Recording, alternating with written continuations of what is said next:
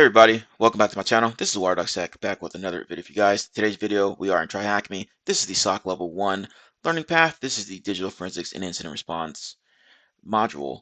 This is the DFIR and Introduction room. Introductory room for the DFIR module, which is Digital Forensics and Incident Response. Now, hopefully you all are excited to learn something today. If you're not familiar with DFIR, well, we're going to dip our toes in it a little bit. And if you want to help support the channel, be sure to like, comment, and subscribe, and hit that notification bell so you know every time I post something to the channel. Let's go ahead and dive into it.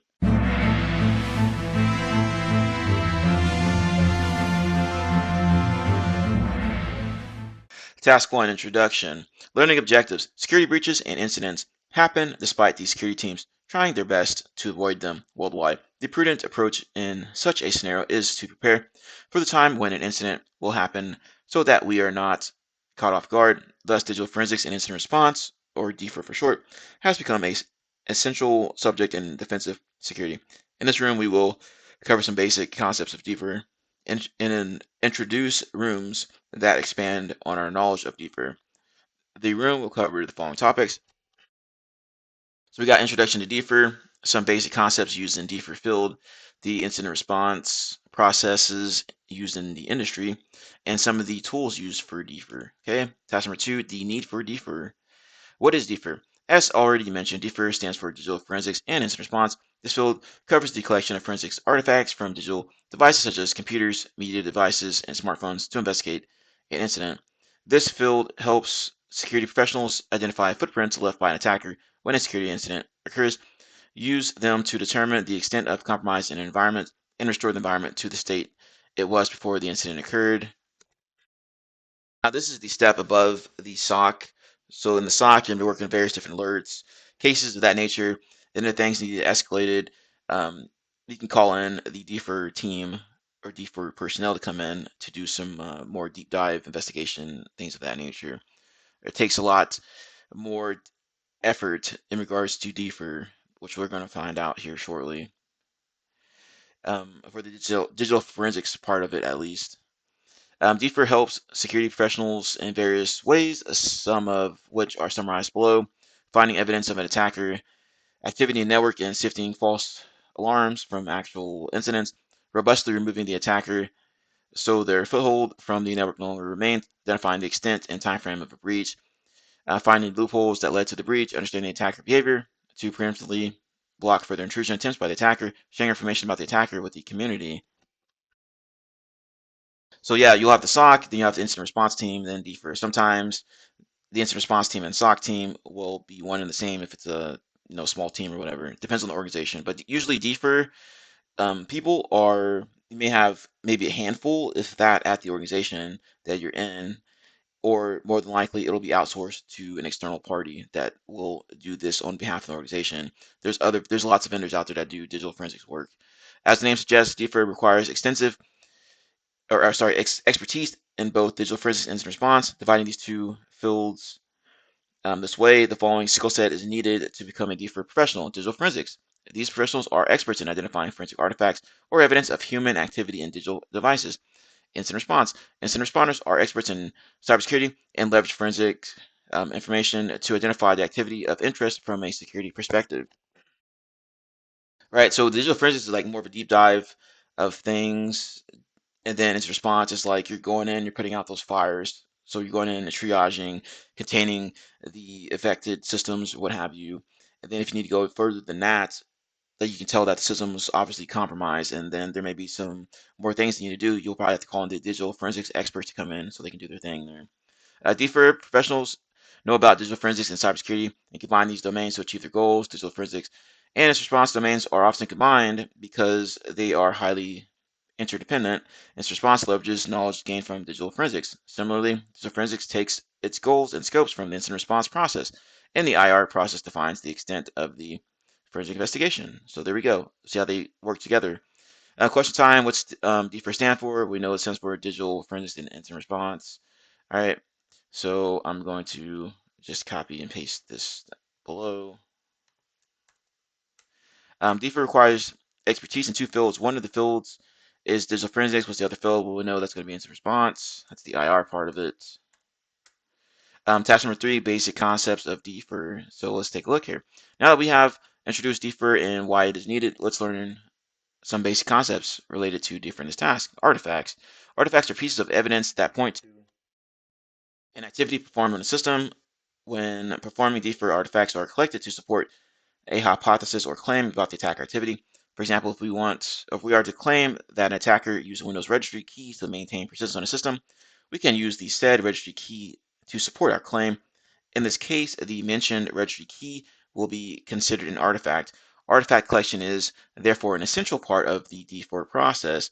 Artifacts can be collected from the endpoint or the server's file system, memory, or network activity. There's various different places of forensics that you can get, network forensics, forensics off the system, et cetera, as they mentioned some of those up there. Most of the time, enterprise environments mainly consist of Windows and Linux operating systems. To learn more about the forensic artifacts in these operating systems, you can head to the Windows Forensics 1, Windows Forensics 2, or the Linux Forensics room, which we'll probably go through in this module. Windows systems are primarily used for endpoints and server use cases like Active Directory domain controllers or Microsoft Exchange email servers. Enterprises primarily use Linux systems in the capacity of servers hosting some service. For example, web servers or database servers. Evidence preservation. When performing DFIR, we must maintain the integrity of the evidence we're collecting. For this reason, certain best practices are established in the industry. We must note that any forensic analysis contaminates the evidence. Therefore, the evidence is first collected and right protected. Then a copy of the right protected evidence is used for analysis. That's correct. You'll take this to like a lab environment once you do like a clone or something off the hard drive or what have you. This process ensures that our original evidence is not contaminated and remains safe while analyzing. If our copy under investigation gets corrupted, we can always return and make a new copy from the evidence we have preserved. Chain of custody. Basically, this is just keeping a record, timestamps, names of that nature of the evidence. Okay. So another critical aspect of maintaining the integrity of evidence is chain of custody. When evidence is collected, it must be made sure that it's kept in secure custody. Any person not related to an investigation must not possess the evidence, or it will contaminate the chain of custody of the evidence. A contaminated chain of custody raises questions about the integrity of the data and weakens the case being built by adding unknown variables that can be or can't be solved. For example, suppose a hard drive image, while being transferred from the person who took the image to the person who will perform the analysis, gets in the hands of the person who is not qualified to handle such evidence. In that case, we can't be sure if he dealt with the evidence correctly, and hence it didn't contaminate the evidence with its activity. Order volatility. Digital evidence is often volatile. It can be lost forever if not captured in time. For example, data in a computer system's RAM, which is random access memory, will be lost when the computer shut down, since RAM keeps data um, as long as it remains powered on. Some sources are more volatile as compared to others. For example, a hard drive is persistent storage and maintains the data even if the power is lost. Therefore, hard drive is less volatile than RAM. While performing DFIR, it is vital to understand the order of volatility of the different evidence sources to capture and preserve accordingly. In the example above, we will need to preserve RAM before preserving the hard drive, since we might lose data in RAM if we don't prioritize it. Timeline creation. Once we have collected the artifacts and maintained their integrity, we need to present them understandably to fully use the information contained in them. A timeline of events needs to be created for efficient and accurate analysis. This timeline of events puts all the activities in chronological order. This activity is called timeline creation. Timeline creation provides perspectives to the investigation and helps or collate information from various sources to create a story of how things happen. Now let's view the attached static site to practice timeline creation. Answer the first question. To do that, click on the View Site button in the top right corner of this task. Note that we have had an introduction to what DFIR is, why it's needed. Let's learn some basic concepts related to in this task. We're going to click that Site button up there. From amongst the RAM and the hard disk, which storage is more volatile? We know RAM is going to be more volatile than the hard disk. Complete the timeline creation exercise and attach the site. Was the flag you get after completion? So Let's dive over there and take a look at this view site and see what they have. Hey everybody, this is WireDogSec. Just a quick reminder to subscribe to the channel and hit the notification bell. Once you hit the notification bell, be sure to set to all notifications so you know every time I post to the channel, upload a video, all that good stuff. Let's continue to grow our glorious community here. We are in the cyber trenches. We're not just reporting on it. Be sure to check out my channel as well. I have tons of videos you can see here, over 300 videos ready for you to check out and learn something from. Be sure to review my posts. I'm frequently posting new things to my channel here, including jobs and everything related to that. Also, I have tons of playlists here that you can review, make it more convenient for you. Anyway, happy defending, happy hacking, enjoy the video. Instructions. We have observed a malicious alert on our SIM dashboard. It seems like someone was downloading a malicious package. Click on the alert below to add it to your timeline spreadsheet. Okay, let's take a look here. And the first alert says May 24th, 2022. Here's the source IP. It says try to download Cobalt Strike from this destination IP. The connection was blocked. So let's see here. Since we identified an IP address in the alert, we filtered all the traffic related to that IP address. In the SIM dashboard, we find the malicious IP address connected through an open SSH port in these filtered results. Click to add this result to our spreadsheet. Drag the events in the spreadsheet to bring them in ascending order of time. All right, so we need to go ahead and add this to our spreadsheet. Okay, so incoming SSH connection from this IP, 422, okay. And, okay, there it is down there.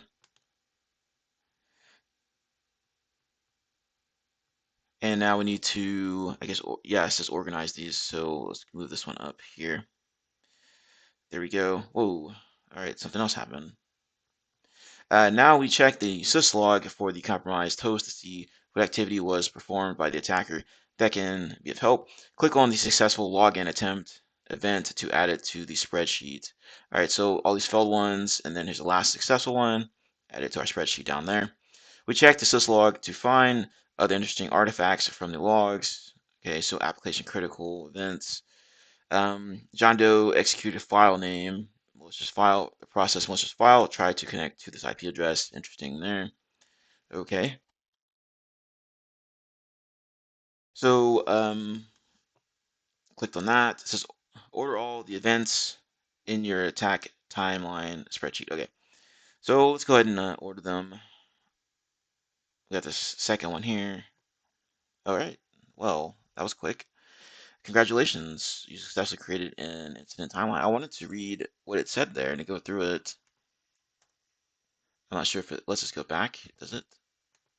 No. Well, that's kind of annoying. Task number 4, DFIR tools. So let's see what they're talking about here. Security Entry has built various exciting tools to help with the DFIR process. These tools help save valuable time and enhance the capabilities of security professionals. Let's learn about some of the tools. Here, you can check out the rooms on these tools, TryHackMe, to learn more about them. Eric Zimmerman's tools, these are pretty well known out there in the DFIR space. It says Eric Zimmerman is a security researcher who has written a few tools to help perform forensic analysis on the Windows platform. These tools help the registry file system timeline and many other analyses. To learn more about these tools, check out the Windows Forensics 1 and Windows Forensics 2 rooms, where these tools are discussed concerning the different artifacts found in the Windows operating system. KAPE stands for Control Artifact Parser and Extractor. Another beneficial tool by Eric Zimmerman. This tool automates the collection and parsing of forensic artifacts and can help create timeline events. You can check out the KAPE room to learn more about KAPE. Autopsy is an open source forensic platform that allows or that helps analyze data from digital media like mobile devices, hard drives, and removable devices. Various plugins for Autopsy speed up the forensic process and extract and present valuable information from raw data sources. TryHackMe's Autopsy room can help if you want to learn more about it. Volatility is a tool that helps perform memory analysis for memory captures from both Windows and Linux operating systems. It is a powerful tool that can help extract valuable information from the memory of a machine under investigation. You can learn more about it in the Volatility Room. Redline is an instant response tool developed and freely distributed by FireEye. This tool can gather forensic data from a system and help with collected forensic information. You can learn about Redline, this Redline Room, Velociraptor, another well-known tool out there. Advanced Endpoint Monitoring Forensics and Response Platform. It is open source but very powerful. TryHackMe has created a Velociraptor room for you to learn more about it. All these tools are helpful while performing DFIR. It is essential to understand the process followed to achieve our goals. The next task will focus on incident response process and how we can leverage digital forensics in that process. Check out the rooms related to different tools mentioned. All right, so let's get at that. A plethora of tools that we can use in this industry for digital forensics and incident response. Okay, Eric Zimmerman's tools, KAPE, Autopsy, Volatility, Redline, and Velociraptor. Go ahead and check my channel out, see if I have any rooms that I've done in regards to these tools.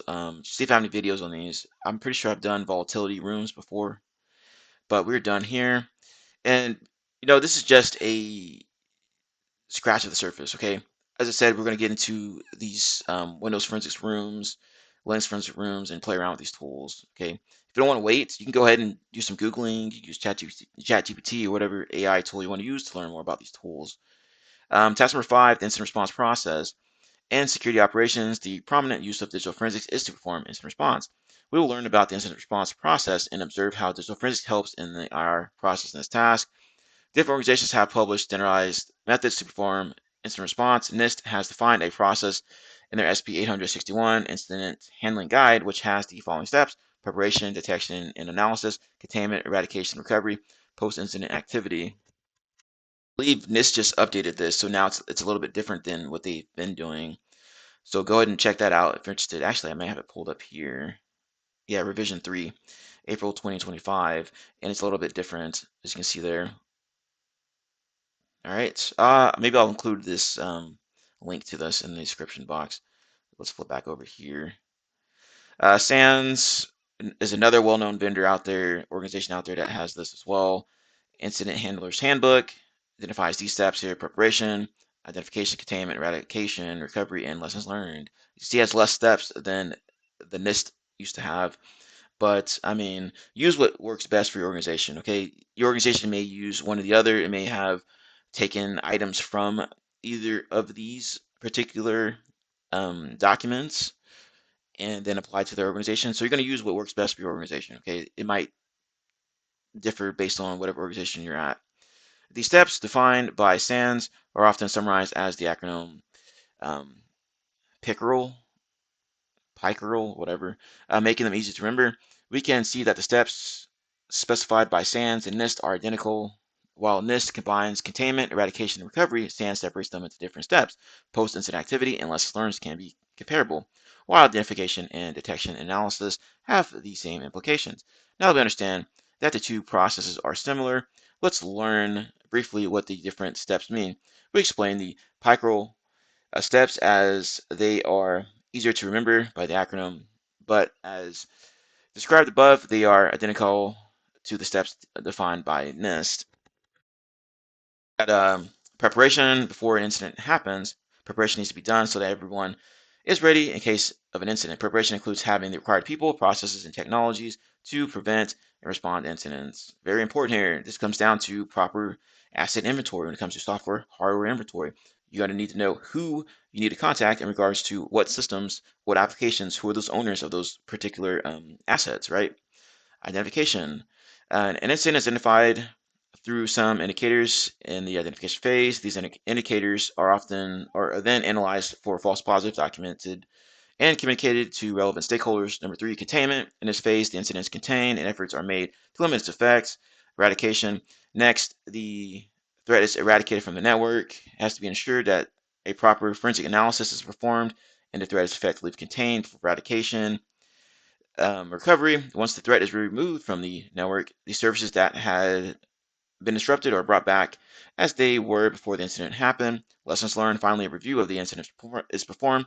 The incident is documented and the steps are taken based on the findings from the incident to make sure that the team is better prepared next time incident occurs. Important here, eradication. Like a lot of times, I have to come across that maybe you'll need to provide some kind of letter of attestation that says, "Hey, we're all clear. We've had our systems examined by a third party, digital forensics vendor, and said that, hey, yeah, your systems are now clear. The attacker is out of your environment. We cleaned up all the malware, et cetera, et cetera." So sometimes you may need that in order to continue business. Maybe your customers will need that in order to continue business to restore the services and whatnot. So take that into consideration as you're going through this process here. And one important thing about lessons learned, okay, don't just have this document. I've seen various different places where they just document these items and then there's no follow up on them. Like, what's the point of documenting this stuff? You're not going to follow up on it. It doesn't make any sense. And then next thing, you have a similar incident down the road and that could have been prevented. But so make sure you're taking close attention, make sure you're paying close attention to all these steps here and you're actually carrying them out to the best of your ability. Um, Question time. At what stage of the IR process are disrupted services brought back online as they were before the event? Well, we know that's going to be the recovery phase, or recovery step. At what stage of the IR process is the threat evicted from the network after performing the forensic analysis? That's going to be eradication. Okay, so we're going to copy and paste this down because I'm lazy. What is the NIST equivalent of the step called lessons learned in the SANS process? That was the post something, wasn't it? Yeah, post incident activity. But like I said, it may differ by whatever organization you work for. Okay. Test number 6, we're going to wrap it up. Conclusion. That was all for this room. Let's reiterate what we learned here. We learned about DFIR and where it is used. We learned why we need to perform a DFIR. We learned the basic concepts like chain of custody, evidence preservation, and order volatility. Learned about some of the tools used in industry like Easy Tools, KAPE, Autopsy, etc. The Pickerel process for instant response. Now we can move on to the next room. This module about DFIR. Let us know what you think about this room in our Discord or Twitter. See you around. So we are done with this room. A lot of good information in here. I'm pretty sure there's other DFIR related introductory rooms inside of TryHackMe. I know I've done a similar one before, maybe during those Advent of Cyber events or whatever. But this is a pretty good room. Give you that initial overview of the DFIR, what it consists of, what you'll be encountering when you're doing DFIR, all that good stuff. A lot of y'all will probably be blue teamers if you're not a blue teamer already. So you're going to be coming across a lot of this stuff in your career most likely. And this is exciting. People just think about the hacking stuff, breaking into systems and doing all that stuff. But this is exciting as well. This is an adrenaline rush dealing with these particular incidents that come in. You have to come in, put out, not only do you have to go in, do instant response, which you're putting out the fire, triaging the ongoing event that's going on. Okay. After that, then you may have to move over to DFIR or contact your DFIR or your digital forensics people, which is sometimes, from my experience, it's going to be a outside party that you're going to bring in to perform that digital forensics, or you're going to send them like an image of whatever VM or system, what have you. You're going to send it over to them. And they're going to do their digital forensics and analysis over that particular image. Okay. Also can have internal people that can do this as well. It just depends on the organization. But we're done. I'm done yapping. If you enjoyed this video, you know what to do. If you want to support the channel, like, comment, subscribe, hit the notification bell so every time I post to the channel. Be sure to check the description area so that you can find some additional resources if I have them posted there. Thank you for your continual support. Have a nice day, and I will see you in the next video. Hey everybody, this is WireDogSec. Just a quick reminder to subscribe to the channel and hit the notification bell. Once you hit the notification bell, be sure to set to all notifications so you know every time I post to the channel, upload a video, all that good stuff. Let's continue to grow our glorious community here. We are in the cyber trenches. We're not just reporting on it. Be sure to check out my channel as well. I have tons of videos that you can see here, over 300 videos ready for you to check out and learn something from. Be sure to review my posts. I'm frequently posting new things to my channel here, including jobs and everything related to that. Also, I have tons of playlists here that you can review, make it more convenient for you. Anyway, happy defending, happy hacking, enjoy the video. Hey everybody, welcome back to my channel. This is WireDogSec, back with another video for you guys. Today's video, we are in TryHackMe. This is the SOC Level 1 learning path. This is the digital forensics and incident response module. Windows Forensics, one room. Introduction to Windows Registry Forensics. Hopefully you're all ready to learn something today. As usual, before we dive into it, if you are enjoying the content on the channel, you want to help support the channel, be sure to like, comment, subscribe, and hit that notification bell while you're at it. Without further ado, let's go ahead and dive into it.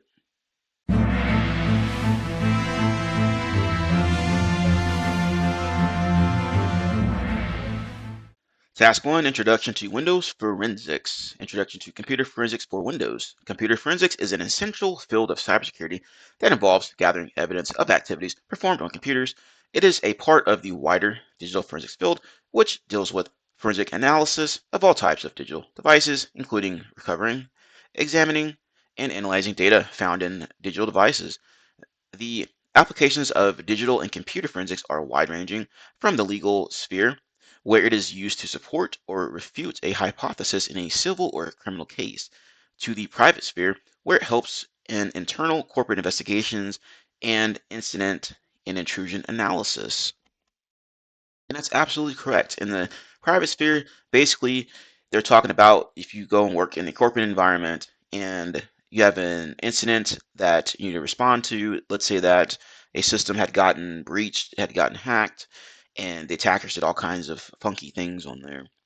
Well, you would probably need to send that off to a digital forensics team. If you don't have one internally, then you probably use a third-party provider like a incident response retainer. They typically would carry out activities such as this to assist you in your incident response effort. So they will get that image of whatever machine that happened to be compromised, and then they will go and conduct their digital forensics on that particular image, copy of it, what have you, right? So let's go ahead and continue on. A perfect example of digital forensics solving a criminal case is the BTK serial killer case.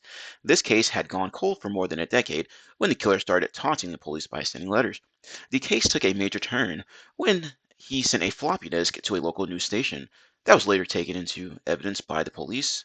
The police were able to recover a deleted Word document on the drive, and using the metadata and some other evidence, they pinpointed and arrested him. Microsoft Windows is by large the most used desktop operating system right now. Private users and enterprises prefer it, and it currently holds roughly 80% of the desktop market share. This means that it is important to know how to perform forensics in or on Microsoft Windows for someone interested in digital forensics. In this module, we will learn about the different ways we can gather forensic data from the Windows registry and make conclusions about the activity performed on a Windows system based on this data. Forensic artifacts. When performing forensic analysis, you will often hear the word artifact. Forensic artifacts are essential pieces of information that provide evidence of human activity. For example, during the investigation of a crime scene, fingerprints, a broken button of a shirt or collar, the tools used to perform the crime are all considered forensic artifacts. All of these artifacts are combined to recreate the story of how the crime was committed. So basically, it's who done it, right? In computer forensics, forensic artifacts can be small footprints of activity left on the computer system. On a Windows system, a person's actions can be traced back quite accurately using computer forensics because of the various artifacts a Windows system creates for a given activity. These artifacts often reside in locations normal users won't typically venture to. For our purposes, these artifacts can be analyzed to provide the trial of activity for an investigation. So is my computer spying on me? What do you think? Of course it's spying on you, but we're going to find out.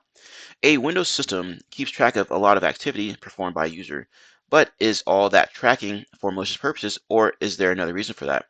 As we'll see in this room, the file system components that forensic experts deem artifacts primarily originate from Microsoft's efforts to improve the user's experience. Assuming the same build of Windows is installed on a system, excluding the actions taken during installation, the out-of-box experience is similar for all users. However, with time, each user personalizes their computer according to their preferences.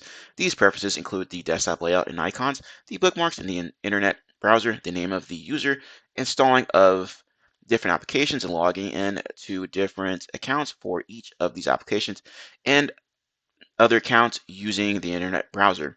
Windows saves these preferences to make your computer more personalized. However, forensic investigators use these preferences as artifacts to identify the activity performed in a system. So while your computer might be spying on you, it is not for the explicit reason of spying. Instead, to make it more pleasant to use the computer according to your taste, but that same information is used by forensic investigators to perform forensic analysis. As we move through this room, we'll see that Windows stores these artifacts in different locations throughout the file system, such as in the registry, a user's profile directory, and application-specific files, etc. In the next task, we'll learn about the Windows registry and how it can help us in the forensic analysis of a Windows system. Note, except for task number 10, which has attached VM, the questions for all upcoming tasks can be answered using the concepts and evidence presented in the text and images. You're gonna have to read, people. I know a lot of people here don't like reading and stuff of that nature, but you're gonna have to read, okay? Just like reading documentation, it's inevitable. But let's get to this question. What is the most used desktop operating system right now? Well, we know that's gonna be Windows. If I could spell, what word do they have for it up here? Let me go find that real quick. Microsoft Windows. Okay. Well, I don't know why they don't put just Windows on there. Everyone knows it's by Microsoft, so you should at least if you're in this room. Task number 2, Windows Registry and Forensics. So let's see what they're cooking with here. Windows Registry is a collection of databases that contains the system's configuration data. This configuration data can be about the hardware, the software, or the user's information. It also includes data about the recently used files, programs used, or devices connected to the system. As you can understand, this data is beneficial for a forensics standpoint. Throughout this room, we will learn ways to read this data to identify the required information about the system. You can view the registry using regedit.exe, a built-in Windows utility to view and edit the registry. We'll explore other tools to learn about the registry in the upcoming tasks. The Windows registry consists of keys and values. When you open the regedit.exe utility to view the registry, the folders you see are registry keys. Registry values are the data stored in these registry keys. A registry hive is a group of keys, subkeys, and values stored in a single file on the disk. Structure of the registry. The registry on any Windows system contains the following 5 root keys. First one is H key current user. Number 2, H key users. We got H key local machine, H key classes root, and H key current config. You can view these keys when you open the regedit.exe utility. To open the registry editor, press the Windows key and the R key simultaneously. It will open a run prompt that looks like this, right? So this is the run prompt. In this prompt, you're going to type regedit.exe, and you will be greeted with the registry editor window. It will look something like this. We can see those in here that we just talked about earlier. Here you can see the root keys in the left pane in a tree view that shows the included registry keys, and the values in the selected key are shown in the right pane. You can right click on the value in the right pane and select properties to view the properties of this value. Here is how Microsoft defines each of these root keys. For more detail and information about the following Windows registry keys, please visit Microsoft's documentation. And then now we have a table here. So we got folder, predefined key, and the description here. So let's take a look here. So we got HKey current user contains the root of the configuration information for the user who is currently logged on. The user's folders, screen colors, and control panel settings are stored here. This information associated with the user's profile. The key is sometimes abbreviated as HKCU. Next one is HK or HKey users. Contains all of the actively loaded user profiles on the computer. HKey current user is a subkey of HKey users. HKey users is sometimes abbreviated as HKU. The next one is HKey local machine. Contains configuration information particular to the computer of or for any user. This key is sometimes abbreviated as HKLM. The next one is HKey classes root. It says it's a subkey of HKey local machine and software.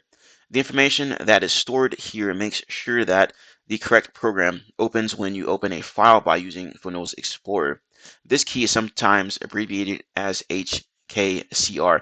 Now, I recommend following along with this. Go ahead and open a registry editor on your machine. Just don't make any changes in there. Just go around and look for these particular items that we're going over. But anyway, let's get back to it. Starting with Windows 2000, this information is stored under both HK local machine and HKey current user keys. The H key local machine software classes key contains default settings that can apply to all users in or on the local machine or local computer. The H key current user software classes key has settings that overwrite the default settings and apply only to the interactive user. The HKey class's root key provides a view of the registry that merges the information from these two sources. HKey class's root also provides this merged view for programs that are designed for earlier versions of Windows to change the settings for the interactive user. Changes must be made under the HKey current user software classes instead of under HKey class's root. To change the default settings, changes must be made under the HKey local machine software classes. If you write keys to a key under HKey class's root, the system stores the information under HKey local machine software classes. If you write values to a key under HKey class's root and the key already exists under HKey current user software classes, the system will store the information there instead of under HKey local machine software classes. HKey current config contains information about the hardware profile that is used by the local computer at system startup. That's a lot to take in. So hopefully you all are taking some notes or rereading through all this again a few times so you can get it in your head. Let's take a look at this question. What is the short form for HKey local machine? So if we go back up here to see what they're talking about here, so we have HKey local machine up here and it's abbreviated as KLM. So we're going to put that in as our answer here.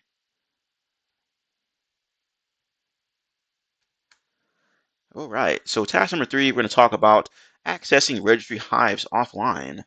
If you are accessing a live system, you will be able to access the registry using regedit, and you will be greeted with all of the standard root keys we learned about in the previous task. However, if you only have access to a disk image, which I was talking about earlier, you must know where the registry hives are located on the disk. The majority of these hives are located in the C Windows System 32 config directory and are the following. So we have default mounted on HKey users default, SAM, HKey local machine SAM, security, HKey local machine security, software, HKey local machine software, system, HKey local machine system. Hives containing user information. Apart from these hives, 2 other hives containing user information can be found in the user profile directory. For Windows 7 and above, a user's profile directory is located in C users and then the username where the hives are. So we have number 1 here, ntuser.dat, mounted on HKey user or HKey current user when a user logs in. Number 2 is user_class.dat, mounted on HKey current user software classes. The user class.dat hive is located in the following directory. So you have C users, username, app data, local, Microsoft, and Windows. And here is a screenshot here. All right, so we take note of that. The ntuser.dat hive is located in the directory C users and then the username. There it is down there. Okay, good to know. Remember that ntuser.dat and userclass.dat are hidden files. So if they're hidden files, I know there's a setting inside of Windows. If you're going to be looking through the Explorer, you can select that icon that says view hidden files or show hidden files. The amcache hive, apart from these files, there's another very important hive called the amcache hive. This hive is located in C Windows app compat programs amcache.hve. Windows creates this hive to save information on programs that were recently run on the system, transaction logs, and backups. Some other very vital sources of forensic data are the registry, transaction logs, and backups. The transaction logs can be considered as the journal of the changelog of the registry hive. Windows often uses transaction logs when writing data to registry hives. This means that the transaction logs can often have the largest changes in the registry that haven't made their way to the registry hives themselves. The transaction log for each hive is stored as a .log file in the same directory as the hive itself. It has the same name as the registry hive, but the extension is .log. For example, the transaction log for the SAM hive will be located in the C Windows System 32 config in this file name sam.log. Sometimes there can be multiple transaction logs as well. In that case, they can or they will have .log1, .log2, etc. as their extension. It is prudent to look at the transaction logs as well when performing registry forensics. Registry backups are the opposite of transaction logs. These are the backups of the registry hives located in the C Windows System 32 config directory. These hives are copied to the C Windows System 32 config regback directory every 10 days. It might be an excellent place to look if you suspect that some registry keys might have been deleted, modified recently. Awesome. So let's take a look at these questions. What is the path for the 5 main registry hives? Default, SAM, security, software, and system. All right, so if we scroll back up here, we can see that information what they were talking about earlier in this topic here. So they're going to be located here in the C Windows SM32 config. So it's going to plug that in. What is the path of the Amcache hive? And once again, let's go back up a little bit. So it should be here. So let's see if they need this whole thing. There we go. Awesome. Task number 4, data acquisition. And let's see what they are talking about here. When performing forensics, we will enter or either encounter a live system or an image taken of the system. For the sake of accuracy, it is recommended practice to image the system or make a copy of the required data and perform forensics on it. That's right. You don't want to modify the original in case it goes to like court or something like that, right? So you don't want to get it accidentally thrown out due to evidence tampering or something of that nature, right? Um, very careful when doing this. This process is called data acquisition. Below, we discuss different ways to acquire registry data from a live system or a disk image. Though we can view the registry through the registry editor, the forensically correct method is to acquire a copy of this data and perform analysis on that. However, when we go to copy the registry hives from Windows System 32 config, we cannot because it is a restricted file. So what do we do now? For acquiring these files, we can use one of the following tools. So we have KAPE, which is well known. KAPE is a live data acquisition and analysis tool which can be used to acquire registry data. It is primarily a command line tool, but it also comes with a GUI, which is graphical user interface. The below screenshot shows what KAPE GUI looks like. We have already selected all the settings to extract the registry data using KAPE in the screenshot. We'll learn more about collecting forensic artifacts using KAPE in a dedicated KAPE room. All right, like I said, KAPE is a well-known tool out there. It works great, and I like it because not only does it give you the graphical user interface here, we can play around with it, but down here below you have the command line as well, which we know that the command line is typically more powerful than a GUI when it comes to a lot of these tools. An Autopsy. It gives you the option to acquire data from both live systems or from a disk image. After adding your data source, navigate to the location of the files you want to extract, then right-click and select Extract Files options. It will look similar to what we see in the screenshot here. Pretty neat. Autopsy is another well-known one. FTK Imager is another well-known one. It says FTK Imager is similar to Autopsy and allows you to extract files from a disk image or live system by mounting the said disk image or drive in FTK Imager. Below you can see the option to export files as highlighted in the screenshot right there. Good to know there. Another way you can extract registry files from FTK Imager is through the Obtain Protected Files option. This option is only for live systems and is highlighted in the screenshot below. This option allows you to extract all the registry hives to a location of your choosing. However, it will not copy the amcache.hive file, which is often necessary to investigate evidence of programs that have been last executed. And this is what it looks like here. For the purposes of this room, we will not be acquiring data ourselves, but instead we will work with the attached VM that already has data. That saves a lot of time there because sometimes these images can be huge depending on the machine. So if you're doing like a domain controller or something like that, it could be a huge, huge file for the image. So we're done here. Try collecting data on your own system or the attached VM using one of the above mentioned tools. Okay, scratch that. We're going to get to it eventually down here with this hands-on challenge. So we're just going to continue on until we get down to the hands-on challenge. But I recommend going down here and starting up this VM so that you don't waste time waiting for it to start up when you get to that task. Exploring Windows Registry. Once we have extracted the registry hives, we need a tool to view these files as we would in the registry editor. Since the registry editor only works with live systems and can't load exported hives, we can use the following tools. Registry Viewer. As we can see in the screenshot below, Access Data's Registry Viewer has a similar user interface to the Windows Registry Editor. There are a couple of limitations though. It only loads one hive at a time, and it can't take the transaction logs into account. So remember that. Those are the cons of using this particular tool here. All right, but it looks like this. Zimmerman's Registry Explorer. Eric Zimmerman has developed a handful of tools that are very useful for performing digital forensics and instant response. One of them is the Registry Explorer. It looks like the below screenshot. It can hold or load multiple hives simultaneously and add data from transaction logs into the hive to make a more clear hive with more up-to-date data.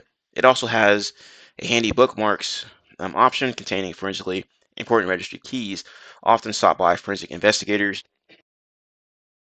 Investigators can go straight to the interesting registry keys and values with the bookmarks menu item.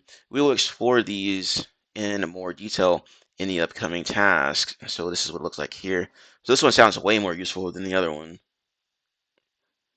RegRipper is a utility that takes a registry hive as input and outputs a report that extracts data from some of the forensically important keys and values in that hive. The output report is in a text file and shows all the results in sequential order. RegRipper is available in both the CLI, which is command line interface, and the GUI form, which is shown in the screenshot below. Nice. One shortcoming of RegRipper is that it does not take the transaction logs into account. We must use Registry Explorer to merge transaction logs with the respective registry hives before sending the output to RegRipper for more accurate results. That seems like a very important piece to remember here. Make sure y'all take notes. Even though we have discussed these tools or these different tools for the purposes of this room, we will only be using Registry Explorer and some of the Eric Zimmerman tools. The other tools mentioned here will be covered in separate rooms. Study the above material and understand the difference between the different tools. Now, Eric Zimmerman is well known in this space. These tools are called easy tools. So if you go and Google easy tools or use your fancy little chatbot AI thing, it'll tell you all about it. Task number 6, system information and system accounts. Now that we have learned how to read registry data, let's find out where to look in the registry to perform our forensic analysis. When we start performing forensic analysis, the first step is to find out about the system information. This task will cover gathering information related to a machine's system and account information, OS version, which is operating system version. If we only have if we only have triage data to perform forensics, we can determine the OS version from which this data was pulled through the registry. To find the OS version, we can use the following registry key: software, Microsoft Windows NT current version. This is how Registry Explorer shows the registry key. Take a look and answer question number 1. So this is what it looks like here. Okay, so let's see what question number 1 is real quick. Scroll all the way down here. What is the current build number of the machine whose data is being investigated? So we need to find the current build number. All right, so let's take a look at the screenshot. And let's see, current build number, and it says 19044. So let's go and plug that in as our answer.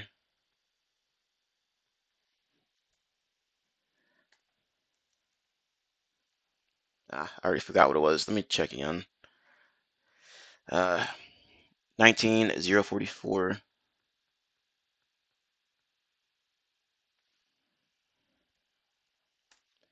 Okay, so let's go ahead and continue on reading here. Current control set, the hives containing the machine's configuration data used for controlling system startup are called control sets. Commonly, we will see two control sets, control set 001 and control set 002 in the system hive on a machine. In most cases, but not always, control set 001 will point to the control set that the machine booted with, and control set 002 will be the last known good configuration Their locations will be system control set 001 and system control 002, respectively. Windows creates a volatile control set when the machine is live, called the current control set, HKLM, system current control set. For getting the most accurate system information, this is the hive that we will refer to. We can find out which control set is being used as the control or the current control set by looking at the following registry value in system select and then current. Similarly, the last known good configuration can be found using the following registry value, system select last known good. This is how it looks like in Registry Explorer. Take a look at answer question number 2. All right, so let's go ahead and see what question number 2 is. Which control set contains the last known good configuration? So last known good configuration. And let's see. It says 1. So that should be our answer there.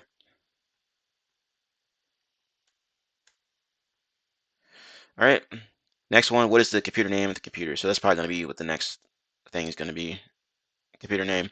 It is crucial to establish the computer name while performing forensic analysis to ensure that we are working on the machine we're supposed to be working on. We can find the computer name from the following location: system, current control set, control, computer name, and then computer name.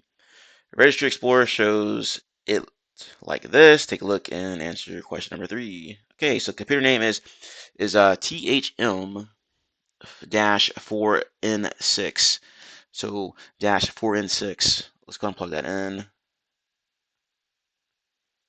So THM-4N6. What is the value of the time zone key name? All right, time zone information. For accuracy, it is important to establish what time zone the computer is located in. This will help us understand the chronology of the events as they happen. For finding the time zone information, click at the following location: the system, current control set, control, time zone information. Here's how it looks in Registry Explorer. Answer number 4. Okay.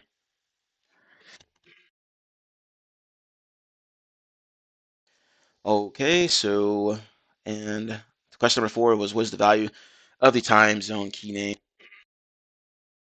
Time zone key name.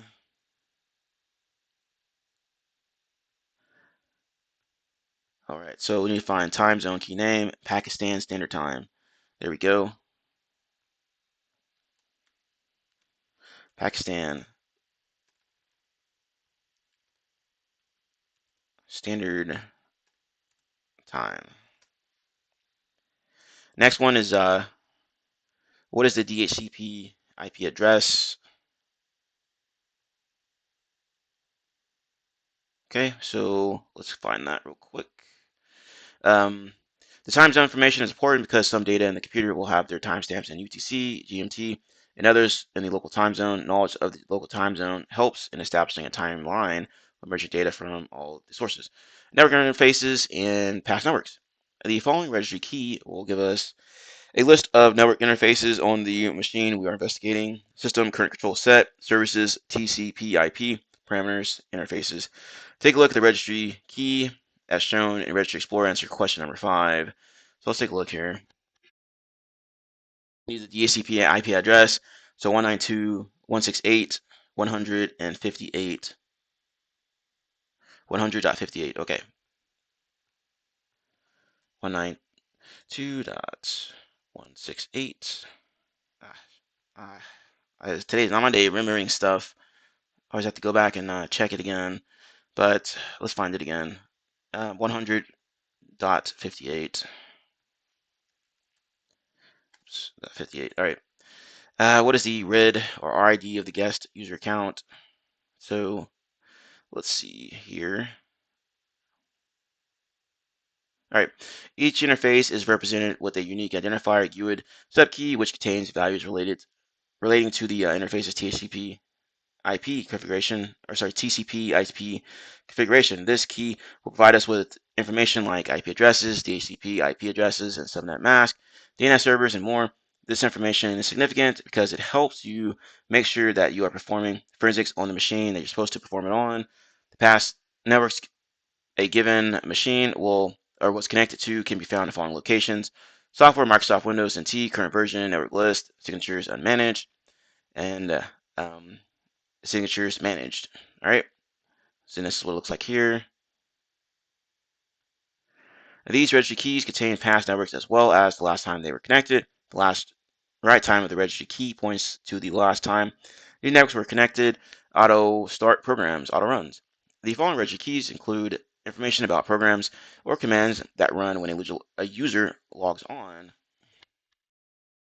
Them here. So you got current version run once, another run once, and software, and then we have run and another run here. All right, so let's take a look at the image.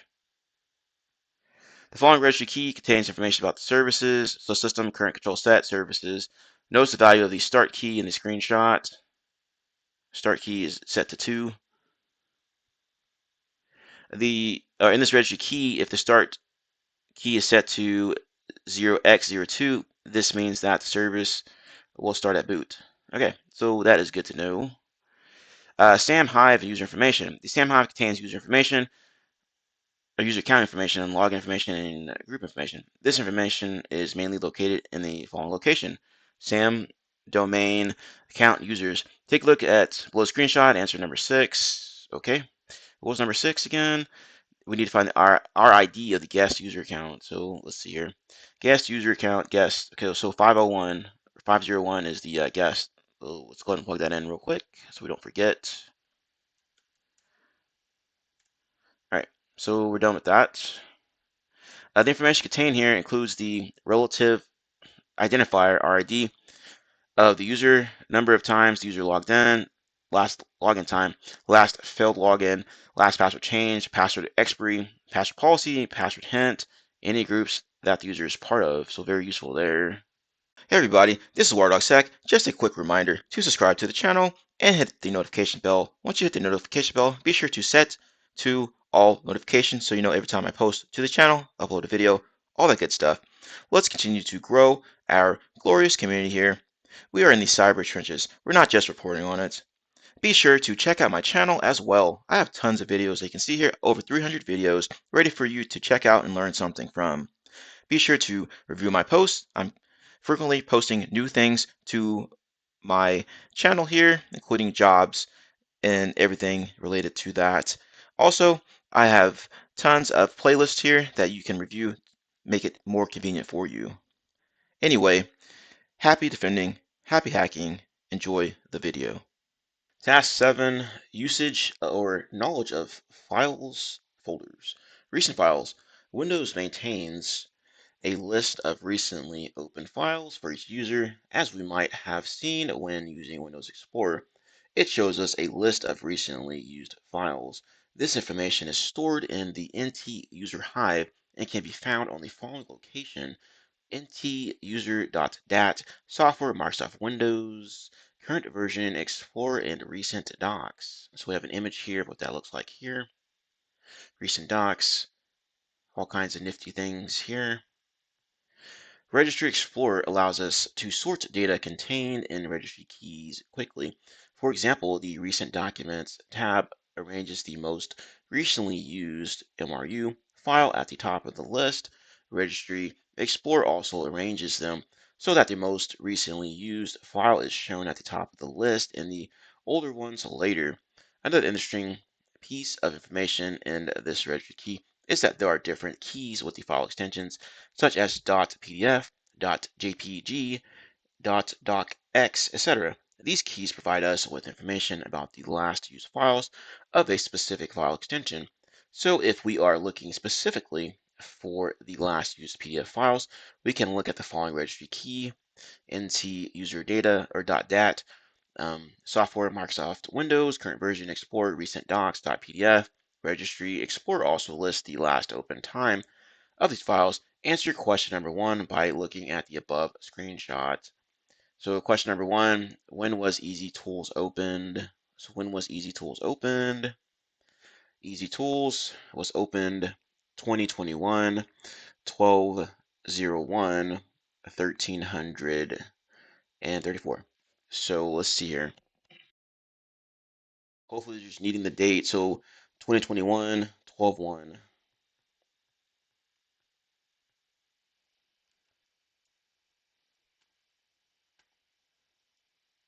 And it looks like they're needing the entire thing. So,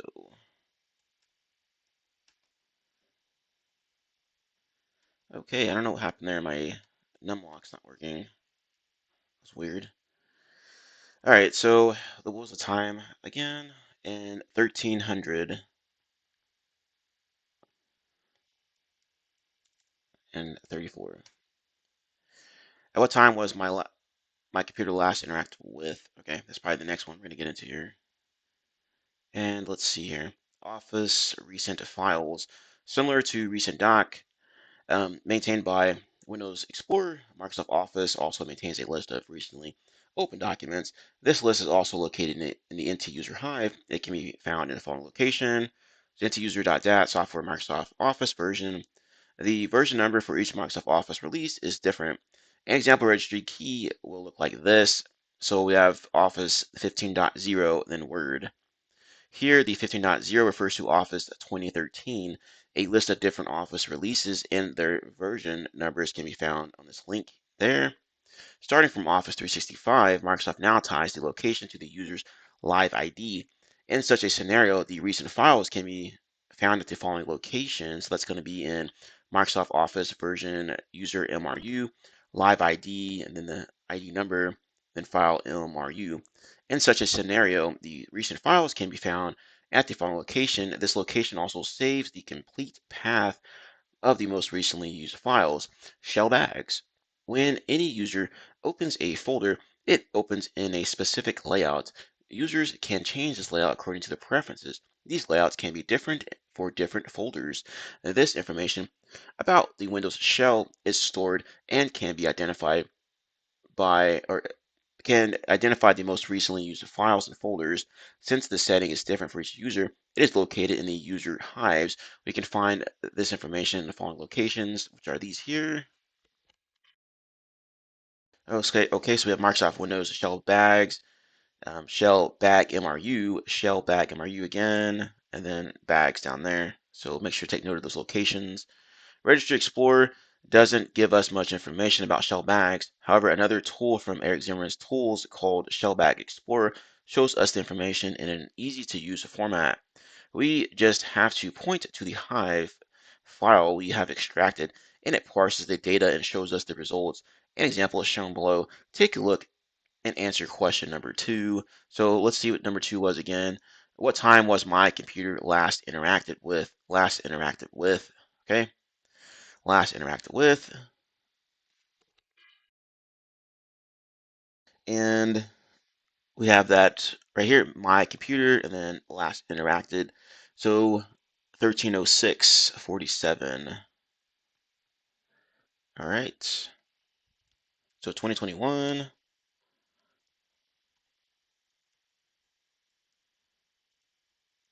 think it was 27. Okay, it wasn't 27. What was it?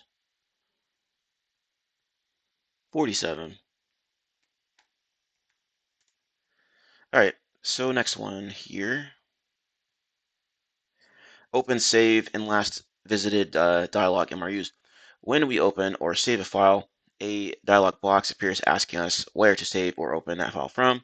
It might be noticed that once we open/save a file at a specific location and Windows remembers that location, this implies that we can find out recently used files. If we get our hands on this information, we can do that by examining the following registry keys, which is this here. So current version Explorer, com DLG32, open save PID 1 MRU or LMRU. Okay, here's the other one here. This is how Registry Explorer shows the registry key. Take a look at question number 3 and 4.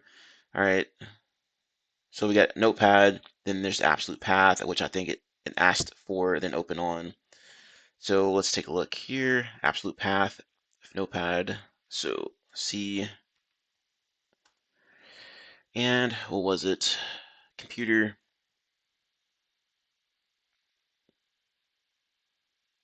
Okay. So C, program files. Amazon.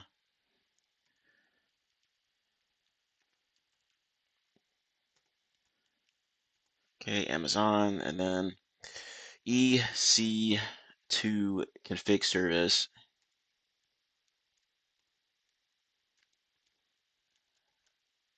Okay, and the last part was settings. There we go. When was the file opened? 11/30, 10:56, 19.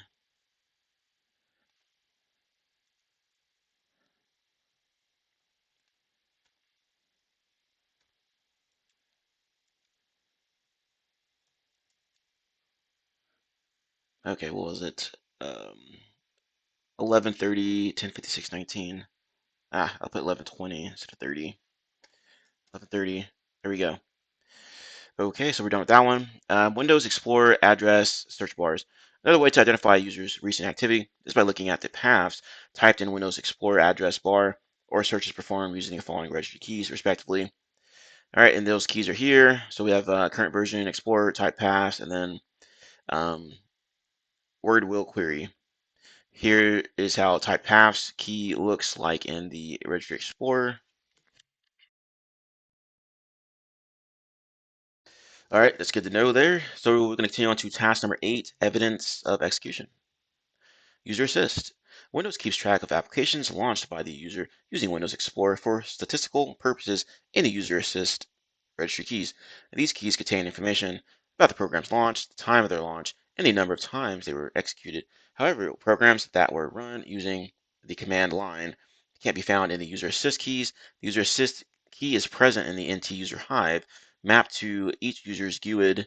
We can find it in the following location, which is here. So Explorer, User Assist, the GUID, and then count.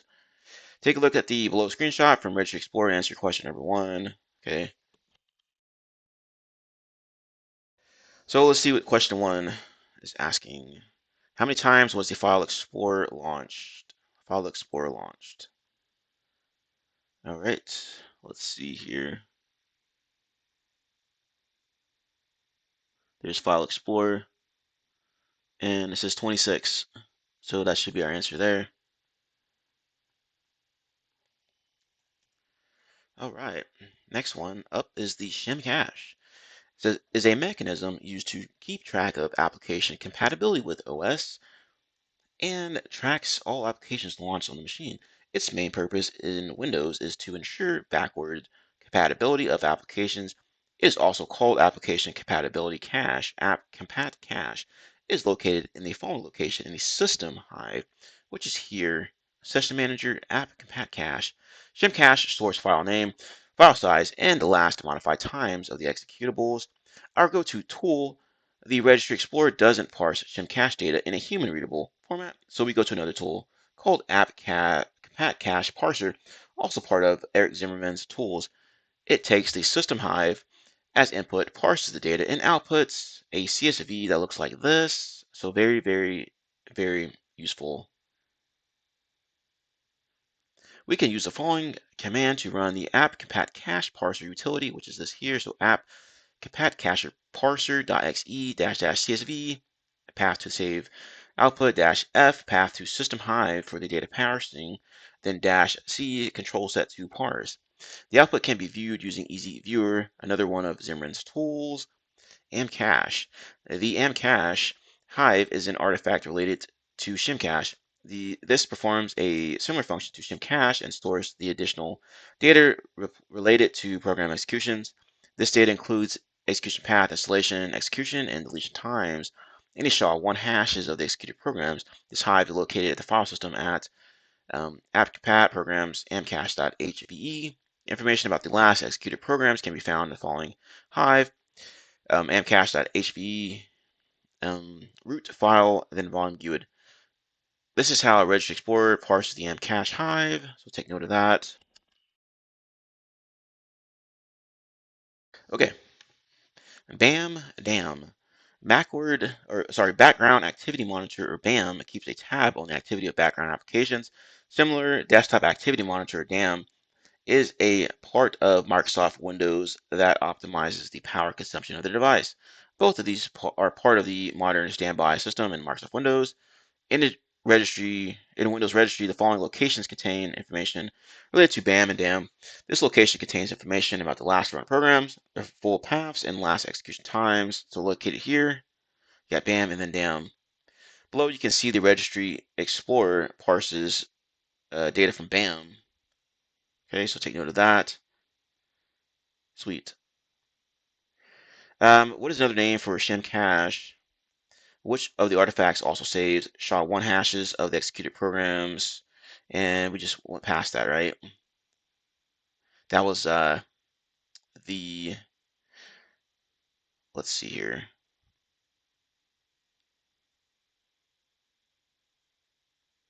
So also called the application compatibility cache.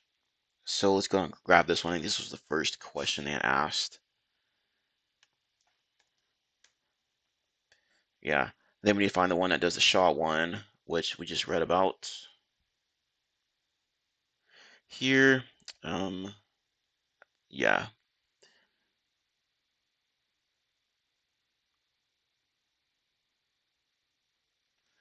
All right. Just gonna do this the easy way. There we go. Right in front of my face. Amcache.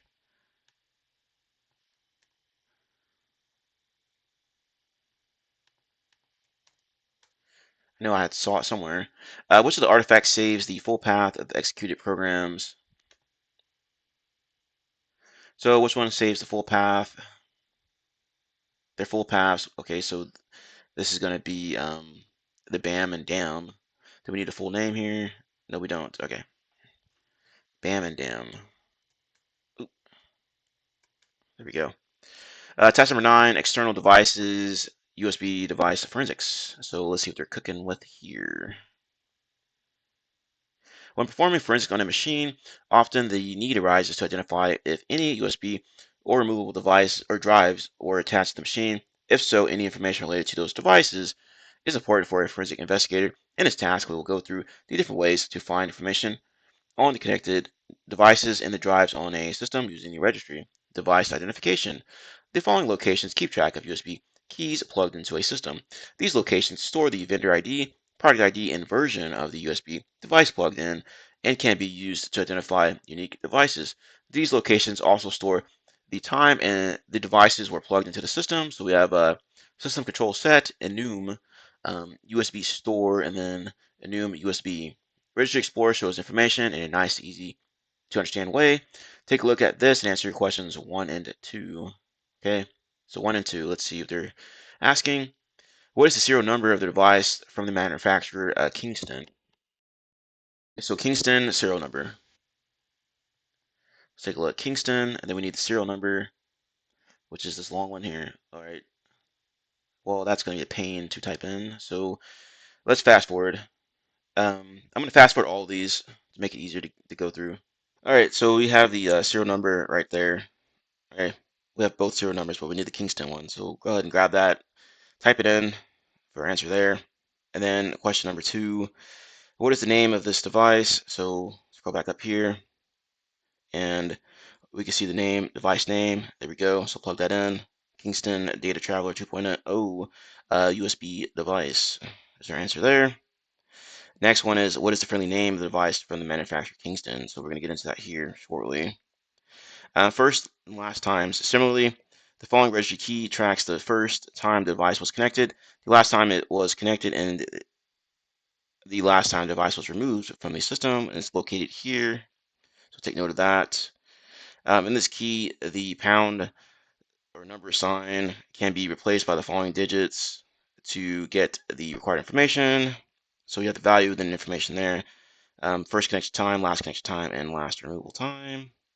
Although we can check this value manually, as we have seen above, the Registry Explorer already parses this data and shows us if we select the USB store key, USB device volume name, the device name of the connected drive can be found in the following location, Windows portable devices and devices. It looks like this here.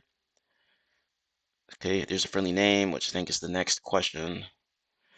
We can compare the GUID we see here in the registry key and compare it with the disk ID we see on the keys mentioned in the device identification to correlate the names with unique devices.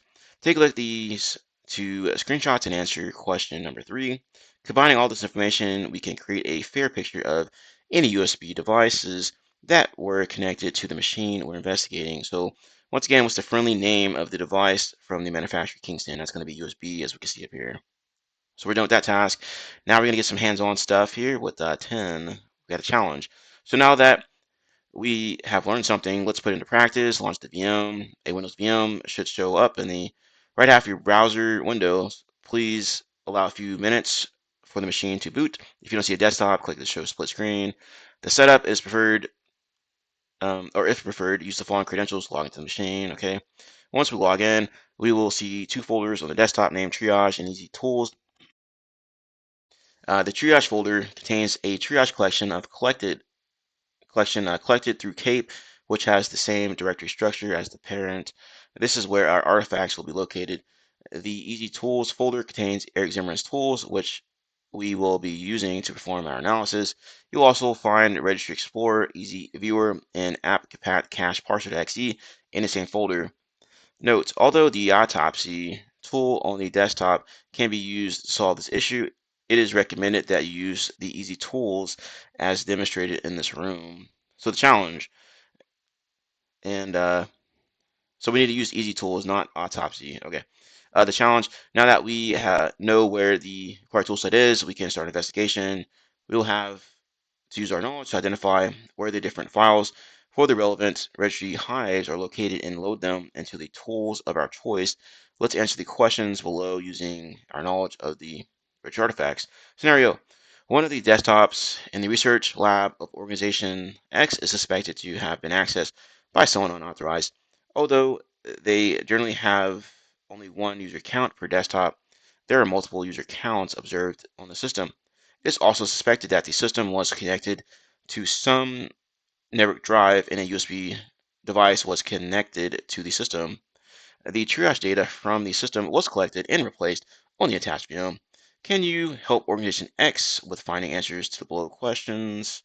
Note, when loading registry hives in Registry Explorer, it will caution us that the hives are dirty. This is nothing to be afraid of. We just need to remember the little lesson about transaction logs and point Registry Explorer to the .log1 and .log2 files with the same file name as the registry hive. It will automatically integrate the transaction logs and create a clean hive. Once we tell Registry Explorer where to save the clean hive, we can use that for our analysis, and we won't need to load the dirty hives anymore. The Registry Explorer will guide you through this process. So we got some questions here, and y'all already know what to do. Go ahead and pause the video, try to answer the questions yourself, then come back to the video, and we will step through it together. So have fun. Okay, for these first few questions, we're going to be looking at Easy Tools folder, Registry Explorer, fire Registry Explorer, load Hive, and we're going to look at the SAM Hive. Okay, so how many user created accounts are present on the system? Flip over to the VM, fire up Registry Explorer, which I already have running. As you can see there, so file, load Hive, and we are in the C Windows System 32 config. Okay, so we need to load up this SAM, see if it doesn't give us any issues here. Awesome. And we need to take a look here. Let me just make this a little bit bigger. Okay, so let's go ahead and hit this drop down here. All right.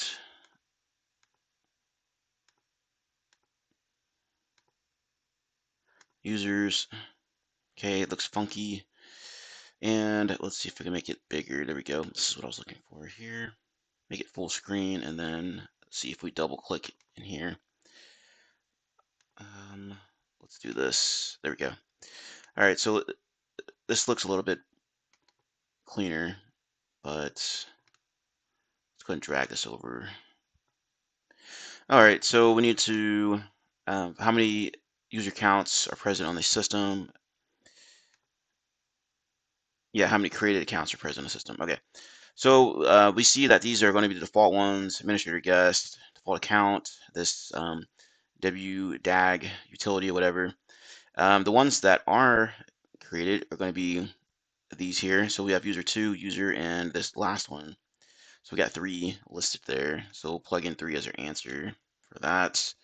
What is the username of the account that has never logged in? So let's take a look here. And it's got to be one of these last password change, incorrect password, last log on time. So let's check that. It never logged in, so this is blank. So it should be this one, this user here. So I'm going to Control C and see if we can just copy and paste this over. Okay. Well, I guess they didn't like that. So THM user 2.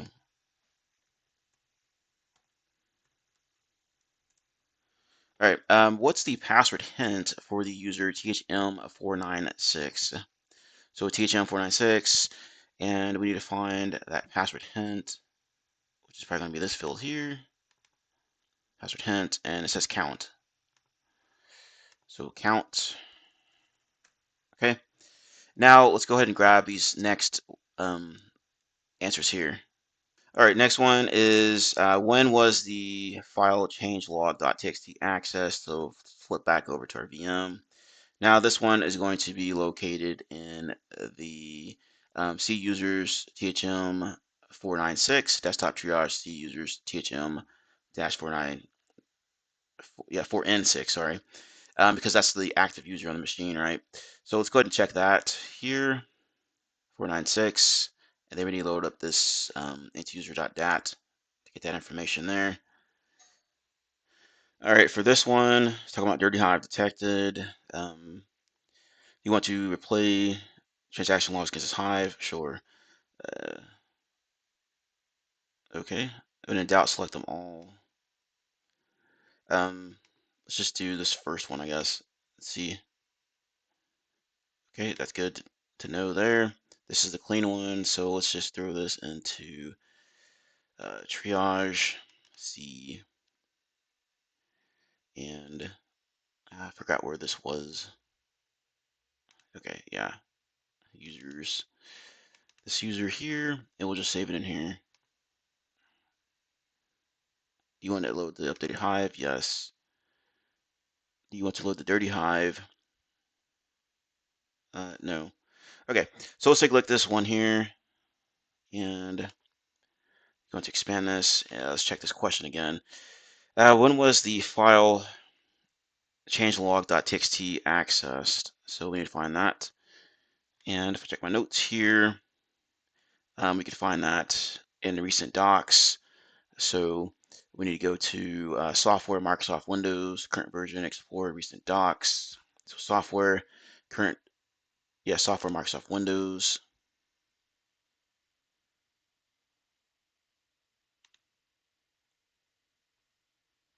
All right, Windows. I think it was, current version, Explorer.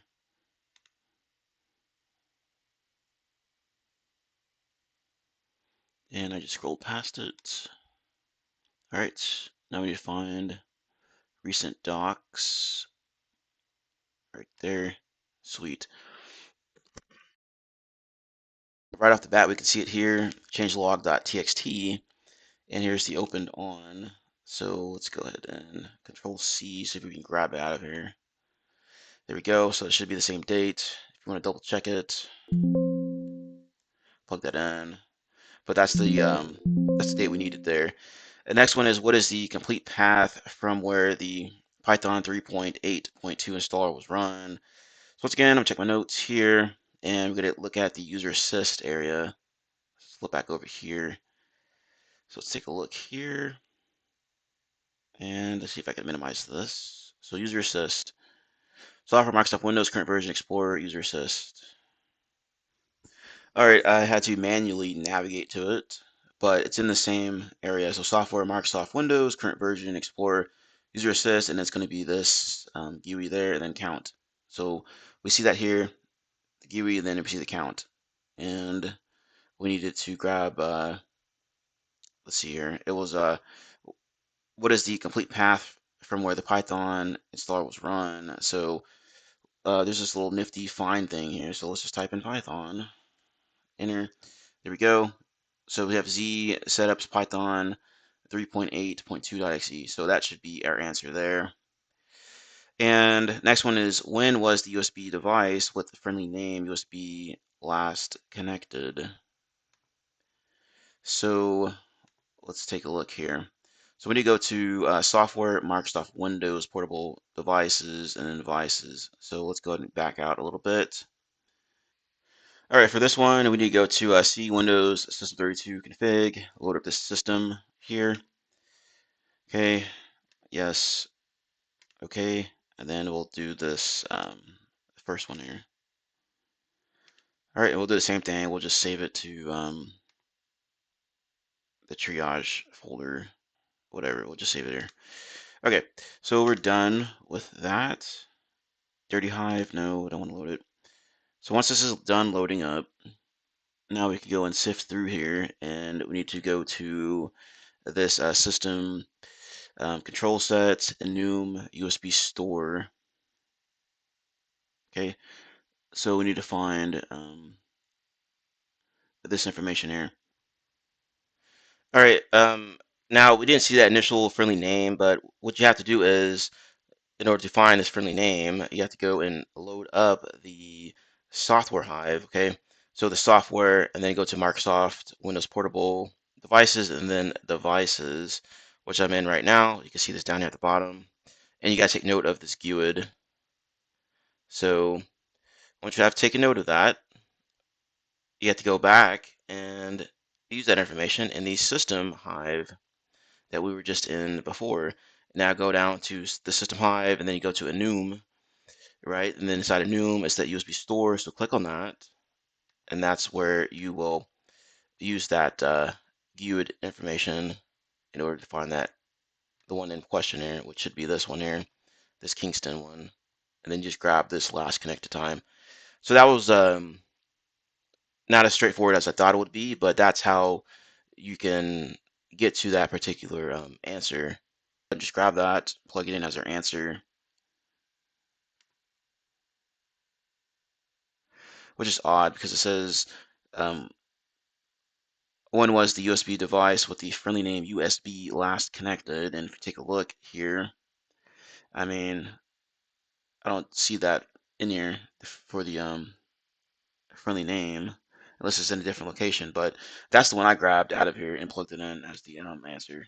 Okay, so we are done with that. If you want to double check here, but let's click this hint and see what it says here. They have this new AI stuff here. I was playing around with it earlier, but hey, this is the hint you're looking for. Is that it? Okay, whatever. But anyway, so we found the answer for that one, and now we're done.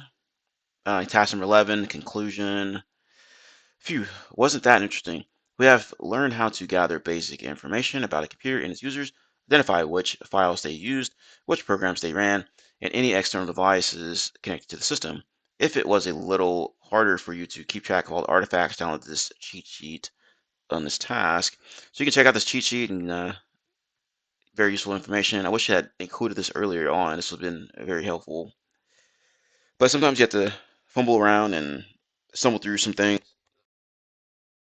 We got through it together. You can use the links provided within Task 3 to explore more about the tools we introduced. Furthermore, if you like, you can play around with KAPE, Regripper, and easy tools in the VM and the task room, so feel free to do that. You can learn more about Windows Forensics in our Windows Forensics 2 room, where we cover even more exciting ways to perform forensics on a Windows machine, in the KAPE room to understand how to perform forensics in a quick and efficient manner. Review the provided resources. All right, we are done.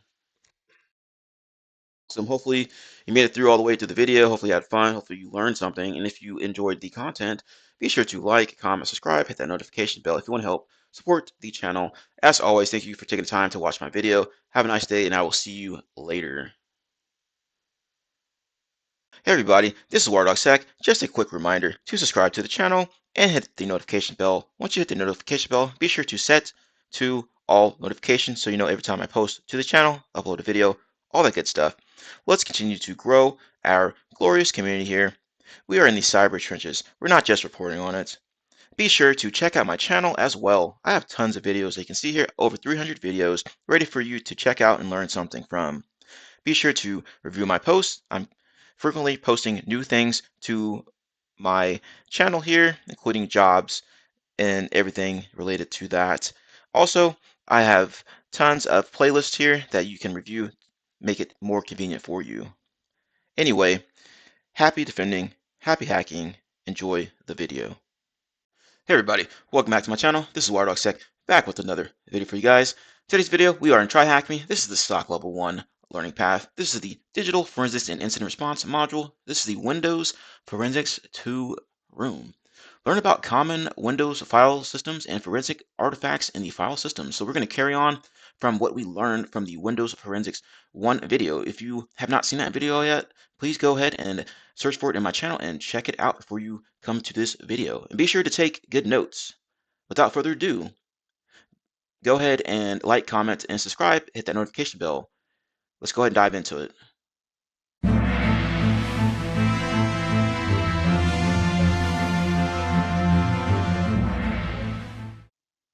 Task 1, Introduction. We learned about Windows Forensics in the previous room and practice extracting forensic artifacts from the Windows registry.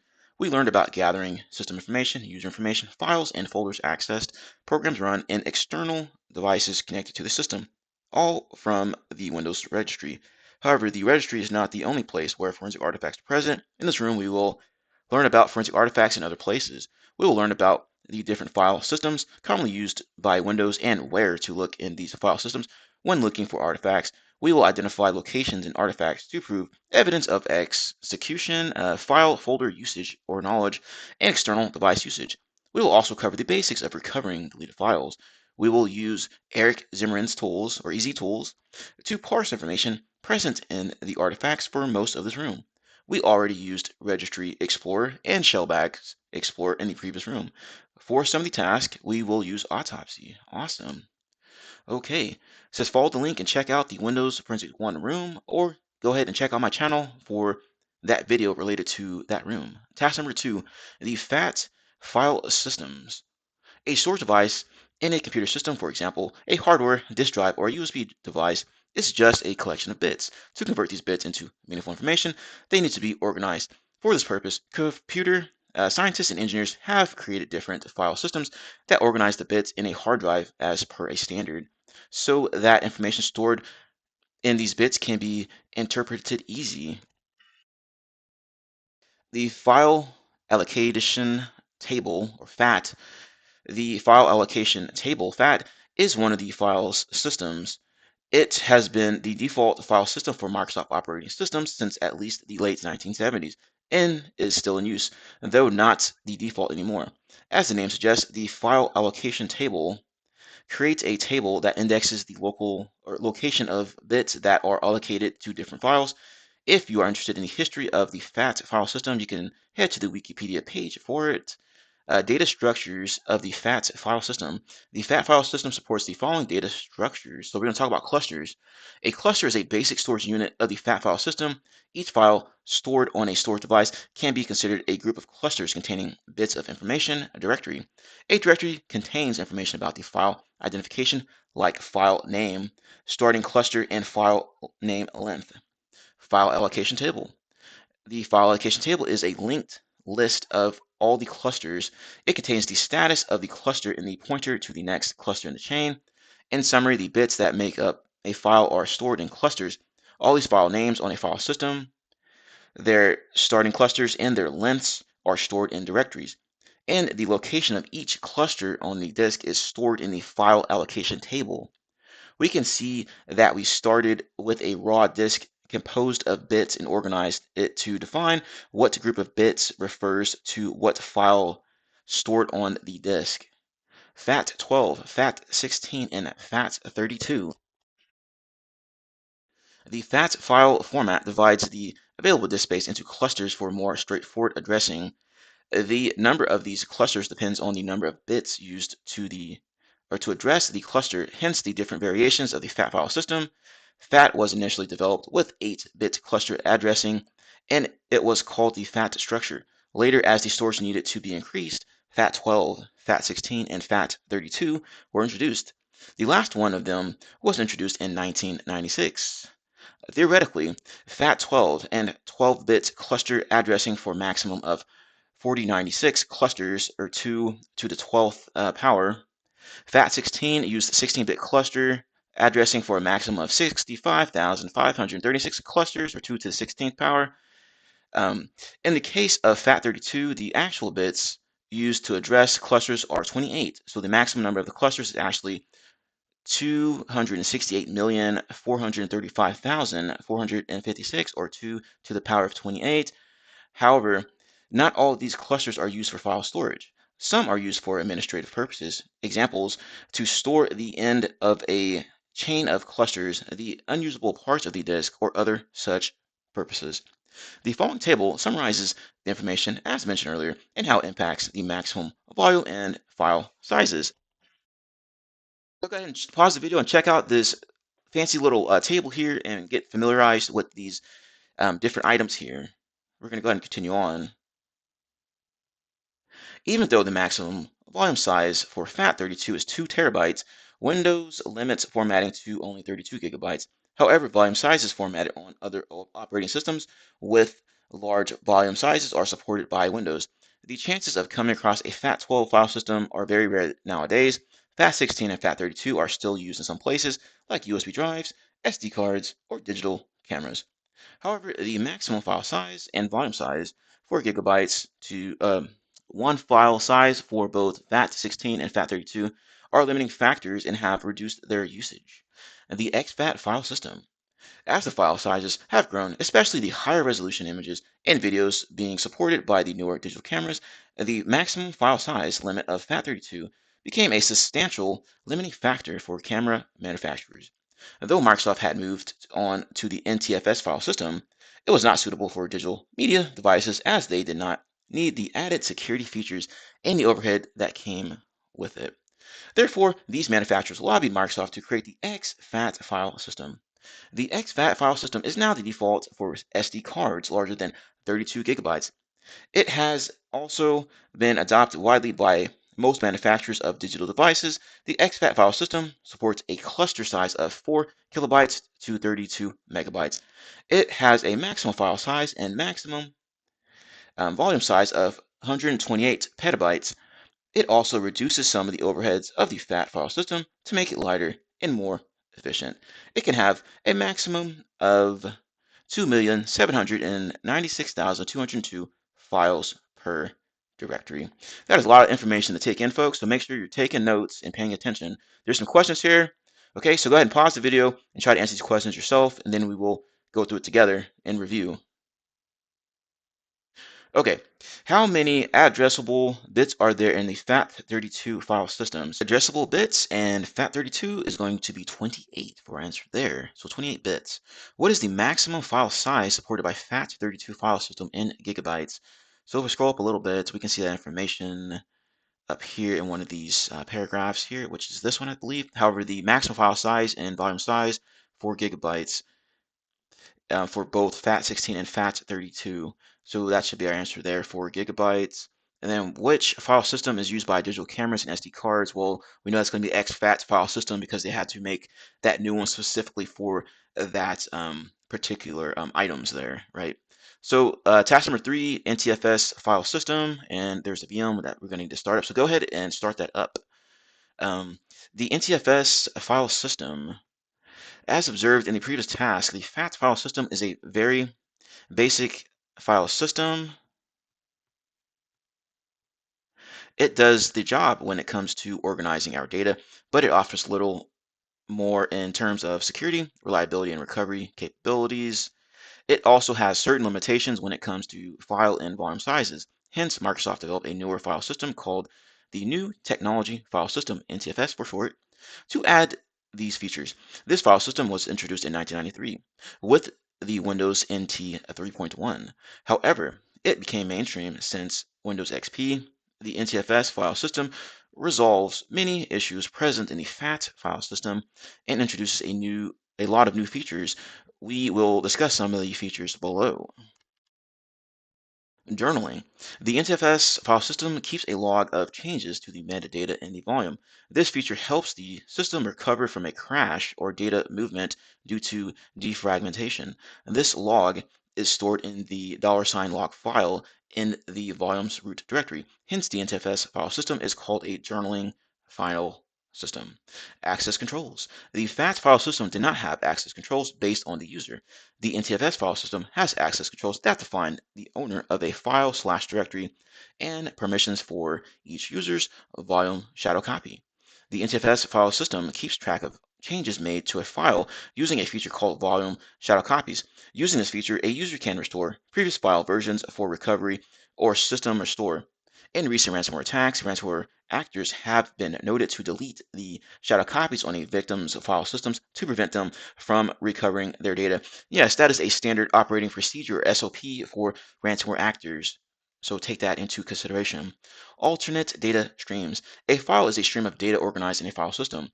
Alternate data streams, or ADS, is a feature in NTFS that allows files to have multiple streams of data stored in a single file. Internet Explorer and other browsers use alternate data streams to identify files downloaded from the internet using the ADS zone identifier.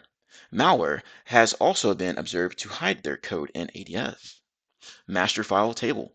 Like the file allocation table, there is a master file table in NTFS. However, the master file table, or MFT, is much more extensive than the file allocation table. It is a structured database that tracks the objects stored in a volume. Therefore, we can say that the NTFS file system data is organized in the master file table. For a forensics point of view, the following are some of the critical files in the MFT. So $MFT, the $MFT is the first record in the volume. The volume boot record BR points to the cluster where it's located. $MFT stores information about the clusters where all the other objects present on the volume are located. This file contains a directory of all the file present on the volume. $log file stores the transactional logging of the file system. It helps maintain the integrity of the file system in the event of a crash. $USNJRNL. It stands for the update sequence number USN journal. It is present in the $extend record. It contains information about all the files that were changed in the file system and the reason for the change. It is also called the change journal. MFT Explorer is one of Eric Zimmerman's tools used to explore MFT files. It is available in both command line and GUI versions. We will be using the CLI version for this task. Start the machine attached to this task. It will open in split view. If preferred, log in to the machine via RDP using the following credentials. So if you want to use RDP, go ahead and use these creds here to do it that way. Open an elevated command prompt, right-click command prompt and click Run as Administrator. Navigate to the directory, see users THM-4N6, desktop easy tools, and run the command lmfte command.xe. You will see the following options. So let's go ahead and get into split view again. Okay, and hopefully this is already booted up by now. Let's see here. There we go. Okay, so we should see some output like this as soon as we navigate to that particular directory and run this command here. And we got some questions down here as well, of course. So let's see. Hopefully this doesn't take a while to log into this machine. But it's loading up or logging in. We're going to continue on a little bit. MFTE command parses data from different files created by the NTFS file system like $MFT, $boot, etc. The above screenshot shows the available options for parsing MFT files. For parsing the $MFT file, we can use the following command, which is this here. Okay, so it's finally booted up. And now we're going to open up the elevated command prompt. It's kind of slow. So let's see here. Okay, well, okay, I think it's gonna, let's see if it's gonna work for us here. If not, then I'm gonna try to fast forward the video a little bit. Hey everybody, this is WireDogSec. Just a quick reminder to subscribe to the channel and hit the notification bell. Once you hit the notification bell, be sure to set to all notifications so you know every time I post to the channel, upload a video, all that good stuff. Let's continue to grow our glorious community here. We are in the cyber trenches. We're not just reporting on it. Be sure to check out my channel as well. I have tons of videos that you can see here, over 300 videos ready for you to check out and learn something from. Be sure to review my posts. I'm frequently posting new things to my channel here, including jobs and everything related to that. Also, I have tons of playlists here that you can review, make it more convenient for you. Anyway, happy defending, happy hacking, enjoy the video. Okay, as you can see here, I have the command prompt loaded up, went ahead and ran that mfte command.exe, and you can see that it's working. Now, this is lagging, by the way, so just take that into consideration. But let's jump back over here. Basically, this is showing you how to run this command, okay? If you want to parse information. So for parsing the $mft file, we can use the following command, which is this here. All right, so take that into consideration. You can then use the Easy Viewer tool inside the Easy Tools folder to view the output of MTECMD or view CSV files in the next task as well. You will see that it lists information about all the files present on the volume. You can similarly parse the $boot file, which will provide information about the boot sector of the volume. MFTE-CMD doesn't support $log file as of now. Let's parse the MFT files present on the location here. So I'm going to go ahead and copy this. And by the way, if you're trying to copy and paste, be sure to open this up in full screen, the VM in full screen, and then click OK for the clipboard prompt or whatever that comes up. Okay, so we have this. It says in the attached VM, and answer the questions below. Currently, MFTE command.exe doesn't support $log file. Okay, so let's see. Let's look at these questions here. Parse the $MFT file, place in the user's THM desktop triage C, analyze it. What is the size of the file located at Windows security logs SCE setup log.etl. And the next one says, what is the size of the cluster for the volume from which this triage was taken? So go ahead and pause the video and try to answer these yourself, and then come back to the video and we will step through it. All right, the first question we need to figure out is this one here.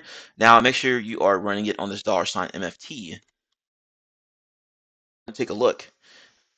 All right, so here's my output and my commands and everything here up here at the top. All right, so I'm running on that $MFT --CSV, and I'm saving it here in this directory on the desktop. Okay, this does take a little bit to run. I don't know what's going on. Maybe the VM is just really very laggy today. But anyway, so I went ahead and ran and did everything. Got the file, CSV. Okay, now after you run it, you have to open it up in Easy Viewer. So remember that.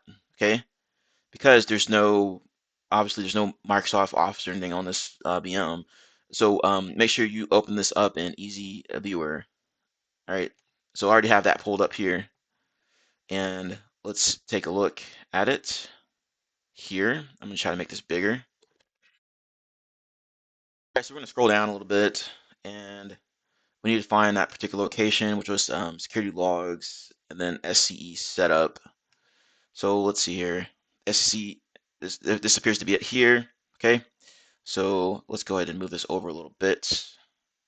All right, awesome. So now we need to find the size of this here. And let's see here. It's probably going to be this here. So let's scroll up a little bit. Yes, file size is going to be 49,152. So let's plug that in as our answer. Awesome. Now the second one here, you're basically going to do the same thing in the command line. Okay, so let's scroll down here. You're going to do the same thing, except you're going to change $MFT to $boot. Okay, and I saved it to the desktop again, but it's asking for the cluster size, which obviously appears here. So you just go ahead and grab it from here. 4,096 is going to be our answer there. Awesome. So task number 4, recovering deleted files. Let's see what they're cooking with here. Deleted files and data recovery. Understanding the file system makes it easier to know how files are deleted, recovered, and wiped. As we learned in the previous 2 tasks, a file system stores the location of a file on the disk in a table or database. When we delete a file from the file system deletes the entries that store the file's location on the disk. For the file system, the location where the file existed is now available for writing or unallocated. However, the file contents on the disk are still there as long as they are not overwritten by the file system while copying another file or by the disk firmware while performing maintenance on the task. This is why you do like disk wipes and such. Similarly, there is data on the disk in different unallocated clusters which can possibly be recovered. To recover this data, we have to understand the file structure of different file types to identify the specific file through the data we see in a hex editor. However, we will not cover that in this room. What we will do is to use a tool that does this work for us and identifies deleted files in a disk image file. But what is a disk image file? A disk image file is a file that contains a bit-by-bit copy of a disk drive. A bit-by-bit copy saves all the data in a disk image file, including the metadata in a single file. Thus, while performing forensics, one can make several copies of the physical evidence, i.e. the disk, and use them for investigation. That's right, you want to make a copy of the evidence. You don't want to start doing things on the original item because that's going to be obviously causing issues if you have to go to court and such. This helps in two ways. Number one, the original evidence is not contaminated while performing forensics, as I just said. And number two, the disk image file can be copied to another disk and analyzed without using specialized hardware. Recovering files using Autopsy. With that out of the way, let's see how we can recover deleted files from a disk. We will use Autopsy for recovering deleted files.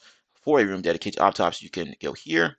On the attached VM, you will find an icon for Autopsy on the desktop. Double click it to run Autopsy. You will be greeted with the following screen. So let's flip back over here real quick, minimize this, and let's go ahead and get out of this. I don't think we need it anymore. Exit. Yes, we want to exit. There's Autopsy there. Let's go ahead and fire this bad boy up.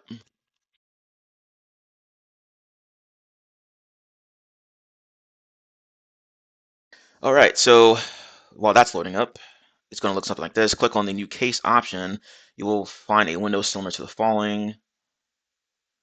Okay, there we go. We have our two options there. So let's go ahead and click on new case. Okay, I'm not sure. All right, it's lagging, of course. Enter a name to save your case by and click next. They just said ASD. All right, whatever. Okay, forget it. Let's just do WireDogSec. There. Next. Case number, optional information. So let's just go ahead and probably just going to click finish there. So you can add the required details here. For now, we can click finish to move forward. Autopsy will perform some processing, then show you the following screen. Click next to move forward. Okay, so we're just going to click finish. Creating case database. So that's loading up. All right. So we're going to get something like this as soon as it finishes doing its thing. You'll see the screen since we will performing on a disk image. Select the topmost option, disk image or VM file. Okay. And let's see.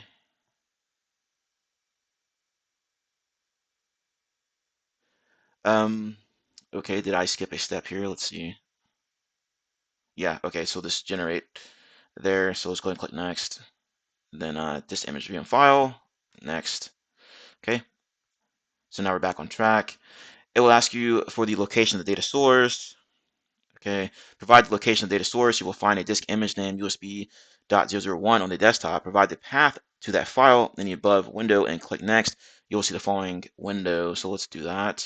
Okay, let's go to browse, make everything easier. And it's on the desktop for us. Open suite.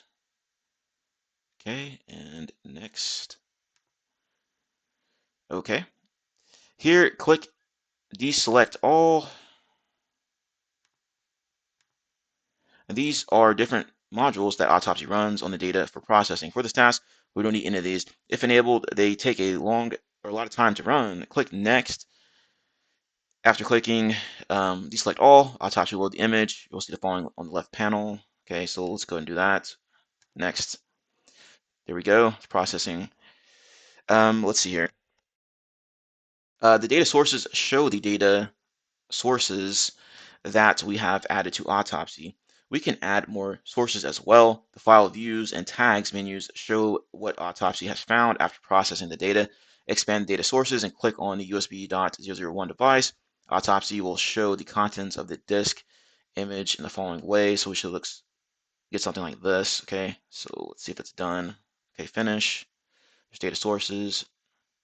There we go here. All right. Okay, make sure we're following along correctly. Yes, sweet. Okay, there we go. Let's make this bigger. Awesome. All right, now we're in the right place. The contents of this disk are shown on the right side. All the files and folders present in the disk are listed in the upper tab. In the lower tab, details about the selected files are shown. These are different options to see the details here. You can check them out to find interesting information. So they're talking about this here, and then if you go through and click on things here, let's move this over a little bit to have more space. So we got all kinds of information in here. I mean, look at this.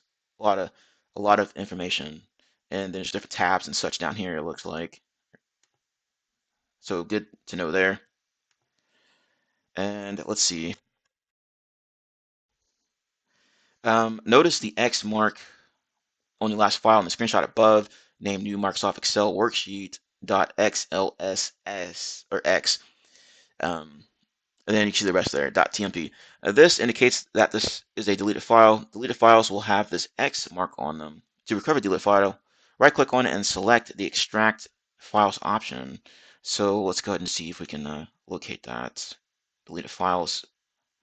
And I'm assuming you can just click on these to get to it easily, but anyway, let's just follow along. All right, so there's that. Right-click there, Extract Files. Okay, and where is this? Whatever. Let's just go ahead and save it here. Files extracted. Okay. Let's see. Provide the path to save the extracted file, and you will have your deleted file recovered. Now let's see what other deleted files you can find on this disk image and answer the following questions. Sweet. Okay, so yeah, you can just save it to wherever, and let's see if we can just find that real quick. Let's see here.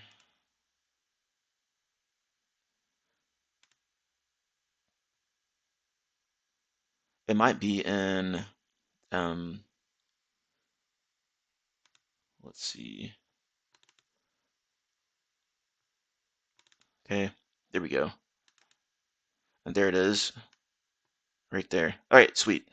So now we know how to use this particular product here, Autopsy. So now we can answer these questions. So as usual, go ahead and pause the video, try to answer these questions yourself, and then come back to the video and we will continue on.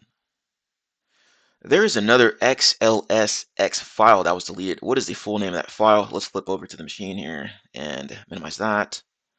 The other one is this TryHackMe.xls file. So that, I'm assuming that's what they are needing here. Is there a quick way to... No, we can't copy it. Okay, whatever. Let's just type it in, I guess. TryHackMe.xlsx. What is the name of the text file that was deleted from the disk? And that's going to be TryHackMe2.txt. All right, so I'm just going to copy this.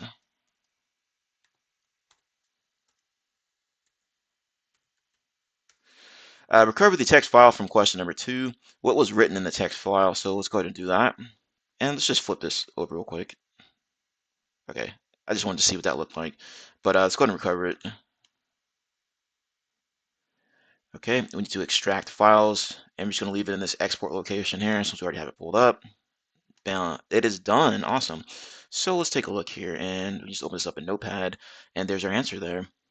And let's go ahead and see if we can just copy this. And hopefully it'll let us paste this. Awesome.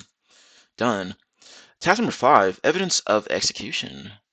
Now that we have learned about file system, let's learn where to find artifacts present in a file system to perform forensic analysis. In this task, we will look into the artifacts that provide us evidence of execution. Windows prefetch files. When a program is run in Windows, it stores its information for future use. This stored information is used to load the program quickly in case of frequent use. This information is stored in prefetch files, which are located in the C Windows prefetch directory. Prefetch files have an extension of .pf. Prefetch files contain the last run times of the application, the number of times the application was run, and any files and device handles used by the file. Thus, it forms an excellent source of information about the last executed programs and files. We can use prefetch parser PECMD.exe from Eric Zimmerman's tools for parsing prefetch files and extracting data. When we run PECMD.exe in the elevated command prompt, we get the following. Okay, so they're going to get this output here. All right, so we should get something similar if it's working properly. So let's swing back over here.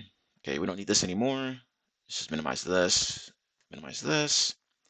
go back to our command prompt here and CLS. Okay, hopefully it doesn't take a long time to run. Okay, well, it's running. To run prefetch parser on a file and save the results in a CSV, we can do the following command. So this looks similar to what we just saw before in the other tool. Okay. Similarly, for parsing whole directory, we can use the following command here. Instead of a -F, it's going to be a -D for the entire directory. We can use this information to answer the question at the end. Sweet. So let's see if it's running. It's still going. All right. Well, Windows 10 timeline. Windows 10 stores recently used applications and files in a SQLite database called the Windows 10 timeline. This data can be a source of information about the last executed programs.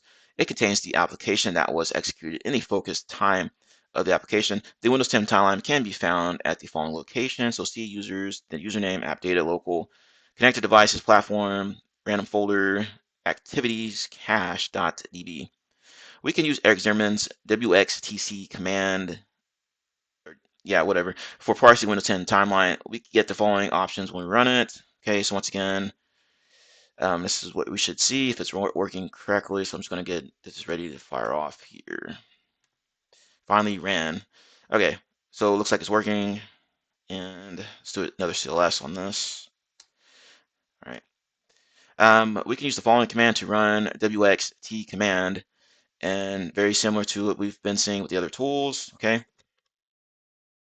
Windows jump list. Windows introduced jump list to help users go directly to their recently used files from the taskbar.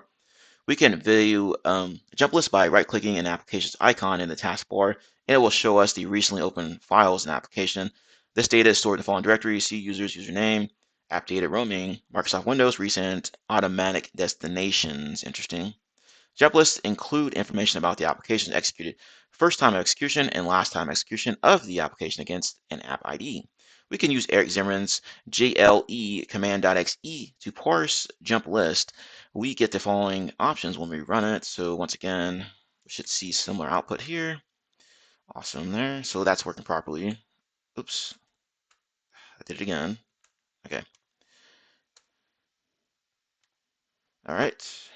We can use the following command to parse jump list using JLE command.exe, so very similar to what we've been seeing. In the folder named triage, present on the desktop of the tasked machine, we have extracted the Windows directory of a system we want to investigate. It retains the directory structure of the original Windows directory, that is C Windows directory from the system is mapped onto C users THM-4NC desktop triage C Windows. Now let's use the information we have learned to perform analysis on the data saved in the folder named triage on the desktop in a task film and answer the following questions. If you are having trouble viewing the CSV file, you can use Easy Viewer from the Easy Tools folder. Okay. As usual, go ahead and try to answer these questions yourself. Come out to the video, and then we will continue on. Okay, so just be advised that the VM is running kind of slow. All right, so I'm going to go ahead and just run through this as usual. Let's go ahead and take a look at these questions. How many times was gkape.exe executed? All right, so the first one here, you're going to have to use this pe command.exe tool here, and then make sure you're at the correct directory. So C users, THM desktop triage, C Windows prefetch, then gkape.exe, and then the rest of it here, this .pf file, right? And then --csv, and then we're going to save it to C users THM-496, then desktop. So after it gets done running, it'll generate some files for you, and also you can see information here that you can use as well to plug it in. I mean, I think you can get the answers straight from here, but they want us to take a look at the files. So let's take a look at those files. The first one should be in this file here, this underscore output, not the timeline, but just underscore output. So I already have that opened up here. There we go. Okay, so underscore output.csv is open, and it says that we need to figure out how many times it was executed. So we can see the names up here at the top, and it says run count 2, so that should be our answer there. And then last execution time of GKAPE is going to be this here, this 12/1/2021, 13:04. So there you go for that one. And since we don't need this anymore, let's close that. So you want to exit? Yes, I want to exit. Okay, so that's the first one. Next one says that when notepad.exe was opened on 11/30/2021 at 10:56, how long did it remain in focus? Okay, so for that one, let's go ahead and scroll down here. You got to use this wxt command.exe. I had to do it a couple times because it kept messing up, but let me find the correct output here. And okay, it should be this one here. Yeah, this one here. So C users, THM, yada yada yada. You're in the correct location. Okay, so THM-4 and 6, app data, local, connected devices, platform, and then L.THM dash et cetera, activities cache.db, CSV, and then went to the desktop as well. So let's navigate over there, take a look at those files here, and you can see you got activity and activity underscore package ID. I took a look at this one here, underscore activity, which I should have pulled up right now. So let's make this bigger. Yes, so underscore activity. And it says we need to look at notepad.exe and then for this date and time. So there's multiple entries in here. So let's take a look. Start time. There's end time. What's this expiration time? Okay. Last modified. And you can see there's one entry here for notepad. 1021, 10. There's 1056. And we need, looks like this is the one we were looking for actually. So, and it says in focus right there. Okay. And we need to go ahead and grab that information out of there. So how long did it remain in focus? And duration, so 0:00:56 appears to be our answer there possibly. Let's check this other one real quick. All right, it's going to be that the 41. Okay, so if we go back over here, we can see that it's going to be this one here, number 19. It's 41 here. Okay, so that's what I'm looking for. But anyway, yeah, 1056 and then 41 is going to be ours there. I was looking at the wrong one. I was looking at end time instead. But so that's the one we're looking for. What program was used to open C users THM desktop KAPE changelog.exe? It's probably going to be Notepad. This is the text file, but let's go ahead and take a look here. For this one, we're going to have to run that other tool, which was I think the jump one. Yeah, the jump list. So this is what I put here. -D to get the entire directory, and then this is the location of it here. App data roaming, Microsoft Windows, recent automatic destinations, CSV, desktop. So we're going to check our files here on the desktop. We can see it right there. So we're going to open this bad boy up, take a look here. Okay, so automatic destinations, I have it pulled up here in Easy Viewer, and looking for the program that opened up that particular file here. And as you can see here under app ID description, Notepad 64-bit should be our answer there. So we'll scroll over a little bit. You can see KAPE and then changelog.txt. So Notepad's going to be our answer there.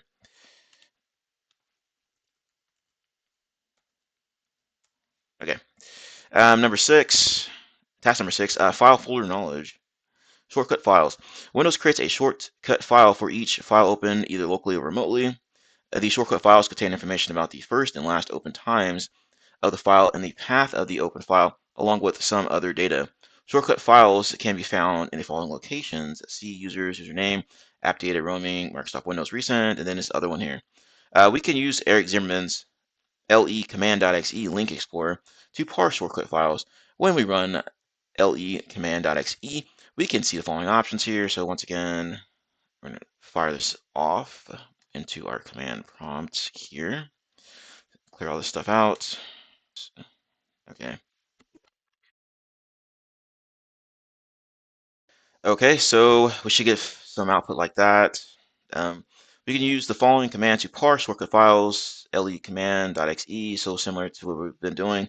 The creation date of the shortcut file points to the date time when the file was first opened. The date time of modifications of the shortcut file points to the last time the file was accessed. IE/edge history.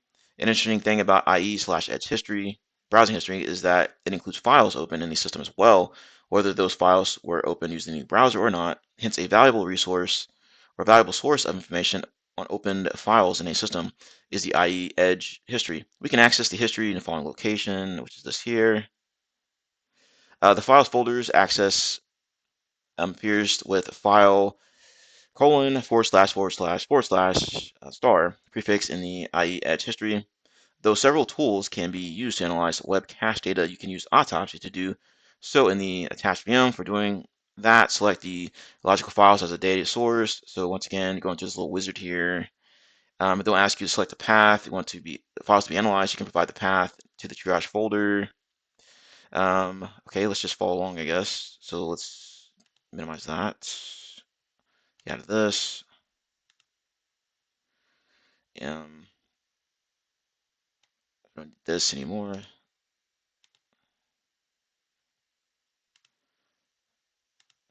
All right.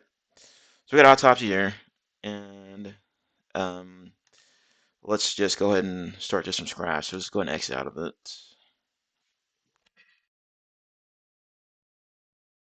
Okay, so let's fire it back up. I mean, the wizard's pretty straightforward, okay, as we're going through this. Yeah, okay, so let's go back up here.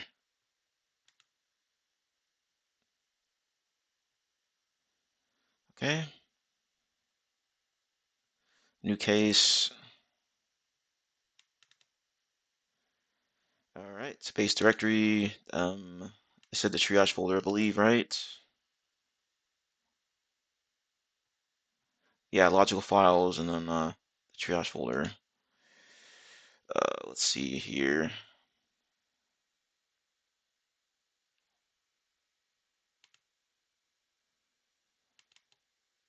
Okay, so let's just like this. Case name. There. Just put some random stuff in there.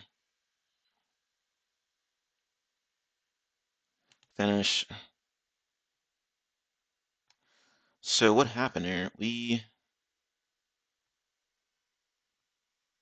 Okay, we'll have to add this data source after. Okay, so generate new host name, yada yada. Click next, and okay, then we're gonna add desktop, and then we need to go to, I believe it said that triage and C, right? Yeah, C, select, okay. And then we're gonna click add, or not. Okay, we're just gonna click next.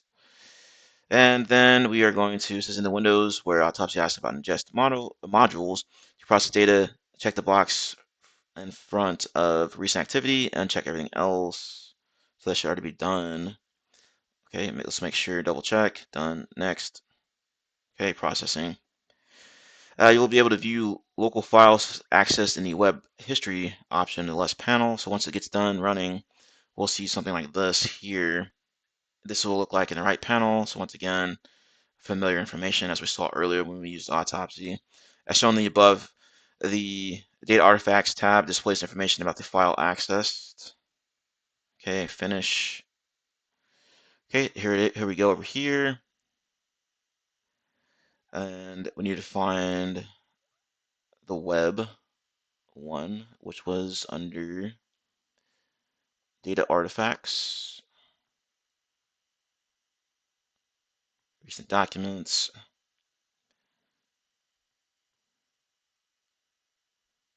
So there should be one that says Web History under Data Artifacts. Huh, that's weird. I don't see it on there. Okay, that's whatever. So this is what it'll look like here. Next one's talking about jump list. As we already learned in the last task, jump list create a list of last open files. This information can be used to identify both the last executed programs and the last open files in the system. Remember, from the last task, jump list are present following location, which is this here. We have already learned about parsing jump lists in the previous task, so we won't go over that again. Let's analyze the triage data available on the following location in the attached VM, answer the questions. Okay, once again, pause the video and try to answer these yourself, then come back and we'll step through it together. All right, when was the folder C users, blah, blah, blah, Red Ripper last opened? Now, fortunately, I didn't delete this automatic destinations folder, so or a file, I just pulled it up again in Easy Viewer. So Red Ripper, you can use Control F to search for it, but it's going to be on this line 18. So we can see it right here, Reg Ripper. And creation time and last modify is what we need. All right, so the first one's asking about last open. So last modified time is going to be 12/1/2021, 13:01. And the other one is going to be creation time, 12/1/2021, 12:31. So those are going to be our two answers there. All right, so you go with that. Task number 7, external devices / USB device forensics. Set up API dev logs for USB devices. When any new device is attached to a system, information related to the setup of that device is stored in the setup api.dev.log. Hold on a second. Step back. For Autopsy, you have to let it wait for a few minutes because it started populating other things in here. I'm just letting y'all know right now. Earlier, we didn't see this web history. Now it's there all of a sudden. So just an FYI. Anyway, let's hop back over here. Okay, so the log is present at the following locations: C Windows INF setup api.dev.log. This file contains the device serial number and the first last times when the device was connected. Okay, good to know there. Let's see here. Here is what it looks like when opened in notepad.exe. Notice the first line where we can see the device ID and serial number, right? So we just saw that here. Shortcut files. As we learned in the previous task, shortcut files are created automatically by Windows for files opened locally or remotely. These shortcut files can sometimes provide us with information about connected USB devices. It can provide us with information about the volume, name, type, and serial number. Recalling from the previous task, this information can be found at the following locations here. So these two here. As we have already learned about parsing shortcut files using Eric Zimmerman's le command.exe in a previous task, we will not go over it again. So once again, there's a question here to answer. Pause the video, try to answer yourself, then come back and we will proceed. Okay, which artifact will tell us the first and last connection times of a removable drive? I mean, the answers in this task, as we saw earlier.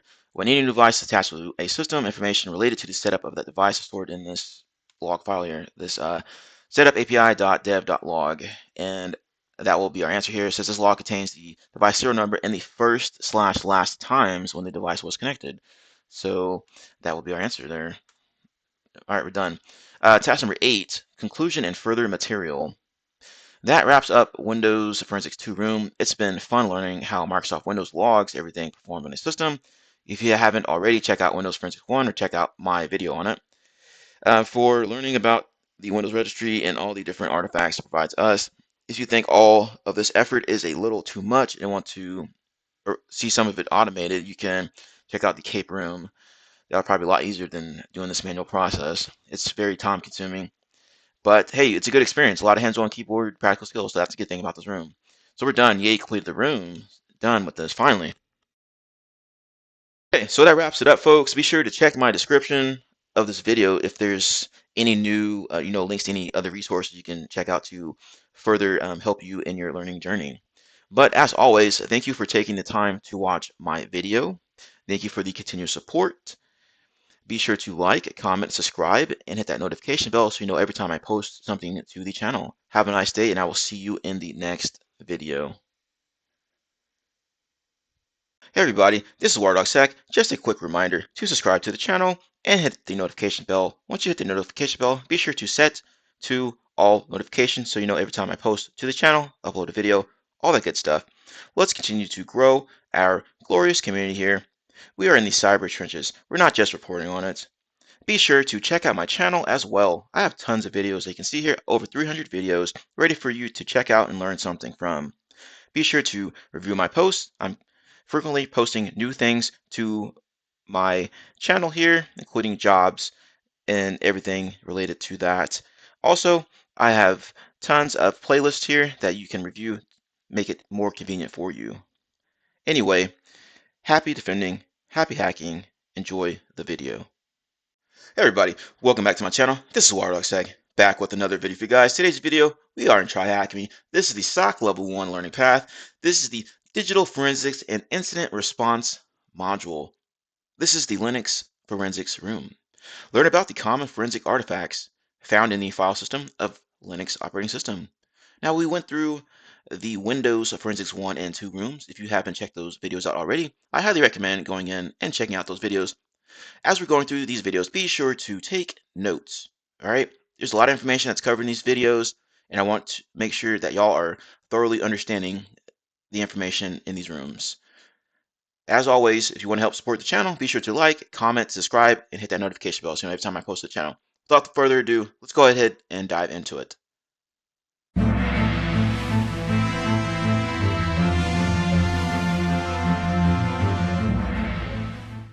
Task 1, Introduction. In the previous few rooms, we learned about performing forensics on Windows machines. While Windows is still the most common desktop operating system, especially in enterprise environments, Linux also constitutes a significant portion of the pie. Especially Linux is very common in servers that host different services for enterprises. That's correct. Linux pretty much runs most of the internet. In an enterprise environment, the two most common entry points for an external attacker are either through public-facing servers or through endpoints used by individuals. Since Linux can be found in any of these two endpoints, it is useful to know how to find forensic information on a Linux machine, which is the focus of this room. Learning objectives. After completing this room, we will have learned an introduction to Linux and its different flavors, finding OS account and system information on a Linux machine, finding information about running processes, executed processes, and processes that are scheduled to run, finding system log files and identifying information from them, common third-party applications used in Linux and their logs. Go through the learning objectives. All right, let's go ahead and get this started. Task number 2, Linux Forensics.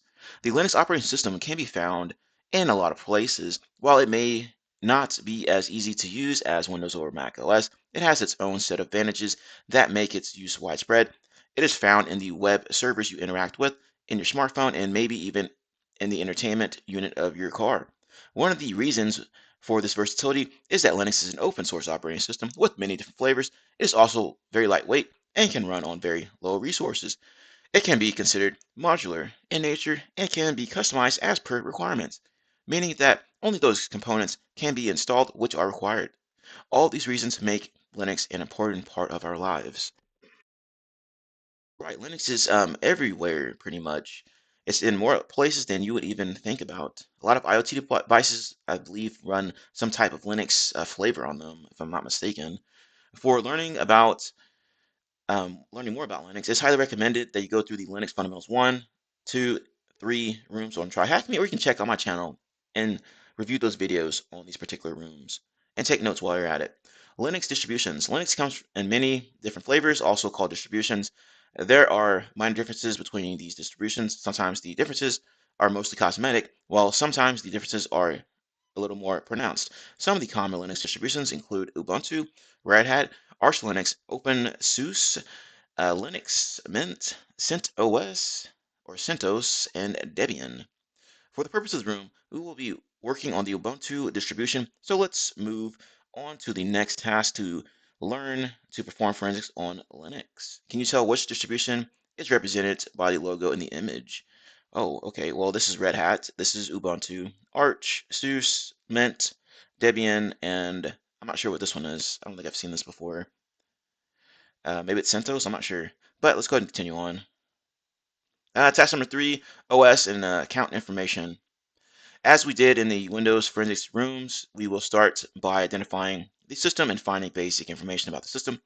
In the case of Windows, we identified that the Windows registry contains information about the Windows machine. For a Linux system, everything is stored in a file. Therefore, to identify forensic artifacts, we will need to know the locations of these files and how to read them. Below, we will start by identifying system information on a Linux host. So go ahead and click that Start button here. I've already done it myself. and it tells you how to access the machine via this here. You can also, I guess, remote into the machine using this information here, username, password. All right, OS release information.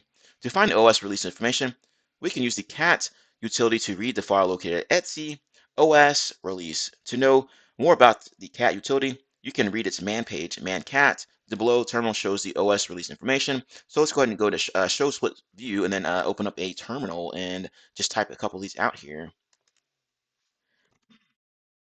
Okay, so we have our terminal pulled up here, and let's see if we just make this a little bit bigger here. So we're going to zoom in. There we go. Let's go ahead and do, I'm just going to copy and paste like so, and let's see if it lets me do it. Awesome. There we go. Ubuntu, there's the version, and then the rest of the information there. And then they wanted us to do a man on it. So let's go ahead and clear all this out, and then man, cat. There you go. And then you hit Q to quit. Okay. User accounts. The Etsy passwd file contains information about the user accounts that exist on a Linux system. We can use the cat utility to read this file. The output contains 7 colon-separated fields describing username, password information, user ID, UID, or group ID, GID, or GIT, whatever, description, home directory information, and the default shell that executes when the user logs in. It can be noticed that just like Windows, the user created accounts have UIDs 1,000 or above. You can use the following command to make it readable. Okay, so if you just did it by itself, let's see what that looks like. Etsy passwd. There you go. As you can see there, it's still readable, but not as good as they have it here. So let's make it a little bit more fancy. And there we go. That's a lot more cleaner. All right, in the above command, we can see the information for the user Ubuntu. The username is Ubuntu. Its password information field shows X, which signifies that the password information is stored in the Etsy shadow file. The UID of the user is 1000. The GID is also 1000. The description, which often contains the full name or contact information, mentions the name Ubuntu. The home directory is set to home Ubuntu, and the default shell is set to bin bash. We can see similar information about other users from this file as well. Okay, that's good to know there. Group information. Etsy group file contains information about the different user groups present on the host. It can be read using the cat utility, of course. So let's go ahead and fire this off to see what it looks like here. Okay, so we're going to clear all this out. There we go. We have quite a few groups on here, it looks like. We can see the user Ubuntu belongs to the ADM or admin group, which has a password stored in the Etsy shadow file.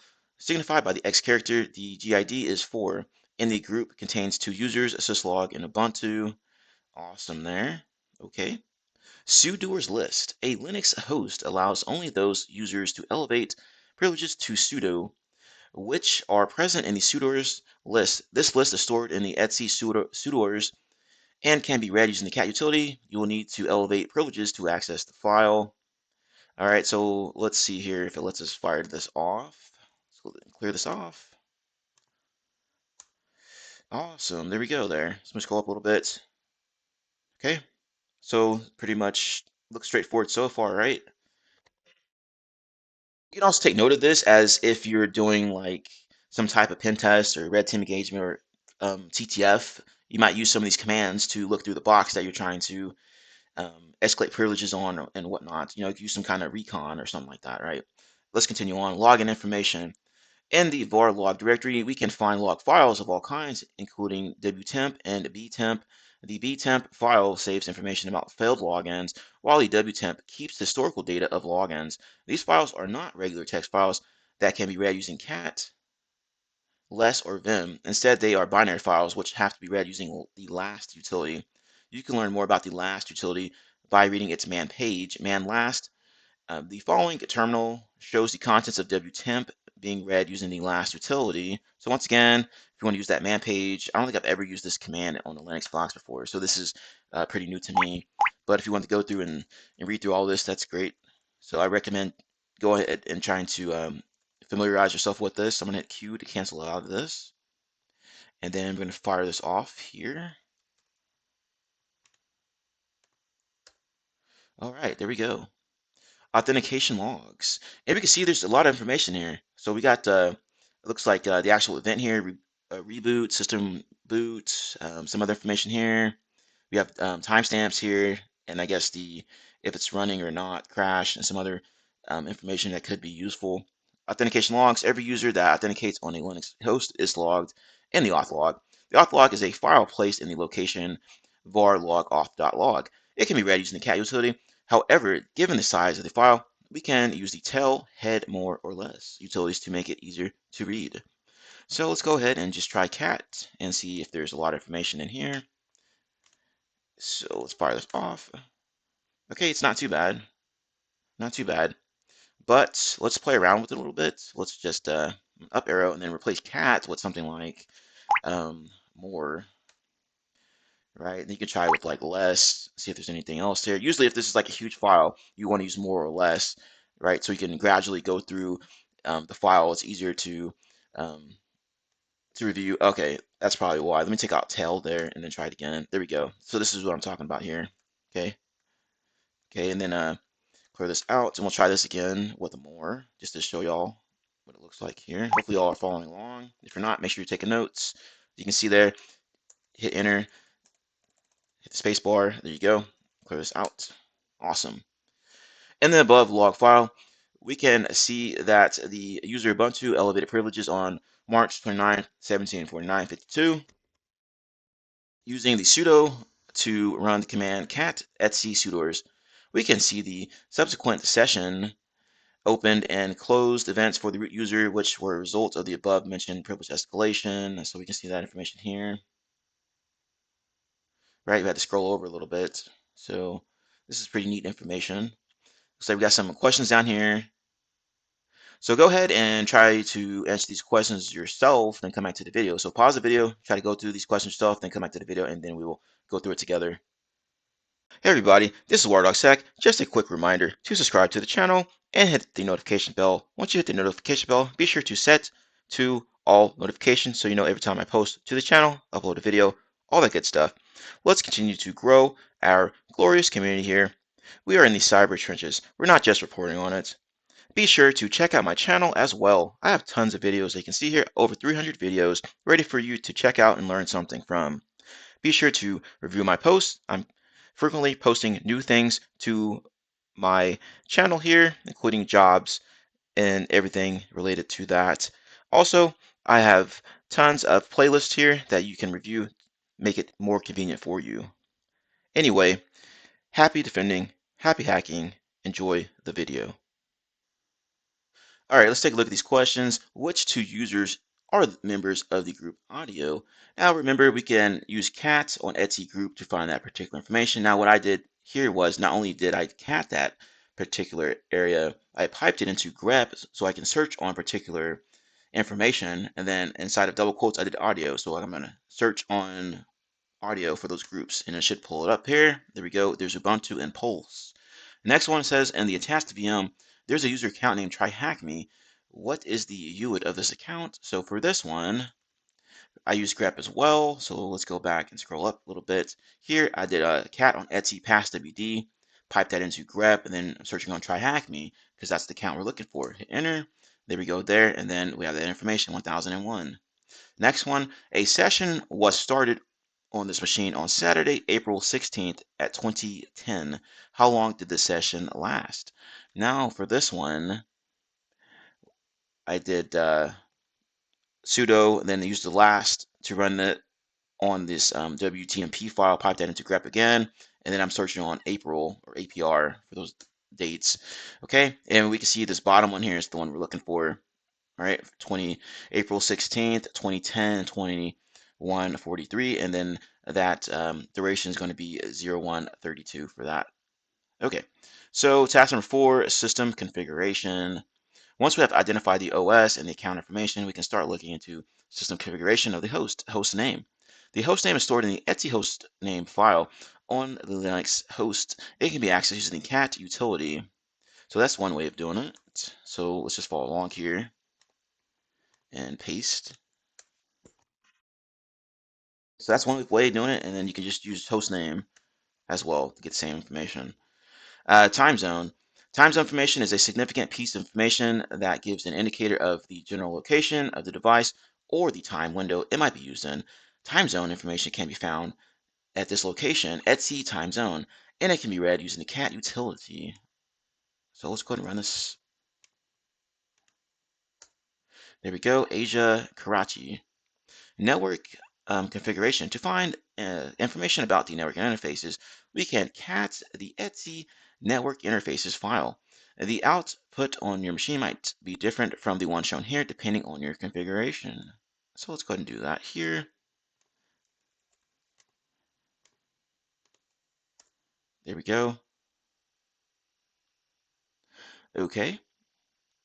Similarly, to find information about the MAC and IP addresses of different interfaces, we can use the IP utility. To learn more about the IP utility, we can see its man page, so man IP. Once again, if you want to know more about a particular command or whatever, you can use the man page, right? So this will give you it in great detail, like everything. All right, so let's get out of this. Um, you can also just do use the help as well, but it's not as much detail. So if we did like IP and then help, so there we go there. Sometimes you can use like IP, it might be IP like dash H or like dash dash help for the long one for these commands, right? So let's go ahead and clear this out. Let's see here. The below terminal shows the usage of IP utility. Note that this will only be helpful in a live system. Okay, so IP address show. Let's go ahead and type this in. Awesome. Active network connections. On a live system, knowing the active network connections provides additional context to the investigation. We can use the netstat utility to find active network connections on a Linux host. We can learn more about the netstat utility by reading its man page. Once again, you're going to use man and then whatever you're trying to look at. So man netstat. The below terminal shows the usage of netstat utility, and this is the particular options or flags they're using here. So if you want to take like the man page, once again, you're going to use man and then netstat. Okay,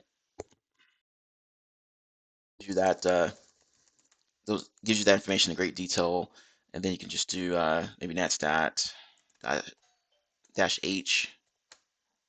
There you go. All right, so let's go ahead and continue on real quick.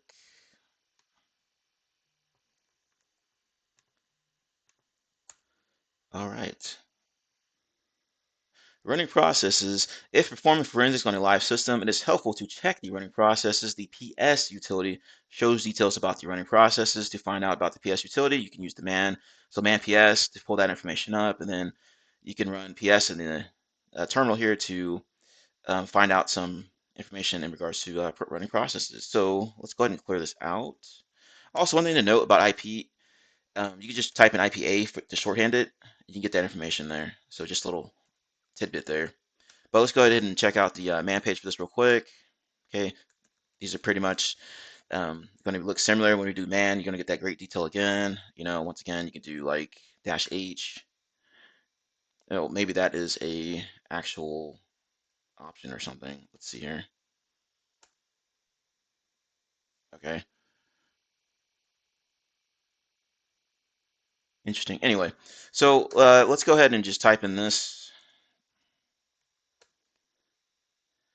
So that went by pretty quickly. So like I said earlier, if it does that, then what you can do, you can pipe that into more. You can just use more on it. So just pipe this into more or less, whatever you want to use. Okay, and you can just gradually go down the list here. Okay, we're going to exit out of this. All right, so we got that down. DNS information. The file etc host contains the configuration for the DNS name assignment. We can use the cat utility to read the host file. To learn more about the host file, you can use the man page. So once again, follow along. Man host. Gonna get that detail of it. Quit out of it. And we're going to copy and paste. So there we go. Says the information about DNS servers that a Linux host talks to for DNS resolution is stored in the resolve.conf file is located at etc resolve.conf. We can use the cat utility to read that file. So let's just go ahead and take a look at it. If it lets me copy. There we go there. So we see the name server down here, some other things as well.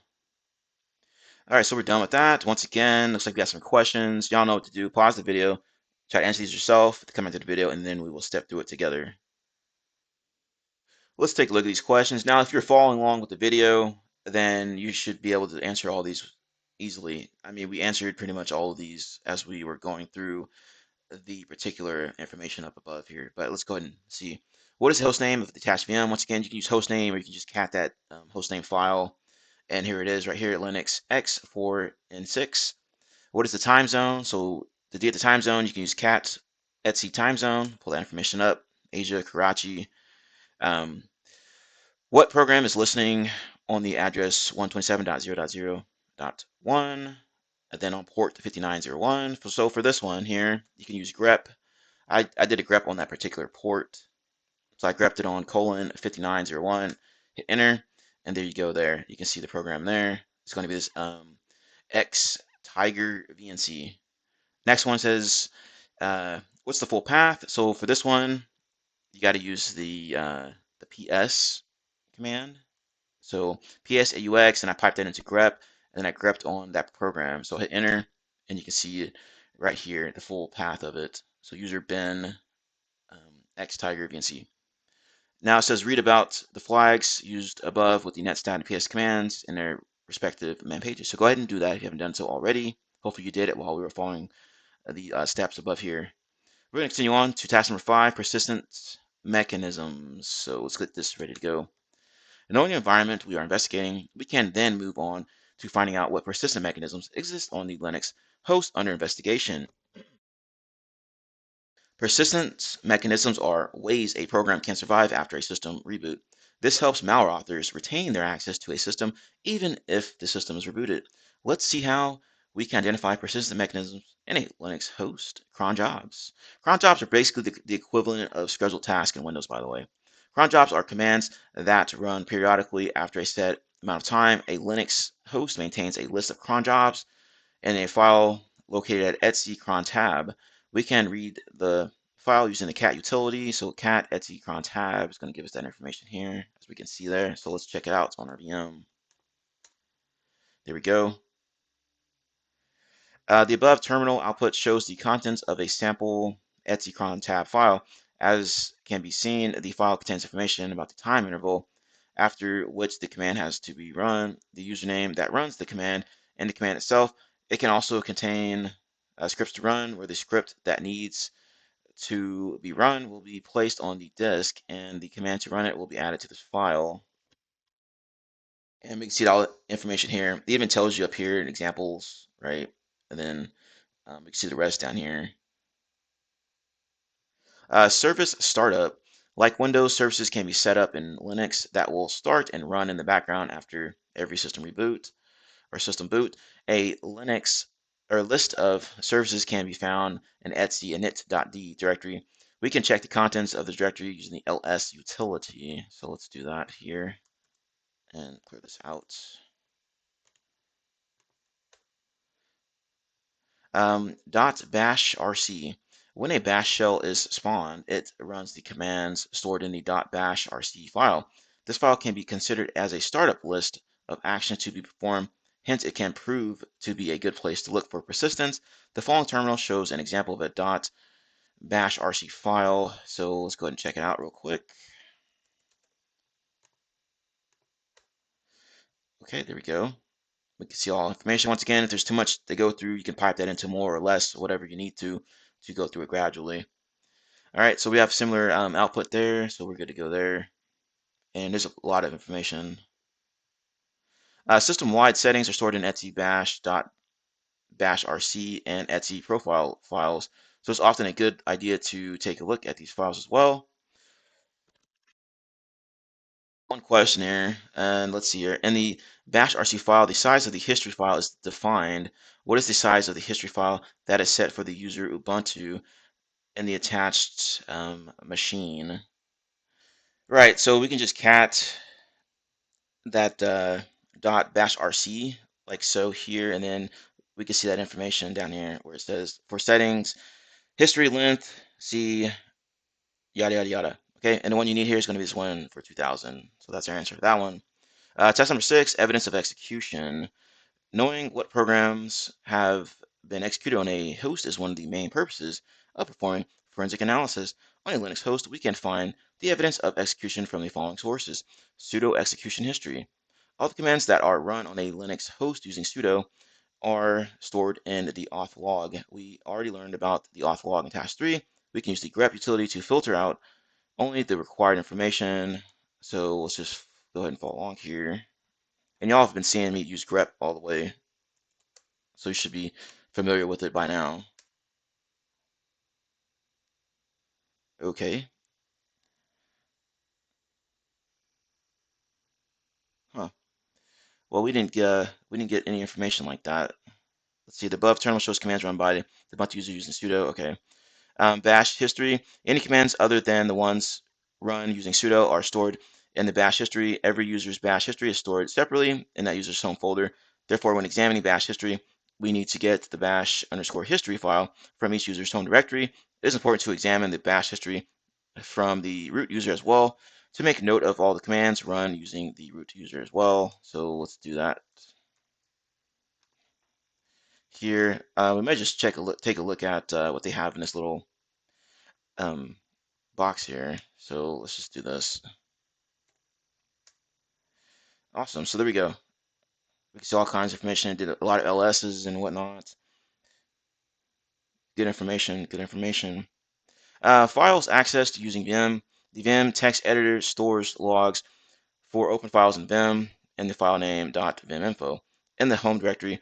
This file contains command line history, search string history, etc. For the open files. We can use the cat utility to open .viminfo. All right, so let's take a look at this.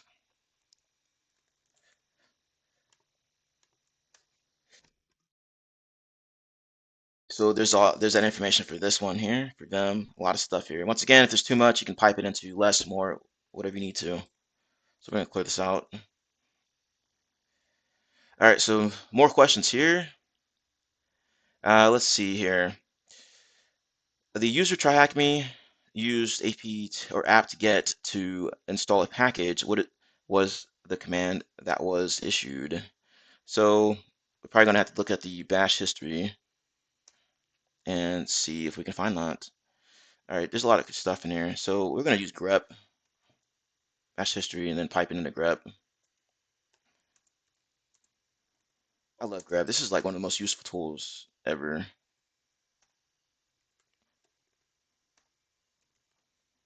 All right, let's see if we get anything. There we go.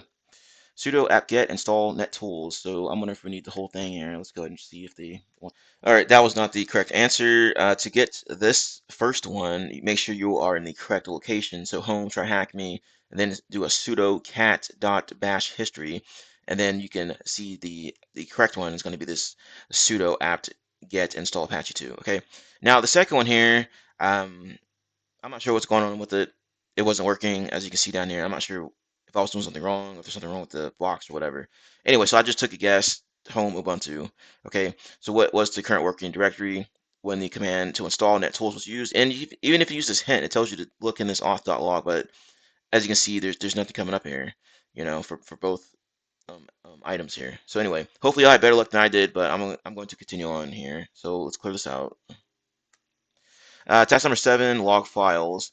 One of the most important sources of information on the activity on a Linux host is the log files.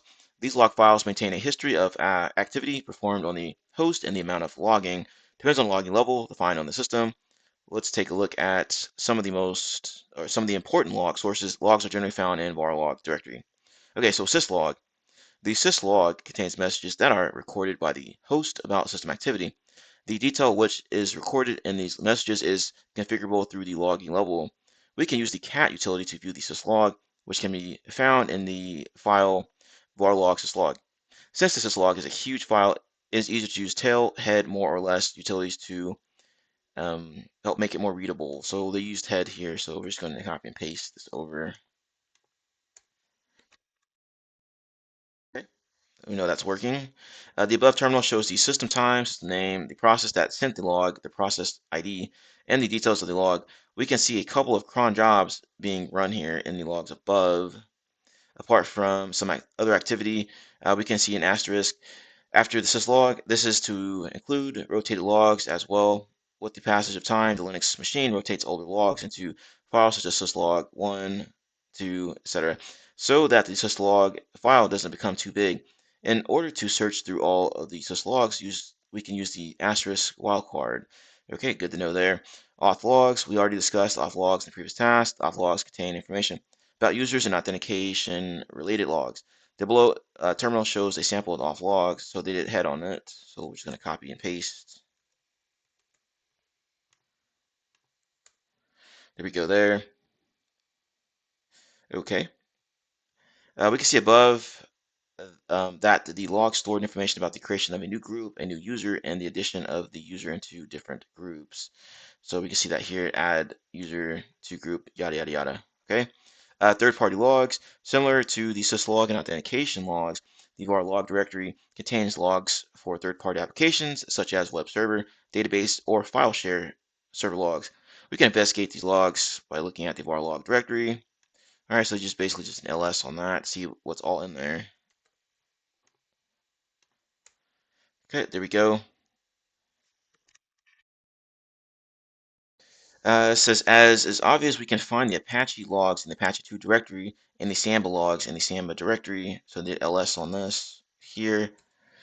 Okay, so let's go ahead and clear this out.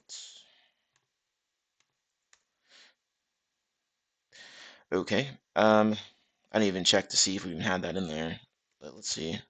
Yeah, we didn't have it, so.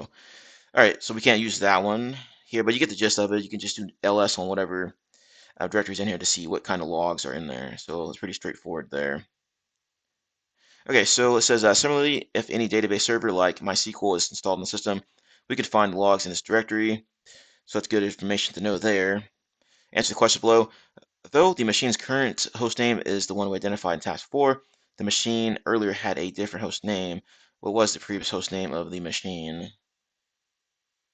All right, I'm assuming we're gonna have to take a look at these syslogs here. So let's go ahead and clear this out. We know there's syslog 1 and 2, so let's do cat syslog star. Okay, pipe that into grep, and then let's do grep on host name and see if something comes up. Ah, I didn't do it correctly. That's why. Log and then star. No such file directory. What? Oh gosh, I'm in the correct location. I got to put in var log, so don't forget to do that. Okay. Gosh. All right. Let's try this again. Oops.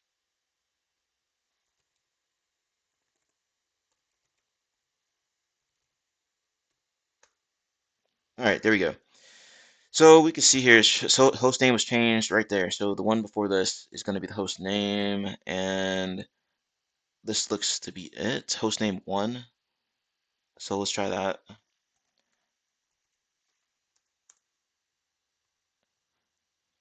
Nope. All right, I'm not sure what's going on with this machine. There's just so many issues with it. But anyway, the answer is going to be TryHackMe. All right, I was running cat on syslog in there. I grabbed on various different things in here. I grabbed on host name to change it, and it said change from none to the current host name, right? But I even tried to look around here again, and I just kept getting errors and issues and whatnot to Linux. But anyway, the answer is going to be TryHackMe. Task number 8, conclusion. Well, that's a wrap for this room. Let's get out of this here. If you found it difficult to remember all the forensic artifacts, here's a cheat sheet. You can also download task files there, but feel free to check out this cheat sheet.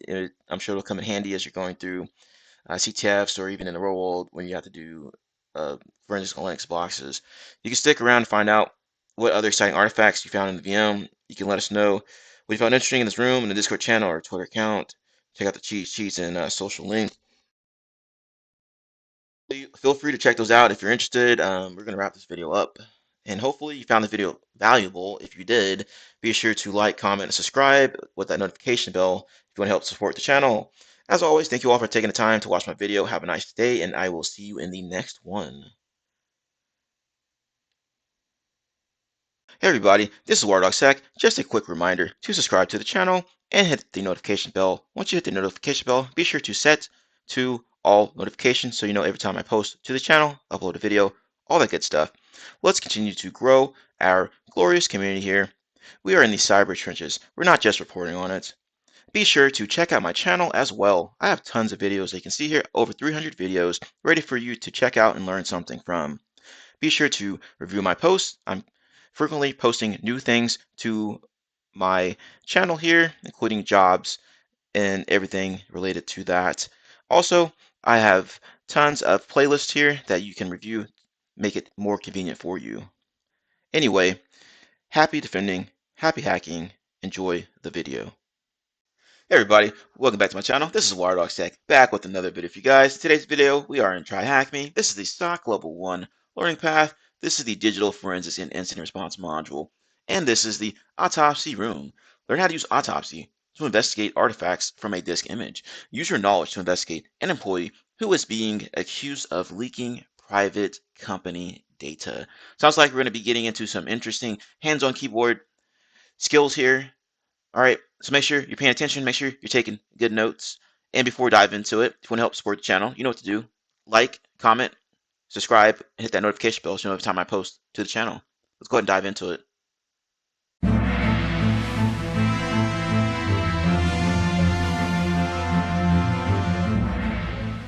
Task 1 Introduction. What is Autopsy? Autopsy is an open source and powerful digital forensics platform. Several features within Autopsy have been deployed with funding from the Department of Homeland Security Technology. You can read more about this here. The official description. Autopsy is a premier open source forensics platform, which is fast, easy to use, and capable of analyzing all types of mobile data and digital media. And you can see the rest here. It talks about plugins and other things of that nature used by law enforcement, etc., etc. Learning objectives, workflow of Autopsy tool, data sources in Autopsy, ingest modules in Autopsy, user interface and visualization tools in Autopsy. I've already started up the VM here, but if you need instructions on how to do that, this is how you do it here. Okay, there's the credentials there, and we have already started up the VM, so I'm going to hit complete. Task number 2, workflow overview and case analysis. Workflow overview. Before diving into Autopsy and analyzing data, there are a few steps to perform, such as identifying the data source and what Autopsy actions to perform with the data source. Basic workflow. Number 1, create/open the case of the data source you will investigate. Number 2, select the data source you wish to analyze. Number 3, configure the ingest modules to extract specific artifacts from the data source. Number 4, review the artifacts extracted by the ingest modules. Number 5, create the report. Case analysis. Create a new case. To prepare a new investigation, you will need to create a case file from the data source. When you start the autopsy, you will have 3 options. You can choose, or you can create a new case file using the new case option.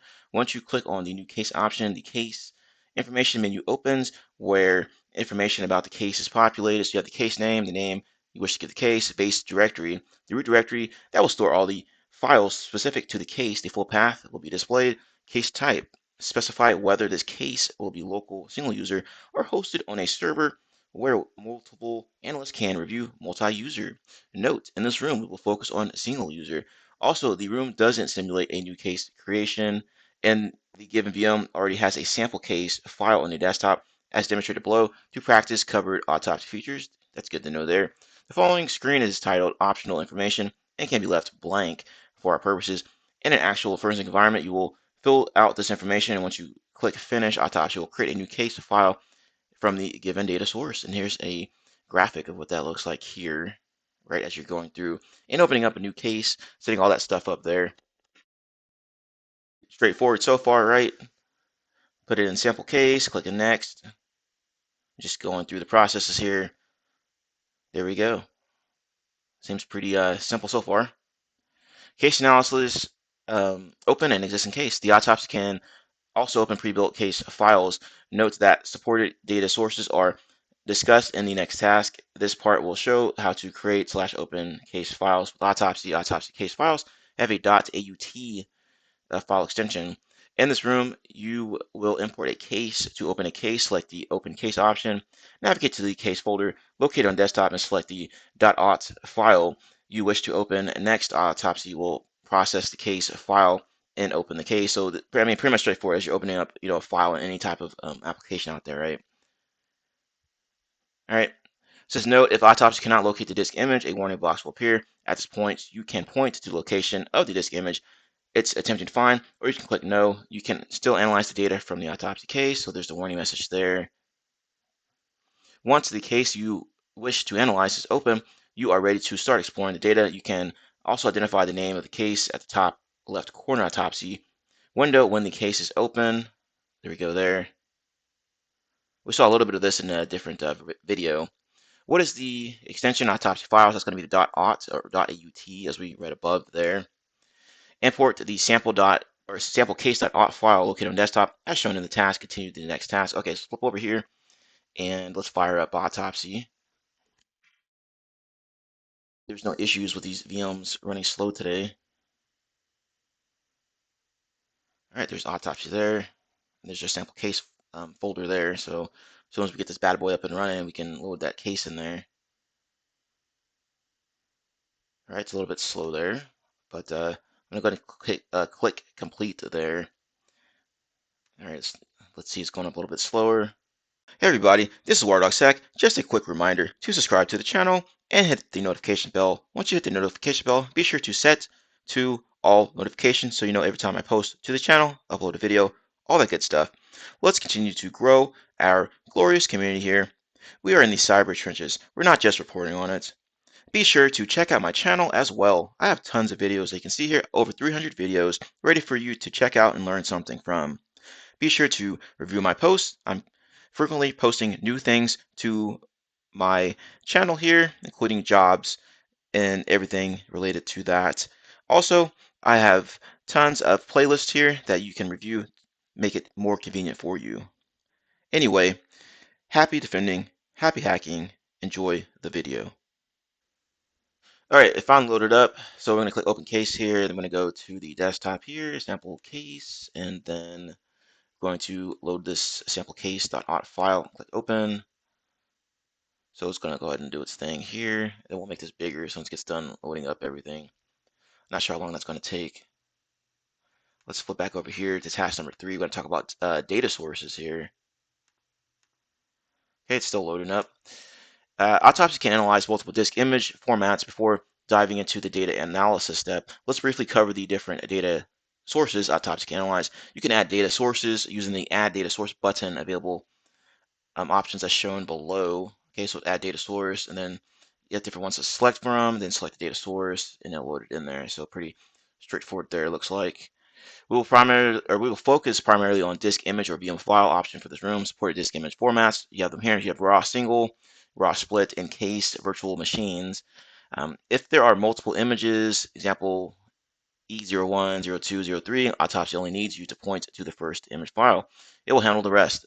Refer to Autopsy documentation to understand the other data sources that can be added to the case. What is the disk image name of the E01 format? We can see that encase is going to be the answer here.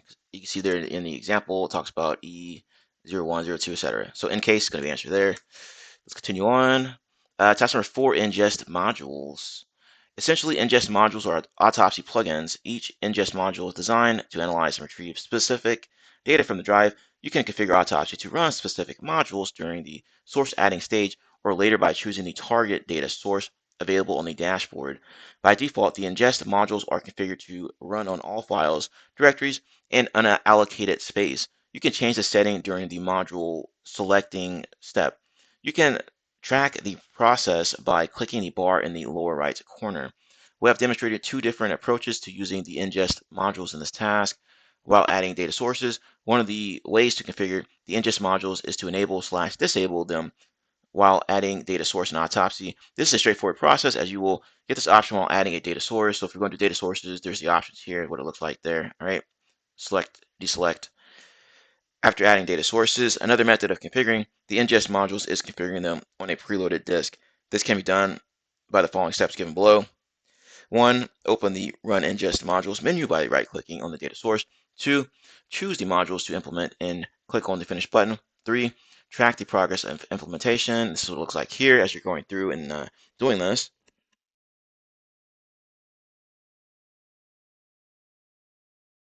We'll just take a few seconds to look at this little tutorial thing here. Note, using the ingest modules requires time to implement. Therefore, we will not cover ingest modules in this room.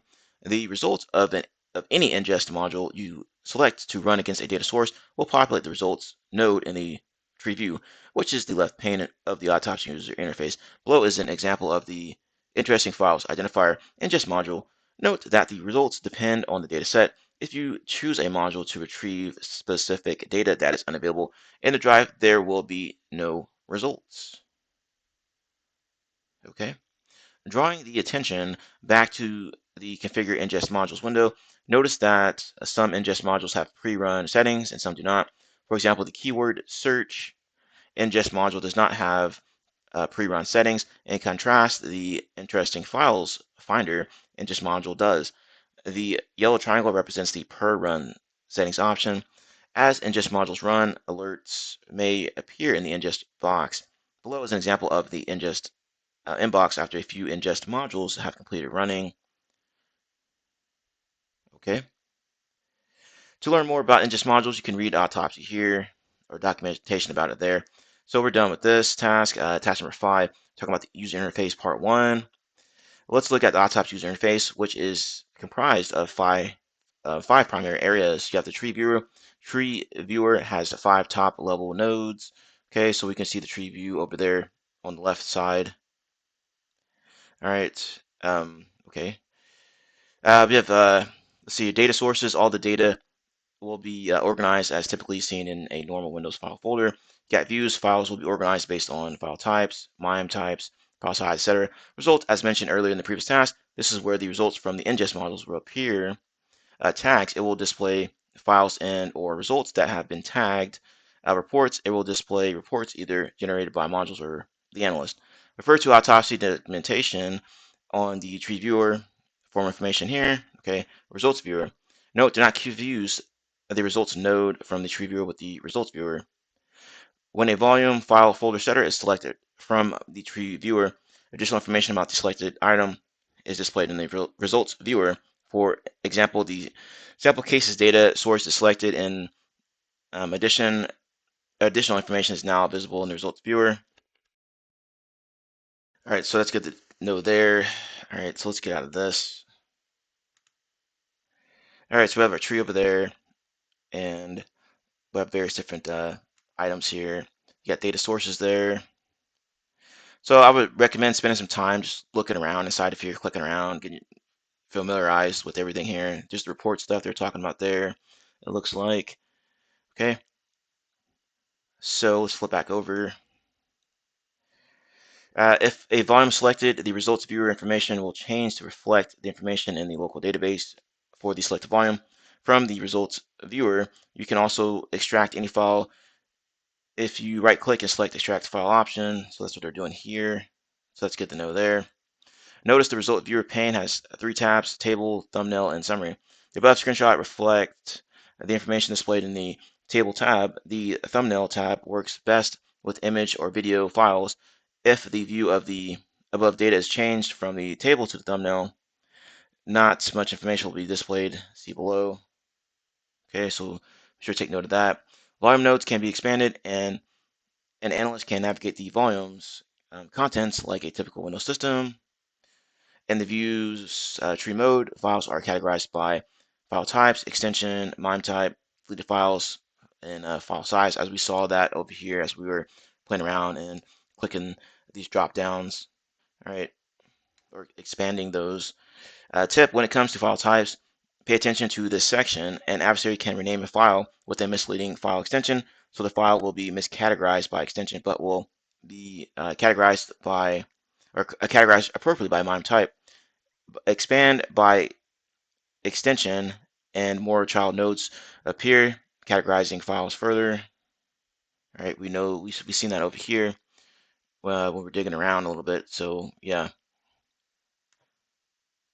All right, So let's see here. Refer to autopsy documentation on result viewer for more information here. Contents viewer. If you click on any folder or file from the table tab in the result viewer, additional information is displayed in the contents viewer pane. Okay. In the image given above, 3 columns may or might not be quickly understood for what they represent. S equals score. Okay. We can see those columns here. I'm assuming that's what they're going to be talking about. The score will show a red exclamation point for a folder/file marked, tagged as notable, and a yellow triangle pointing downward for a file or folder marked tagged as suspicious and ingest module, or the analyst can mark/tag these items. C equals comment. If a yellow page is visible in the comment column, it will indicate that there is a comment for the folder/file. Oh, occurrence. In a nutshell, this column will indicate how many files or how many times this file or folder has been seen in the past cases. This will require the central repository. Refer to Autopsy documentation on Contents Viewer for more information here. Keyword search at the top right, you will find the keywords list, keyword search with the keyword search, and analysts can perform an ad hoc keyword search. All right, so pretty much self-explanatory. Where we go up here, keyword list, and we have the keyword search over there. Okay, good to know there. In the above image, the analyst searches for the word secret. Below are the search results from that there. Okay. Refer to Autopsy documentation for more information on performing keyword searches with either option. Status area. Lastly, the status area is at the bottom right. When ingest modules run, a progress bar along with the percentage completed will be displayed in this area. If you click on the bar, more detailed information regarding the ingest modules is provided. If the X directly next to the progress bar is clicked, a prompt will appear confirming if you wish to end/cancel the ingest modules. Refer to Autopsy documentation on the UE over here. Question time. The expand data sources option. What's the number of available sources? And let's see. So there's data sources. Once you've expanded the data sources, you'll expand this sample case.dd, and you can see there's 4 listed here, volume 1, 2, 3, and 4. So that's going to be our answer here. What is the number of detected removed files? For this one, you're going to be looking for that recycle bin, not this up here where it says deleted files, okay? So once you locate recycle bin here, that's what they're talking about. So 10 is going to be our answer for that one. And the last one, what is the file name found under the interesting file section? So if we scroll down a little bit, we can see that under interesting items and then under cloud storage. And then inside of interesting files here, you'll see this Google Drive sync.exe for that one. So we're done there. Task number 6, the user interface part 2. Let's look at where we can easily find summarized information. Summarized information can help analysts decide where to focus by evaluating available artifacts. It is suggested that you view the summary of the data sources before starting investigation. This will give you a general idea about the system and artifacts. Data sources summary provides summarized information in 9 different categories. Note that this is an overview of the total findings. If you want to dive deeper into the findings and look for a specific artifact, you need to analyze each module separately using the results viewer shown in the previous task. Okay.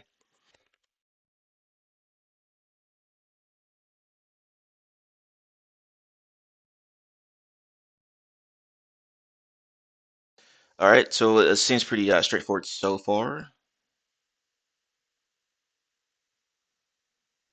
Generate report, you can create a report of your findings in multiple formats, enabling you to create data sheets for your investigation case. The result provides all the information listed under the result viewer pane. Results can help you reinvestigate the findings after finishing the live investigation. However, reports don't have additional search options, so you must manually find artifacts for the event of interest. Tip: the autopsy tool can be heavy for systems with low resources. Therefore, completing an investigation with autopsy on low resources can be slow and painful. Browsing long results might end up with a system freeze. You can avoid that situation by using reports. You can use the tool to parse the data and generate the report, then continue to analyze through the generated report without a need for autopsy. Note that it is easier to conduct and manage an investigation with the GUI. You can use the generate option or generate report option to create reports. Steps are shown below, so it seems pretty straightforward. Click that generate report button, and then there you go. any applicable information, click next. Okay, then finish. Okay, cool. Autopsy will generate the report once you choose your report format and scope. You can click the HTML report section shown above to view the report on your browser. Reports contain all of the results of your pane. Results on the left side. Okay, so that's what the report looks like there. Question time. What is the full name of the operating system version? So let's take a look here. All right, operating system information. And let's see. Okay, so I wonder if you're looking for this here. Windows 7 Ultimate Service Pack 1.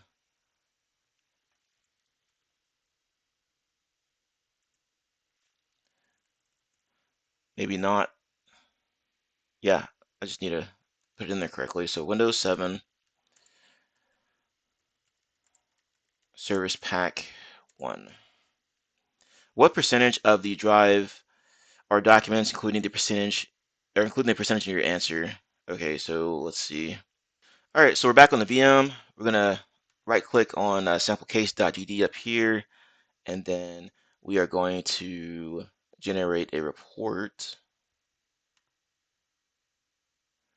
All right, we'll just leave that like it is. All results, finish. Okay, so it should give us something once it's starts loading up here. Okay, it says it's complete. You can do it that way, and I think that you can just right click and then view summary information. So there we go. So we have a lot quicker look here. But you can see the OS name here as well, Windows 7 Ultimate Service Pack 1. All right, and then we need to find the percentage of drive that are documents. So let's see here. Documents 40.8% appears to be our answer there. So 40.8%. So generate an HTML report as shown in the task case summary section. What is the job number of the interesting files identifier module? All right, so we look for the job number. I think we just did that too. So if we go and try to search for that. All right, we saw earlier that I had already generated the report by clicking this generate report button and just basically just click next and finish. All right, so navigate to the reports area. All right, sample case reports, and then a sample case HTML report, etc., etc. Open it up, and it'll open up in Chrome probably. It's interesting files there. And as you're sifting through here, you go to this case summary, just hit Control F to make it easier to find this. So interesting files. Oops, sorry, I can spell files. And we need to find that job number. So job number 10 appears to be it. There we go. Task number 7, data analysis. Many scenario, an employee was suspected of leaking company data. A disk image was retrieved from the workstation or from the machine. You are assigned to perform the initial analysis. Further action will be determined based on the initial findings. Reminder, since the actual disk image is not in the attached VM, certain autopsy sections will not display any actual data. Only need the metadata for that row within the local database. You can click No when notified about the missing image, as shown below. Additionally, you do not need to run any ingest modules in this exercise. So go ahead and try to answer these questions yourself. Pause the video. All right. So once you're done, come back, and then we'll step through this together. All right, let's take a look here. What is the name of the install program with the version number 6.2.0.2962? So go ahead and grab that version number.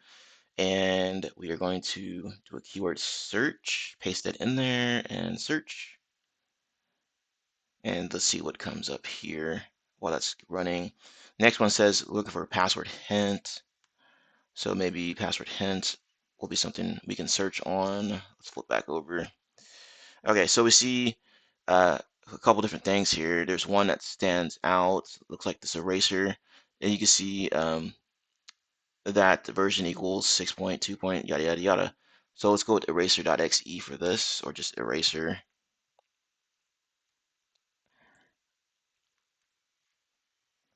Okay, so password hints. Let's try that again. Test our luck. Maybe we'll get lucky again. Hit search. All right, cool. I already have something that pulled up here. Default admin password, a hint, I am man. So let's plug that in.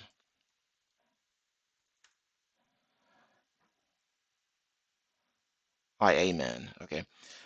Numerous secret files were accessed from a network drive. What's the IP address? Okay, so let's try searching on secret, I guess, and see if we get lucky again.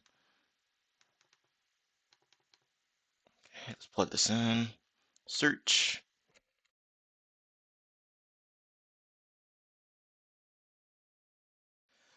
Okay, while that's running, let's see here. What's what web search term has the most entries for that next one? Okay, so this is done. All right, there's a recent documents over here on the side. So click on that, and then you'll see IP address mentioned here. This 10 dot 11.11.128. So let's plug that in here if I can remember it. 128. Okay, what search or what web search term has the most entries? So let's see if there's an option for that. So we have web stuff up here, web search. Okay, all right, we have a lot in here. So I guess you have to go and count them, but let's see here. We'll just sort it real quick and see. All right, so it looks like this one probably has the most information leakage cases. Okay, 63 results. No, okay, that's not it. But okay, this one looks like it is information leakage cases, so let's plug that in. I thought it would show like the count or something. If I could spell here.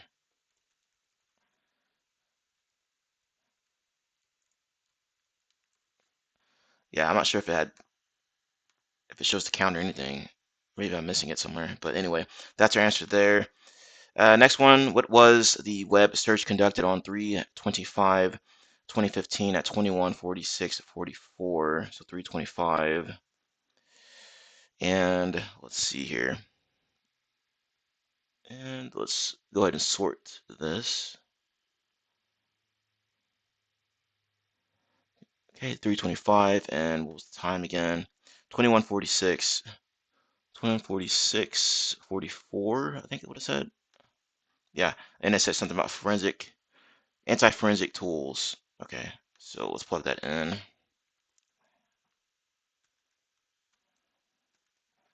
Anti.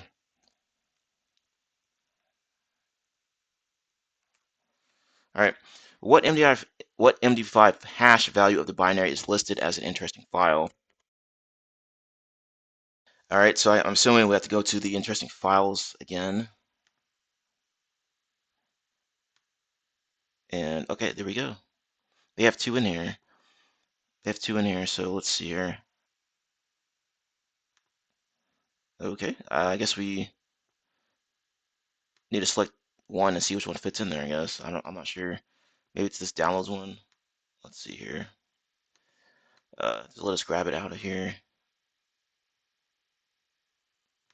Files, and let's see. Let me see, I'm gonna hit Control C and see if it lets me grab it. Okay, well, it did somewhat. All right. Um, hmm. Let's let's try something here. Let's open this up real quick, and then we'll just do it this way and grab it like this. All right, got it. Awesome.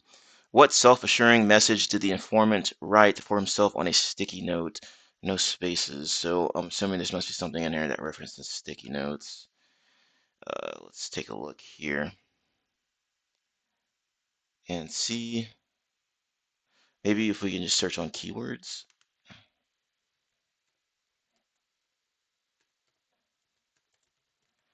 Sticky note. Okay, let's do it all. Nothing. Okay, so I'll have to dig around and see what I can find in there. Okay, for this one here, there's multiple ways to get it. There's one option here. You can go to the samplecase.dd section up here.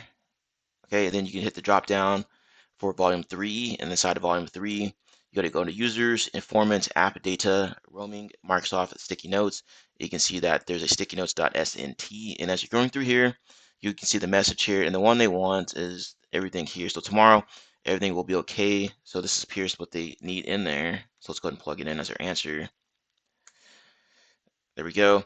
Now, the other way to do this is that you can go to extension mismatch detected here, and then it'll pop up sticky notes, right? I wonder if we can search for it too. I tried that earlier, I thought, and exact match, that's why. So if we did sticky notes like that and see if it'll catch it. There we go. Yeah, there's some other sticky notes in it. Let's do name and okay, maybe it didn't find it. I don't see it in here. All right, I guess you couldn't just do that. Interesting. All right, so let's go ahead and continue on here. And task number 8, visualization tools. Okay, let me just check this one more time. Let me get out of this.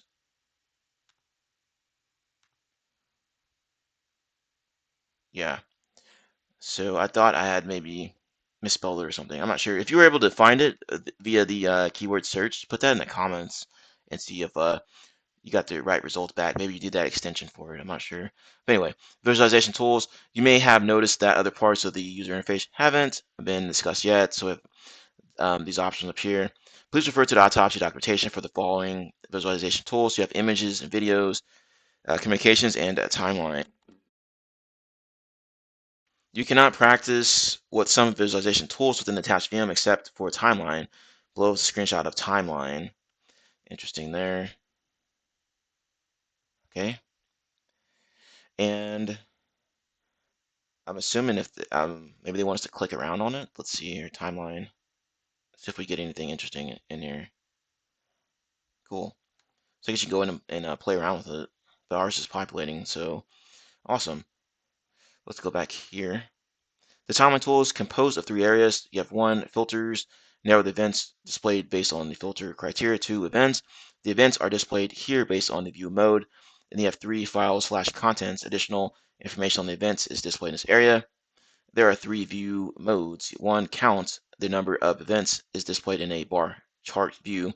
2, details. Information on the events is displayed, but they are clustered and collapsed so the UE is not overloaded. List. The events are displayed in a table view. The view mode in the above screenshot is counts. Below is a screenshot of the details view mode. Okay. And you have those up here, so you can just go ahead and just click around on them. I mean, a little slow.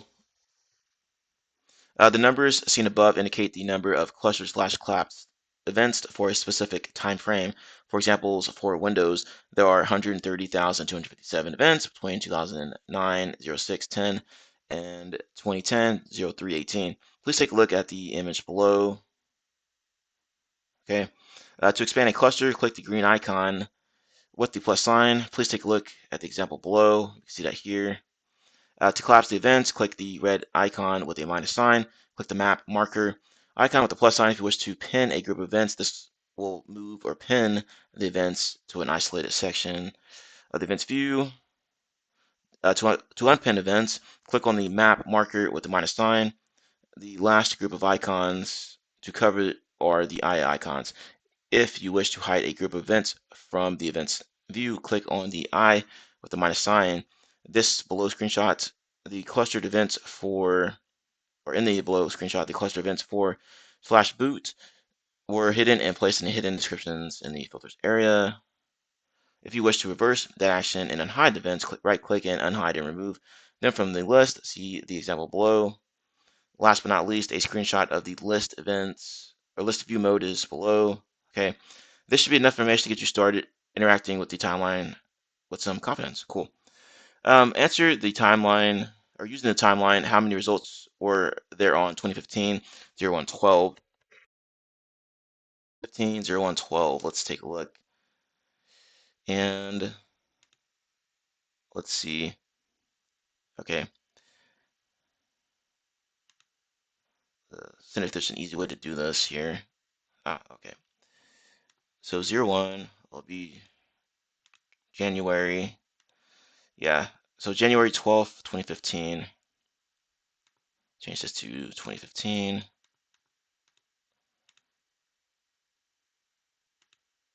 Okay. Done with that.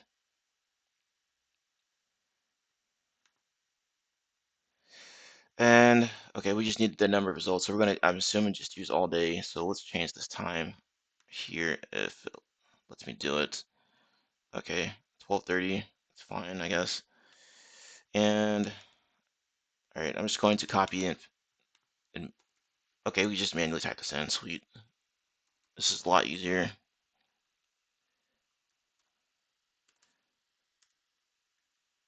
So we'll just zero all this out. And then we'll paste it over here. We'll take this down to, I guess, 59.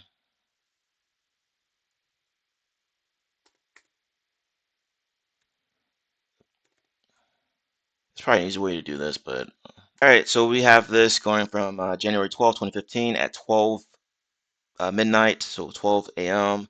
to January 12th, 2015 at 11:59 p.m. So make sure it says p.m., not a.m. All right. So we're gonna click on this, and it says 46 results for that. Let's see if that's what they're looking for. Got it. All right. The majority of file events occurred on what date, month, date, and a year. So let's see here. There's a history button. Let's click back. Back. All right. There we go. Looks like this date here. So March 25th, 2015. Looks like our answer. Let's try that.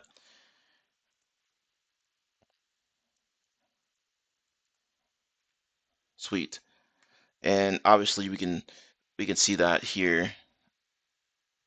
So there's a lot of items to sift through here.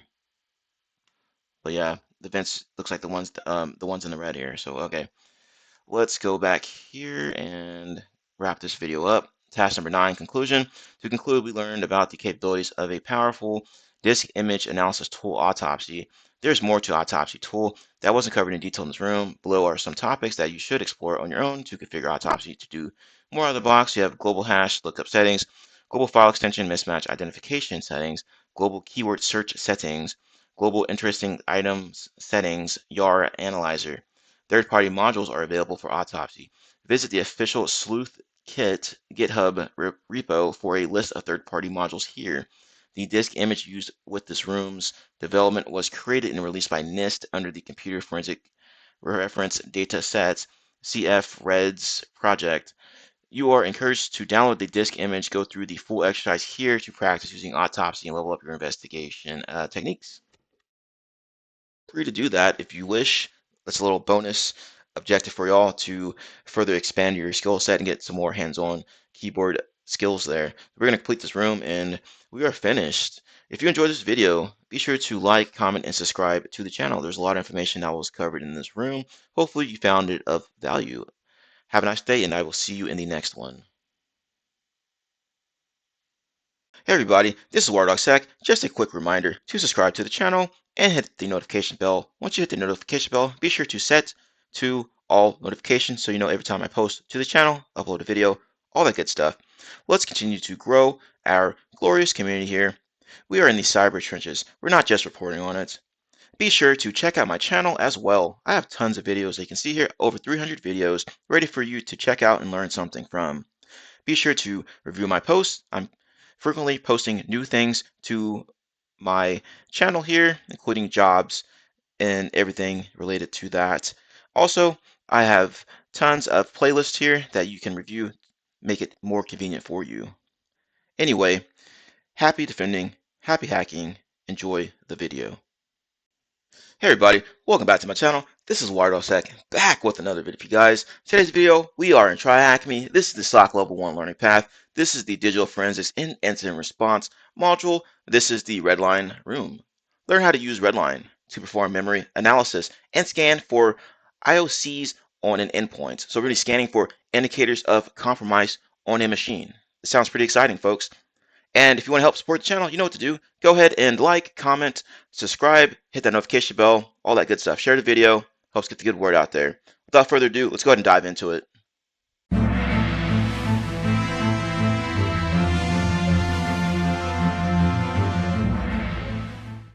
Task 1, Introduction. Many tools can aid a security analyst or incident responder in performing memory analysis on a potentially compromised endpoint. One of the most popular tools is Volatility, which will allow an analyst to dig deep into the weeds when examining memory artifacts from an endpoint. But this process can take time. Often when an analyst is triaging, time is of the essence, and the analyst needs to perform a quick assessment to determine the nature of a security event. That is where the FireEye tool Redline comes in. Redline will essentially give an analyst a 30,000-foot view of a Windows, Linux, or Mac OS endpoint. Using Redline, you can analyze a potentially compromised endpoint through the memory dump, including various file structures. With a nice looking GUI, you can easily find the signs of malicious activities.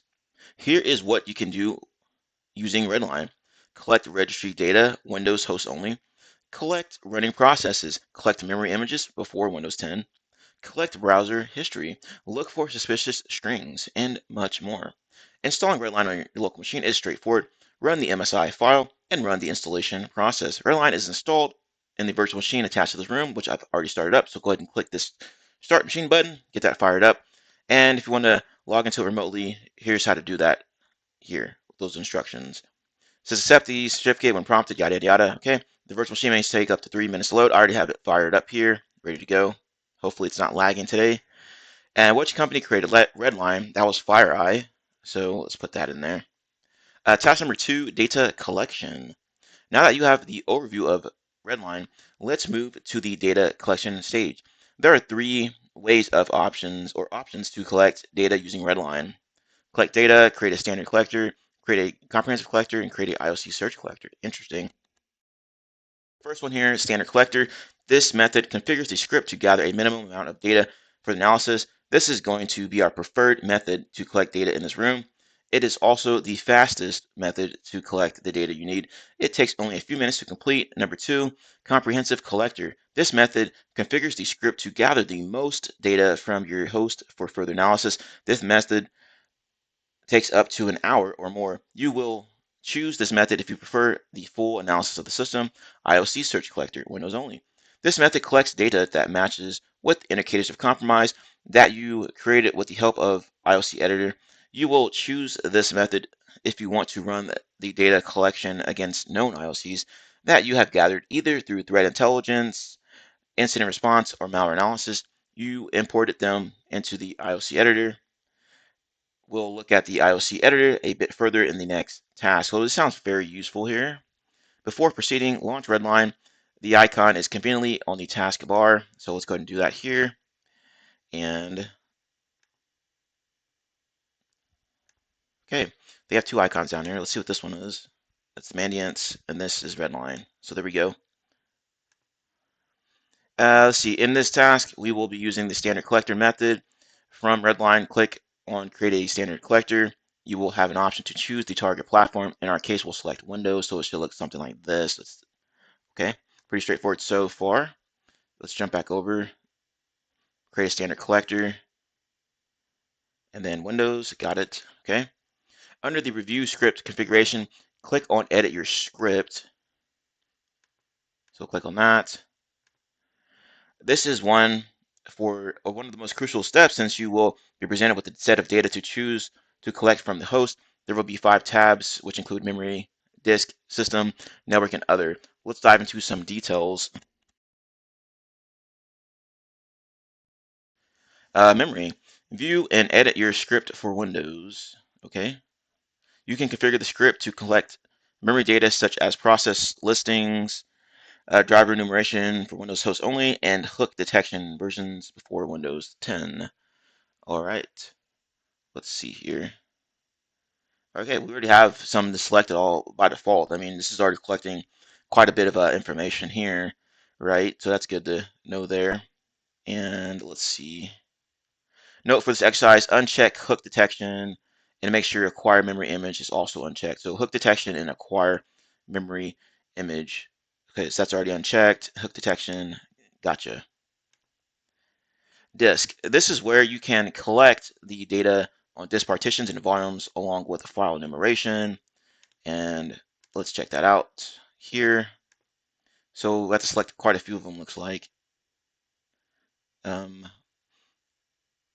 Okay, I'm not sure if we're supposed to be selecting those or not. I mean, looked at ours and there's nothing selected. Maybe we'll get to that here in a second. Let's see.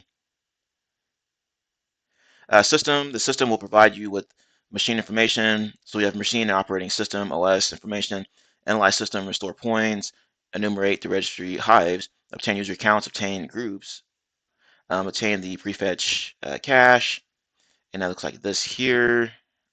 So let's flip over to system and see if this one's selected there. Okay, so I have a few items in there. The next one's going to be network. Here, there's nothing there. And other. Okay, so let's flip back over. And network. Network options supports Windows, OS, Linux platforms. You can configure the script to collect network information and browser history, which is essential when investigating the browser activities, including malicious file downloads and inbound/outbound connections. With this option, you can collect the data on different services and tasks running on the system, including the hashes. Now we are ready to proceed to the next important step. After choosing your data options, click OK, then click on Browse. Then under Save Your Collector to. Why is this an important step? Because you will need to create a folder where your analysis file will be saved, and the script for collecting the data you need. In our case, we'll be saving it to the analysis folder. Okay. It says you can choose any folder you wish, but make sure to specify the folder or make sure the folder is empty. Complete this dialog clicking OK. After you choose to save collector to folder, you will see the collector instructions. Okay. Let's see here. All right. So let's just finish this up right here, and then we'll go back and just click on or select our options. All right, so save it as a folder. No, you can choose a folder. Blah blah blah. Okay, already past that. If you go into the folder, you will notice that the bat file under the run redline audit. This is the executable script to collect data from the host. This script needs to be run as administrator to be able to collect the data we need. Okay, running the script will open a command prompt. This indicates that the script is running successfully. It will close automatically when the data collection process finishes.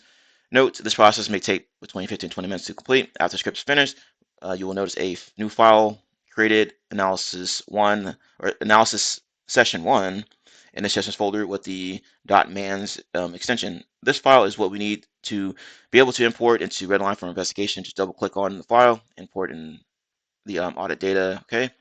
Tip, if you run the script multiple times, the naming convention of the analysis file will increment by one. For example, if you run the script 2 times, you'll get analysis session 1 and analysis session 2.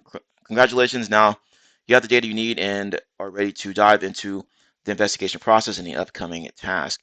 All right, so I'm assuming we have to go back and then start selecting everything in these pictures. So go ahead and do that on your own. And then once you do that, go ahead and run everything as we saw the instructions here.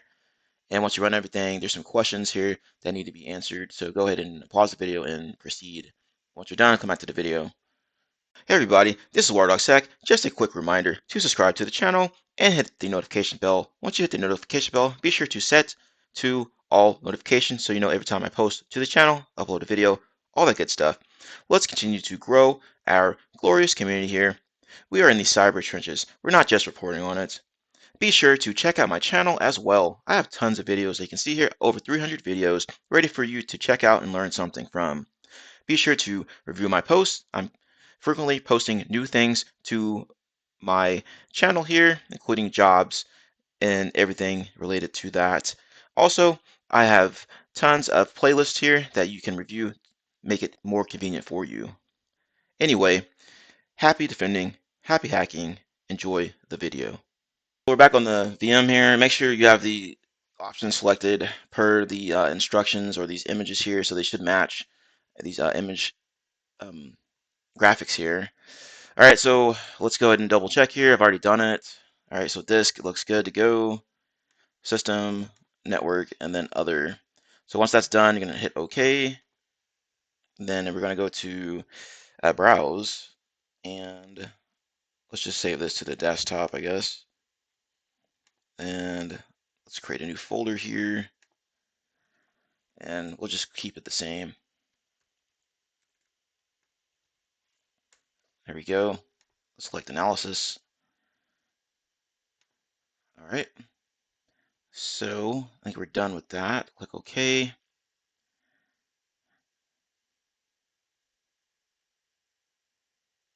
All right. So just click X on that.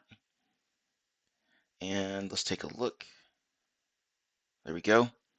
And the next step, we had to do something else after this, right? Yeah, run Redline audit.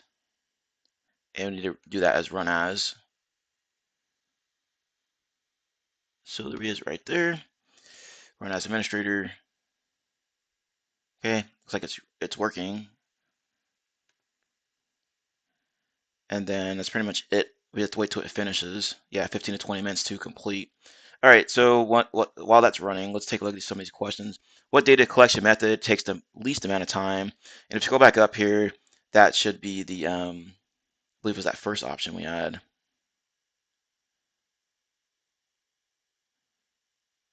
Yeah, I think it's this one here, because the other one, number 2, is the one that takes the longest, the comprehensive one, if you want everything off the box, right? So let's see here. All right, you are reading a research paper on a new strain of ransomware. You want to run the data collection on your computer based on the patterns provided, such as domains, hashes, IP addresses, file names, etc. What method would you choose to run a granular data collection against the known indicators? Well, known indicators, right? So they're using IOCs, indicators of compromise. So that should be the IOC one. IOC search collector should be our answer there. So let's see. Here we go. It says, what script would you run to initiate the data collection process? Please include the file extension. Well, that's going to be that audit one that we just ran, and it should be this here. And the extension is going to be a .bat, it looks like. So let's plug that in here. .bat, since it's a batch file. If you want to collect the data on disk and volumes, under which option can you find that? And scroll back up here. That should be under that, was it disk? The disk here. Yeah. So under disk, that should be it. So let's see here.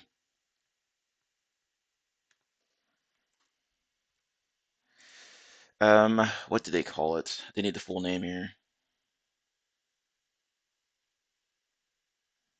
Disk, let's see.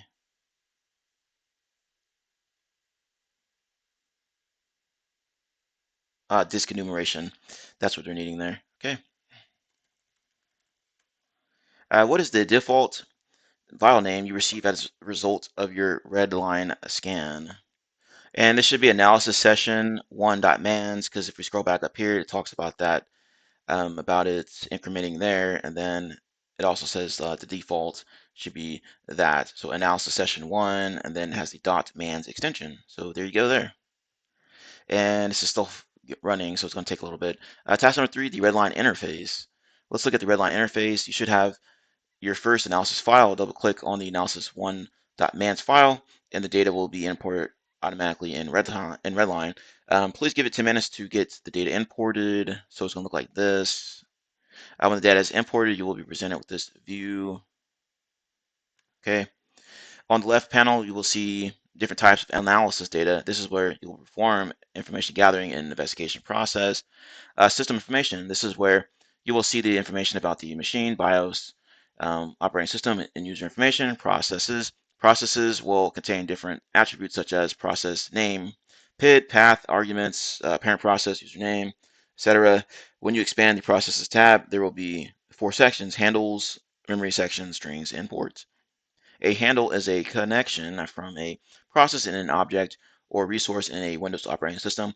Operating systems use handles to reference or for referencing internal objects like files, registry keys, resources, etc. Memory sections will let you investigate unsigned memory sections used by some processes. Many processes usually use legitimate dynamic link libraries or DLLs.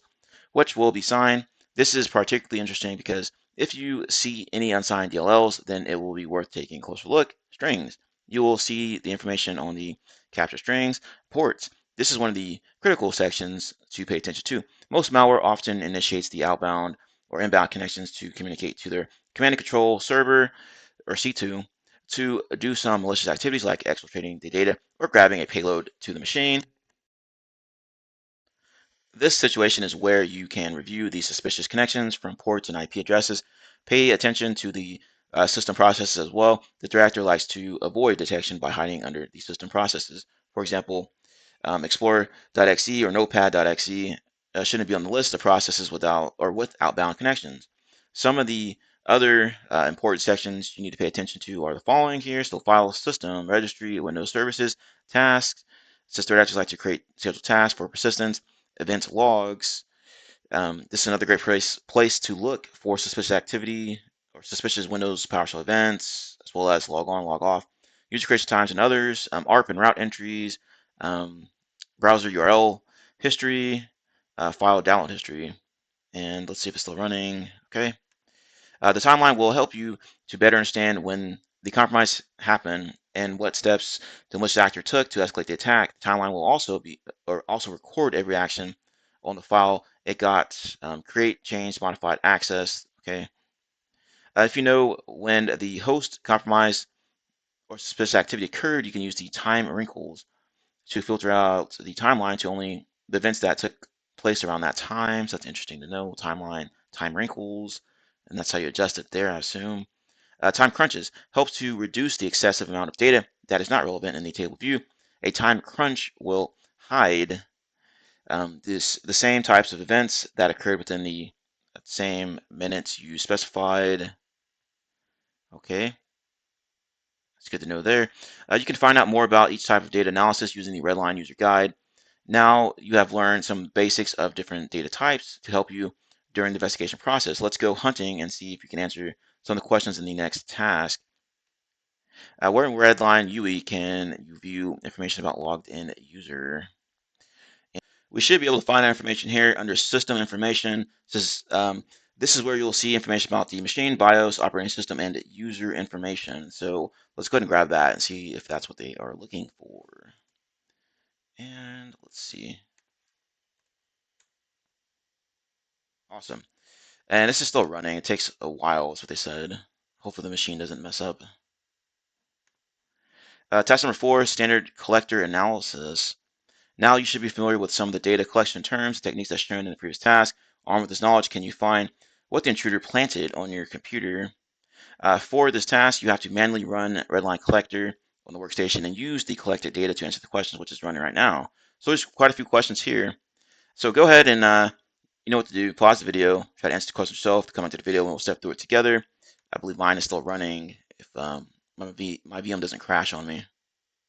Okay, I'm not sure what was going on with mine, but it said it finished, and when I tried to load it up in Redline, there's nothing there.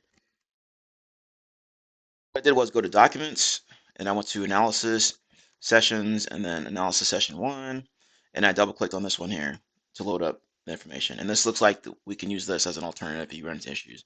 Anyway, so the first one, we need to find operating system. So under System Information here, scroll down a little bit, you see Operating System Information, Operating System, Windows Server 2019, Standard 17 and 763. Going to be our answer there. So plug that in. The next one says, be sure to check the rest of the system information section for other useful data. Now, what they mean by that is that you need to scroll down, user information, administrator. So make sure you take into consideration, you're going to look for administrator because that's logged in user. Next question, what is the suspicious scheduled task that got created on the computer? Well, there's an item here for a task. So click on that here and I'll pull everything up here. You'll see account name, administrator. Now you can't use this filter here, but this one looks like it pulled up right away. So we'll just say um, administrator, and it's the only one that comes back. Okay, and you can see the name here. It's going to be LMS Office Update FA.KE. Okay, so let's see if we can double click it. All right, there we go. Pulled up some more information here. Let's just copy and paste this over. So we got the name now. Plug it in. Done. It says find the message that the intruder left for you in the task. Well, we saw that already. let's see here. There's the comment here. I'm assuming this is going to be it here. THM persistence mechanism. So let's go ahead and grab that. And next one, there is a new system ID, or system event ID created by an intruder with the source name THM Redline user. So let's go ahead and grab this. And the type error, find the event ID number. Okay, so let's see here. I guess under event logs probably is going to be the most likely place. And this was source name. Okay, so source name. Let's see if that's an option in here. Well, let's just search everything. There we go. Okay, this might be it here. Let's double click it. And it says error. All right, so this appears to be it. And we need the event ID. 546 is going to be our answer there. So let's go ahead and copy and paste this over. Message, someone cracked my password. Now I need to rename my puppy. Okay, interesting there. And that appears to be the next answer. Provide the message. Okay, so we're going to copy that out of there. All right. We're cooking with gasoline finally. It says, it looks like the intruder downloaded a file containing a flag for question 8. Provide the URL, the website. So we have file download history is probably going to be the most likely place. There we go there. And scroll over. There's quite a few items in here. Well, it's flag.txt. So right off the bat, that looks like it's going to be one of the answers at least. Wormhole.app. There's another funky looking ones here that's got some stuff in it. Okay, so let's go ahead and check the question again. We need the URL for it, so let's go ahead and grab that one for flag. Let's double click it. Okay. And let's see if this is the one they want. Got it. Provide a full path to where the file was downloaded to include the file name. Okay, well, we have that right underneath it under target directory. And we need to put in the another backslash in the flag.txt. Okay, plug it in.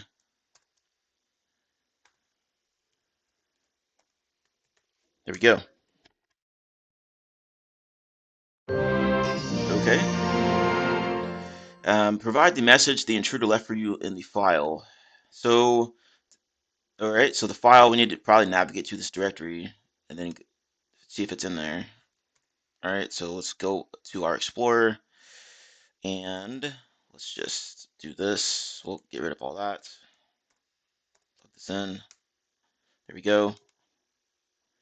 And there we go. There's our flag. Teach him, good catch, my friend. Sweet. All right, so now we're done with that task. Let's move on to the next one. Task number 5, IOC Search Collector. We briefly discussed the usage of the IOC Search Collector and the data collection task. Let's take a closer look at the capabilities of this collector type, but first let's recap what an IOC is. IOC stands for Indicators of Compromise. They're artifacts of the potential compromise and host intrusion on the system or network that you need to look for when conducting threat hunting or performing incident response. IOCs can be MD5, SHA-1, SHA-256 hashes, IP addresses, C2 domain, etc., etc. One of the great tools you can use is IOC Editor, created by FireEye to create IOC files. You can refer to this link to learn how to use IOC Editor. Note, according to IOC Editor download page, Windows 7 is the latest operating system officially supported. It is the same version installed in the attached VM. There's another tool called Open IOC Editor by FireEye, which supports Windows 10 that is worth taking a look at. Tip, before proceeding, you can close Redline to free up some sources, system sources while using IOC Editor. You can create a text file containing IOCs, modifying them, and share it with other people in the InfoSec industry. In this example, we will look at an IOC of a keylogger created with IOC Editor. Note below, you may follow along with the screenshots and don't have to create the IOC file in this task. You can create an IOC file using IOC Editor and perform an IOC search in the next task. Open IOC Editor, which was conveniently placed for you in the task bar next to Redline, may take up to 60 seconds for application to launch. Before proceeding, create the directory, which will store the IOC directory, and next create the IOC file. All right, so you can follow along if you want to. I'm just going to get this fired up and ready to go. We have to use it eventually, it looks like. All right, so IOC editor, assuming it's this here. So get that started up there. So let's see here, new in the keylogger indicators there. Okay. A brief explanation above image. The name of the IOC keylogger. The author is the Russian Panda. View it, created, and modified are fields you cannot edit, and IOC editor populates the information. Under description, you can add a summary explaining the purpose of the IOC file. The actual IOCs will be added under, you guessed it, add. Here are the values from the image above.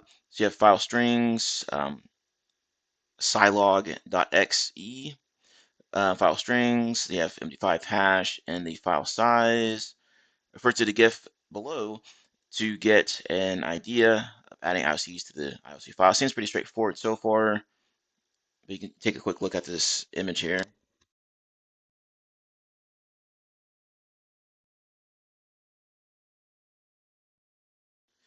All right, so let's go ahead and continue on.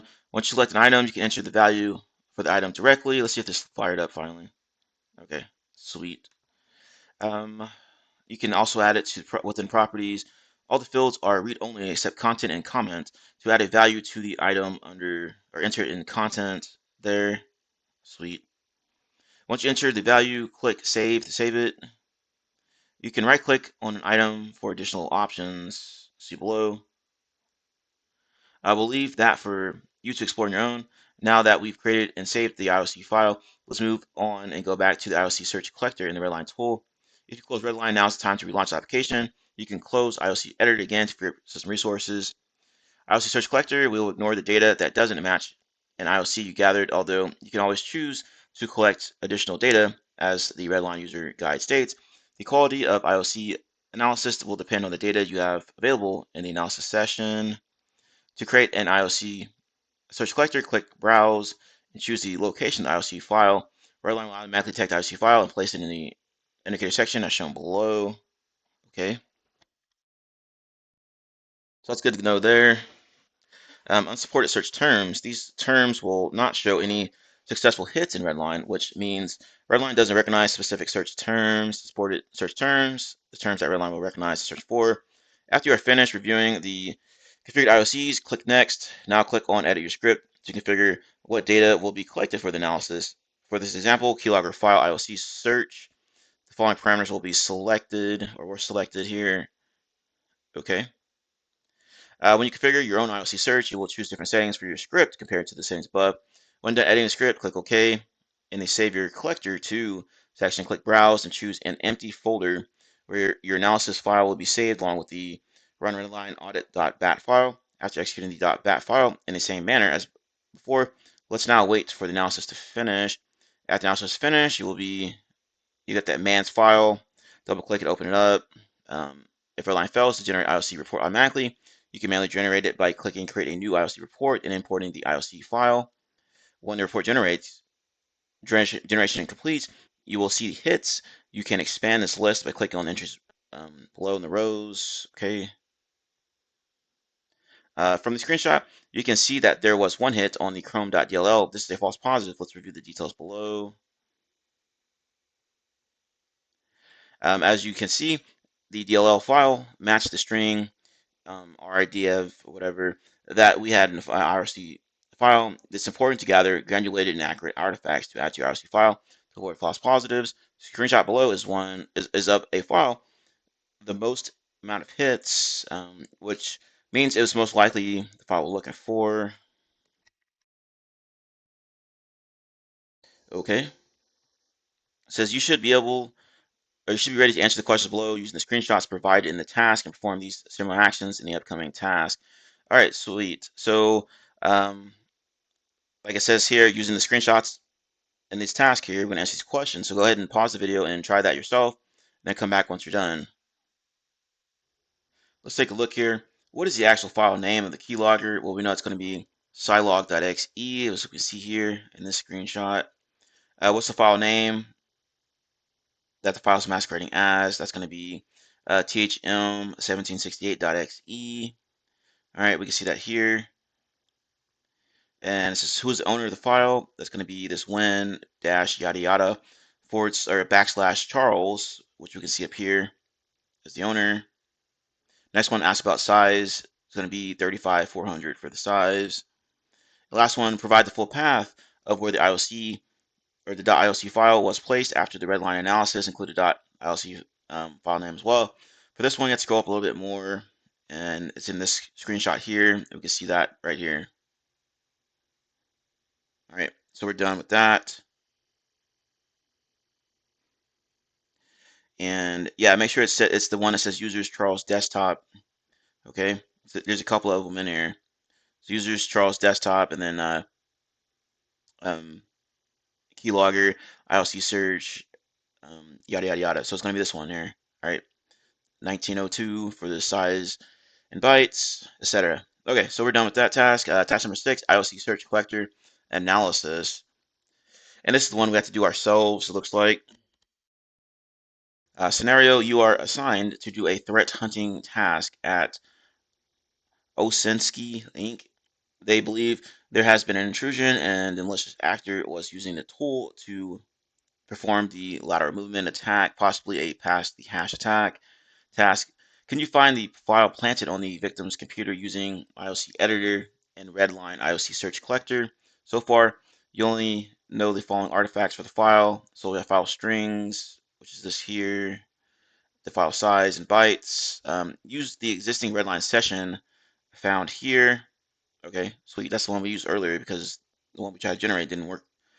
Okay, so once again, go ahead and pause the video, try to answer these questions yourself, then come back to the video and we'll go through it together. You should have been able to add your IOC information here. As you can see, I've done mine, name, pass the hash, author WireDogSec, description, PTH for short for pass the hash IOC, and then go on and put the information down here. File strings contains that first string, second string, and file size. You can select and or right here where it says add, then item stuff here. Let me get rid of that. You can click the drop down box and you go through and select whichever one pertains to what you're looking for. After you're done, you select save and it'll save it. Now look at where you're saving this, okay? This is where I'm saving mine. This appears to be the default one. Now you'll have to probably move this. So there it is originally, and we'll just call this PTH, like so. All right, so I'm gonna go ahead and just copy or just cut it out of here actually, and go back to the one we're supposed to be using, which is in the documents area, and we'll just paste it here. Okay, so that's done. And now we can close out of this. Sure, save it. So we're done there. Need to load it up. So let's go back to Redline. Okay, and right, so you'll click these tabs at the bottom here, IOC reports, click on that one, and then create a new IOC report. I'll bring this up, and we need to open the folder that it's in. So we are in documents, and then we just saved it in this one. So we'll just select analysis. There we go, pass the hash. Okay. And we'll click OK down here. And it says it says it failed. What happened here? This, great. Okay, so we'll need to delete some stuff off of this box apparently. We'll just delete the one we did earlier that didn't work. Okay, well, it's still open somewhere. Maybe here. Let's exit out of that. Yes. All right, let's try it again. Got it. Now, let's minimize this here, and then we'll empty the recycle bin, clear up some space off here.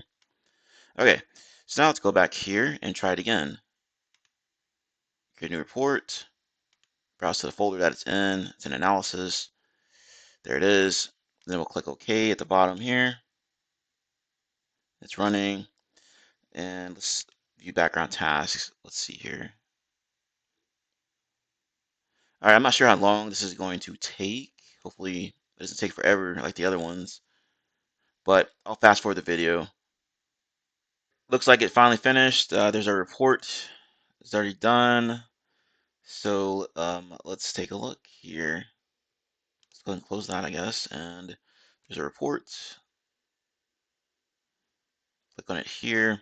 There's a report location. All right. And I'm assuming it's this here. All right, so let me minimize this. It's still loading up. Hopefully it doesn't take forever.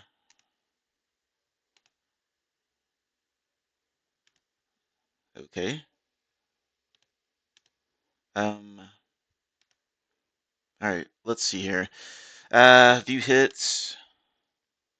Okay, let's see this first question. Provide the path of the file that matched all the artifacts along with the file name. All right, well, it's probably gonna be this full path here. So let's click this, copy this. Provide the path where the file is located without including the file name. Okay. Without including the file name, so I mean, it's the same thing without the XE there. Who's the owner of the file? Let's take a look here. Owner, built-in administrators. Going to be your answer there. Let's copy and paste. Provide the subsystem for the file, and let's click this and see if this tells us anything. Let's see here. All right, so let's see.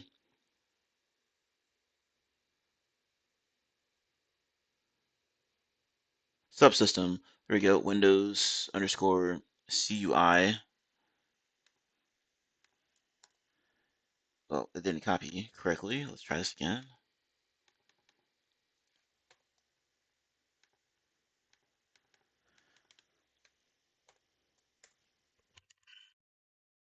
Okay, so it says provide the device path where the file is located, and it's probably going to be under here somewhere. So let's scroll down a little bit and see.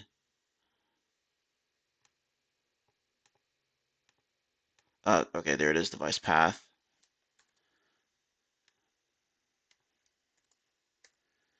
Provide the SHA-256 for the file, and let's see. We'll have the 5 hash here, so let's just use virus total. Search it in here. And then let's see here. What was it again? The SHA-2. Oops, the SHA-2. Yes, we need the SHA-2.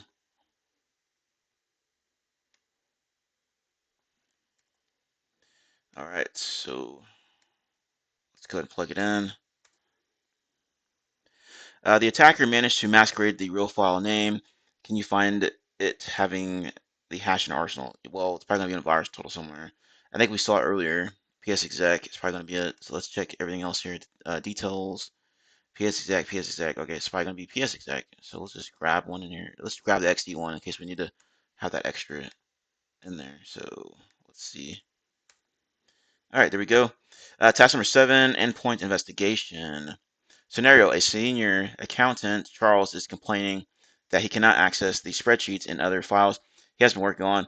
He also mentioned that his wallpaper got changed with the saying that his files got encrypted. That's not good news.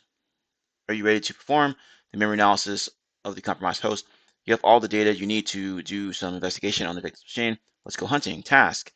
Navigate to the folder in desktop titled Endpoint Investigation. Double click Analysis Session 1.man's file. The data will be imported automatically into Redline. 3. Analyze the file to answer the questions below. Give it 10 minutes to import all the data. So I'm going to go ahead and do that right now. And let's just get out of this here. Desktop. Here. There we go. Double click it. Now it should start prompting me and doing all this. Okay. Let's see what it does here. So I'm gonna give it 10 minutes or so and see if it fires up. Okay, it looks like it loaded up finally. And let's take a look at these questions. Can you identify the product name of the machine?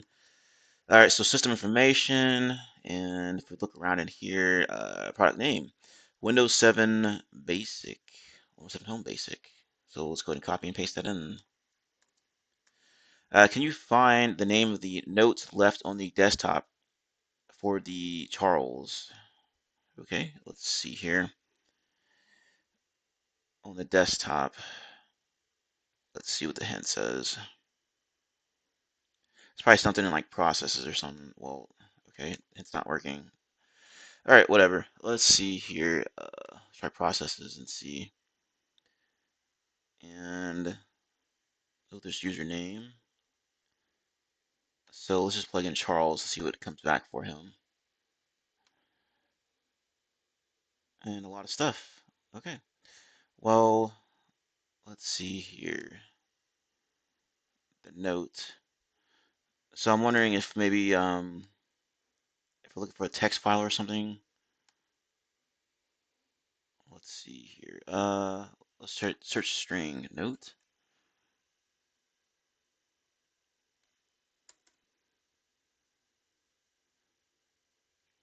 Oh man, what's going on here? All right. Something came. A notepad came up here, so let's double click this and see.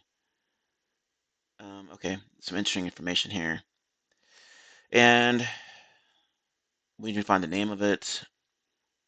So this is probably it here. Read this something something. Let's go ahead and copy and paste it over. All right, find the Windows Defender service. What is the name of the DLL? All right, so let's do that, and then we'll go to Windows Services, and then we will search on it. Okay, so let's just search for Windows Defender. See what comes up here. There we go. Double click it here, and there's the DLL under Service DLL right there. So np svc.dll. Okay. Next one. The user manually downloaded a zip file from the web. Can you find the file name? Well, we know files are going to be in that file download history, right? And let's get this out of the way. Let's see here. Maybe we can just search on .zip files. So let's try that. File name. And then it contains .zip. Add a filter. There we go. So Charles, and then let's scroll back over, download type manual. So this appears to be it here, and we need to grab the file name. Okay, so let's double click it. File name is this here, really long one. Almost looks like a hash or something. Provide the file name of the malicious executable that got dropped on the user's desktop. Let's check out file system here. Let's just drop down, and there's Charles, desktop. There's one in here, so it's probably going to be this one. Okay, let's go ahead and check it out. There it is. And the second one looks like there's an XD there. So let's see. Let's go back real quick. All right, so we're gonna grab this. I think we just need the XE. Yeah. Now we need the MD5 hash for the drop malicious executable, which is this here, and we'll probably have to use VirusTotal to search on this to figure out what it is. But I guess it's gonna be this Kerber server, whatever you want to call it. I believe this is a well-known ransomware or something like that was out there. But let me plug that in. If I can spell. Okay, it's right in front of my face. I can't even spell it correctly. Okay, but let's go ahead and VirusTotal and check it anyway. Yeah, so it's been flagged by a lot of vendors. You go to details, and you can see Kerber mentioned down there multiple times, right? And then you can check community tab here. Okay, Kerber.exe, Kerber. There we go. So it has to be at Kerber. All right, so we're good with that. Conclusion. As you have seen, Redline is a powerful tool that can guide you through analyzing the compromised host. You also need to consider the accuracy or that the accuracy of the analysis will depend on what kind of data you want to collect. Remember, Redline collects various data for analysis, including running processes, services, files, registry structures, event logs, etc. While solving the room, you might have noticed that timeline can be useful when searching for specific keywords. The timeline can give you an idea of when the attack started and what following actions the attacker took. Here's the reference list for you if you missed it in the previous task. The Redline User Guide, IOC Editor User Guide. Congratulations, you have learned a new tool. If you like to challenge yourself, we recommend the Revol Corp Room next, or REvol. Happy hunting. Read the above. We are done with this room. Awesome. A lot of hands-on keyboard skills here to learn using this Redline tool. The first time I ever used this particular product, but it seems very useful. Maybe you can add this to your tool belt for future use in the corporate world, lab environment, what have you. But anyway, if you want to help support the channel, be sure to like, comment, subscribe, and hit that notification bell so you know every time I post to the channel. All that is free, and you help out the channel, help it grow. You can also share the video with any of your friends, family, what have you, any interested parties. Anyway, I will see you in the next video. Have a nice day. Hey everybody, this is WireDogSec. Just a quick reminder to subscribe to the channel and hit the notification bell. Once you hit the notification bell, be sure to set to all notifications so you know every time I post to the channel, upload a video, all that good stuff. Let's continue to grow our glorious community here. We are in the cyber trenches. We're not just reporting on it. Be sure to check out my channel as well. I have tons of videos. You can see here over 300 videos ready for you to check out and learn something from. Be sure to review my posts. I'm frequently posting new things to my channel here, including jobs and everything related to that. Also, I have tons of playlists here that you can review, make it more convenient for you. Anyway, happy defending, happy hacking, enjoy the video. Hey everybody, welcome back to my channel. This is WireDogSec back with another video for you guys. Today's video, we are in TryHackMe SOC Level 1 Learning Path, Digital Forensics and Incident Response module. This is the KAPE room. An introduction to Kroll, Artifact Parser and Extractor, or KAPE for short, for collecting and processing forensic artifacts. Hopefully y'all are excited and ready to learn something today. But before we dive into it, if you want to help support the channel, be sure to like, comment, subscribe, hit that notification bell. It's free and it helps the channel grow. Without further delay, let's go ahead and dive into it.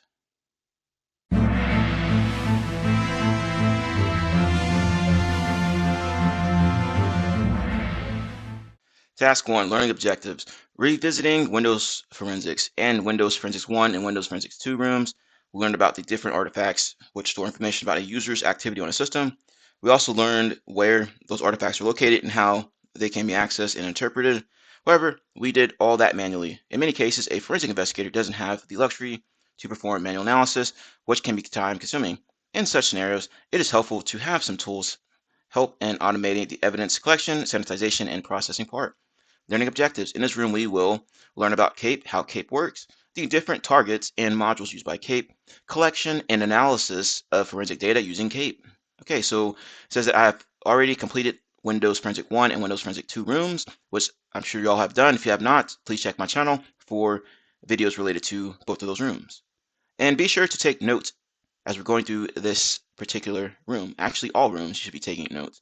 Task number 2, Introduction to KAPE.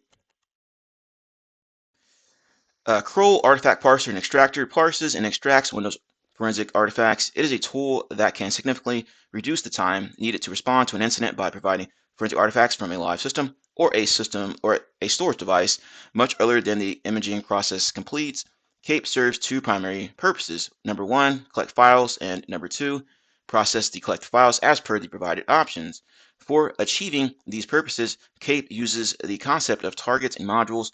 Targets can be defined as the forensic artifacts that need to be collected. Modules are programs that process the collected artifacts and extract information from them. We will learn about them in this upcoming task, how it works. KAPE is extensible and highly configurable. In essence, the KAPE binary collects files and processes them as per the provided configuration. The collection of files or targets, KAPE adds the files to a queue and copies them in 2 passes.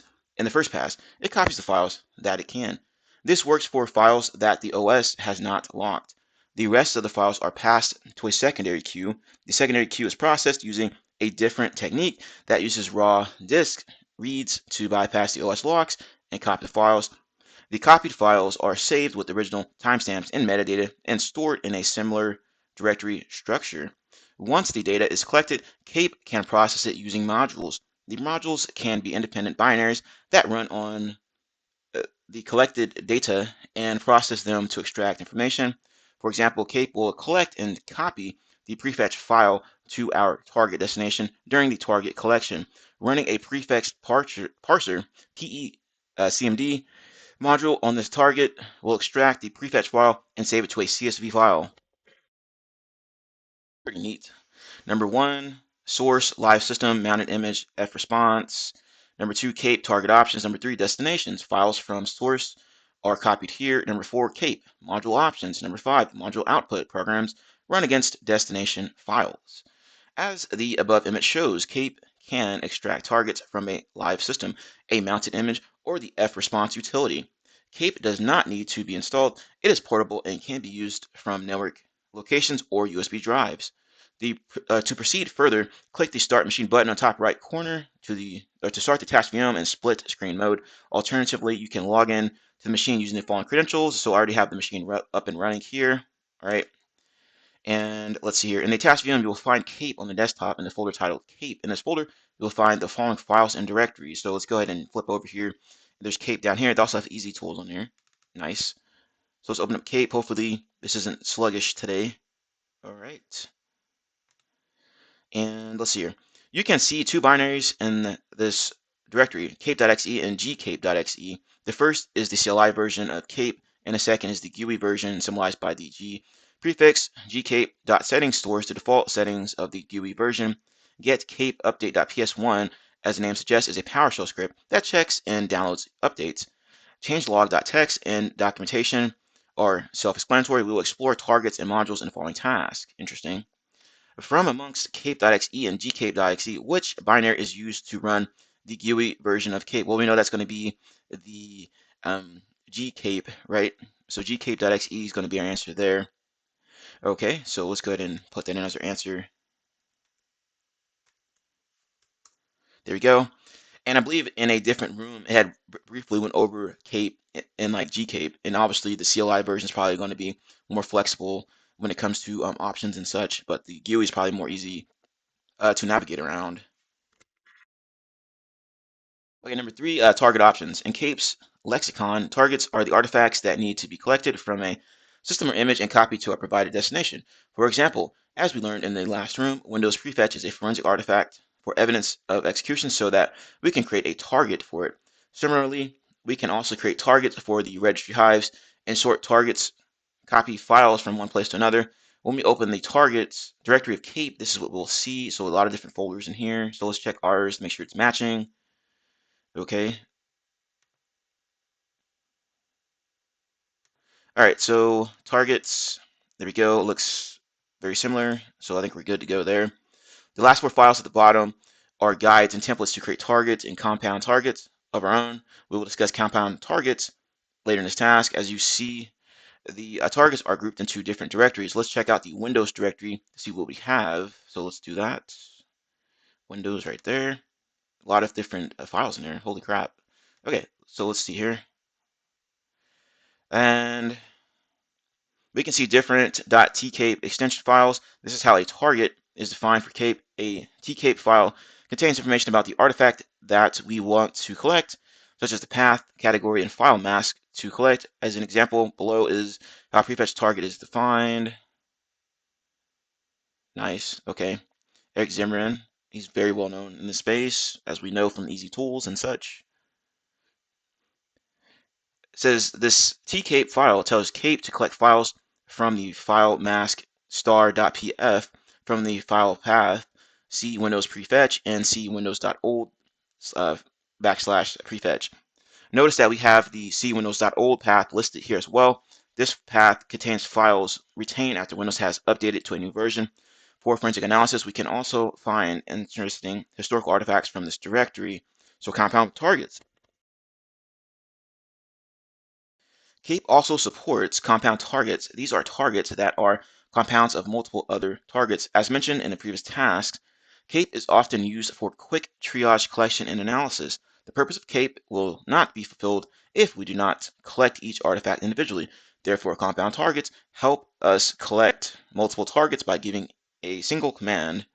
Examples of compound targets include um, basic collection, sans triage, and KAPE triage. We can view the compound targets on the path KAPE targets compound. The following image shows what a compound target for evidence execution looks like, so you can take a quick look at this. Okay. The above compound target will collect evidence of execution from prefetch, recent file cache, amcache, and syscache targets. Disabled. This directory contains targets that you want to keep in the KAPE instance, but you don't want them to appear in the active targets list. And you got local. If you have created some targets that you don't want to sync with the KAPE GitHub repository, you can place them in this directory. And these can be targets that are specific to your environment. Similarly, anything not present in the GitHub repository when we update KAPE will be moved to the local directory. All right. What is the file extension for KAPE targets? And if we scroll back up here, we can see that's going to be the should be the .tcape extension for that. Okay, so let's type that in. What type of target will we use if we want to collect multiple artifacts with a single command? And that's what we're just talking about here. These compound target is what we want to plug in there as our answer there. So let's go ahead and paste that in. Okay, task number 4, module options. Modules in KAPE's lexicon run specific tools against the provided set of files. Their goal is not to copy files from one place to another, but rather some command and store the output. Generally, the output is in the form of CSV or text files. This is what the modules directory looks like in KAPE, so we're going to flip over to our instance. All right, let's check out our modules directory. We are inside the KAPE directory, and there's modules. There we go. Similar to the previous task, we see guides and templates for creating modules and compound modules. We also see the disabled, local, and compound directories, which are similar to what we saw in the previous task. We will not discuss these again. As we discussed them in the last task, we see that most of the modules are grouped together in different directories. One thing we find different is the bin directory. We will discuss that in a bit, but for now, let's open the Windows directory and see what we have in there. So let's go ahead and follow along. There's Windows. Here we go. And these extensions are .mkp for modules, apparently. All right. Here we see files with the .mkp extension. These are understood as modules by KAPE. Let's open an mkp file and see how it's structured. The following image shows the Windows ipconfig mkp file. So it looks something like this, right? ipconfig.exe, which makes sense. Notice that the mkp file tells KAPE about the executable that has to be run, the command line parameters of the executable file, the output export format, and the file name to export to. But what if the executable that we want to run is not present on the system? This brings us to the bin directory. The bin directory contains executables that we want to run on the system but are not natively present on most systems. KAPE will run executables either from the bin directory or the complete path. An example files to be kept in the bin directory are Eric Zimmerman's tools or easy tools, which are generally not present on a Windows system. We use them extensively in the Windows Forensics room. Yep, and there they are right here. So it says, notice that most of the binaries present here are from Eric Zimmerman's tools. Okay, and let's see, go back one, and you can see there's the bin. There we go. Various different tools in here. Okay, so question time. What is the file extension for the modules? And that was the .mkp for those. Okay. What is the name of the directory where binary files are stored, which may not be present on a typical system, but are required for a particular KAPE module? That was the bin directory, as we just read about and just saw in our VM there. Task number 5, keep GUI. Now that we have learned about the different components of KAPE, let's take it for a test drive. In the attached VM, double-click on the gkape.exe file. You will see the following window. So let's do that here. Hopefully it's not slow. to start up here. Okay, so we have GKAPE there. Let's double click on it and let's fire this bad boy up.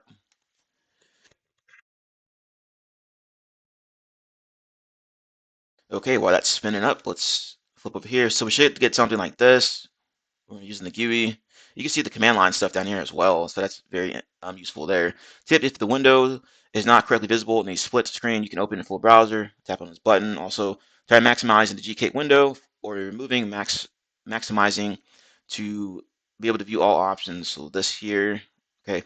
Here you can see that there are different options, but most are disabled. To collect targets, we will go ahead and by enabling the use target option checkbox, this will enable the options present in the left half of the window. So with this here, once it loads up, okay, where is this? Is it still loading? Let's try this again.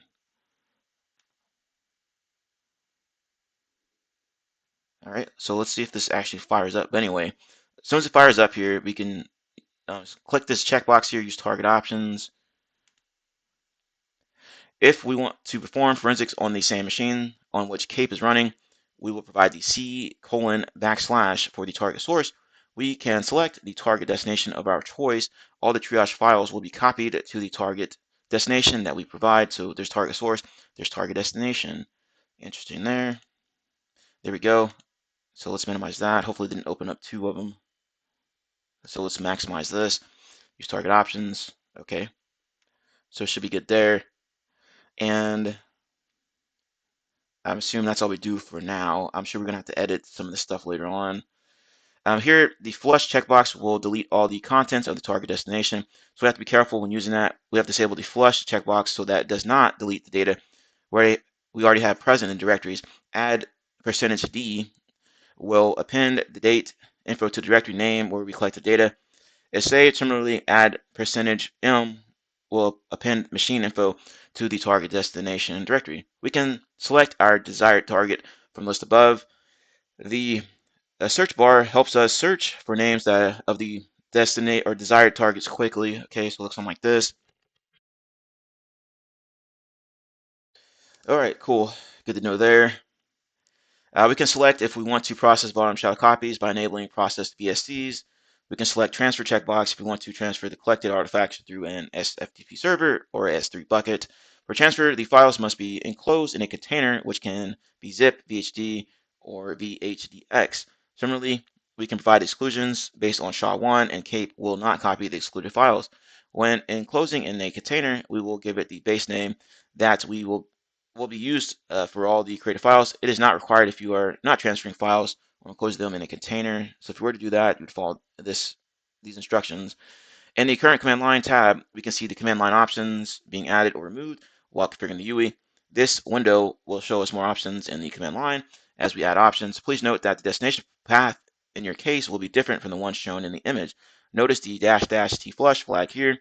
It means that when this command line was created, the flush checkbox was still checked. Okay, we see that here. By checking the module or checking the use module options checkbox, the right side of the KAPE window will also be enabled. So good to know there. All right, you already have this fired up here. I mean, if we were to go in, start doing stuff here, I mean, use module options, then you go in and start selecting stuff, right? So it seems pretty straightforward so far. So let's take a bigger look at this real quick. Okay.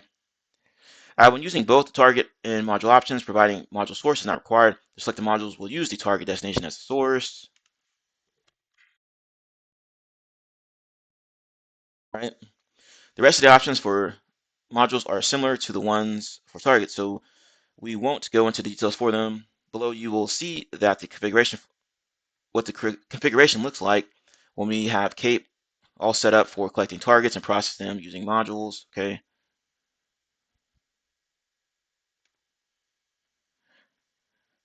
We have selected the KAPE triage compound target and the easy parser compound module. The command line below shows the CLI command that will be run. The execute button in the bottom right corner will execute the command. The disable flush warnings checkbox underneath it will not warn us when we are using the flush flags. When we press execute, we will see a command line window open and show us the logs as KAPE performs the task. It will take a few minutes to execute it since we will be collecting all the data and then running the module processes on it. Once it completes, it will show us the total execution time, and we can press any key to terminate the command window. So if we're running this, this will pop up here and show us that it's running and doing its thing here. Found 14 targets, yada, yada, yada. So a lot of information there. Notice that at the back end, KAPE is running the KAPE.exe in the command line. We can check out the files created by KAPE once it completes processing them. The below snapshot shows our module destination. Notice how KAPE has processed the files according to the different categories: event logs, file deletion, file folders, access, etc., etc., etc. It says let's collect triage data using the KAPE triage package, process it using the easy parser module, and then answer the questions below.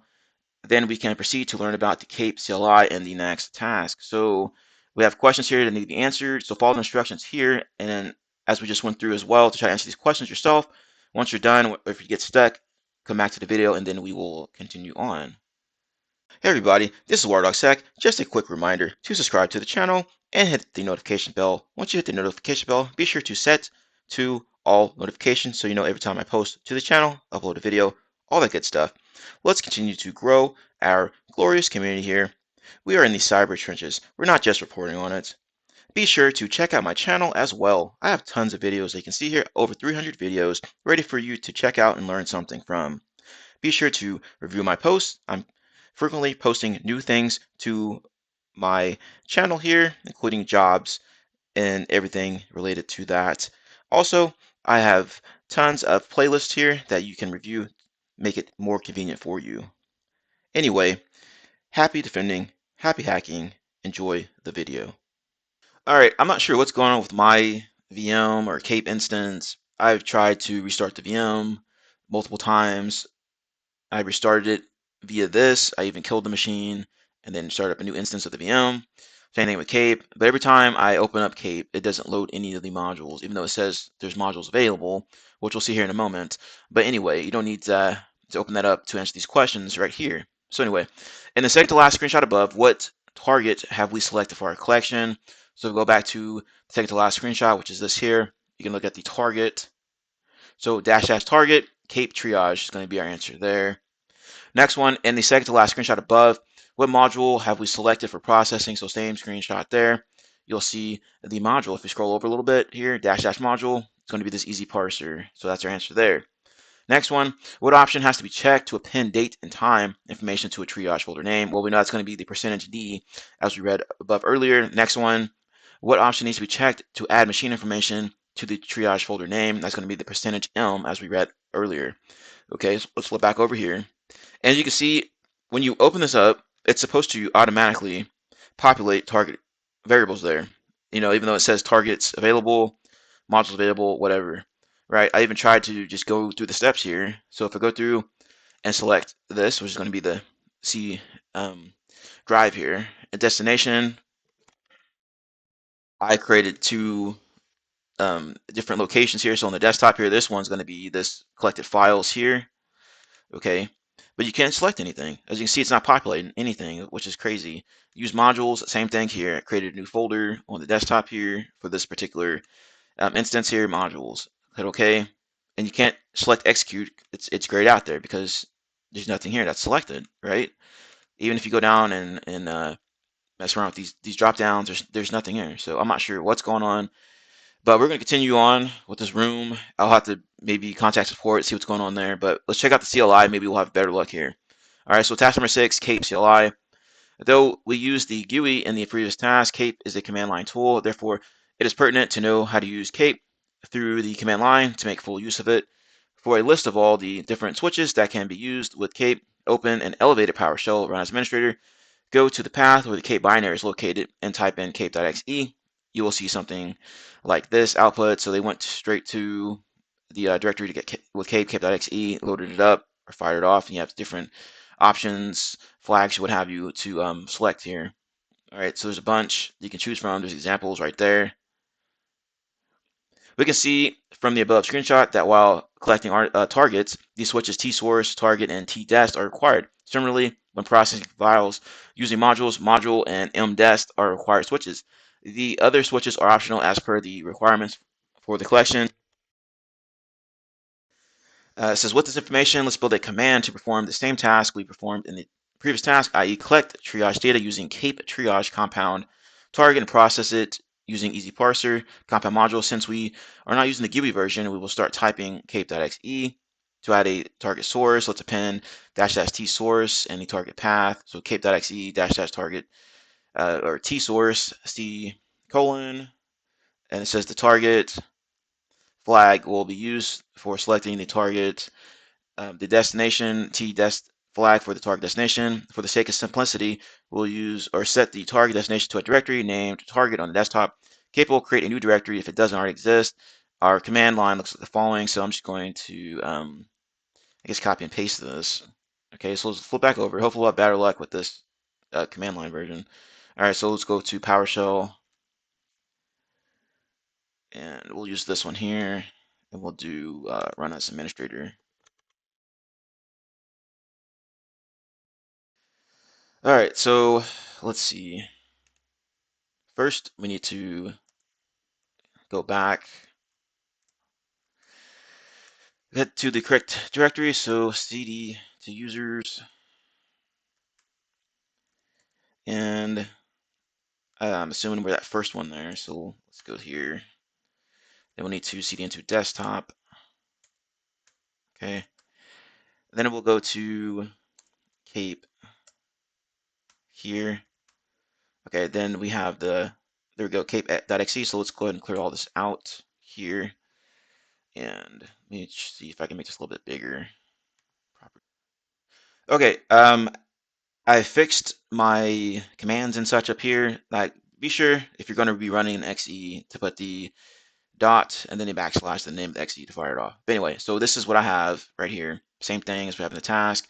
The targets, we're using that KAPE triage compound target. So once again, if we go back and look at compound in here, this is the KAPE triage.tkapes. So that's the one we're using, right? And I fired it off. As you can see, it's running. So this seems to be working just fine. I'm not sure what's going on with the GUI, but looks like the command line's working fine. I went ahead and killed it just for the sake of this room. I might have to run it again later on because I think the next item suggests that we use modules or something. But anyway, so if we go and take a look at our folder here on the desktop for our collected files, you can see stuff is populating in here now, right? So I think we're on the right track. All right, so if the GUI is not working, then I suggest using the command line. Let's flip back over. So as we can see from okay, we already read that part there. So yeah, we left off here. Running above command will collect triage data defined in the KAPE triage target and save it to the provided destination. However, it will not process it or perform any other activity on the data. If we want to flush the target destination, we can add --t flush to do that. For now, let's move on to adding the module options. If we were using a module source, we would have used a --m source flag, and similar manner to use the --t source flag. But in this case, let's use the target destination as the module source. By doing this, we will not need to add it explicitly, and we can move on to adding the module destination using the --dest flag. So here's the updated command here. So once again, using that KAPE triage compound, right? Going to the target's destination is going to be that target folder as they have listed here, and then there's the module folder right here, as we saw in the GUI as well. We have just used a directory name module for the module destination. To process the target destination using a module, we need to provide the module name using ---- module flag. To process it using the easy parser module, we will append the ---- module, then easy parser, making your command look like this. This is the updated command right here. Just added that at the end. Please note that we will need to run this command in elevated shell with administrator privileges for KAPE to collect the data. We can modify the command as per our needs and the switches provided by KAPE.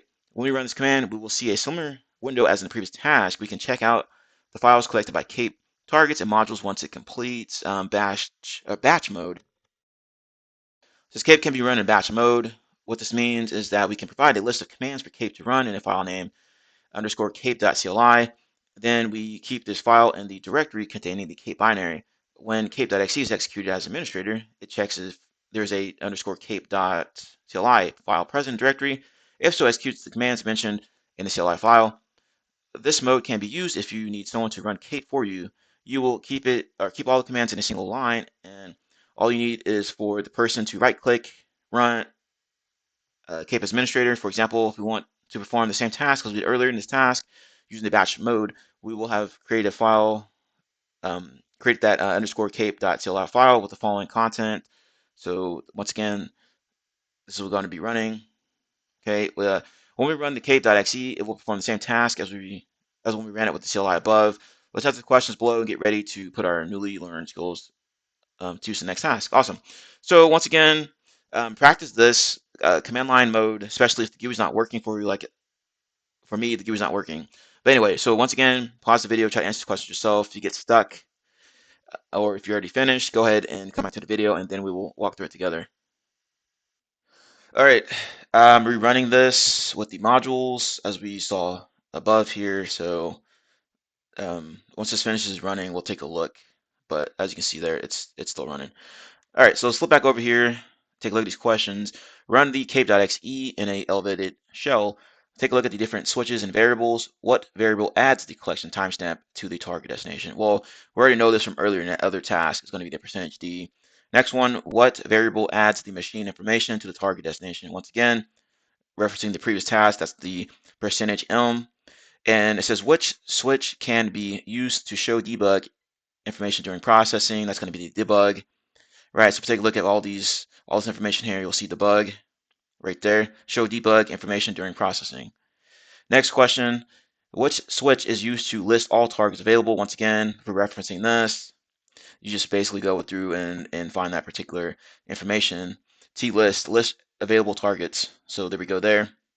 Next one, which flag, when used with batch mode, will delete the underscore KAPE.cli targets and modules after the execution is complete? There's going to be the CU.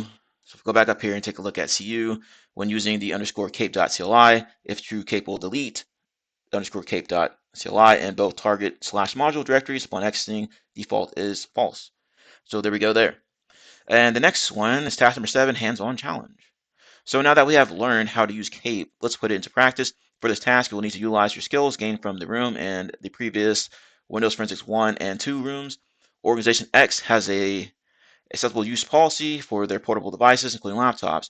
This policy forbids users from collecting or connecting removable or network drives, installing software from unknown locations, and connecting to unknown networks. It looks like one of your users has violated this policy. Can you help Organization X find out if the user violated the acceptable use policy on their device? The user's machine is attached to the room as a VM. Navigate to KAPE directory placed on the desktop and the attached VM. Run KAPE with your desired target and module options. Answer the following questions. You can use Easy Viewer placed in the Easy Tools folder and desktop to open CSV files. So once again, go ahead and pause the video and try to run this yourself. Try to answer these questions yourself. If you get stuck or you're done, come back to the video and then we will proceed. I believe mine is still running here. Yes. Okay. Looks like it finished. This is how long it took to run. Anyway, this is what I ran here. So if you wanted to reference this again, if you're using the command line interface to the GUI, there you go. Let's flip back over to our questions. 2 USB mass storage devices were attached to this virtual machine. One had a serial number of this here. So I'm going to go ahead and copy this. We'll have to search for it.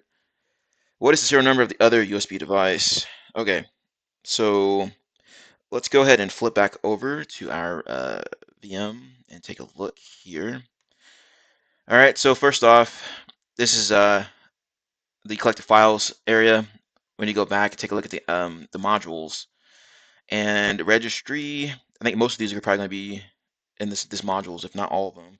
So anyway, so we'll take a look at this registry. Take a look at this here and make this a little bit bigger.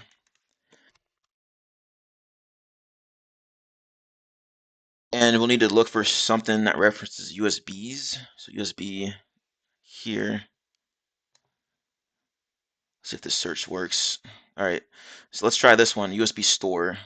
Okay, so double click that, and then we'll need to open this up into that, I think it was Easy Viewer or something. So let's go down to the desktop, and then Easy Tools, Easy Viewer, and then this. There we go. So now we should be able to see these files. All right, so once it's opened up, we'll need to take a look at this and see if we can find that the answer in here. Okay, hopefully this doesn't take too long to open. And let's see if it's even going. Let's try this again. All right, it's just really slow. So I'll have to just fast forward the video. All right, now we have that file opened up, easy viewer, and we need to find the other device here. If we scroll over here, we can see that serial number, right? So the one we had was this one here. So find next is that one, and we need to get this one here. So this is the other serial number. Let's just right click and copy. Hopefully this pastes correctly. All right. Next one is talking about 7-zip. Google Chrome and Mozilla Firefox were installed from a network drive location on the virtual machine. What was the drive letter and path of the directory where these files or where the software was installed? Okay, so look for network drive and stuff of that nature. So let's get out of this. Yes, I want to exit. And lo and behold, this GKAPE actually loaded up finally. I guess it takes a while to populate this information, but as you can see there, it's working. So I guess if you want to use the GUI, go ahead and use it. You'll just have to wait, I'm assuming, but I'm not sure. But anyway, so minimize that. We don't need that right now since we've already appear to have our information. And of course, it's not responding. That's great. Okay, so let me exit out of this. And let's go back to our modules folder. And for this one, I believe we have to go and look at registry again and then recent apps inside of here. So let's go ahead and expand this. Here, there's recent apps. So let's go ahead and open this up and take a look for this.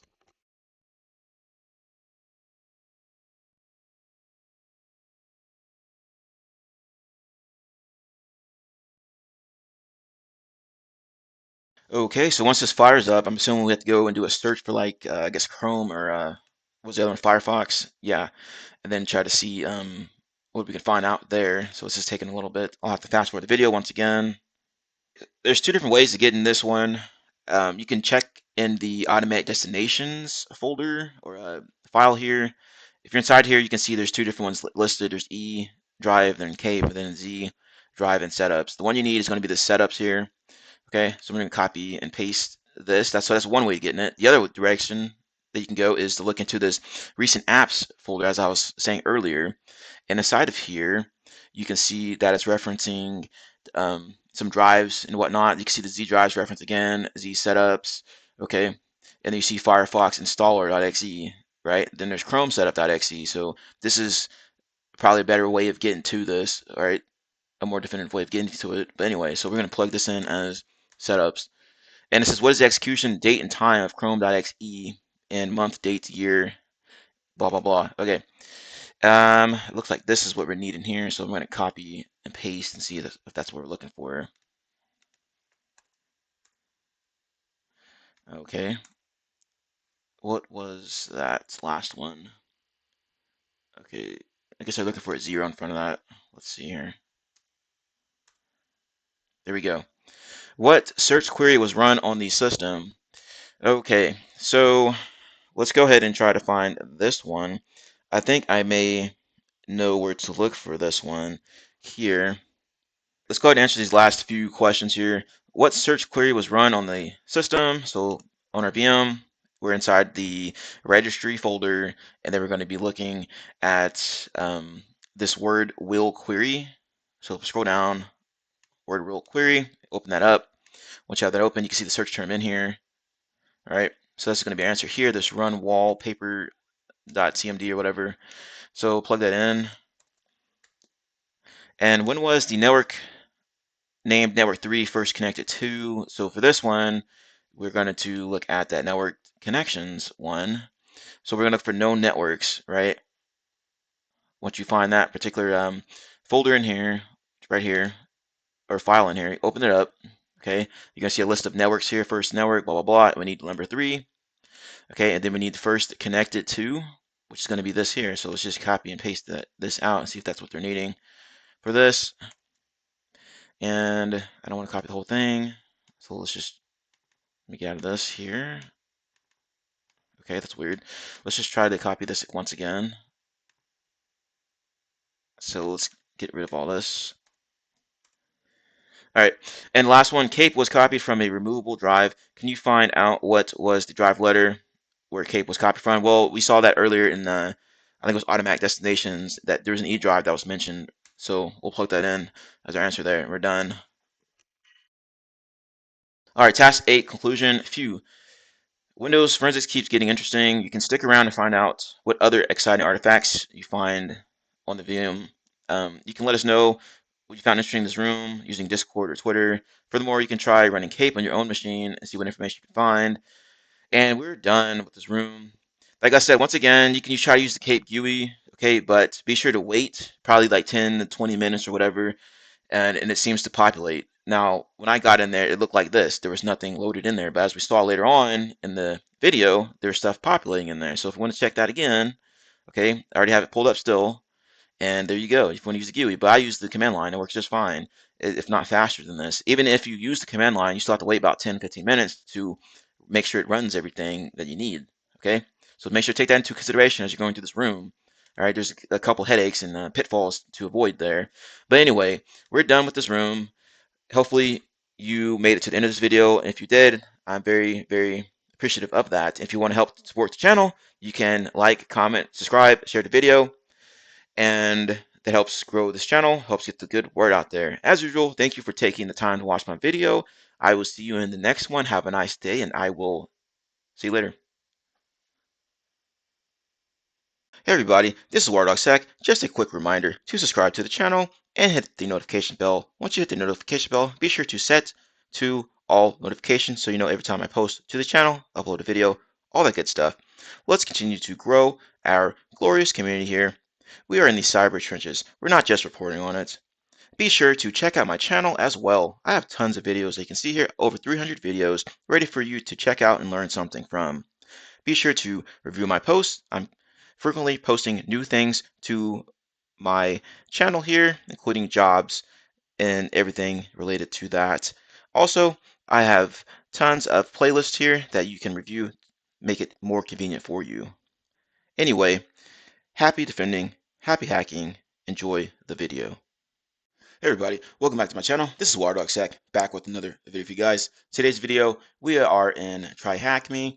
This is the SOC Level 1 learning path. This is the Digital Forensics and Incident Response module. This is the Volatility room. Learn how to perform memory forensics with volatility. Hopefully you all are excited to learn something today. Be sure that you are taking notes that are relevant to you and that you will understand when you can reference them later on. And as always, if you want to help support the channel, you can hit the like button, subscribe with the notification bell so you know every time I post to the channel.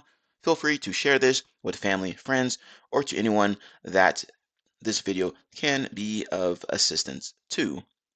Without further ado, let's go ahead and dive into it and check out what this room has to offer.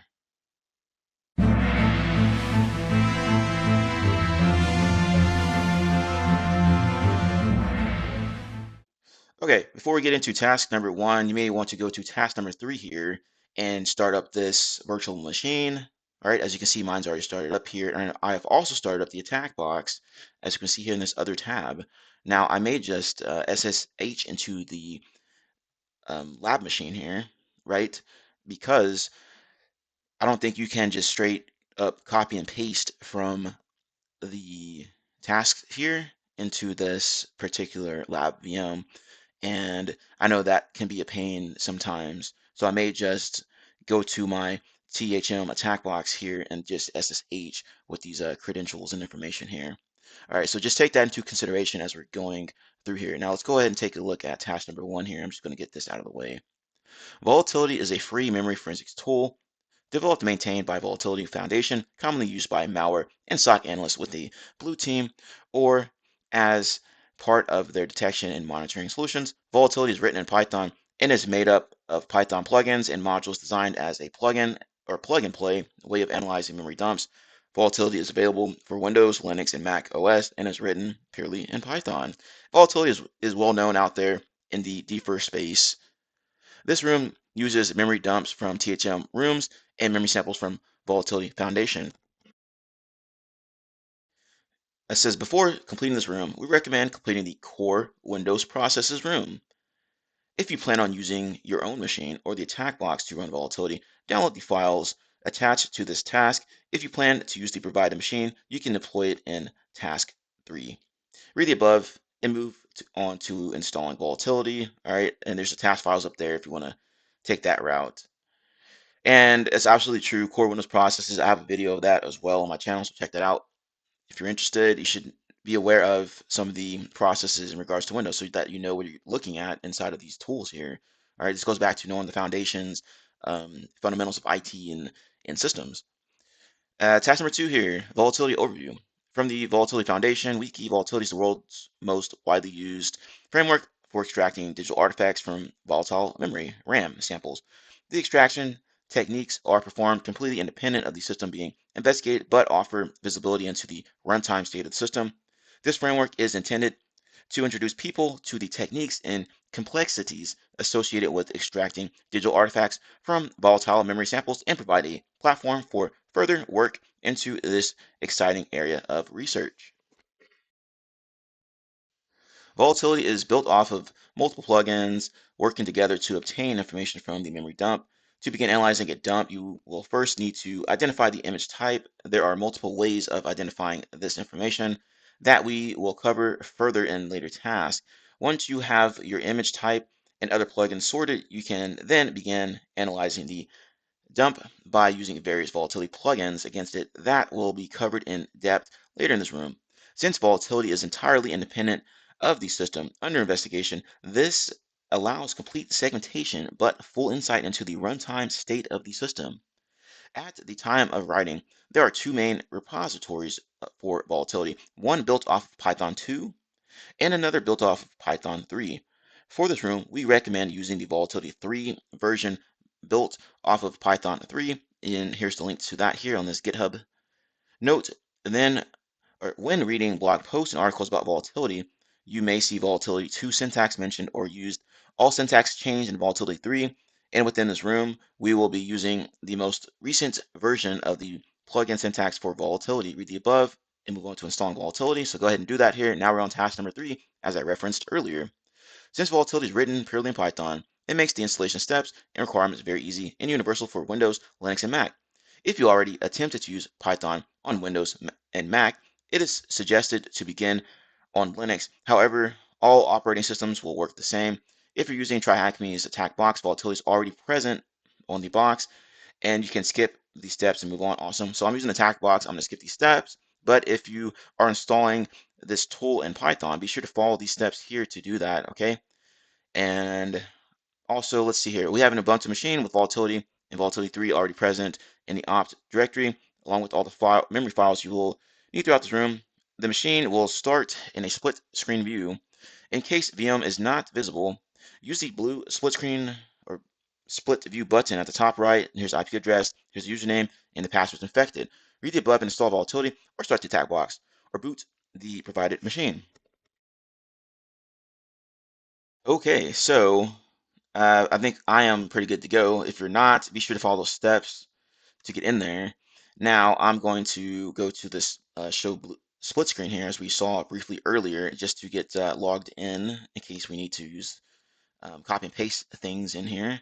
So let's go ahead and SSH into that. So we're going to SSH, and then THM analyst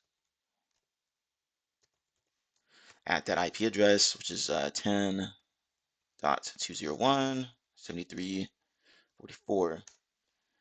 And we're just going to hit enter. Whoops, okay. Let's go ahead and do yes then. There we go. Infected. Bam, now we're in there. So let's go ahead and clear this out. You can see my name changed there, right? And you can do host name if you want to double check things, right? Who am I? You know, typical things you'd see or want to look at, right? Hey everybody, this is WireDogSec. Just a quick reminder to subscribe to the channel and hit the notification bell. Once you hit the notification bell, be sure to set to all notifications so you know every time I post to the channel, upload a video, all that good stuff. Let's continue to grow our glorious community here. We are in the cyber trenches. We're not just reporting on it. Be sure to check out my channel as well. I have tons of videos. You can see here over 300 videos ready for you to check out and learn something from. Be sure to review my posts. I'm frequently posting new things to my channel here, including jobs and everything related to that. Also, I have tons of playlists here that you can review, make it more convenient for you. Anyway, happy defending, happy hacking, enjoy the video. It appears to be working, as you can see here. Please note that it's in the opt directory, all right? So make sure you're reading this thoroughly. I'm in the opt directory, as you can see here. I did ls, there's Volatility 3, I ls that directory, and then there's all the files in there. I cd'd into Volatility 3, did Python 3, vol.py, make sure it's working, and you can see there that it ran. So now we are good to go there. Task number 4, memory extraction. Extracting a memory dump can be performed in numerous ways, varying based on the requirements of your investigation. Listed below are a few of the techniques and tools that can be used to extract a memory from a metal machine. So we have FTK imagers, Redline, dumpit.exe, win32dd.exe, memorize, and fast dump. When using an extraction tool on a bare metal host, it can usually take a considerable amount of time. Take this into consideration during your investigation if time is a constraint. Most of the tools mentioned above for memory extraction will output a .raw file with some exceptions like Redline that can use its own agent and session structure. And there's a picture of RAM right there, like physical RAM. For virtual machines, gathering a memory file can easily be done by collecting the virtual memory file from the host machine's drive. This file can change depending on the hypervisor used. Listed below are a few of the hypervisor virtual memory files you may encounter. So we have a few different ones here. We got vmware.vmem, you got hyper-v.bin, parallels.mem, and you got virtualbox.sav file. This is only a partial memory file. Exercise caution whenever attempting to extract or move memory from the bare metal and virtual machines. Read the above. Okay, we're already done with that. Task number 5, plugins overview. Since converting to Python 3, the plugin structure for Volatility has changed quite drastically. In previous Volatility versions, you would need to identify a specific OS profile exact to the operating system and build a version of the host, which could be hard to find or used with a plugin that could provide false positives. With Volatility 3, profiles have been scrapped, and Volatility will automatically identify the host and build on the memory file, so that's good to know there. The naming structure of plugins has also changed. In previous version of Volatility, the naming convention has been simply the name of the plugin and was universal for all operating systems and profiles. Now with Volatility 3, you will need to specify the operating system prior to specifying the plugin to be used. For example, Windows.info versus Linux.info. This is because there are no longer profiles to distinguish between various operating systems for plugins, as each operating system has drastically different memory structures and operations, which makes sense, right? Look below for options of operating systems plugin syntax. You get .windows, .linux, .mac. At least it's easy to understand, right? Right, it's named after the operating system. You want to look at Windows stuff, Windows, Linux, Linux, Mac, Mac. There are several plugins available with Volatility as well as third-party plugins. We will only be covering a small portion of the plugins that Volatility has to offer. To get familiar with the plugins available, utilize the help menu. As Volatility 3 is currently in active development, there is still a short list of plugins compared to its Python 3 counterpart. However, the current list still allows you to do all of your analysis as needed. And I will look into this Volatility 3. I'm pretty sure this room is probably a bit older, so I would do like a Google search or ask one of your AI chatbots to see if there's any updates to Volatility 3 in this information here. Read the above and review the Volatility menu. Okay, we're done with that. And let's just check it out real quick, I guess. And so I'm going to Python 3, then -H for help.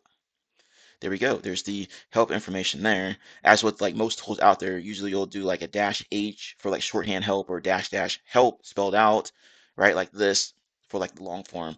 But as you can see here, we can use -H to gather some more information on how to use this particular tool and its options and plugins and whatnot. Let's continue on to task number 6, identifying image info and profiles.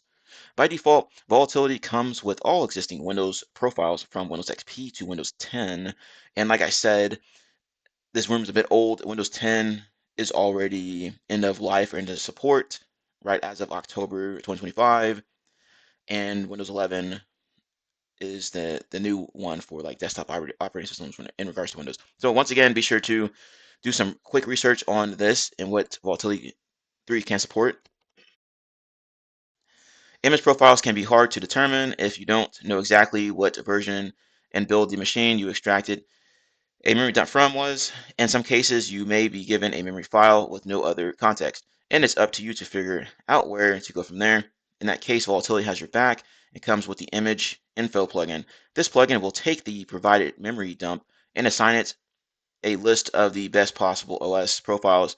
OS profiles have since been deprecated with Volatility 3, so we will only need to worry about identifying the profile if it is using Volatility 3 or 2. This makes life much easier for analyzing memory dumps. Note image info is not always correct, and you can have varied results depending on the provided dump. Use with caution and test multiple profiles from the provided list. That's good to know there. If we are still looking to get information about what the host is running from the memory dump, we can use the following three plugins: Windows.info, Linux.info, and Mac.info, as we saw earlier. This plugin will provide information about the host from the memory dump. Here's the syntax. So Python 3, vol.py -f, then the file, and then you're going to run windows.info against that. Okay, so questions here. Read the above and move on to listing processes and connections. Okay, to practice any commands in this room, you can utilize either of the memory files present in the scenarios investigation directory or downloaded from task number 1. Interesting to know there. So be sure that to note they're going to be here in this directory or whichever one you put them in. Task number 7, listing processes and connections. 5 different plugins within Volatility allow you to dump processes and network connections, each with varying techniques used. In this task, we will be discussing each and its pros and cons when it comes to evasion techniques used by adversaries. The most basic way of listing processes is using PSList. This plugin will get the list of processes from the doubly linked list that keeps track of processes in memory, equivalent to the process list in Task Manager. The output from this plugin will include all current processes and terminated processes with their exit times. Here's the syntax for that: Python 3 vol.py-f file windows.ps list. Some malware, typically rootkits, will, in an attempt to hide their processes, unlink itself from the list. By unlinking themselves from the list, you will no longer see their processes when using PS list. To combat this evasion technique, we use the PS scan. This technique of listing processes will locate processes by finding data structures that match the underscore EP process. While this technique can help with evasion countermeasures, it can also cause false positives. Here's the syntax for that. Windows.pscan. The third process plugin, PSTree, does not offer any kind of special techniques to help identify evasion like the last two plugins. However, this plugin will list all processes based on their parent process ID using the same method as PSList. This can be useful for an analyst to get a full story of the processes and what may have been occurring at the time of extraction. And then to run that, the usual syntax, right? Then you got Windows.pstree. Now that we know how to identify processes, we will also need to have a way to identify the network connections present at the time of extraction on the host machine. Netstat will attempt to identify all memory structures with a network connection, and here's the syntax for that: windows.netstat. This command in the current state of Volatility 3 can be very unstable, particularly around old Windows builds. To combat this, you can utilize other tools like the bulk extractor to extract a PCAP file from the memory file. In some cases, this is preferred in network connections that you may or that you cannot identify from Volatility alone. Here's a link to that tool here. The last plugin we will cover is DLL List. This plugin will list all DLLs associated with processes at the time of extraction. This can especially be useful once you have done further analysis and can filter output to a specific DLL that might be an indicator for a specific type of malware you believe to be present on the system. Here's the syntax for that. So windows.dll list. And the question, read it above and practice dumping processes and connections on the provided memory file. Okay, so let's play around with this for a little bit before we move on to this next task here. All right, let's take a look and play around with a couple files here. Now we are in opt volatility. I did ls in here, and you have various files here. Now, remember it mentioned a couple of other image files, different types earlier in this room. We got this dump.raw, dump.vmem inside of here that we can play around with. Okay, so I'm going to fire off Python 3 vol.py -f, and I'm going to use dump.raw and then run this windows.info.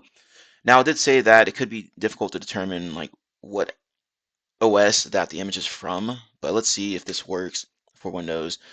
And this looks like a Windows one. As you can see, we have information that came back from that one. Now, if you try a different one, so we got windows.info. Now, what happens if we put mac.info in there? What will happen? Okay, now you can see that it's throwing errors and whatnot, volatility error inside of here. So I'm pretty sure that's a good way to, I guess, determine which one to use here. Okay. If anyone knows a better method, be sure to put that in the comments. All right. I don't use volatility too often, usually only in like a lab environment and whatnot. All right. So we have dump.raw. Let's try dump.mem. I think that was what it was. Let's check real quick. vmem. So we'll just change .raw to .vmem. Okay. And then, of course, we'll change this to windows.info. There we go. So we have information back here. Okay. And let's try a couple of other ones in here, listing processes and connections. So let's go ahead and clear all this out here. And of course, I'll probably open this up in a bigger tab or whatever, bigger screen here. So it's not like too compacted here. It could be kind of hard to read. All right, so let's do against that vmem again. And this time, let's try one of these lists here. So we'll just leave Windows in there, and then windows.pslist. See what comes back there. Okay, seems to be working. A lot of information coming back there. That's good to go. Clear this out, and let's try another one. We have netstat in here in PS-tree. Let's try PS-tree. Okay, that seems to be working. Give us some good information there, looks like. We skipped one, PS-scan. Let's try to run that. All right. And we already read about PS-scan and whatnot there. Okay, I'm just going to kill it. I'm not sure how long this is going to take to run. There we go. All right, and let's check out this netstat, see if this actually works. Okay, well, it looks like it did not work. It errored out or something. All right, hopefully we won't need to use that in one of these tasks here, but let's try DLL list. So DLL list. Okay, cool. A lot of DLLs there. And let's just go ahead and kill it again. And I just want to take a look at this real quick. Okay, sweet. So it looks like we're good to go, except for the netstat one. It gave us an error. I'm not sure what's going on there. I mean, it did say that it's very unstable, so maybe that's why. And if we wanted to do this, probably have to use this other tool here and look at this extract a PCAP file. Okay, so task number 8 here. Let's go ahead and dig into this one. Volatility hunting and detection capabilities. Volatility offers a plethora of plugins that can be used to aid in your hunting and detection capabilities when hunting for malware or other anomalies within a system's memory. It is recommended that you have a basic understanding of how evasion techniques and various malware techniques are employed by adversaries, as well as how to hunt and detect them before going through the section. And this is a very important piece here. Okay, some of this will come from obvious real world experiences, aka being in the cyber trenches out there, putting out those fires and dealing with these investigations and whatnot. Now, another option is that you can go out and read various different research papers, SANS white papers, okay, different security blogs and technical write-ups. Okay, there's the DFIR report that you can go and check out, and there's tons of other information out there. Okay, just use one of those fancy AI chatbots and ask it to provide some resources that can further your knowledge in those areas. If you don't have those particular real-world hands-on keyboard experience in dealing with those investigations and whatnot. It can be of assistance. Okay, a lot of times you have to go outside of this lab work here to build up your skills and knowledge areas so you know what looks suspicious and what appears to be normal, right? Okay, so let's go ahead and continue on here. The first plugin we will be talking about that is one of the most useful when hunting for code injection is malfind. This plugin will attempt to identify injected processes and their PIDs, which is process IDs, along with the offset, address, and hex, ASCII, and disassembly view of the infected area. The plugin works by scanning the heap and identifying processes that have the executable bit set RWE or RX. I'm assuming that's read, write, and execute, or read and execute, and or no memory mapped file on disk, fileless malware. If I'm wrong about this, post that in the comments. Based on what Malfine identifies, the injected area will change. An MZ header is an indicator of a Windows executable file. The injected area could also be directed towards shellcode, which requires further analysis. And here's the syntax for that. Okay, so windows.malfind. Volatility also offers the capability to compare the memory file against YAR rules. YAR scan will search for strings, patterns, and compound rules against a rule set. You can either use a YAR file as an argument or list rules within the command line. And there's windows.yar scan there. There are other plugins that can be considered part of Volatility's hunting and detection capabilities. However, we will be covering them in the next task. Okay, so let's try that malfind and see what we can come up with here. So once again, I'm an up arrow because I'm lazy and change this to malfind. Okay, so we're getting some output there. That's good to know that it's working. Let's try this Yara scan. I'm not sure if this is going to work right off the bat or if you have to actually provide it something else. Let's try this. Yeah. Okay. So let's go ahead and continue on. Task number 9, Advanced Memory Forensics. Advanced memory forensics can be confusing when you begin talking about system objects and how malware interacts directly with the system, especially if you do not have prior experience hunting some of the techniques used, such as hooking and driver manipulations. Now that goes back to what I just said earlier about having that real-world hands-on, keyboard experience. When dealing with an advanced adversary, you may encounter malware, most of the time rootkits that will employ very nasty evasion measures that will require you as an analyst to dive into the drivers, mutexes, and hooked functions. A number of modules can help us in this journey to further uncover malware hiding within memory.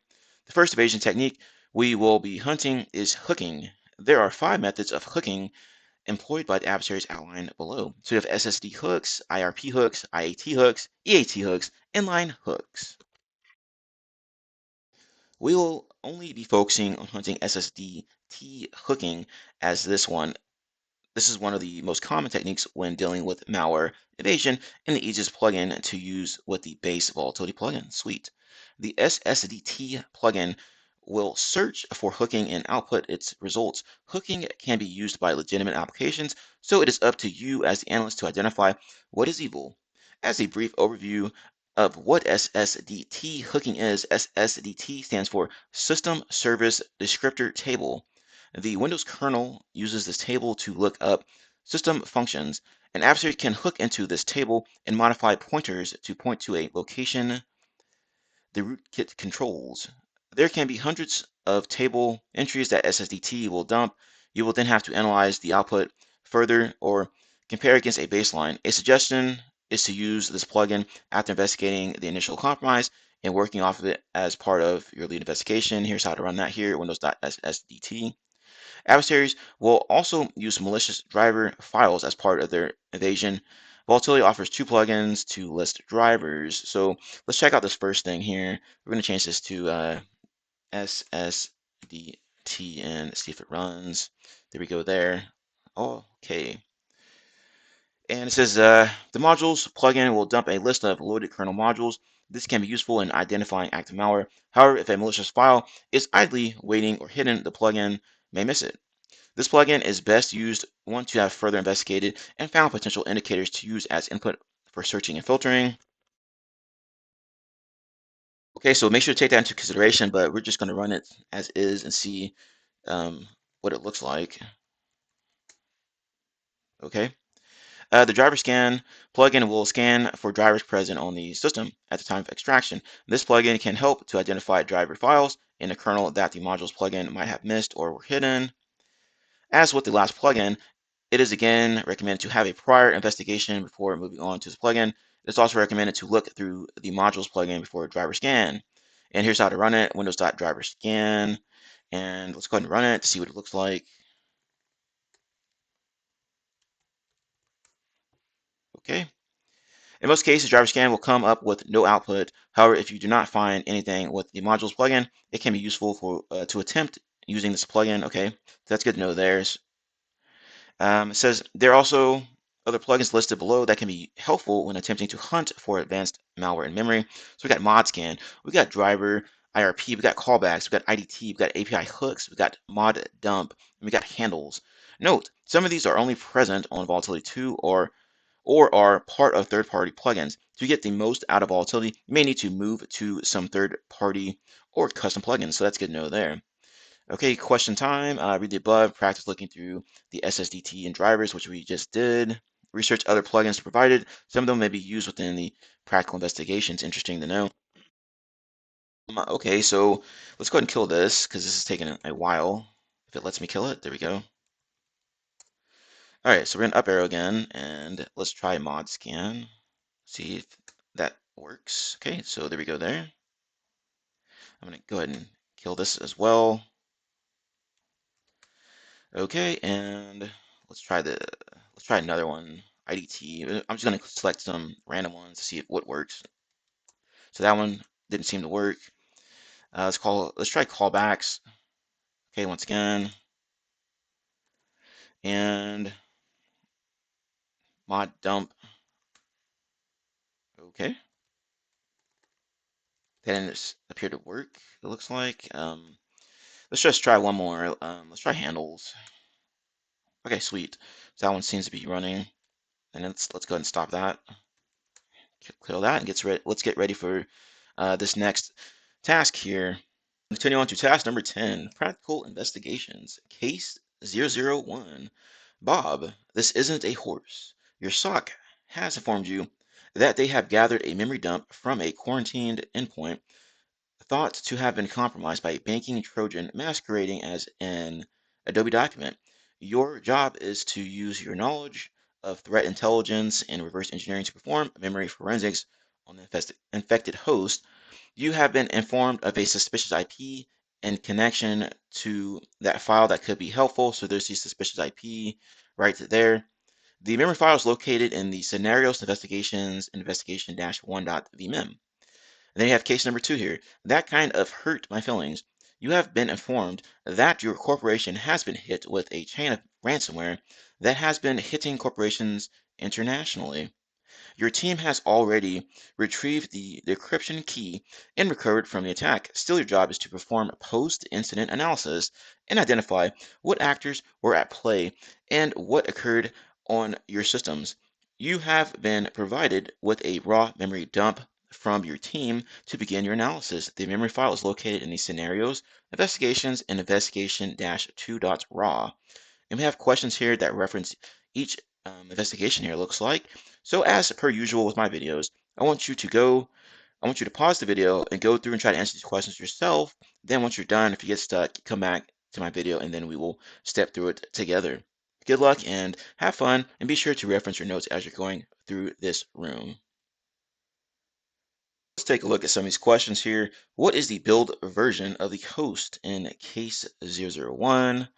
Now, let's go ahead and take a look here. I'm going to up arrow, and what I did was use this windows.info to gather that information.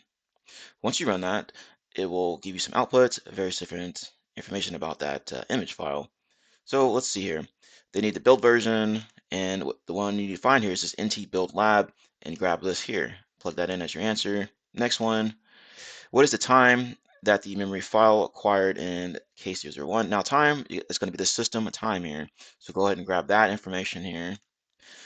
And this next one, what process can be considered suspicious in case 001?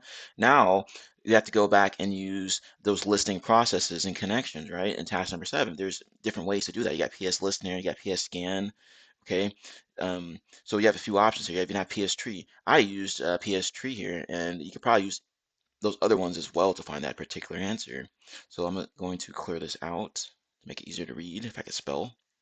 So I'm up arrow, and then I'm going to go back to this here. Okay, so Python 3 vol.py-f, and then our file is that one here, this investigation-1.vmem windows.pstree. Go ahead and hit that. Now you'll have to go in and review these image file names, okay? Before in this room, if you're not familiar with knowing what's suspicious and what's normal on the box here, then it can take some time to investigate this particular task here. But as you can see, if you're like new, then you would probably do a lot of Googling or even use an AI tool to help you with this. So you'd go through and look at these processes and try to determine, okay, what's normal, what's not. Now, SVC host, a lot of malicious software can pretend to be SVC host, so take that into consideration as well. But anyway, once you've eliminated the ones that appear to be normal processes, you can go in and try to determine the one in question, okay? Like this ouch.exe, I don't even know what that is off the top of my head. I'd have to use Google or, ChatGPT or something to help me out there. Now, what I do see in here that seems of interest is going to be this reader underscore sl.xe, okay? So that looks suspicious to me, all right? And I went ahead and plugged that in as my answer here. And you can see the different PIDs and PPIDs that it's being referenced here, okay? So I plugged that in as my answer for that one.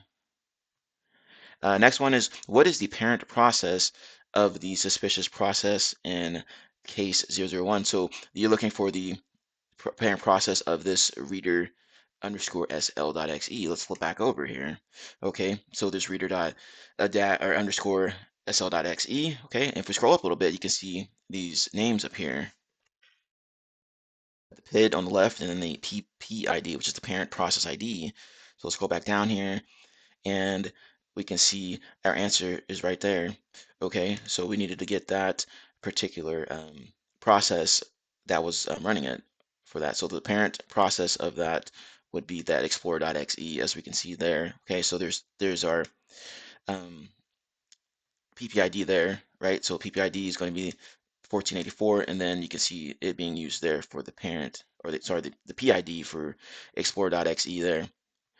And the next one says, what is the PID of the suspicious process in case 001? So the suspicious process is this reader, okay, and we need to find the PID for that. Let's flip back over to our VM here. There's reader right there, and then if we scroll back up again, there's our PID. All right, so scroll back down, and then the PID is going to be this 1640. So grab that as our answer there. All right, so we're good to go there. And the next one, what is the parent process PID in case 001? So once again, we're going to get that PPID, okay?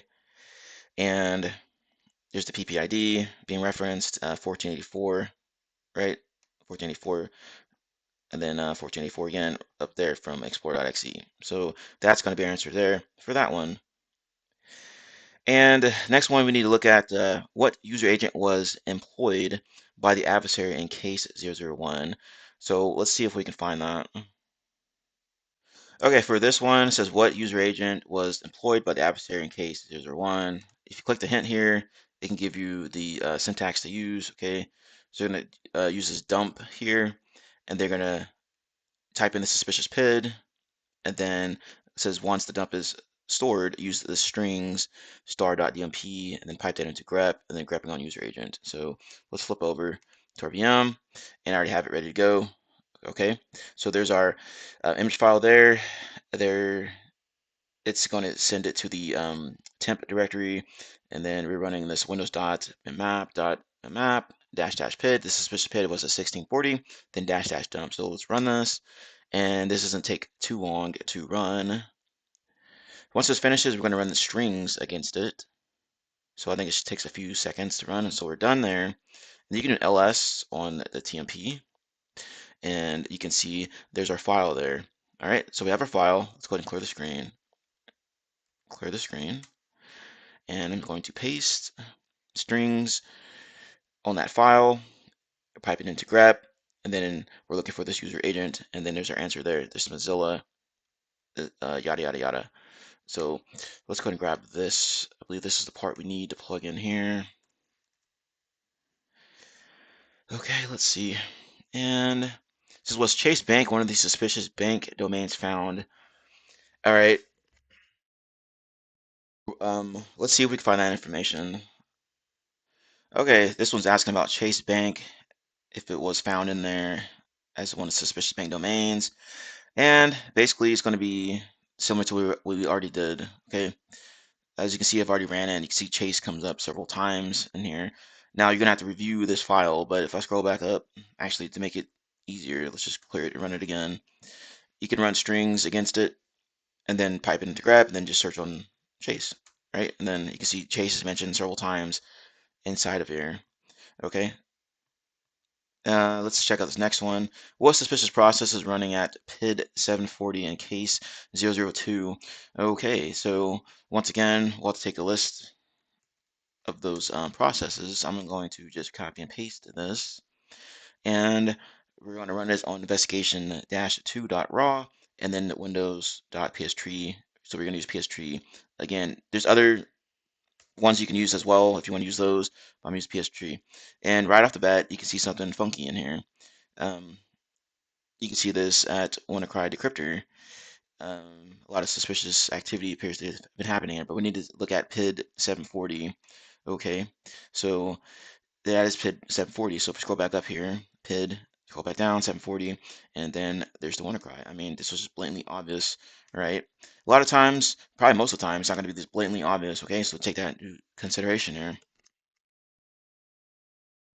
But there's another one in here too, CTF-mon, that doesn't appear to be, something that as abnormal. I mean, I would, Google what this is and what it does, right? So any process in there that I'm not familiar with, I would, do some research on it. You're gonna have to do that in the real world, okay?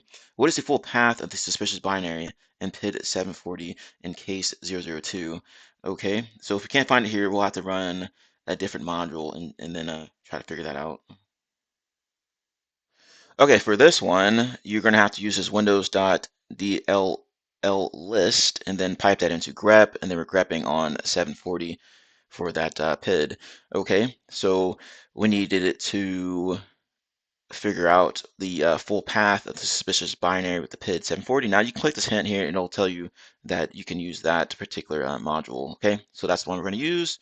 Hit enter. And once it finishes running, you can see there's a plethora of information here. And if we scroll back up, you can see at the top here, you can get the full path, which is going to be that there. Okay, so we have that one. Let's go ahead and clear this out. And the next question here, what is the parent process of PID 740?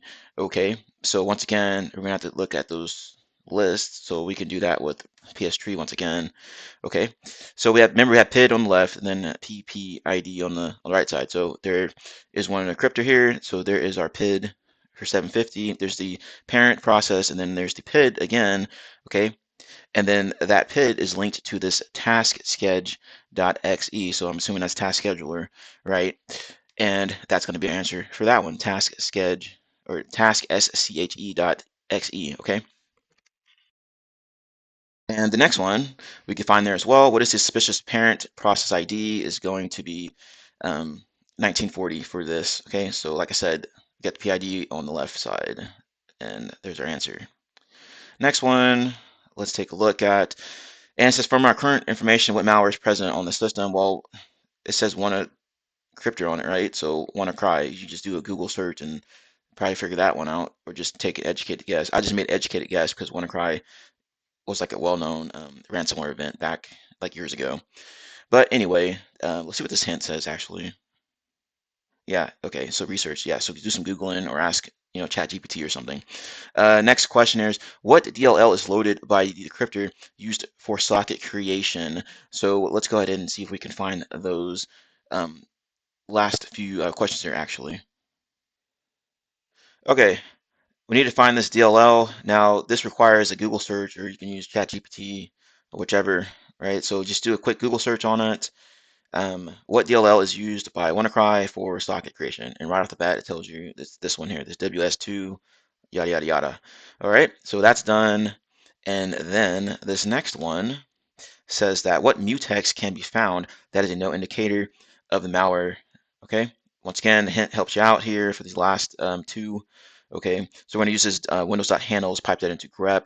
You can grep on 1940 and even mutex here. You can use both like I did. Okay, so this is what I have. So I'm grepping it 1940 and then grepping it again with mutex, and it'll pull up those two um, outputs that come out for mutex. Okay. So once this finishes running, you'll see what I am talking about here shortly. This takes a few seconds, and you can see things mentioned, mutex, and the one you need is going to be this one here. Okay, so we have that one out of the way. Last one says, what plugin could be used to identify all files loaded from the malware working directory in case 002. Okay, you're gonna have to take a look at the help menu, and you can grab off of that information in there. So I'm just going to up arrow. So I'm firing it off with -H for help, piping it into grep, and then grepping on stuff that references Windows. You'll have to just sift through here to try to find that. All right, there's a couple in here that could be the answer, but the answer is going to be this Windows .file scan. Okay, it says scans file objects present in a particular Windows, et cetera, et cetera, et cetera. Okay, so we are done with that one, and then let's wrap this up with task number 11, conclusion. We have only covered a very thin layer of memory forensics that can go much deeper when analyzing the Windows, Mac, and Linux architecture. If you're looking for a deep dive into memory forensics, I will suggest reading The Art of Memory Forensics, so go ahead and check that out. There are also a number of wikis and various community resources that can be used for more information about volatility techniques, and you can see them here. So be sure to check those out as well. Like I said, you'll have to do some outside research from these labs so you can learn more about what's going on here. From this room, as you continue on the SOC level 1 path, more rooms will contain memory forensic challenges. Sweet. Read the above and continue learning. So we're done. Awesome. So that was quite a ride here using volatility, learning about its capabilities and such. Well, if you want to help support the channel, you can like, comment, subscribe, hit the notification bell, share the video, and also be sure to hit that notification bell when you subscribe so you know every time I post to the channel. As always, thank you all for taking the time to watch my video. Have a nice day, and I will see you in the next one. Hey everybody, this is WireDogSec. Just a quick reminder to subscribe to the channel and hit the notification bell. Once you hit the notification bell, be sure to set to all notifications so you know every time I post to the channel, upload a video, all that good stuff. Let's continue to grow our glorious community here. We are in the cyber trenches. We're not just reporting on it. Be sure to check out my channel as well. I have tons of videos that you can see here, over 300 videos ready for you to check out and learn something from. Be sure to review my posts. I'm frequently posting new things to my channel here, including jobs and everything related to that. Also, I have tons of playlists here that you can review, make it more convenient for you.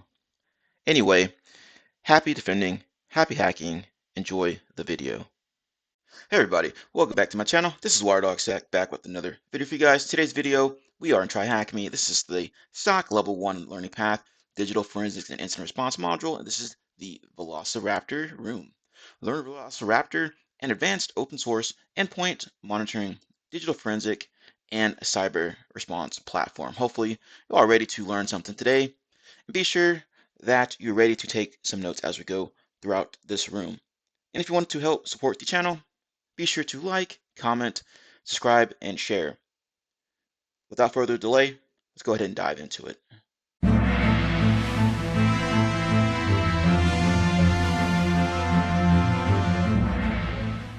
Task 1 Introduction, Velociraptor. In this room, we will explore Rapid7's newly acquired tool known as Velociraptor. Per the official Velociraptor documentation, Velociraptor is a unique, advanced open source endpoint monitoring, digital forensic, and cyber response platform. It was developed by digital forensics and incident response DFIR professionals who needed a powerful and efficient way to hunt for specific artifacts and monitor activities across fleets of endpoints. Velociraptor provides you with the ability to more effectively respond to a wide range of digital forensic and cyber incident response investigations and data breaches.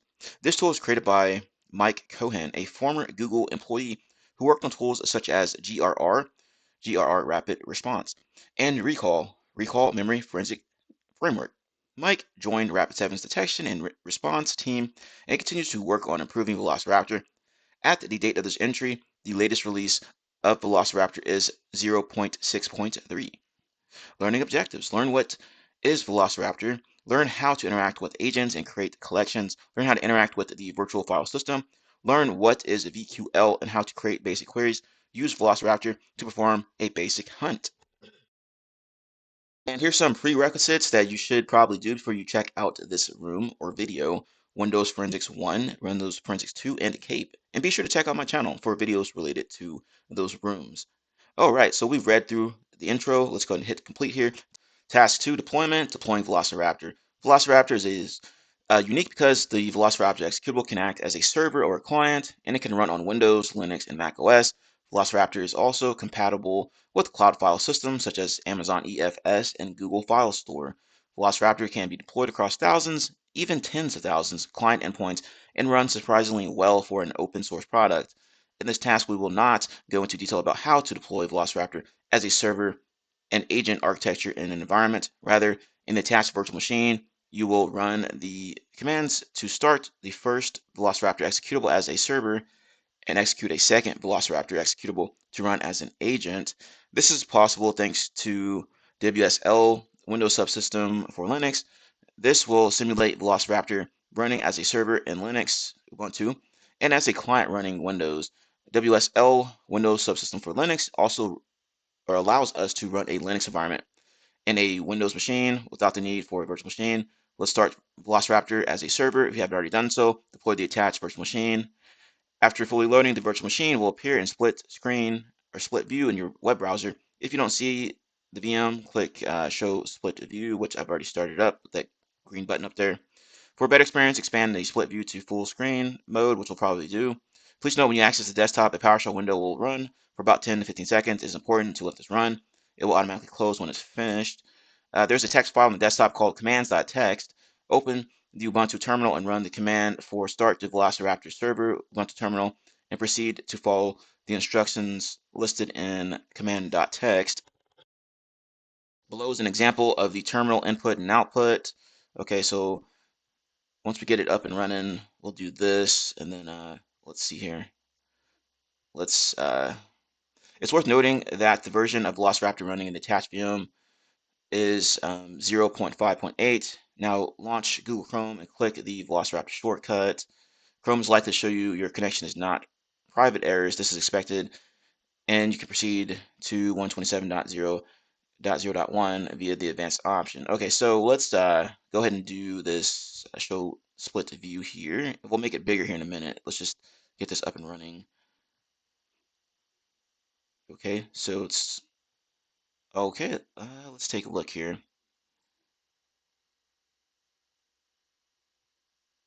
There's the commands file here.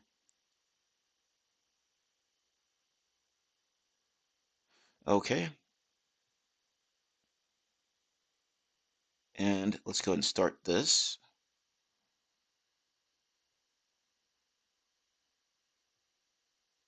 All right, and we need to cd into Velociraptor, so I'm going to copy and paste. All right, and then let's go ahead and run this.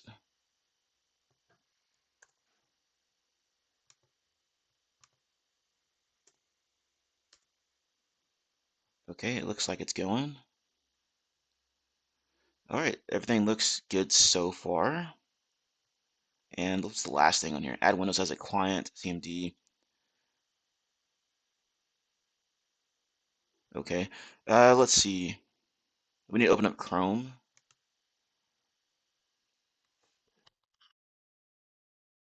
It says once it's loaded up here, there's the credentials right here, THM admin and TryHackMe.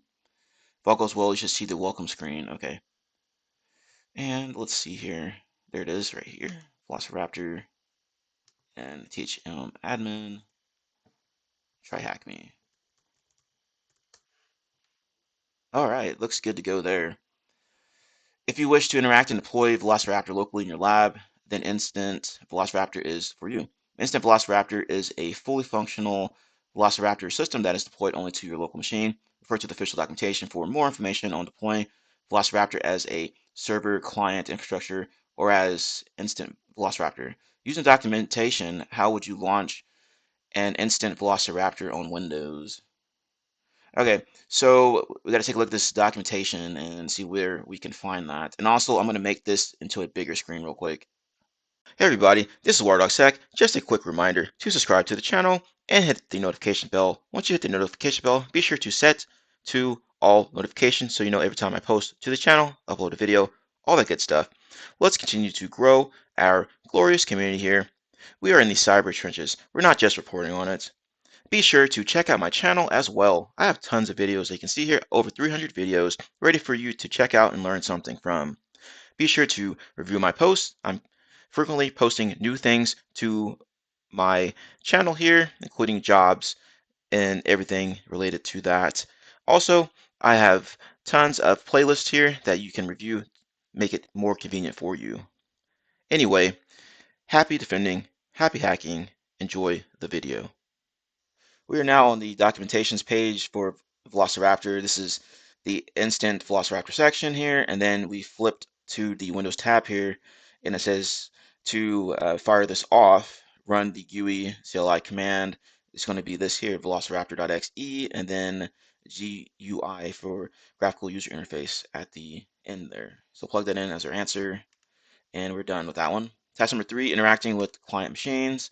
Inspecting clients. If you didn't notice, some links are grayed out when you first log into Velociraptor. See below. Yes, I'm pretty sure we see that too. If we click the hamburger icon. These links are specific to client endpoints and will become active once the analyst interacts with these endpoints within the Velociraptor UI. Let's add a client to Velociraptor. Remember, since the attached VM is running Windows subsystem for Linux, WSL, the Velociraptor server is running in Ubuntu, but the client will be Windows. Run the commands for add Windows as a client TMD from the commands.txt on the desktop here. Okay, so let's go ahead and do that. We already have that open down here. And it's just this. Let's go ahead and copy and paste. Okay. Where did we put this? Okay, I guess we just opened another command prompt. All right, then let's go ahead and do that, I guess.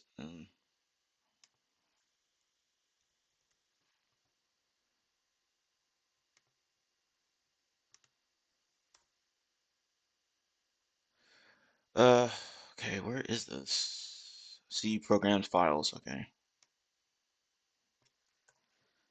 There. Let's just flip over to that.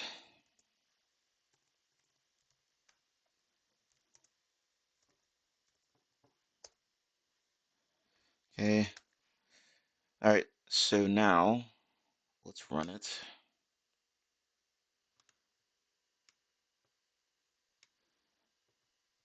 Okay, let's go ahead and paste this in.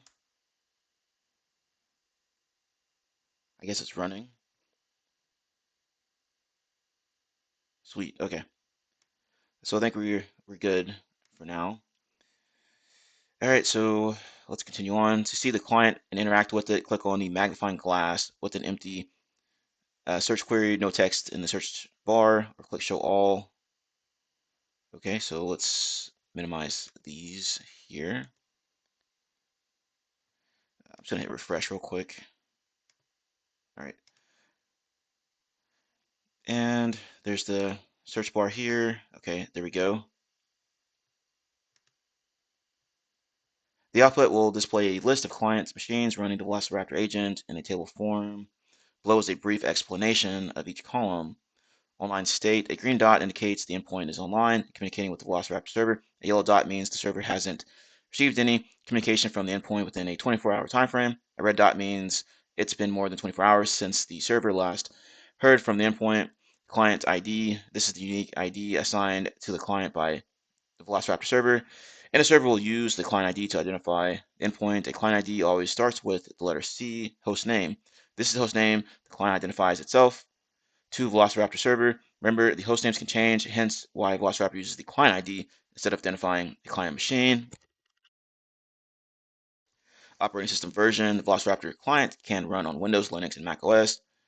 The details regarding the client operating system are displayed in this column. Labels. Client machines may have multiple labels attached to them. This is useful to identify multiple clients as groups. Click on the agent to bring you to a semi-detailed view. By default, the view shown is the overview of the client. Okay, overview. In this view, the analyst you will see additional information about the client. The additional details are listed below. So client ID, agent version, agent name, last seen at, last seen IP, operating system, host name, release, architecture, client metadata. All right, and so we already see client ID, host name, OS version, et cetera, et cetera. So yeah, if we click on it, we can see some more information here. Okay, and VQL drill down. In this view, there is additional information about the client, such as memory, CPU usage over 24-hour time span, the Active Directory domain if the client is a domain joined machine, any active local accounts for the client.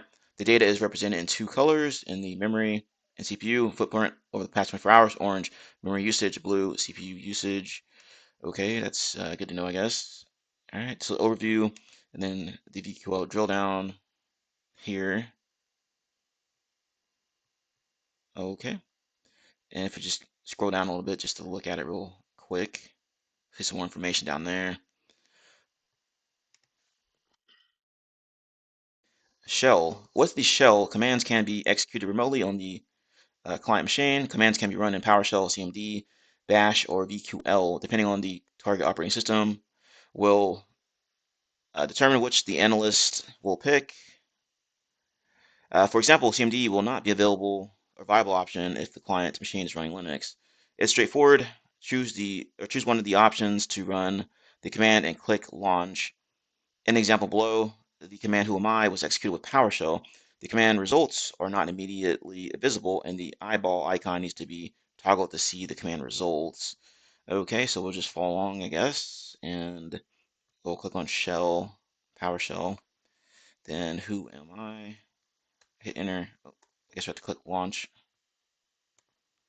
Okay, and there we go. Collected.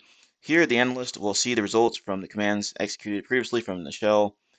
Other options or actions, such as interacting with the VFS, virtual file system, will appear here. In collected, VFS will be discussed later in the upcoming task across the top pane, and our brief details of the collected artifact see below. So we got state, flow ID, and some other information here created last active.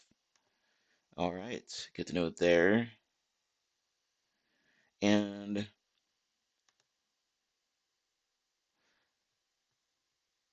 all right, there we go. Some good information there, looks like.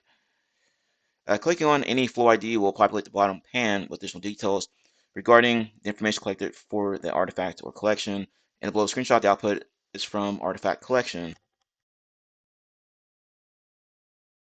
Okay, and you have different tabs here, looks like, that you can play around with that we saw. Yeah, so interesting there. This section is very busy, and I'll leave you to acquaint yourself with the information displayed here for each collected artifact.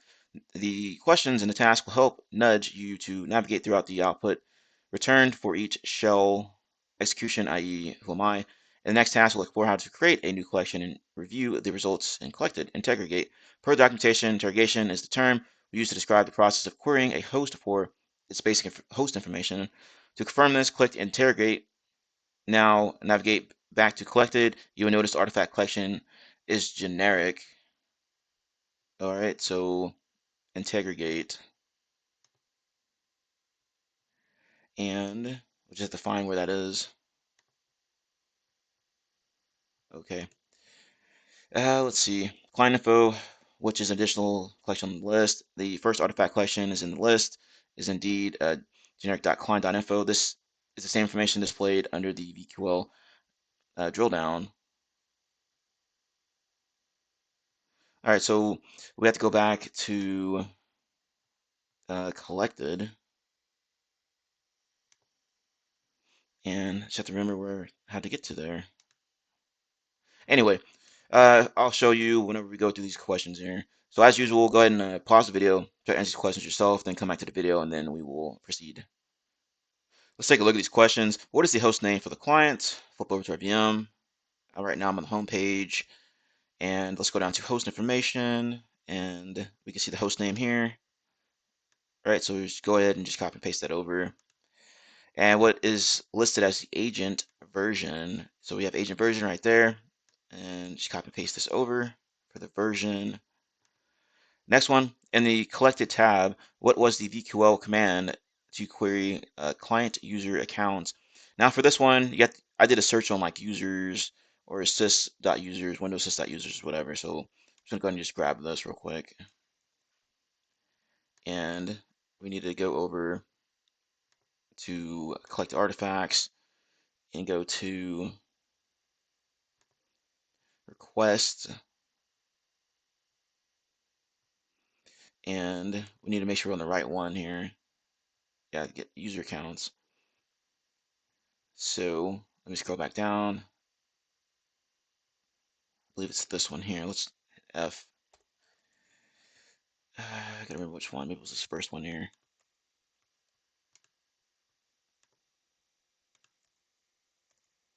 There we go. Okay, so just basically go in here, grab the correct request here, and then you're gonna go down to this area here, and then basically just search on Windows.sys.users. There's two in here, and just make sure to grab the correct one. I believe it was this first one here. So let's go ahead and copy that, and then to double check it, let's do Control F and paste. There we go. All right, so that one's done, and in the collection or the collected tab, check the results of the PowerShell who am I command you executed previously. What is the column header that shows the output of the command? One, we'll go to I believe it's in results, and we need to go and find okay, this is the who am I that we already ran earlier, right? And you go to results, and then down here, you can see that it's NT authority system, because that's what it said earlier, right? So, and then the column that's under is going to be STD out or standard out, okay? And if you want to reference that again, there was, I believe it was in host information here, yeah, under shell, and this is what we ran earlier, right? So there you go there. You can also see the get date one, which we'll get to here momentarily. And let's see here. We were on this one, so we got standard out in the PowerShell, or in the shell, run the following PowerShell command, get date. What was the PowerShell command? Execution, or executed with the VQL to retrieve the result. So as we saw there earlier, you can see I already ran it. There's the date, so we have to go back to click the artifacts, and then you go and locate the Windows PowerShell command, which was this one here, get date. Okay, so once you're on here, you have to go to these tabs here and you go down to, I believe it was log. And on log, you can see here what the answer is right here. So VQL shell running external command PowerShell, and you just grab everything inside these brackets here. So we're done with that. Next one, task number 4, creating a new collection. Creating a new collection. In this task, let's create a new collection, okay? We will take advantage of the WSL setup and the attached VM and choose an artifact specific to Ubuntu. There will be 5 stages in this process. Select artifacts, configure parameters, specify resources, review, and launch. Select artifacts. In the search bar, type windows.cape files.targets. If you're not familiar with KAPE, please visit the KAPE room and check out my channel for that video. All right, so let's see here. Make sure you're down here under this one here, collect artifacts, okay? So click on collect artifacts, hit this plus sign here, and then we'll just paste that. Okay, so let's continue on. In short, KAPE files are community created targets and modules for use with KAPE, but as you can see, other tools use these KAPE files as well. When you select the artifact, a brief description of the collector will be displayed on the right, along with a rundown of parameters. So right there, configure parameters, new collection, configure parameters, okay. Next, click on Specify Resources. Okay. There we go for Configure Parameters. And they selected this one, Use Auto Assessor. All right, I guess this is automatic or default. Scroll down and check Ubuntu. Okay, scroll down and check Ubuntu. So let's go ahead and do that. I wonder how far this is. Oh, I just passed it, didn't I? Let's see. There we go. Okay, Ubuntu. Then specify resources. You can leave this untouched. See the little screenshot. Okay, next click review.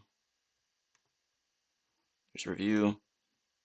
And the output displayed in JSON format, and it's pretty straightforward. Only one setting was enabled to collect, which was Ubuntu, right? So we have the same thing here.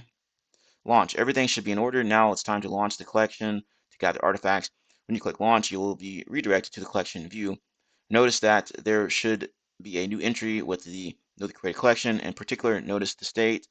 It should show an hourglass, which indicates the artifacts are actually being gathered for that collection. So let's go ahead and do launch. Okay, and redirected. We can see that under here for state, and we have the hourglass. Okay, so we're on the right track. Once it's done, we'll have that check mark here. So once artifacts have been gathered, the state will change from hourglass to a check mark like the others. As the list of collection grows, you can search for specific collections using the text field at the top of the column. See the above screenshot. Sweet. Now that we have gathered or have that covered, let's look at VFS. Refer to Velociraptor documentation to learn more about artifacts. So be sure to check that out. And we have some questions here. So as usual, be sure to pause the video and try to answer these questions yourself. Come into the video and we will proceed on.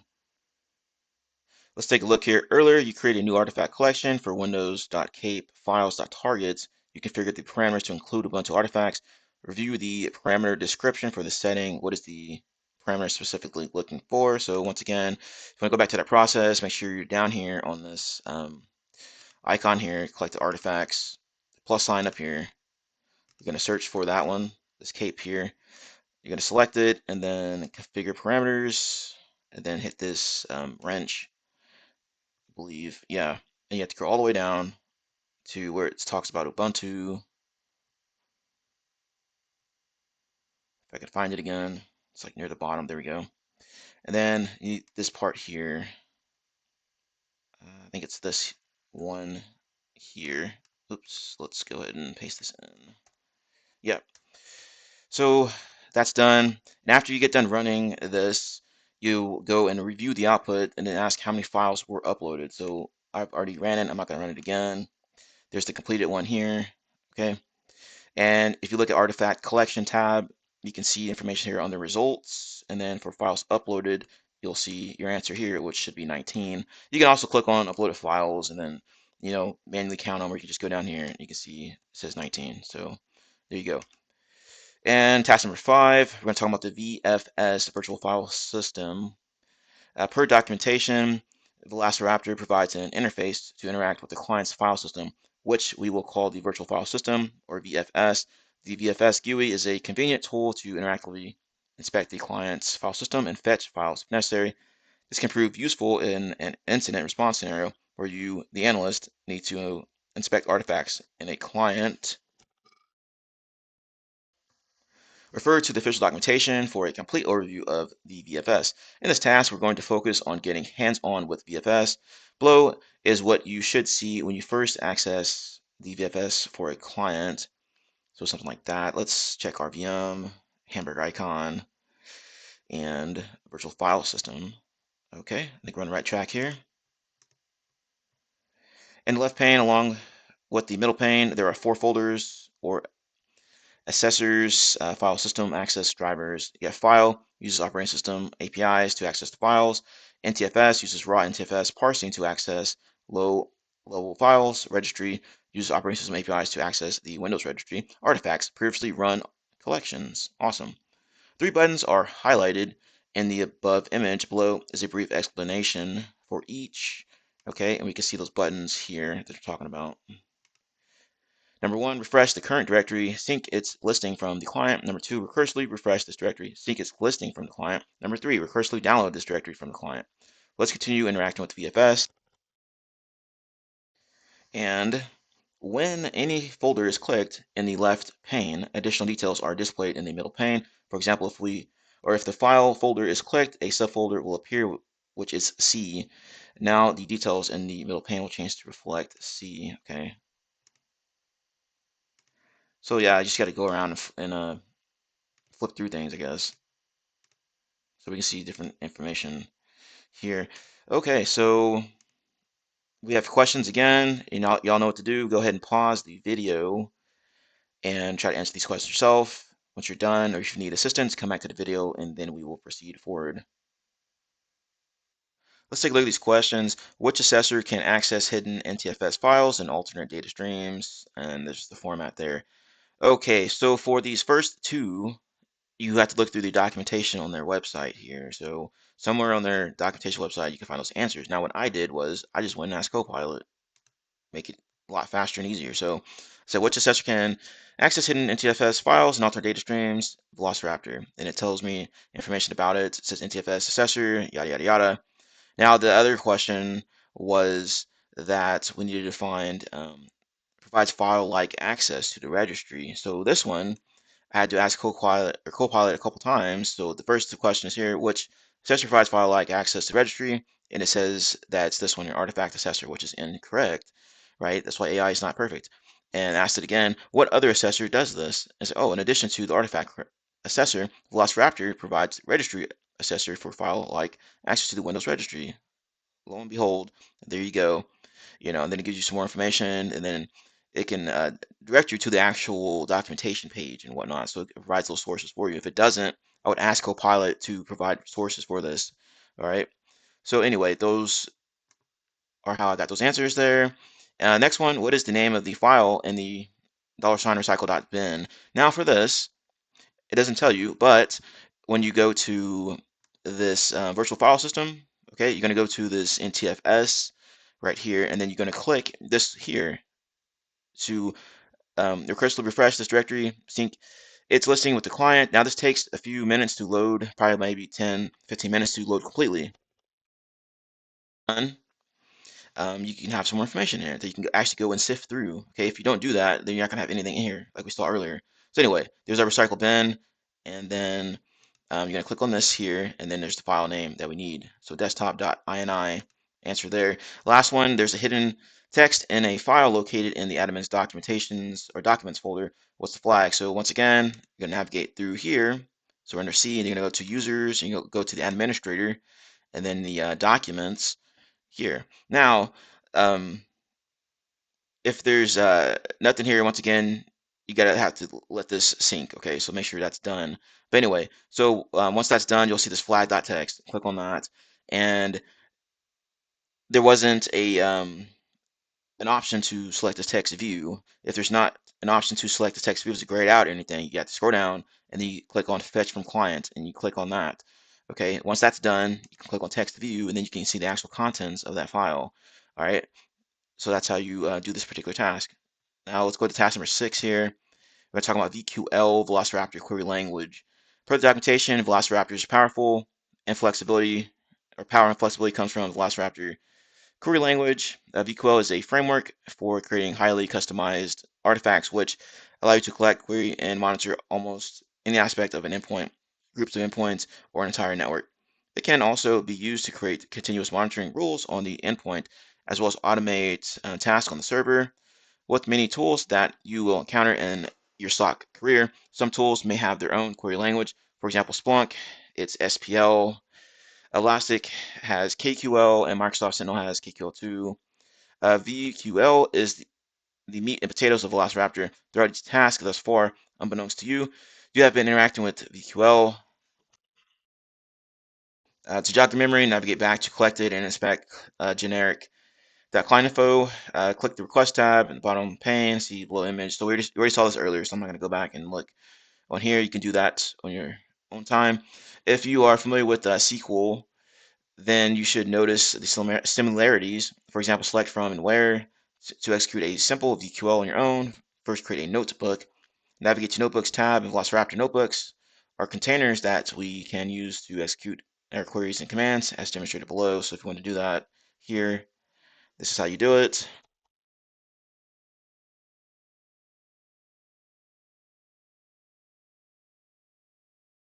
Yeah, it seems pretty straightforward. Notebooks consist of two languages, Markdown and, of course, VQL. If you're familiar with Jupyter notebooks, they function in a very similar fashion. Let's create our first notebook and enter some simple Markdown. We'll circle back to VQL shortly, so I guess let's go ahead and do that. Hamburger icon, notebooks, okay.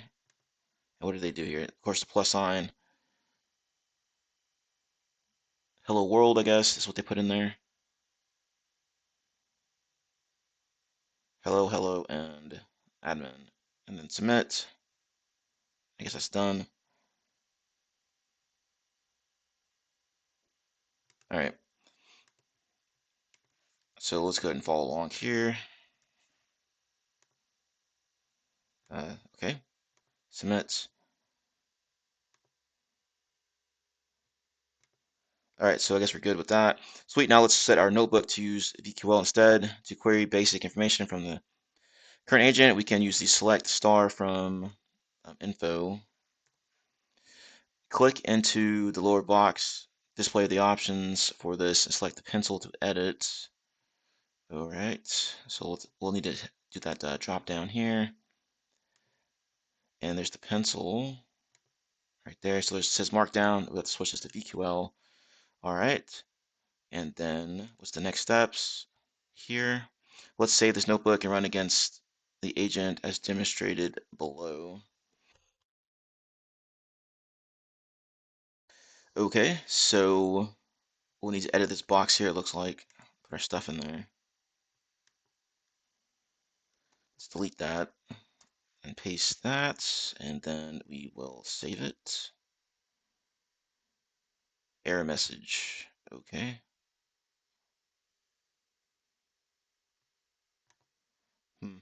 All right, I'll have to see what's going on with it.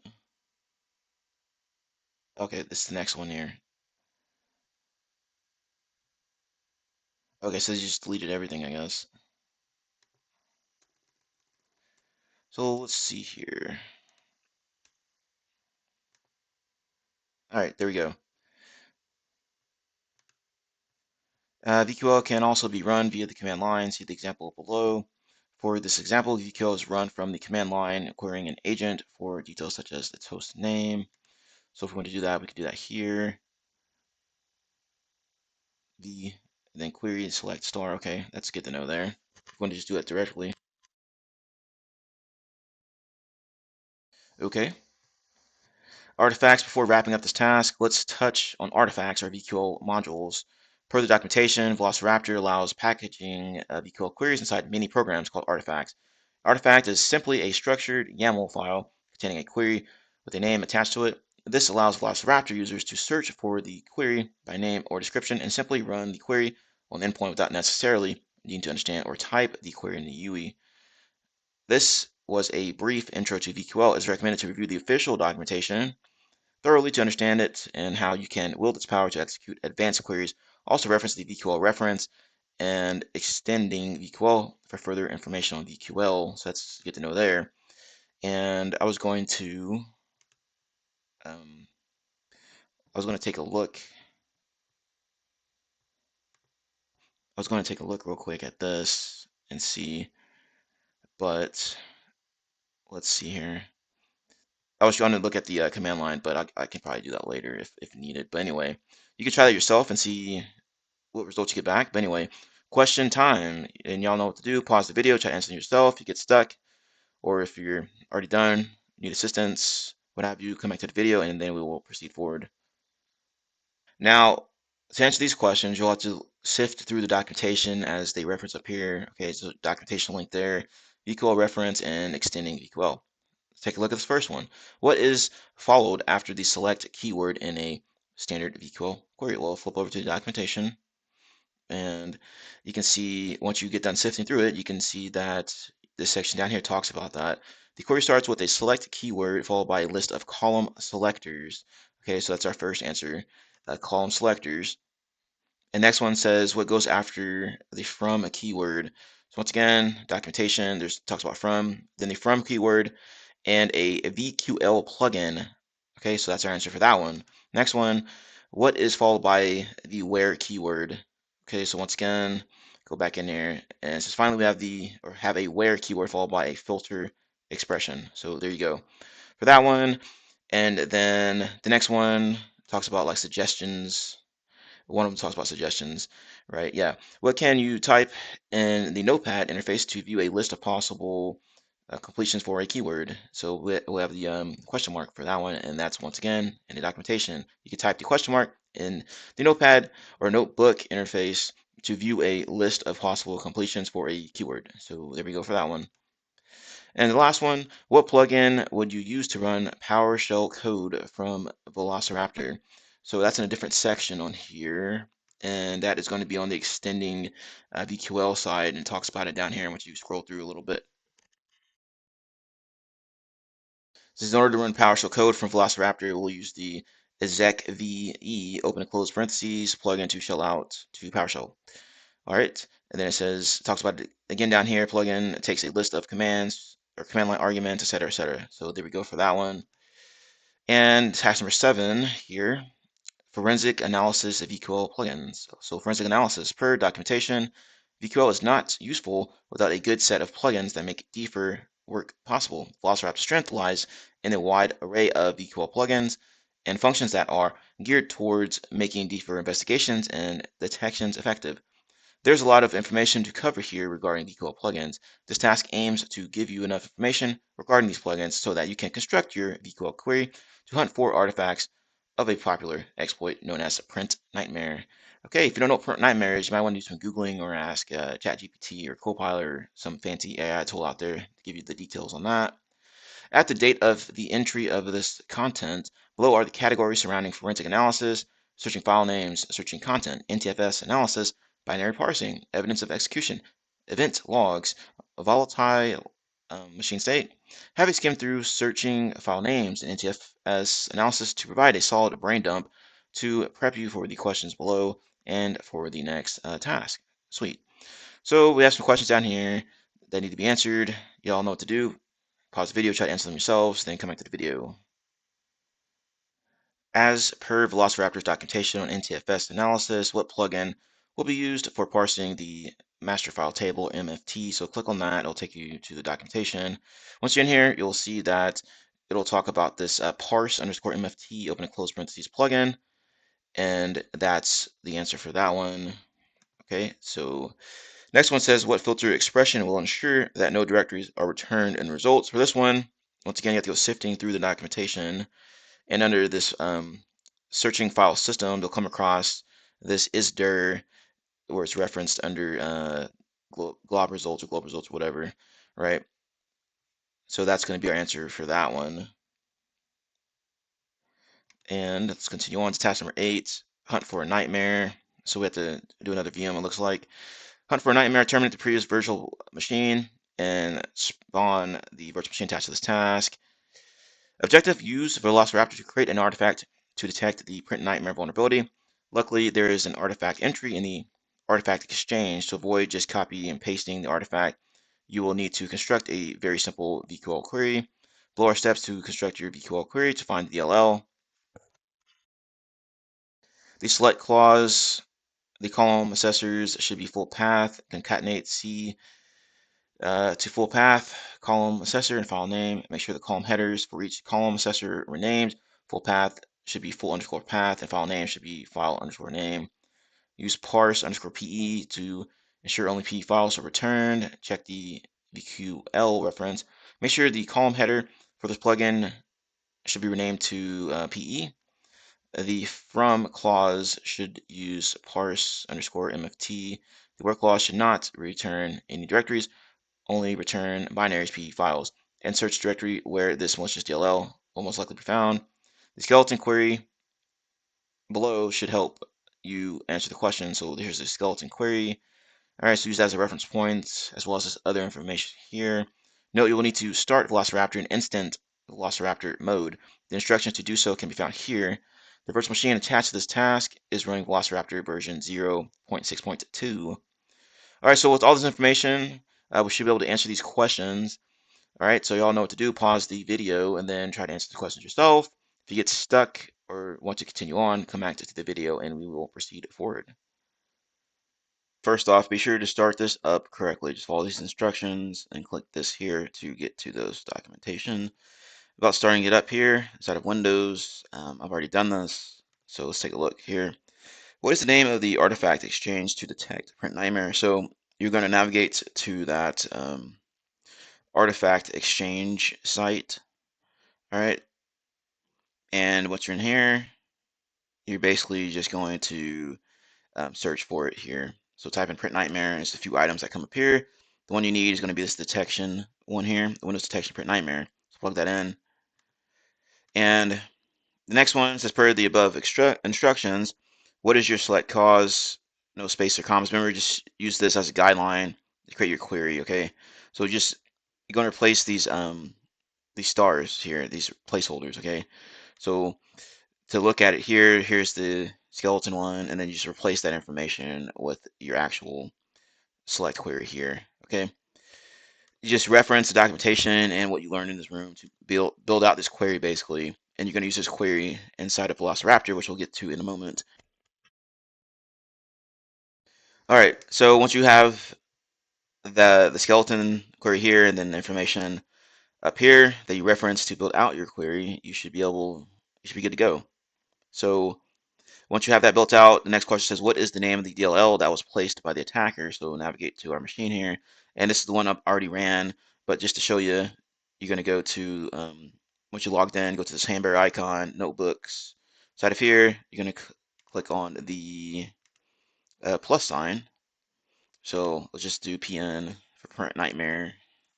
PN, select user, admin, done. So we got PN here. We're going to click that, click down in here. As soon as it gets done loading, there we go. And then you're going to click this pencil icon. Be sure to change this from Markdown to VQL, otherwise it's not going to work. And what I did was clear all this out. And then once you have your query perfected, you just basically copy and paste it in there, like so. So that's done. Once it's done, you're going to click this floppy disk to save it, and it should be running. So this is going to calculate. Once this gets done running, it'll take a few minutes or so to finish. But you can see it's already populating information in here, okay? And it says that we need to find this DLL that attacker placed inside here, and this one's, I guess, pretty obvious if you do some research on Print Nightmare, I guess. But once this is done running, you'll get to that DLL. So I'm just going to go to the one that's already done. So this is the completed one that I ran earlier, and scroll all the way down, just go down to the last page, and you'll see something in here called nightmare.dll. So there you go. DLL. Now, next one talks about you need to find a PDQ or a PDB here, which is in the same output right there, and you just copy what's inside these quotations here, right, in those double quotes. Get that, plug it in, and you are done for that. Now, this did take me a little bit to get the hang of creating these queries and whatnot, a lot of trial and error. Okay, so it's not going to be straightforward if you're not used to using this tool and building out these queries and such. I think this is the first time I actually used Velociraptor, but after some Googling and looking at documentation, and heck, even probably if you use like Copilot AI, that could probably assist you in building these queries. I haven't used it. I haven't used AI in this particular instance, but hey, that's a challenge for you guys. Try using AI to see if it'll build out a query to help you out with this information here. So let's go ahead and wrap this up with the conclusion. You made it to the end. I hope you enjoyed this brief tour and exposure to this fascinating tool called Velociraptor. Remember, this tool was acquired by Rapid7, so they will continue to make this tool better, just like Metasploit. There will most likely be a commercial version of Velociraptor coming soon, so you may see this in the commercial space more and more. Look forward to future rooms to practice hunting with Velociraptor. Additional resources here to check out. We're done. Before I click that, I have some other additional resources. I've had posted these on this channel before, but some other items that you'll have to do outside the lab, or I recommend doing outside the lab, go beyond, just labbing and stuff, improving your knowledge and whatnot. You can go to this DFIR report website here. They got tons of other reports, like real world stuff here that you can go through and read through. They can help you out. Um, Next one here is malware archaeology. They have a lot of cheat sheets on stuff here to check out there. Next one is this Ultimate IT security site here, Ultimate Windows security site. It's got a lot of information in regards to Windows stuff, security logs, information. I believe they still do webinars and whatnot, so another resource there. Another one here on this Medium, a complete guide on how to identify suspicious process. That could probably come in handy. And TCM Security has a course here called Practical Windows Forensics that looks pretty neat here if you want to check that out. Another one here, I just came across this site today, another blog for TheHive. This looks like it's useful, so the resource to check out here, recent posts on things in regards to the DFIR space. And of course, there's DFIR Diva here. It's got tons of resources and whatnot you can go through and try to find some additional training and all that jazz. So let's go ahead and wrap this up. And if you want to help support the channel, if you enjoyed the video, found it valuable, be sure to like, comment, subscribe, hit that notification bell, share the video. As always, thank you for taking time to watch my video. Have a nice day, and I will see you later. Hey everybody, this is WireDogSec. Just a quick reminder to subscribe to the channel and hit the notification bell. Once you hit the notification bell, be sure to set to all notifications so you know every time I post to the channel, upload a video, all that good stuff. Let's continue to grow our glorious community here. We are in the cyber trenches. We're not just reporting on it. Be sure to check out my channel as well. I have tons of videos that you can see here, over 300 videos ready for you to check out and learn something from. Be sure to review my posts. I'm frequently posting new things to my channel here, including jobs and everything related to that. Also, I have tons of playlists here that you can review, make it more convenient for you. Anyway, happy defending, happy hacking, enjoy the video. Hey everybody, welcome back to my channel. This is WireDogSec back with another video for you guys. Today's video, we are in TryHackMe. This is the SOC Level 1 learning path. This is the Digital Forensic Incident Response module, and this is the Hive project room. Learn how to use TheHive, a security incident response platform to report investigation findings. Hopefully y'all are excited and ready to learn something today. Now, I have actually used this product in the real world before, so this will be interesting to go through and get a quick refresher on it. Now, if you want to help support the channel, you can like, comment, subscribe with the notification bell, and share the video. Without further delay, let's go ahead and dive into it.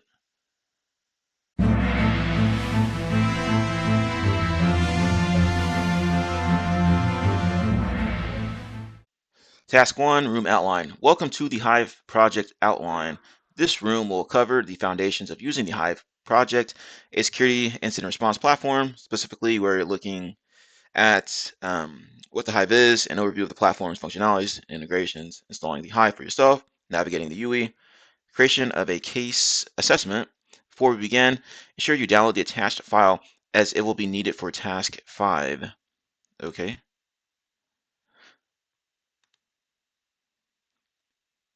The Hive project is a scalable, open source, and freely available security incident response platform designed to assist security analysts and practitioners working in SOCs, CSIRTs, and CERTs to track, investigate, and act upon identified security incidents in a swift and collaborative manner. Security analysts can collaborate on investigations simultaneously, ensuring real-time information pertaining to new or existing cases, tasks, observables, and IOCs are available to all team members. More information about the project can be found here in their GitHub repo. Sweet. So this is what it's going to look like when we get in there. The Hive project operates under the guide of 3 core functions. Collaborate. Multiple analysts from one organization can work together on the same case simultaneously. Through its live stream capabilities, everyone can keep an eye on the cases in real time. Elaborate. Investigations correspond to cases. The details of each case can be broken down into associated tasks, which can be created from scratch or through a template engine. Additionally, analysts can record the progress, attach artifacts of evidence, and assign tasks effortlessly. Act. A quick triaging process can be supported by allowing analysts to add observables to their cases, leveraging tags, flagging IOCs, and identifying previously seen observables to feed their threat intelligence. Cool stuff. How does it work? Sounds pretty interesting so far. Task number 3, the Hive features and integrations. The Hive allows analysts from one organization to work together on the same case simultaneously. This is due to the platform's rich feature set and integrations that support analyst workflows. The features include case/task management. Every investigation is meant to correspond to the case that has been created. Each case can be broken down into one or more tasks for added granularity and even be turned into templates for easier management. Additionally, analysts can record their progress, attach pieces of evidence or noteworthy files and tags and other archives to cases. Alert triage. Cases can be imported from SIM alerts, email reports, and other security event sources.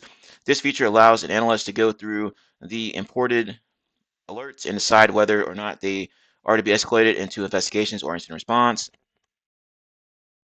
Observable enrichment with Cortex. One of the main feature integrations the Hive supports is Cortex, an observable analysis and active response engine. Cortex allows analysts to collect more information from threat indicators by performing correlation analysis and developing patterns from those cases.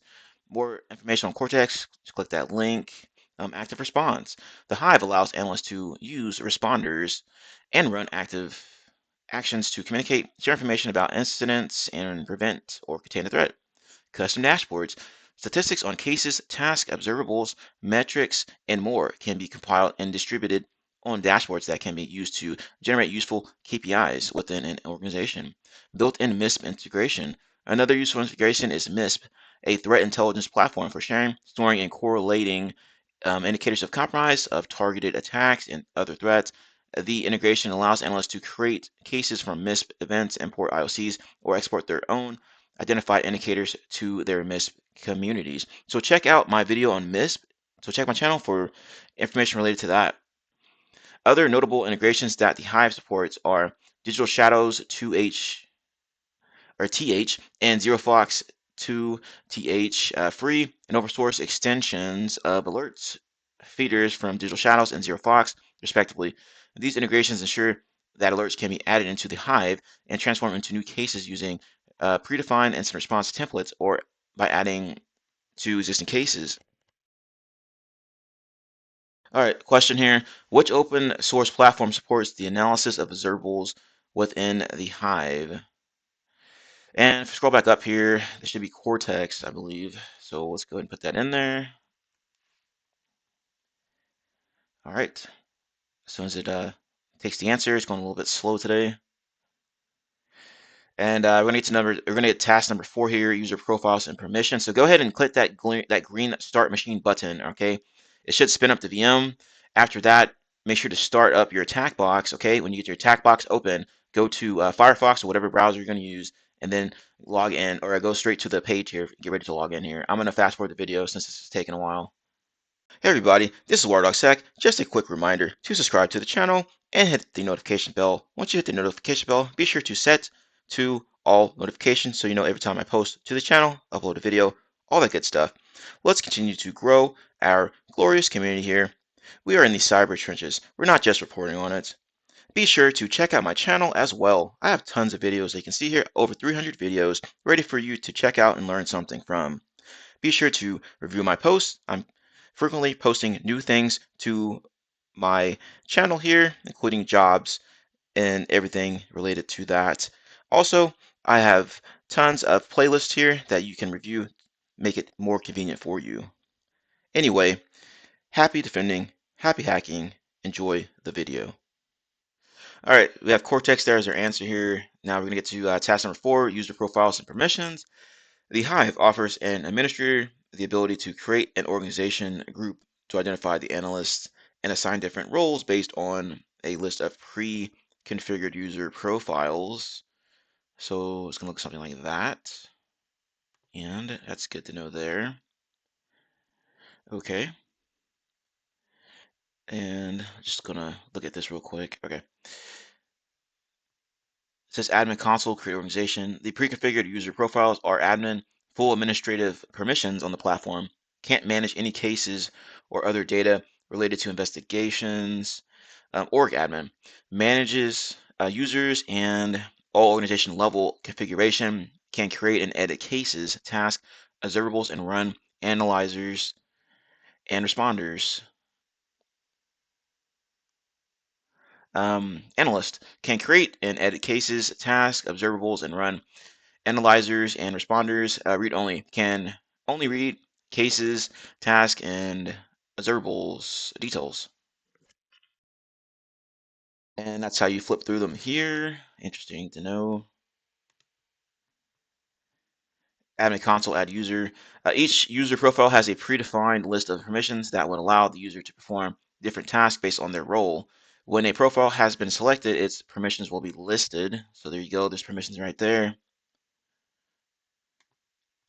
The full list of permissions include, so there's this table here, you got permissions and functions, manage organizations, create and update an organization, manage config, update configuration, manage profile, create, update, and delete profiles, manage tag, create, update, and delete tags, manage custom field, create, update, and delete custom fields. And I'm not going to go through all of these, but you can see the rest there. So you can scroll through this or pause the video and read through this yourself.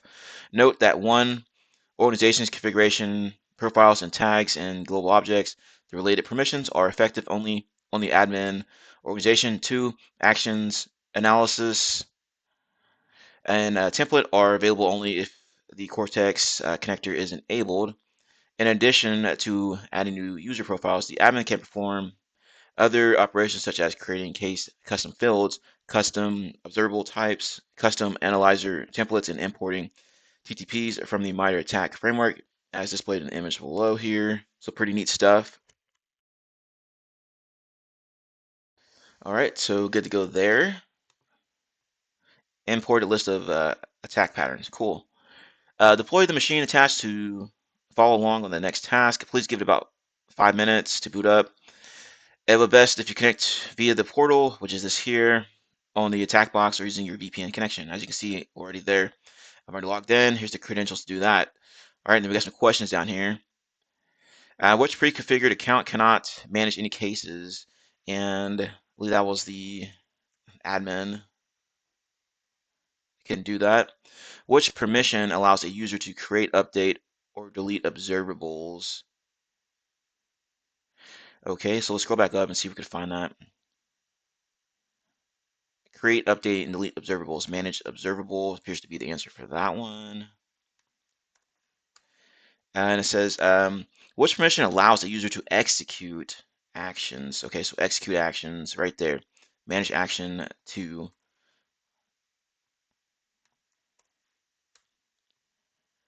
All right, so we're done with that one. Task number 5, analyst interface navigation.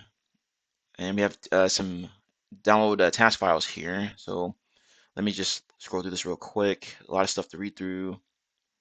Okay, so let's go ahead and read through this till we get down to the questions, and then we'll take a look at these, I guess, task files if we need to. Scenario, you have captured network traffic on your network after the suspicion of data exfiltration being done on the network. This traffic corresponds to FTP connections that were established. Your task is to analyze the traffic and create a case on the TheHive to facilitate the progress of an investigation. If you are unfamiliar with using Wireshark, please check out this room first and come back to complete this task. Okay. You can check out my videos on Wireshark as well. So it says source IP file introsecCon CTF 2020. Once an analyst has logged in to the dashboard, they will be greeted with the screen below. At the top, various menu options are listed that allow the user to create new cases and see their task and alerts. A list of active cases will be populated on the center console when the analysts create them. Okay, we can see that there. And let's see if I could just make this bigger in full screen. It's probably easier to look at in here than that tiny screen here. So let's get out of this. Okay, let's flip over here once it finishes loading. All right, so once we get in there and take a look at these cases, it should look something like this. And TryHackMe is going very slow today. All right, so on clicking the New Case tab, a pop-up window opens, providing analysts with fields to input their case details and task.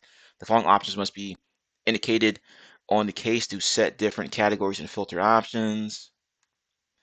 Severity. This showcases the level of impact the incident being investigated has on the environment from low to critical levels.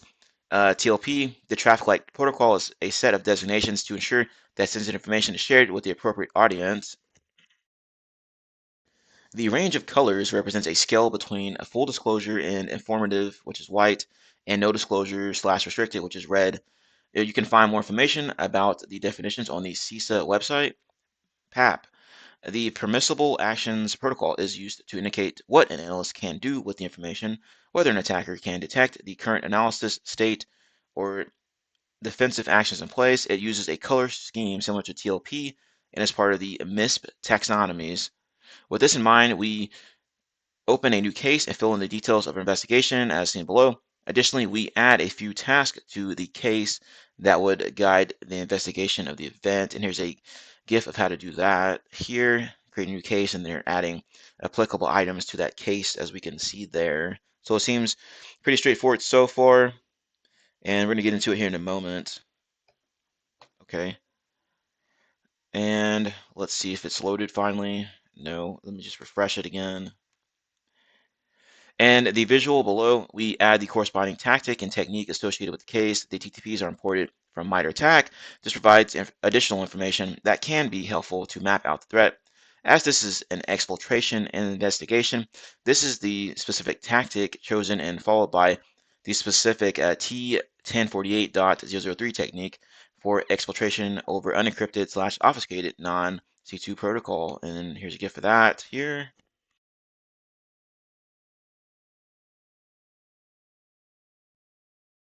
Again, it seems pretty straightforward. Once you're adding items, you just select whichever is applicable to that item you added in there. So it's just adding more information that can be of use if you need to, reference it later on or anything like that. So we're gonna get out of this. Case observables will be added from the observables tab, and you would have to indicate the following details. You got field description and examples, type, the observable data type, IP address, hash domain, and value, your observable value, and you have it there. Observable per line, create one observable per line in the value field. One single multi-line observable, create one observable no matter the lines. Okay, and you can see the rest here. You got TLP is IOC has been cited.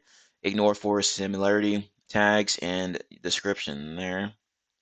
In our scenario, we are adding the IP address 192 as our observable, as this IP is the source of the FTP request. Depending on the situation of your analysis, this observable can be marked as an IOC, or if it has been cited before in a different investigation. So let's take a look at this real quick. And they're taking notes down there in the description box, as we see there.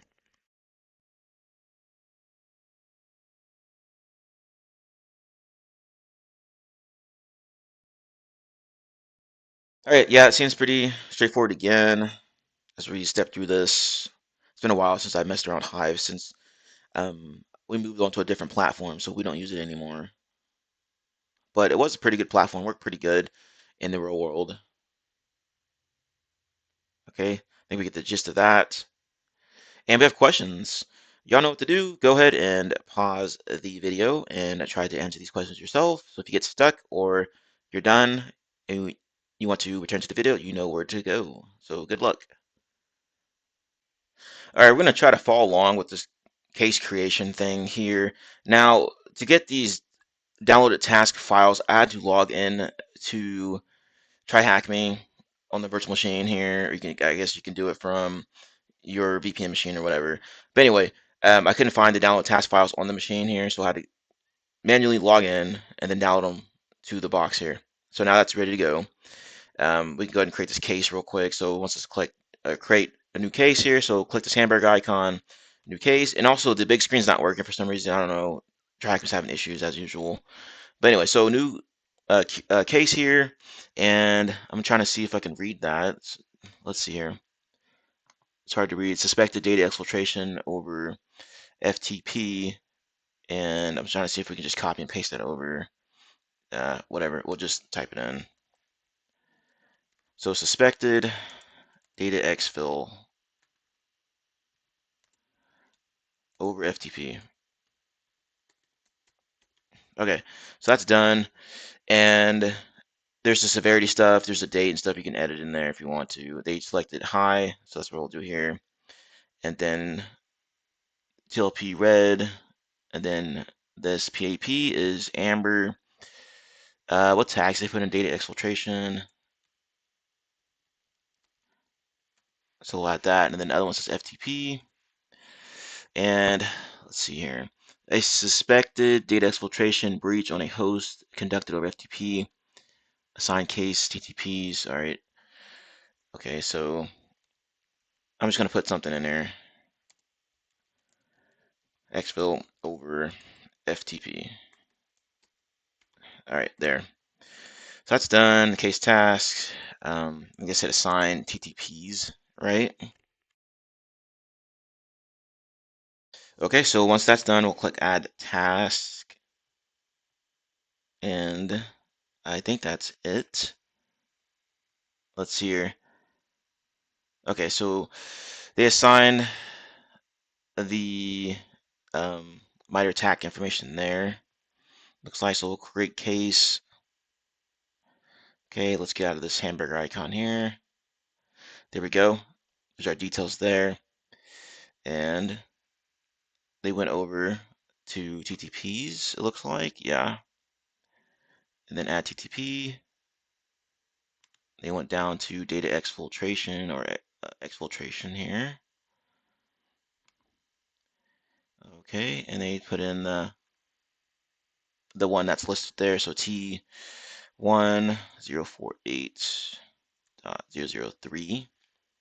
Select that, and then we'll click add TTP. I think that's everything they did in here. Okay, and then I'm just double checking here real quick, make sure we didn't miss anything. But I believe that's it. So they just did that, and then hit add TTP. All right, so we're done with that, and I believe that's all we have for now that it lists. There's something else down there we need to add. So observables, we need to add this IP in there, I guess. So add observable, type IP. Okay, what does that say? 192.1, I think 168.293.42 green, and tags source IP, FTP request.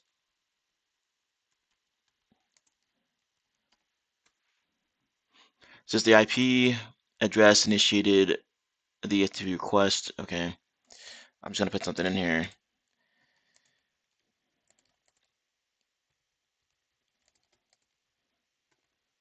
There. Once that's done, we're gonna click create observables. Okay, make sure it's in there. There we go. Awesome. So I think we're done with this. Just make sure you double check in here with this little. If it's hard to look at, it's like real small for some reason. But we're done with that anyway. So question time, where are the TTPs imported from? Well, we know it's going to be coming from MITRE ATT&CK.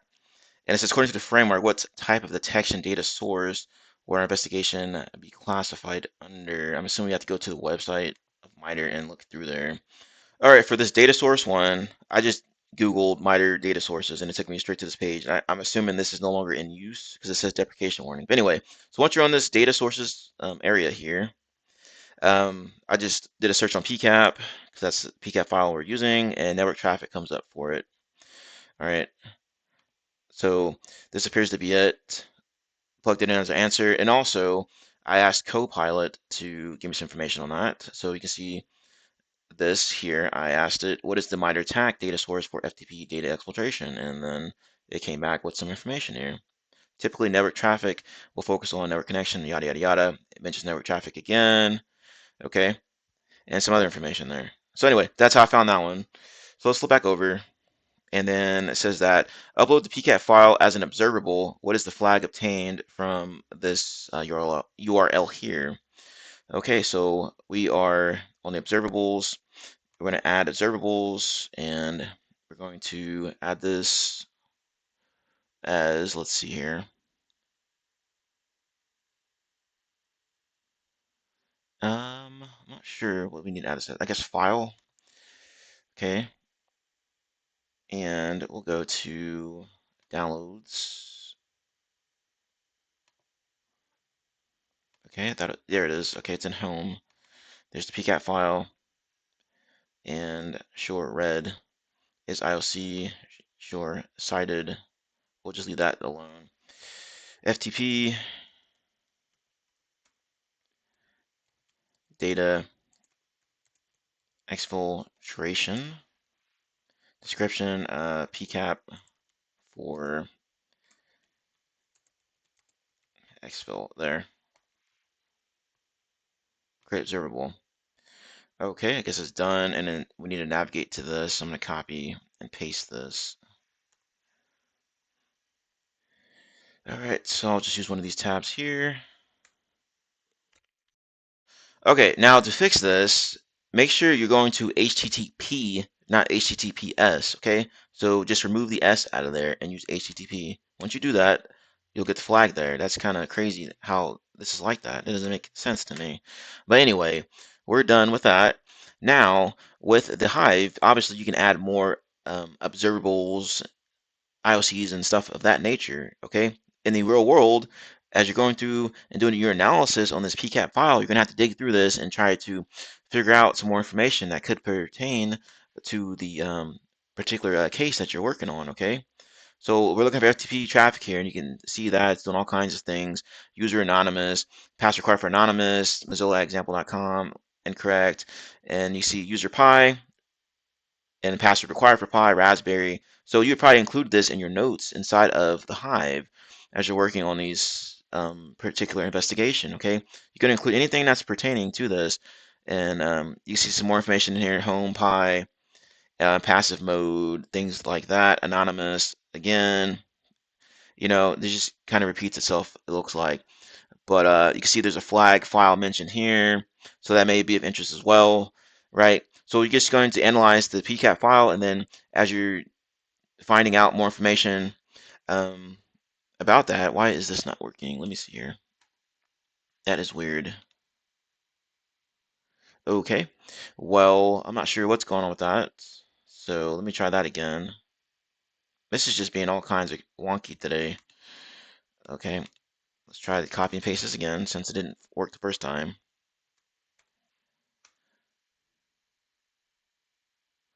Okay, if it doesn't work this time, then I'm gonna have to figure out, see what's going on here. Okay, I just manually typed this in. I'm not sure why the copy and paste wasn't working, but I manually typed this in and now it's accepting my answer. Okay, so once again, the flag is on this page here. Make sure you're using HTTP and not HTTPS, okay? And that is all. So let's go to task number 6, room conclusion. We have now reached the end of the Hive project room. This room has hopefully given you a good grasp of how incident response and management is performed using the Hive and give you a working knowledge of the tool.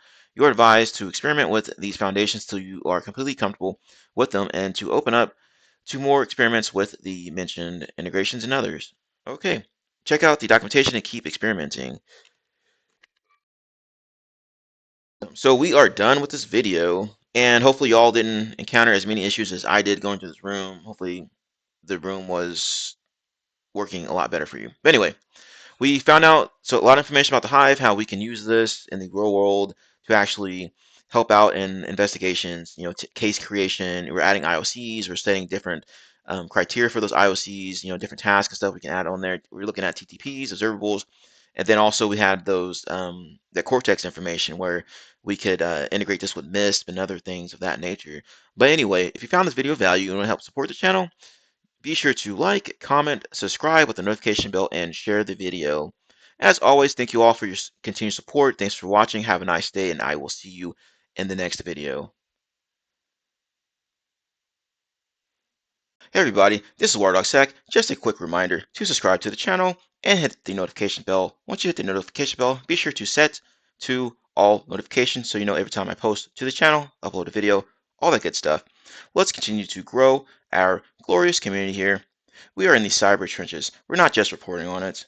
Be sure to check out my channel as well. I have tons of videos. You can see here over 300 videos ready for you to check out and learn something from.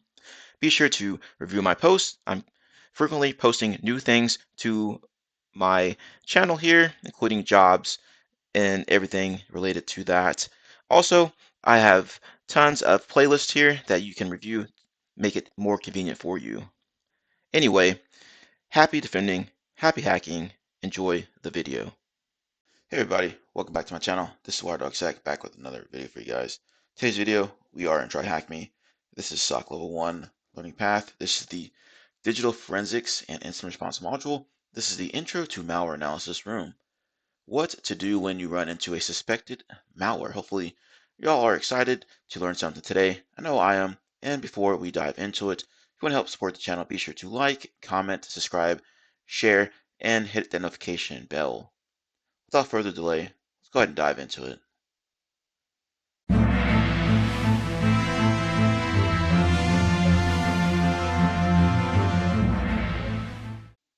Task 1 Introduction. Every once in a while, when you are working as a SOC analyst, you will come across content, a file or traffic, that seems suspicious, and you will have to decide whether that content is malicious. It is normal to feel confused with all the mixed signals such content provides. This becomes a little overwhelming for somebody just starting in cybersecurity, and it is common to begin questioning oneself. Knowing what steps to take to resolve such a scenario is helpful. This room will lay out some steps to help you make the initial conclusion about a particular suspicious file. Learning objectives. Understand what malware is. Use common tools and resources to assist your investigations. Perform basic static and dynamic analysis. Set up a safe environment for analysis. Prerequisites. You got Windows internals and history of malware. Let's get started. Let's learn malware analysis. Okay. Task number 2, we're going to talk about malware analysis. Malware. The word malware is derived from the term malicious and software. Therefore, any software that has a malicious purpose can be considered malware. Malware is further classified into different categories based on its behavior. However, we will not investigate the details of those in this room. Here, we will ponder the steps we will take if we suspect that we have found malware in a machine. So let's get started. Right, so malware, malicious software, right? Malware is just an umbrella term for like viruses, Trojans, ransomwares, stuff like that, okay? The purpose behind malware analysis is an important skill. As a quick overview, malware analysis is performed by the following people in the security industry. So we got security operations, teams analyze malware to write detections for malicious activity in their networks. Incident response teams analyze malware to determine what damage has been done to an environment and to remediate and revert that damage. Threat hunt teams analyze malware to identify IOCs, which they use to hunt for malware in a network. Malware researchers and security product vendor teams analyze malware to add detections for it in their security products. Threat research teams and OS vendors like Microsoft and Google analyze malware to discover the vulnerabilities, exploit it, and add more security features to the OS/applications. Overall, it seems like many different people do malware analysis for many compelling reasons. So let's see how to start. So before we begin, malware can be as dangerous as a weapon if handled carelessly. Before starting any analysis, it's important to understand how to work safely. Always follow these precautions to protect your system and maintain a controlled environment during your research. Never analyze malware or suspected malware on a machine that does not have the sole purpose of analyzing malware. When not analyzing or moving malware samples around to different locations, always keep them in password protected zip/rar or other archives so that we can avoid accidental detonation. Only extract the malware from the password protected archive inside the isolated environment and only when analyzing it. Create an isolated VM specifically for malware analysis, which can be reverted to clean state once you are done. Ensure that all internet connections are closed or at least monitored. Once you are done with the malware analysis, revert the VM to its clean state for the next malware analysis session to avoid residue from a previous malware execution corrupting the next one. You can also use physical disk as well instead of just VMs. There's some malware out there that I think will not run if they detect that they're running into or running in like a sandboxed or virtualized environment. So sometimes it's better to just run it off of like, bare metal hard disk drive on a different separate lab environment, has a different, internet connection than your main one, that's it's totally isolated from your production environment. That way you can just easily clone um, or wipe that disk, and clone a new operating system on. You can just easily refresh it that way. But anyway, which team uses malware analysis to look for IOCs and hunt for malware in a network? Well, that sounds like the threat hunt teams do that. So let's plug that in as our answer. Number three, techniques of malware analysis. Malware analysis is like solving a puzzle. Different tools and techniques are used to find pieces of this puzzle. And joining those pieces gives us the complete picture of what the malware is trying to do. Most of the time, you'll have an executable file, also called a binary or a PE file. PE stands for portable executable, a malicious document file, or a network packet capture, short for or PCAP for short. The portable executable is the most prevalent type of malware analyzed while performing malware analysis. To find the different puzzle pieces, you'll often use various tools, tricks, and shortcuts. These techniques can be grouped into the following two categories: static analysis and dynamic analysis. So, static analysis, when malware is analyzed without being executed, it is called static analysis. In this case, the different priorities or properties of the PE file are analyzed without running it. Similarly, in case of a malicious document, exploring the document's properties without analyzing it will be considered static analysis. Examples of static analysis include checking for strings in malware, checking the PE header for information related to different sections, or looking at the code using a disassembler. We will look at some of these techniques later in this room. Malware often uses techniques to avoid static analysis. Some of these techniques use obfuscation, packing, and other means of hiding their properties. To circumvent these techniques, we often use dynamic analysis. Okay, so let's see what they're talking about here. Okay, dynamic analysis. Malware faces a dilemma it has to execute to fulfill its purpose, and no matter how much obfuscation is added to the code, it becomes an easy target for detection once it runs. A static analysis might provide us with crucial information regarding malware, but sometimes that is not enough. We might need to run the malware in a controlled environment to observe what it does in these cases. Malware can often hide its properties to thwart static analysis. Therefore, in most of these cases, dynamic analysis can prove fruitful. Dynamic analysis techniques include running the malware in a VM, either in a manual fashion with tools installed to monitor the malware's activity, or in the form of sandboxes that perform this task automatically. We will learn about some of these techniques later in this room. Once we run the malware in a controlled environment, we can use our knowledge from the Windows Forensics rooms to identify what it did in our environment. The advantage here is that since we control the environment, we can configure it to avoid noise like activity from a legitimate user or Windows services. Thus, everything we observe in such an environment points to malware activity, making it easier to identify what the malware did in this scenario. Malware, however, often uses techniques to prevent an analyst from performing dynamic analysis. Since most dynamic analysis are performed in a controlled environment, most methods to bypass dynamic analysis include detecting the environment in which they are being run. Therefore, in the cases the malware uses a different benign code path if it identifies that it's being run in a controlled environment. Advanced malware analysis. Okay, so advanced analysis or malware analysis techniques are used to analyze malware that evades basic static and dynamic analysis. Disassemblers and debuggers are used to perform advanced malware analysis. Disassemblers convert the malware's code from binary to assembly so that an analyst can look at the instructions of the malware statically. Debuggers attach to a program and allow the analyst to monitor the instructions and malware while it is running. A debugger allows the analyst to stop and run the malware at different points to identify interesting pieces of information while also providing an overview of the memory and CPU of the system. We will not cover advanced malware analysis in this room. However, it will be covered in a future module targeting malware analysis. Sweet. So a lot of good information there. And we got some questions here. So let's see what they're talking about.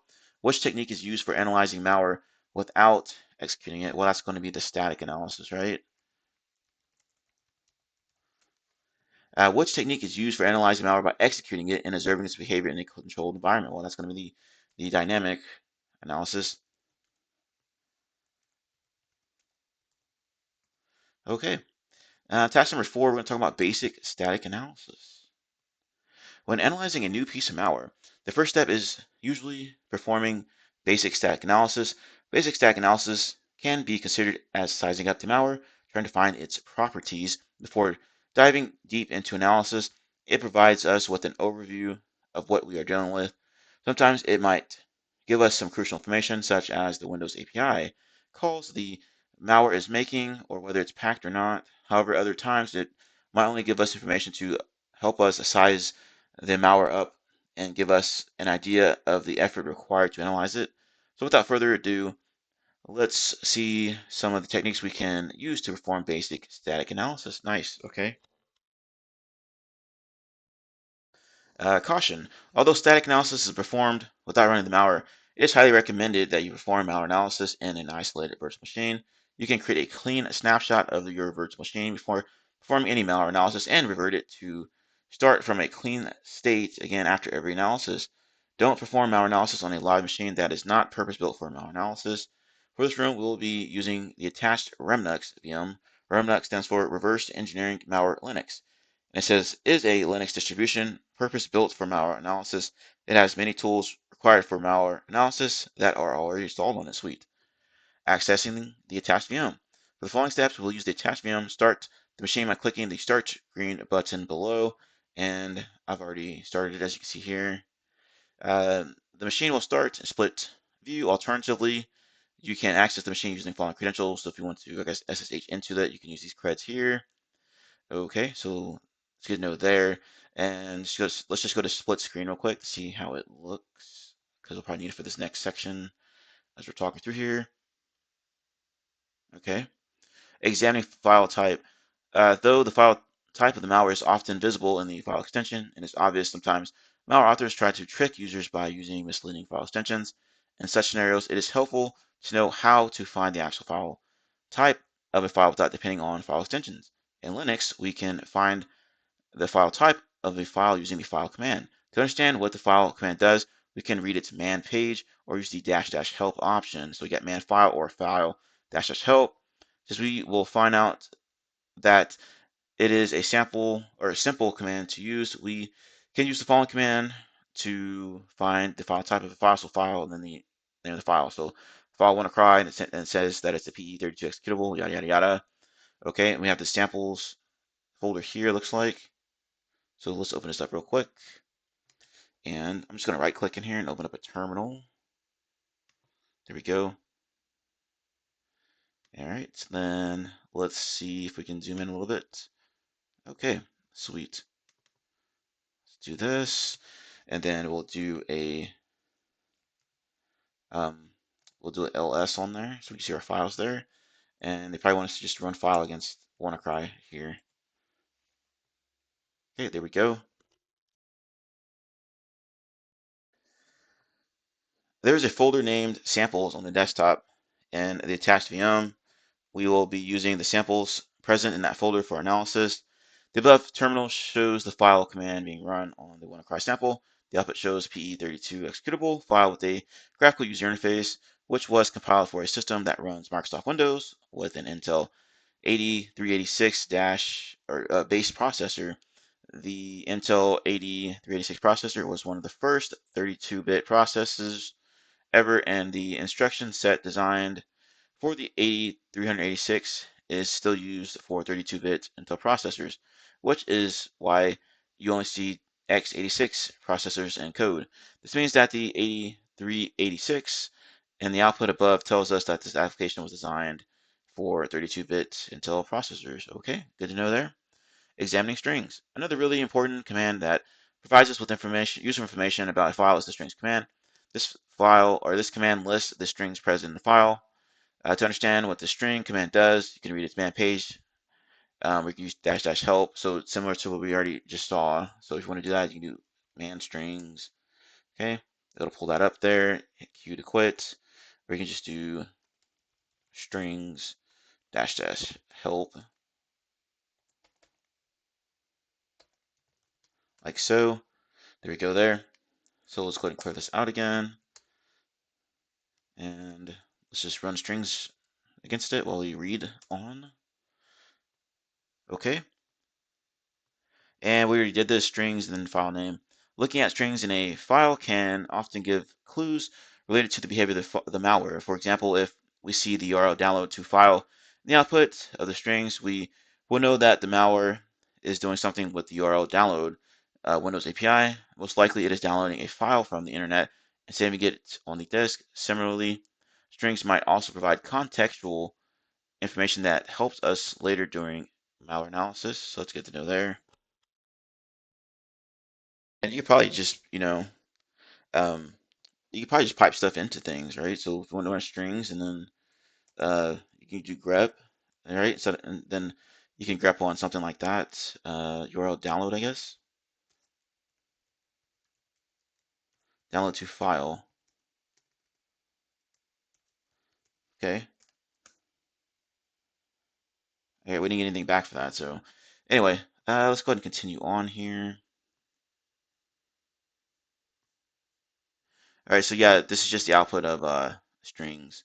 Here we can see strings command being running as WannaCry sample. We will see that the output starts with the DOS stub, which is the text that says this program cannot be run in DOS mode. Some values don't make much sense and look like garbage, but you also see useful output. For example, you can see above that some strings look like Windows APIs. For example, close handle, get exit, code process, terminate process, and so on.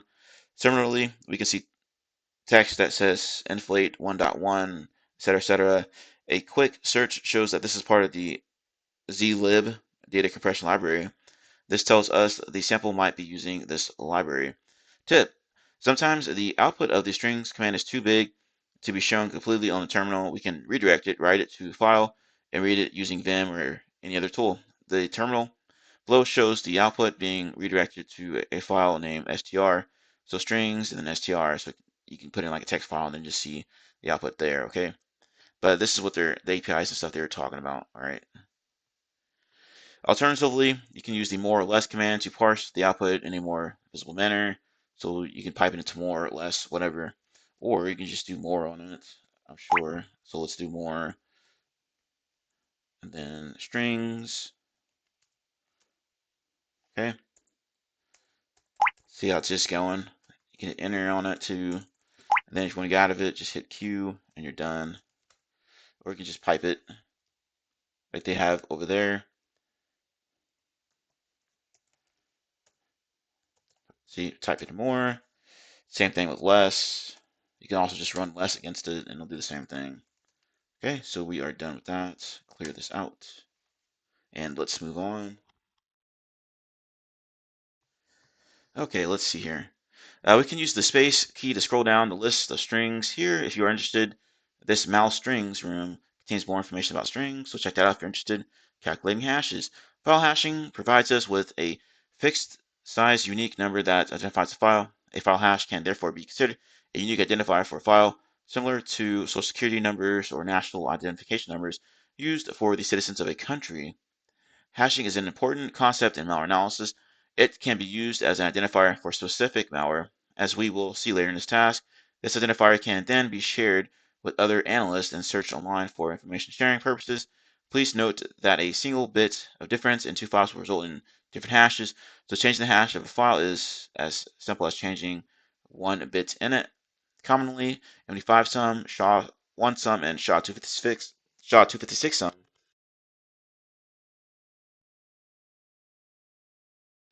Since hashes are used for file hashing,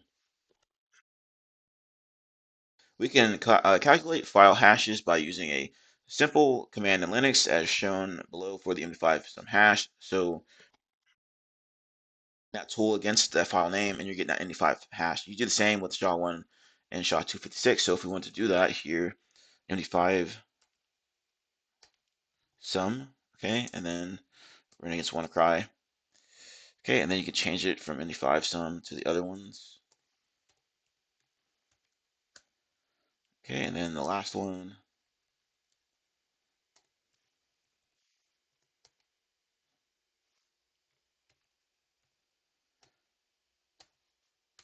There we go. All right, so pretty straightforward there. And it says if you're interested in learning more about hashes, you can check out the malware researching room. AV scans and virus total. Scanning a file using AVs or searching for a hash on virus total can also provide useful information about the classification of malware performed by security researchers. However, when using an online scanner, it is recommended to search for the malware's hash instead of uploading it online to avoid leaking sensitive information. Absolutely correct. That's a lot of times that's going to be standard operating procedures, right? If you work for an organization, you don't want to spill the beans on it, okay? But you do want to go in and search to see if someone has already analyzed it via the hash, okay? Only upload a sample if you are sure of what you're doing.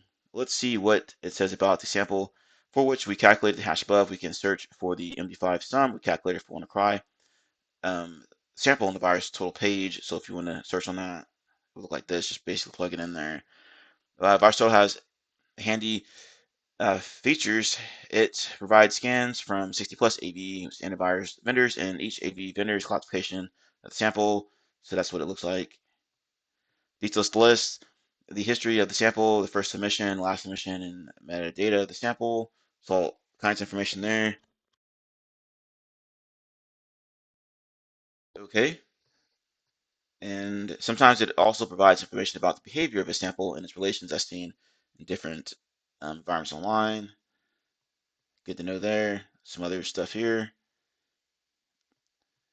We can also find comments about the sample in the community or by the community on VirusTotal, which can sometimes provide additional context about the sample. So if we read comments there, someone's got links to different reports, different sandboxes that ran it, like Joe Security, Joe Sandbox, whatever they want to call it these days. Perhaps it is very clear from the above screenshots that we are looking at a sample of WannaCry ransomware. So let's just grab this 256 one and plug it into, I guess, VirusTotal. I already have it pulled up here. Okay, so we're going to paste it in there. Enter. There we go. Last analysis date 2 days ago. There's all the detections from the different AVs, details page here. Go back. Okay, not sure what happened there. Go to the details page, and it's frozen. All right, there we go.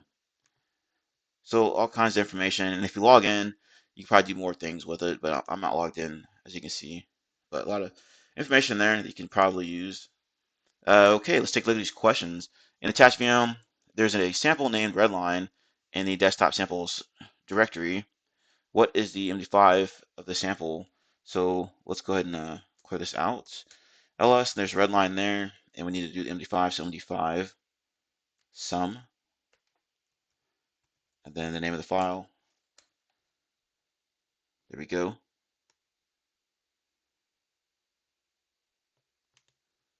Okay, let's see if it lets me grab it. Sweet. What is the creation time of this sample? Okay, this one we'll probably have to do the file against it or something. So let's see what that says. No, it wasn't file, it was something else. That strings. So let's do strings against it.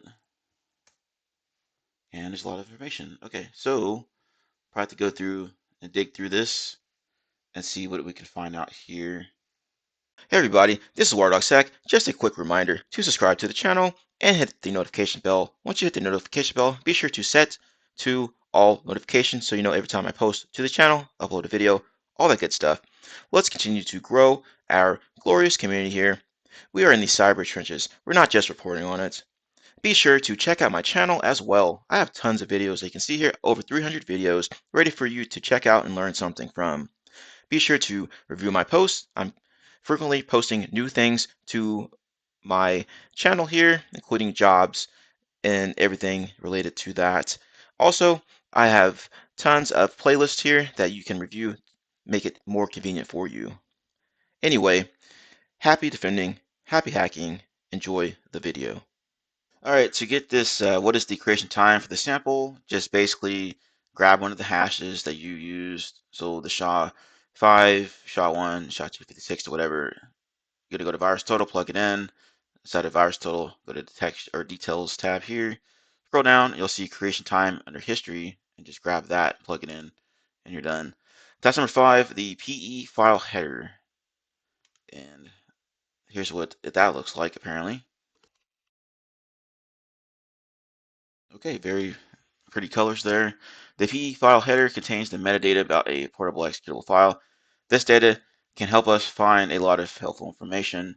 To help us in our analysis, we will go into detail about the PE header and the information it contains in the upcoming malware analysis module for the advanced path. However, some of the vital information found in the PE header is explained below. So imports and exports. A PE file seldom contains all the code that needs to run on a system on its own. Most of the time, it reuses code provided by the operating system. This is done to use less space and leverage the framework the operating system has laid to perform the task instead of reinventing the wheel. Imports are such functions that the PE file imports from outside to perform different tasks. For example, if a developer wants to query a Windows registry value, they will import the reg query value function provided by Microsoft instead of writing the code themselves. It is understood that this function will be present on any Windows machine on which the developer's code is going to run, so it does not need to be included in the PE file itself. Similarly, any PE file export functions are exposed to other binaries that can use that function instead of implementing it themselves. Exports are generally associated with dynamically linked libraries or DLL files, and it is not typical for a non-DLLP to have a lot of exports. Since most PE files use the Windows API to perform the bulk of their jobs, a PE file imports provide us with crucial information on what the PE file will do. It becomes evident that a P file that imports the Internet Open function will communicate with the Internet. A URL download to file function shows that a P file will download something from the Internet, and so on. Names of Windows APIs are generally intuitive and self-explanatory. However, we can always consult Microsoft documentation to verify the purpose of particular Windows function. Okay, so we're going to talk about sections next. Another useful piece of information available in the P file header is the information about sections in the P file. A P file is divided into different sections which have different purposes, although these sections in a P file depend on the compiler or packer used to compile or pack the binary. The following are the most commonly seen sections in a P file. So you have .text. This section generally contains the CPU instructions executed when the P file is run. This section is marked as executable. .data. This section contains the global variables and other global data used by the P file. .rsrc. This section contains resources that are used by the P file, such as images, icons, etc. Analyze the P header using the pcheck utility. We can use the pcheck utility present in the Remnex VM attached with this room to check the P header. So pcheck, then WannaCry. And let's go ahead and do that. So let's go ahead and clear this out. Okay, so this is what that looks like there. A lot of information coming back. All right, so we should have similar output as the screen there.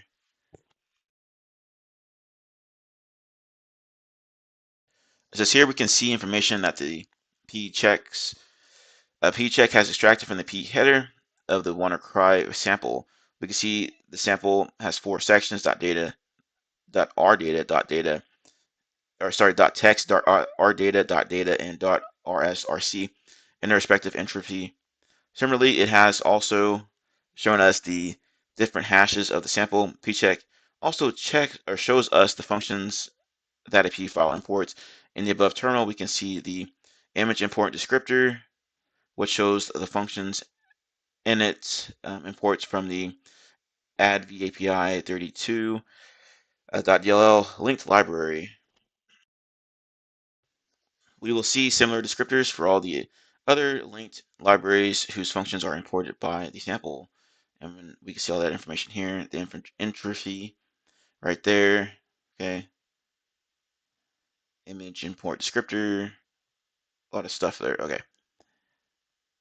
And let's see, we can see that pcheck shows us a lot more information than what we discussed in this task. However, discussing all the information is out of scope of the room. We will dive into further details in the upcoming malware analysis module. We will take what we are looking for from the information we see, namely the section information and imports of our samples. Sweet. So we got some questions again that need to be answered here. Okay, so I guess let's take a look at them. In the attached VM, there's a sample called Redline in the directory desktop samples. What is the entropy of the .text section of this sample here? Okay, so let's go ahead and clear all this out, and then we'll run pcheck against it, do Redline, and we can just pipe it into less, I guess. Okay. All right, so there's the .text entropy right there, and I guess we're gonna grab this number right there, the 6.543, and you can see the rest there. So let's plug that in. The sample name Redline has 5 sections: .text, .rdata, .data, and .rsrc are 4 of them. What is the name of the 5th section? Okay. Well, I have to do some more digging to try to determine where this one is. So let's go ahead and see. And also, I'll probably look for the rest of these answers as well. So let's go ahead and fast forward. Okay, the 5th section here is going to be this in data, as we can see right there. And this next one here, from which DLL file does the sample named Redline import the reg open key xw function? Now you can go through here and manually search for it that way.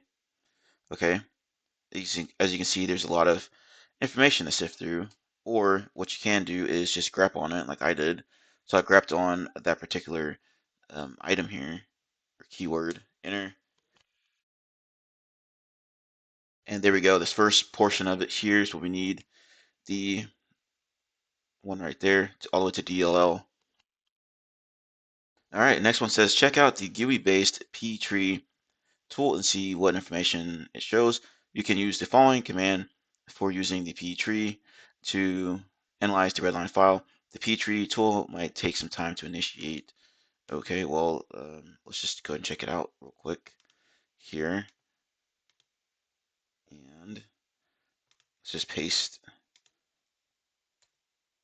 oops, Control C. Okay, let's try this again. All right, so while that's loading, let's continue on to task number 6, basic dynamic analysis. Well, basic static analysis provides us with useful information about a file. We often need to perform additional analysis to move further in our analysis procedure. One quick and dirty way to find more clues about a malware's behavior is by performing basic dynamic analysis.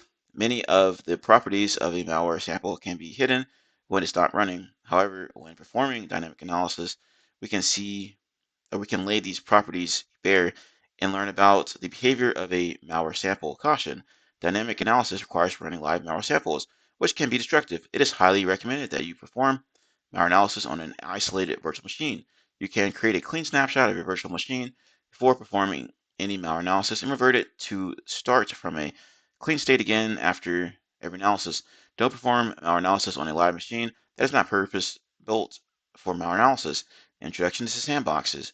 Sandbox is a term borrowed from the military. A sandbox is a box of sand, as the name suggests, modeling the terrain where an operation has to take place, in which a military team dry runs their scenarios to identify possible outcomes.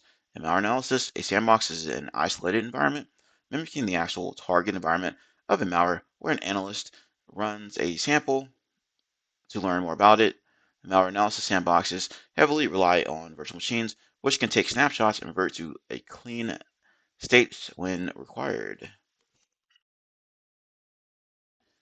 Construction of a sandbox. For malware analysis using sandboxes, the following considerations make the malware analysis effective. Virtual machine mimicking the actual target environment of the malware sample, ability to take snapshots and revert to a clean state, OS monitoring software such as Procmon, Proc Explorer, Redshot, etc., network monitoring software such as Wireshark, TCP dump, etc., control of the network through a dummy DNS server and web server, a mechanism to move analysis logs and malware samples in and out of the virtual machine without compromising the host. Be careful with this one. If you have a shared directory with your malware analysis VM that remains accessible when running malware, you might risk malware affecting all files in a shared directory. Open source sandboxes. Though it is good to understand what a good sandbox is made of, building a sandbox from scratch is not always necessary. One can always set up open source sandboxes. These sandboxes provide framework for performing basic dynamic analysis and also customizable to a significant extent to help those with a more adventurous mindset. So you have Cuckoo Sandbox, the most widely known sandbox in the malware analysis community. It was developed as part of a Google Summer of Code project in 2010. It's an open source project that you can or that you will often see deployed in SOC environments and with enthusiast home labs. Advantages of Cuckoo Sandbox include huge community support, easy to understand documentation, and lots of customizations. You can deploy it on your network and let the community signatures guide you into identifying which files are malicious and which are benign because of the vast corpus of community signatures that comes with it. Cuckoo Sandbox has been archived and an update is pending.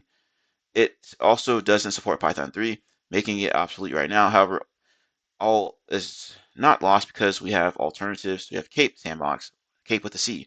KAPE Sandbox is a little more advanced version of Cuckoo's Sandbox. It supports debugging and memory dumping to support the unpacking of packed malware. We'll learn more about packing and unpacking in the Advanced Malware Analysis module. Though beginners can use this sandbox, advanced knowledge is required to fully use it. A community version of the sandbox is available online and can be used to test run in it can be used to test run it before installation. KAPE Sandbox is so far actively developed and supports Python 3. So there you go there. Online sandboxes. Setting up and maintaining a sandbox can be a time-consuming task.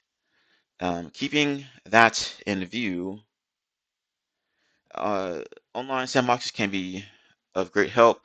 Some of the most commonly used sandboxes or online sandboxes are as follows.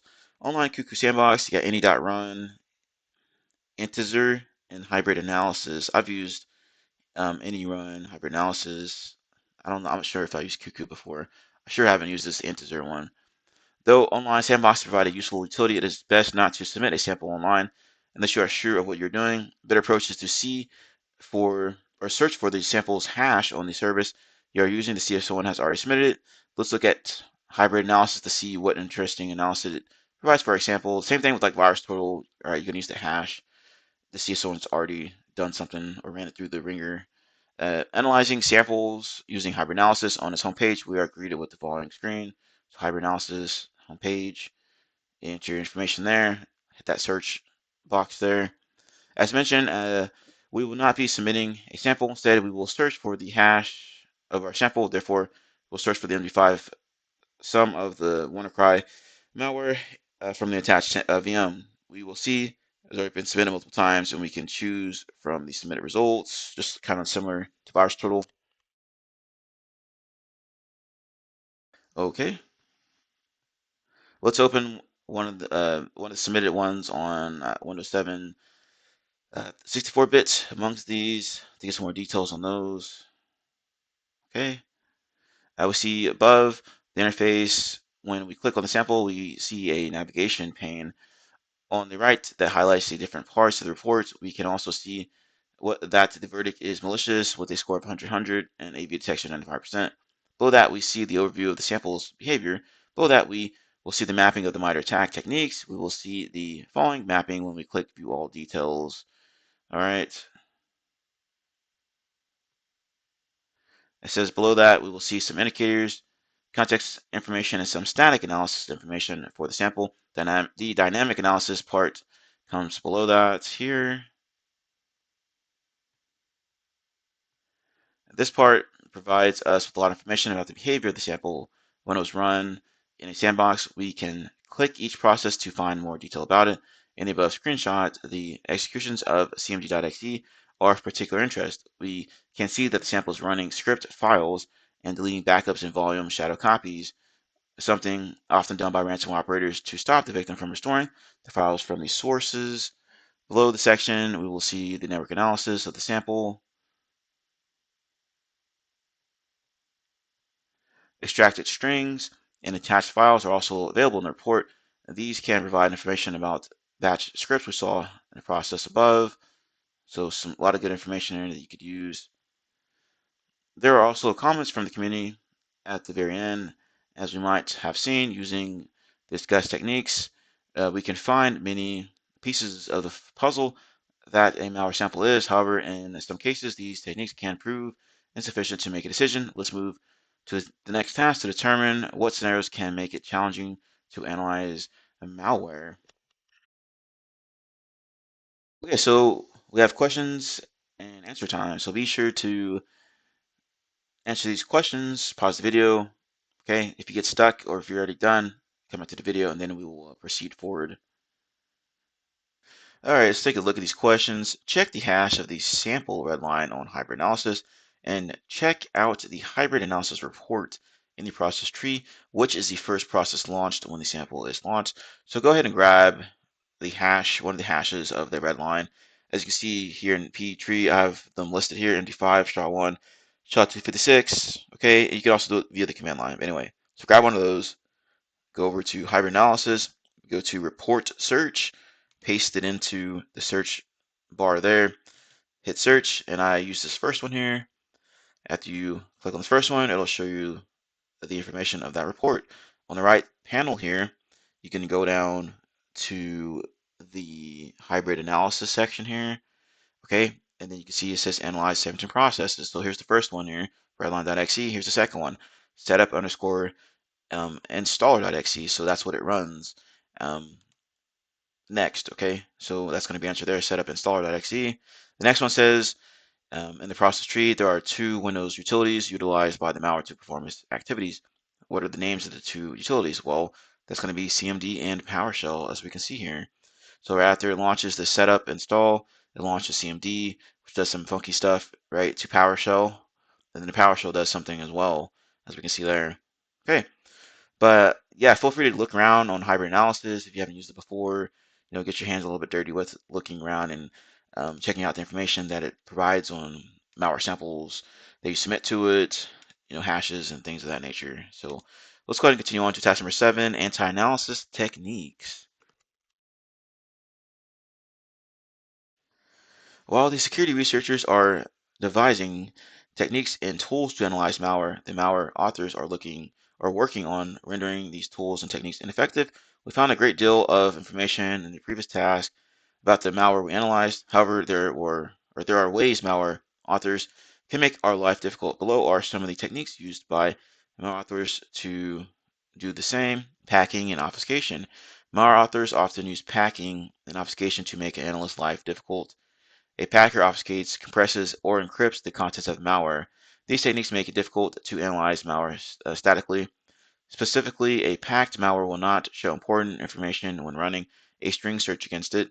For example, let's run string against the file named zms yada yada yada in the samples folder attached to the VM. So let's go ahead and do that. Minimize this and then strings and then this random name. Okay. And we got similar output. It says we noticed that the sample contains mainly garbage strings that don't provide much value to us. Let's run a p-check on the sample to see what else we get. Okay, yeah, it's like a bunch of gobbledygook. So let's go ahead and clear this out, and we'll run that p-check against it, or pe-check, right? All right, there we go. Suspicious strings stuff right there. As suspected, we see that executable has characteristics typically of a packed executable as p-check. As per pcheck, we will notice that there is no .text section in the sample, and other scenarios have execute permissions, or sorry, other sections have execute permissions, which shows that these sections contain executable instructions or will be populated with executable instructions during execution. We will also see that the sample does not have many imports that might show us its functionality, as we saw with the previous sample. So if you guys want to go and review, you would see something similar to what they see over here, right? With stuff missing that looks like. Okay, so let's go ahead and continue on. For analysis of packed executables, the first step is generally to unpack the sample. This is an advanced topic that will be covered in the upcoming rooms. Sandbox invasion. As we have seen previously, we can always run a sample in a sandbox to analyze it. In many cases, that might help us analyze samples that evade our basic static analysis techniques. However, malware authors have some tricks up their sleeves that hamper that effort. Some of these techniques are as follows. So long sleep calls. Malware authors know that sandboxes run for a limited time. Therefore, they program the malware to not perform any activity for a long time after execution. This is often accomplished through long sleep calls. The purpose of this technique is to time out the sandbox. User activity detection. Some malware samples will wait for user activity before performing malicious activity. The premise of this technique is that there will be no user in a sandbox. Therefore, there will be no mouse movement or typing on the keyboard. Advanced malware also detects patterns in mouse movements that are often used in automated sandboxes. This technique is designed to bypass automated sandbox detection. Footprinting user activity. Some malware checks for user files or activities such as whether there are many files in the MS Office history or internet browsing history. If no or little activity is found, the malware will consider the machine as a sandbox and quit. Detected VMs. Sandboxes run on virtual machines. Virtual machines leave artifacts that can be identified by malware. For example, some drivers installed in VMs being run on VMware or VirtualBox give away the fact that the machine is a VM. Malware authors often associate VMs with sandboxes and would terminate the VM if a VM or terminate the malware if VM is detected. The above list is not exhaustive, but it gives us an idea of what to expect when analyzing malware. In a future module dedicated to malware analysis, we will discuss these techniques and ways to detect malware that employs them. Okay. So they have a lot of tricks up their sleeve to try to annoy us, right? Or try to remain as undetected as possible, give us a headache, right? So to delay our countermeasures against their um, malware. Okay, so question time. Which of the techniques discussed above is used to bypass static analysis? And for that one, um, let's go back up here. We're talking about static analysis, and I believe that was packing to bypass that. Which technique discussed above is used to time out a sandbox? Well, we know that's going to be that long sleep calls, right? As we just read about here. Okay, so we're done with that. Conclusion, task number 8.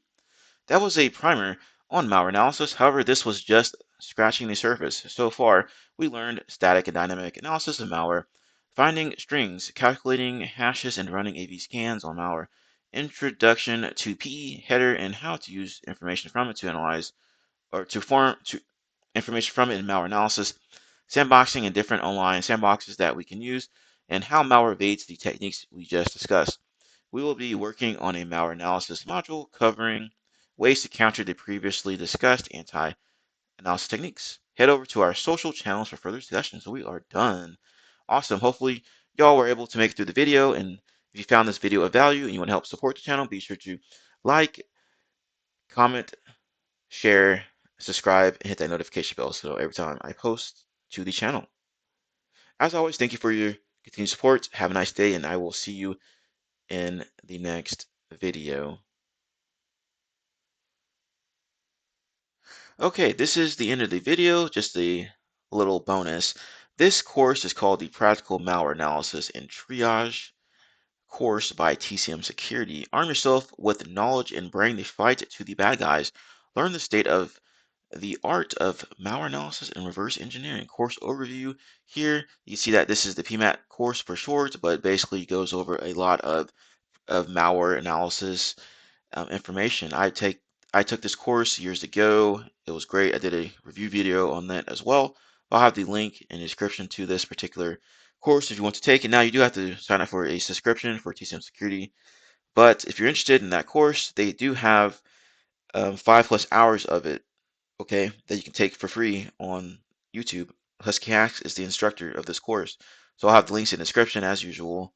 And then you can also take a look at my review video of the course if you're hesitant on whether or not you should take the course or not, be sure to leave it a like as well. Anyway, see you later, and thank you for watching. Hey everybody, this is WireDogSec. Just a quick reminder to subscribe to the channel and hit the notification bell. Once you hit the notification bell, be sure to set to all notifications so you know every time I post to the channel, upload a video, all that good stuff. Let's continue to grow our glorious community here. We are in the cyber trenches. We're not just reporting on it. Be sure to check out my channel as well. I have tons of videos that you can see here, over 300 videos ready for you to check out and learn something from. Be sure to review my posts. I'm frequently posting new things to my channel here, including jobs and everything related to that. Also, I have tons of playlists here that you can review, make it more convenient for you. Anyway, happy defending, happy hacking, enjoy the video. Hey everybody, welcome back to my channel. This is WireDogSec back with another video for you guys. Today's video, we are in TryHackMe. This is the SOC Level 1 learning path. This is the Digital Forensics and Incident Response module. This is the unattended room. Use your Windows Forensics knowledge to investigate an incident. Oh, neat. And we're going to jump right into the introduction right after this. If you want to help support the channel, be sure to like, comment, share, subscribe, and hit that notification bell so you know every time I post to the channel. Without further delay, let's go ahead and dive into it.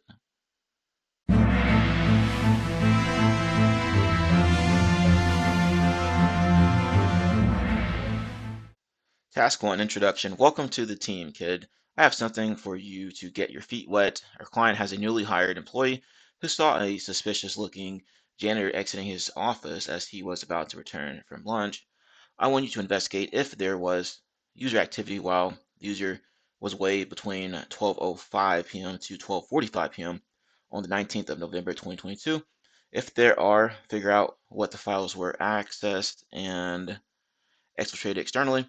You'll be accessing a live system, but use the disk image already exported to see users THM or Fedora desktop KAPE results. See directory for your investigation. The link to the tools that you'll need is here. Users, THM Fedora desktop tools. Finally, I want to remind you that you signed an NDA, which is non-disclosure agreement. So avoid viewing any files classified as top secret. I don't want us to get into trouble, okay? Connect to the machine, decides you can connect to the machine. Right there, I've already pressed the start machine button there. So we're going to go ahead and continue on to the task here. It says once once the VM is fully running, please run Registry Explorer immediately, as this tool may take a few minutes to start up. Okay, well, I wish I had mentioned that earlier, but I think this is it down here. So let's go ahead and click that, and hopefully it doesn't take too long. So we'll hit complete. Task number 2, Windows Forensics Review. Prerequisites. This room is based on the Windows Forensics 1 and 2 rooms. A cheat sheet is attached below, which you can also download by clicking on the blue download task files on the right. Sweet.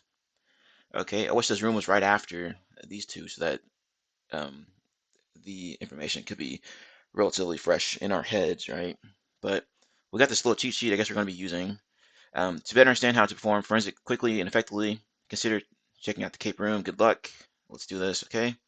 And it looks like it's still firing up. So once this has booted up, we'll continue on and then take a look here at task number 3 here.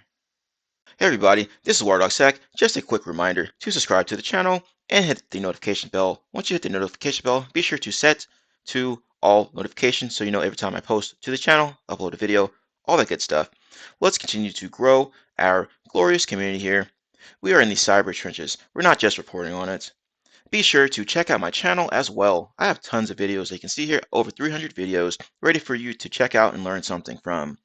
Be sure to review my posts. I'm frequently posting new things to my channel here, including jobs and everything related to that.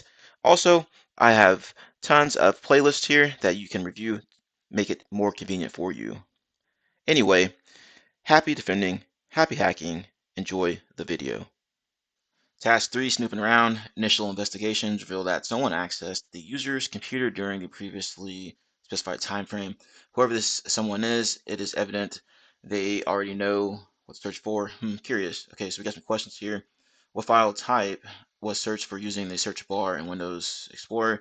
what top secret keyword was searched for using the search bar in Windows Explorer. Now, I have to reference this cheat sheet because I don't remember at the top of my head what this stuff is. Let's see. Windows Explorer address / the search bars. So I guess when you look in these locations here, and we could probably just use like a keyword search or something like that. I remember seeing word will query somewhere before in a different video I was doing for a different lab. So let's give it a shot here. So we are in desktop, KAPE results, C, I think it's users, and then nt data or .dat. Let's see. Uh, let's say no. Sure. Okay. Let's take a look here. It was called word will query. So let's see if I can just copy and paste that over. There we go. There's something in here. So we got two items here. I believe there's supposed to be some data at the bottom that you can click on through here. What's this do? Okay. Let's see. What's data interpreter? Oh, okay. Let's take a look through this information. Strings, Unicode.pf. That's interesting there. So this looks like a PDF file, right? So let's see if that's what they're looking for here. It appears to be it. Okay, awesome. Okay, now we need to find some keywords. So it's probably going to be in like a string format or something, most likely. What's this next one here? We'll do the same thing. Interpreter. Okay, well, Unicode again. Continental. Let's see if that's what they're looking for. And I can't paste out of here. Okay, I'll just type it in then.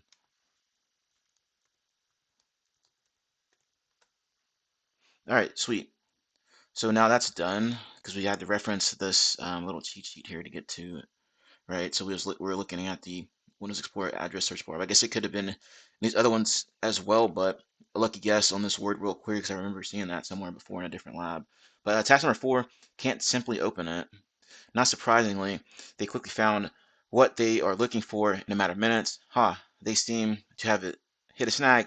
They needed something first before they could continue. Note, when using the Autopsy tool, you can speed up load times by selecting recent activity when configuring the ingest settings. Okay, well, hopefully this doesn't take forever to boot up like that File Explorer did. I mean, I'm just gonna leave this open in case we have to get back in it, but it was really slow. So there's Autopsy dog right there. Little icon. Hopefully this doesn't take all day to boot up. So it's gonna look like something like this. Add data source, configure host, recent activity, deselect all. And then we have questions, of course, that need to get answered. So hopefully this doesn't take forever. But looks like it's going. We'll speed up the video. All right, let's flip over to our VM. Autopsy's loaded up. Hit new case here. Let's just call it test. And base directory. I guess we'll select the same one that everything else is in. Sure. I don't think any of this matters. We'll just skip all that. And let's see here. Let's see what comes up. Should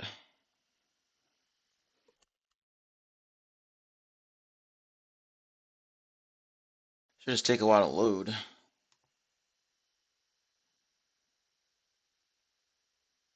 Okay, not sure what happened here. All right, there we go. And I guess we'll leave that the same.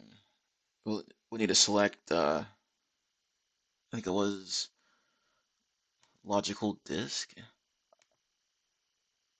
We'll leave that the same. Actually, maybe it's not. Logical files, probably. Okay, there we go. So we'll go to the same area again and select the whole folder there. Next. And then that screenshot to just select recent activity, right? When using Autopsy tool, you can speed up the load times by selecting recent activity when configuring the ingest settings. Okay, we'll leave that like that. Next. Okay, so it looks like it's done. Files are being analyzed. So it might take a little bit for this to finish analyzing. There's the bar down there. But let's see, what is the name of the downloaded file to the downloads folder? Downloads folder. Okay. There's recent documents. And I guess we're looking for a downloads folder, but I'll speed up the video as soon as this finishes analyzing everything, I guess. All right, once this has finished analyzing the files, we need to check what is the name of the download file in the downloads folder. So for this, we got to swing over to data artifacts, web downloads, and sift through this information here. There's quite a few files mentioned here. There's a 7-zip file there from Continental. I know that was referenced earlier in this room. Right, so as you're sifting through here, there's an MSI file, there's a KAPE.zip, and there's also a looks like a 7-zip XE file. And the one they're looking for is going to be this 7Z one here, it looks like, right? If we scroll over here, I don't see much of anything else, so let's double click on it. It has to be one of these. I mean, it's Continental, or there's this 7-zip file. So let's see here. Okay, I guess the information populates down here. Text, nothing in there. Okay, well, let's go with this here. Let's right click it here, properties, and we'll just grab it. If I can just grab this last part here, but it probably won't let me. Okay, whatever. So 7Z2201. Okay, when was the file from the previous question downloaded? Okay, so we just need to get the date and time, which should be easy here. Date accessed, okay. Probably this here. All right, I'm not sure what was happening, but I deleted everything and manually typed this in, so I didn't copy and paste or anything. So it's going to be this here, date accessed 2022 11 19 1209 19 UTC for our answer there. Next one, thanks to the previously downloaded file, a PNG file was opened. When was the file opened? I guess you can click this hint here to try to figure that out. I think we have to go back and look at File Explorer, right? And they gave us this little cheat sheet here. So we need to look at recent files, I guess. It says recent docs here. So let's go ahead and check that. Let's go over to our File Explorer. Or, yeah, hopefully y'all didn't cancel out of it. So recent docs. And let's see if it's in here. Let's click in here. Recent docs, okay. Okay, for this .png one, we're going to go back to this search up here and just type in .png. You'll see there's a couple items here listed with .png. This one here doesn't have anything in there, it appears. So we're looking at this other one that says recent docs. So this is probably going to be it. As we're searching through here, we'll probably have to do the data interpreter again. Okay, so continental.png. We need to get the, I believe it was the date. Yes, so we need to find the date and the time and everything. So let's take a look here. And let's just check on this one here, see what this is. Okay, so this doesn't appear to be anything. And then we can see the date here looks like for the timestamp. So 2022, 11/19. Let's try this here. Okay, that appears to be the answer there. Next one, task number 5, sending it outside. Uh-oh, they've hit the jackpot and are now preparing to exfiltrate data outside the network. There's no way to do it via USB. So what's their other option? All right, so once again, we have questions there. Pivot over to the VM, try to answer these questions yourself, then come back to the video, and then we will step through it together.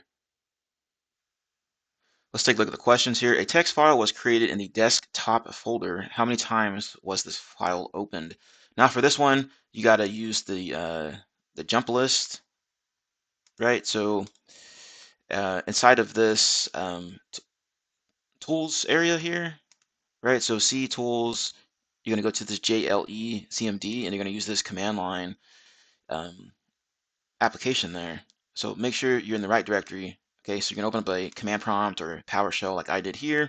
As you can see, I've already ran this before, but just to show you an example here, I'm just gonna rerun it.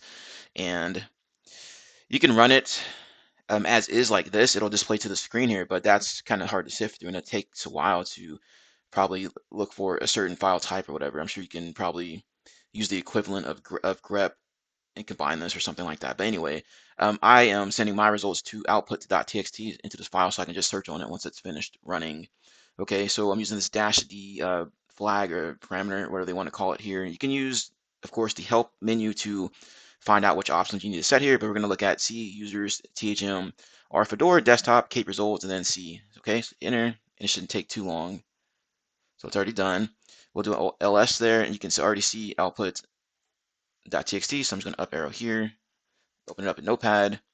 Okay, it's opened up a Notepad here, and I'm gonna hit Control F, the search in here, and then I'm gonna look for .txt files. Okay, you can see that it's the only one in here is this launch code that's mentioned. Okay, so that has to be it, right? So we'll scroll down a little bit here, and we can see this interaction count. It's going to be 2, and that's going to be our first answer there. The next one we need to get when was the text file from the previous question last modified, and you have to put it in their format, otherwise it's not going to work, obviously. So you can find that here, last modified, and then just grab the date and put it in the correct format. Done with that. Next one here, we got to look for something in regards to pastebin. So we have to go over to the Autopsy tool to look for this information. What is the extract URL of the exfiltrated data? So let's flip back over to our VM. We'll just minimize this. I already got Autopsy up. So inside of Autopsy, I had to redo this, but it already reanalyzed the files and everything. So anyway, go to web history. Inside of web history, you can see these keyword lists. You can see keyword search. So we're going to use this keyword search here and then use pastebin.com. Okay, exact match, hit search to make it easy to sift through. As you can see there, there's a bunch of results we had to sift through. So once you get done sifting through and reviewing the results here, you'll see that this is accessed here, and it says something. I thought it said something about access, but anyway, it says what's the generate URL for that one, and that was the one that was, I mean, really going to anything. As you can see here, these appear to just go to straight to just pastebin.com. This one actually went somewhere to the specific URL here. So I went to look up this, as you saw there in the other tab, right? So you can navigate to that like I just showed you. So let's go back over here, actually navigate it to the actual URL. You can see this here. This is going to be the string, and that's the answer for the next question there. Okay, so the URL is going to be this one here, as we just saw earlier, right? We just stumbled upon this and went to it directly. You can actually grab this out of here if you hit text and then you go to URL, or go to text, and then down here you can just, highlight, copy and paste. Makes things a lot easier. You can't even copy and paste in a lot of things in here, but anyway. Also, you can go to data artifacts here. You can see the title, and you can see the string here that's mentioned there. All right, but I mean, how would you even know this if you didn't, actually go to the actual website, or did it a different method, right? There's probably a different way to do this, but this is the way I found it. So hopefully this was helpful for you all. Okay, like I said, you got to go through, review the results. I mean, you can try to look at, times if they're listed in there, but ultimately you got to go in and just review this information. Okay. So we are done with that. And task number 6, conclusion. At this point, we already have a good idea of what happened. The malicious threat actor was able to successfully find and exfiltrate data. While we could not determine who this person is, it is clear that they knew what they wanted and how to get it. I wonder what's so important that they risked accessing the machine in person. I guess we'll never know. Anyway, you did good. You did good, kid. I guess it was too easy for you, huh? Let's see if you can handle the next one. Okay, so I just want to look at this one more time. I was wondering if maybe it actually had said, like, HTTP request, but I doubt you could find that information in here. But I mean, in the real world, I would look at other logs as well. Not just these logs here, but I would look at, web search history, web logs. Hopefully, your web information, your web data is going through some kind of proxy tool that monitors that information, so you can just go in to your SIM and just look for it. It'd be a lot easier, right? But anyway, so we are done. Hopefully you enjoyed the video and found it of value. And if you want to help support the channel, you can like, comment, share, subscribe, hit that notification bell so every time I post to the channel. Thank you all for taking the time to watch my video. Have a nice day, and I will see you in the next one. Also, post in the comments on any other methods that you did to find the answers. Like, let the people know. All right, see you later. Hey everybody, this is WireDogSec. Just a quick reminder to subscribe to the channel and hit the notification bell. Once you hit the notification bell, be sure to set to all notifications so you know every time I post to the channel, upload a video, all that good stuff. Let's continue to grow our glorious community here. We are in the cyber trenches. We're not just reporting on it. Be sure to check out my channel as well. I have tons of videos that you can see here, over 300 videos ready for you to check out and learn something from. Be sure to review my posts. I'm frequently posting new things to my channel here, including jobs and everything related to that. Also, I have tons of playlists here that you can review, make it more convenient for you. Anyway, happy defending, happy hacking, enjoy the video. Hey everybody, welcome back to my channel. This is WireDogSec, back with another video for you guys. Today's video, we are in TryHackMe. This is the SOC Level 1 Legacy path. This is the Digital Forensics and Incident Response module, and this is the Disgruntled Room. Use your Linux forensics knowledge to investigate an incident. Hopefully, y'all are excited and ready to learn something today. Before we dive into it, you know what to do. If you want to help support the channel, be sure to like, comment, share, subscribe, hit that notification bell so you know every time I post to the channel. Without further delay, let's go ahead and dive into it.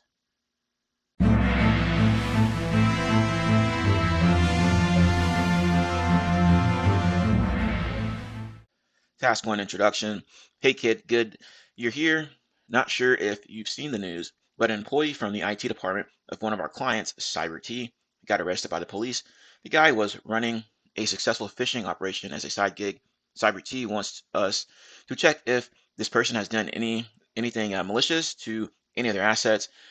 Get set up, grab a cup of coffee, and meet up in the conference room. Connect it to the machine, start the machine, split view, green machine.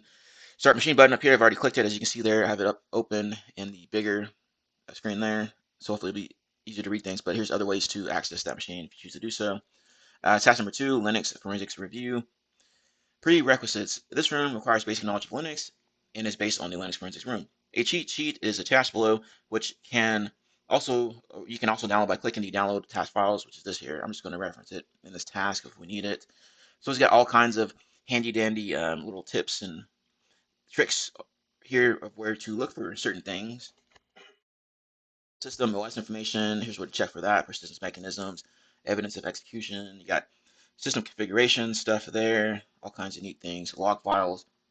Note, is the cheat sheet, I guess if the cheat sheet not showing in Firefox, check your settings, PDF, yada, yada, yada. Okay, take a sip of coffee. Let's get ready to go. I got to enter a new drink. Task number 3, nothing suspicious so far. Here's the machine our disgruntled IT user last worked on. Check if there's anything our clients need to be worried about. My advice, look at the privileged commands that were run. That should get you started. So privileged commands, okay, so I'm wondering if we have to look at maybe if we can just up arrow. Nope. So we have to check the history or something like that, I assume. But let's see here. All right, well, let's check out these questions here. Okay, so y'all know what to do. Pause the video and try to answer these questions yourself. Then come back to the video and then we'll go through it together. All right, let's take a look at these questions. The user installed a package on the machine using elevated privileges according to the logs. What is the full command? Remember, you can go back and reference this little cheat sheet here. For this one, you can look into the auth.logs, right? var log directory here to try to find that information. There's also bash history that could probably be useful as well. So anyway, to pretty much grasp your bearings where you're at, you know, you can try to see like what's in the home directory and whatnot. All right, so we got cyber T, IT admin, Ubuntu, whatever. And the one of interest is going to be the cyber T one. So I'm just going to up arrow here, and we're going to look at the bash history of it. You can see there's a plethora of different commands that were ran in here that could be useful. You can see that it's installed on this app called Doku Wiki or something, I guess.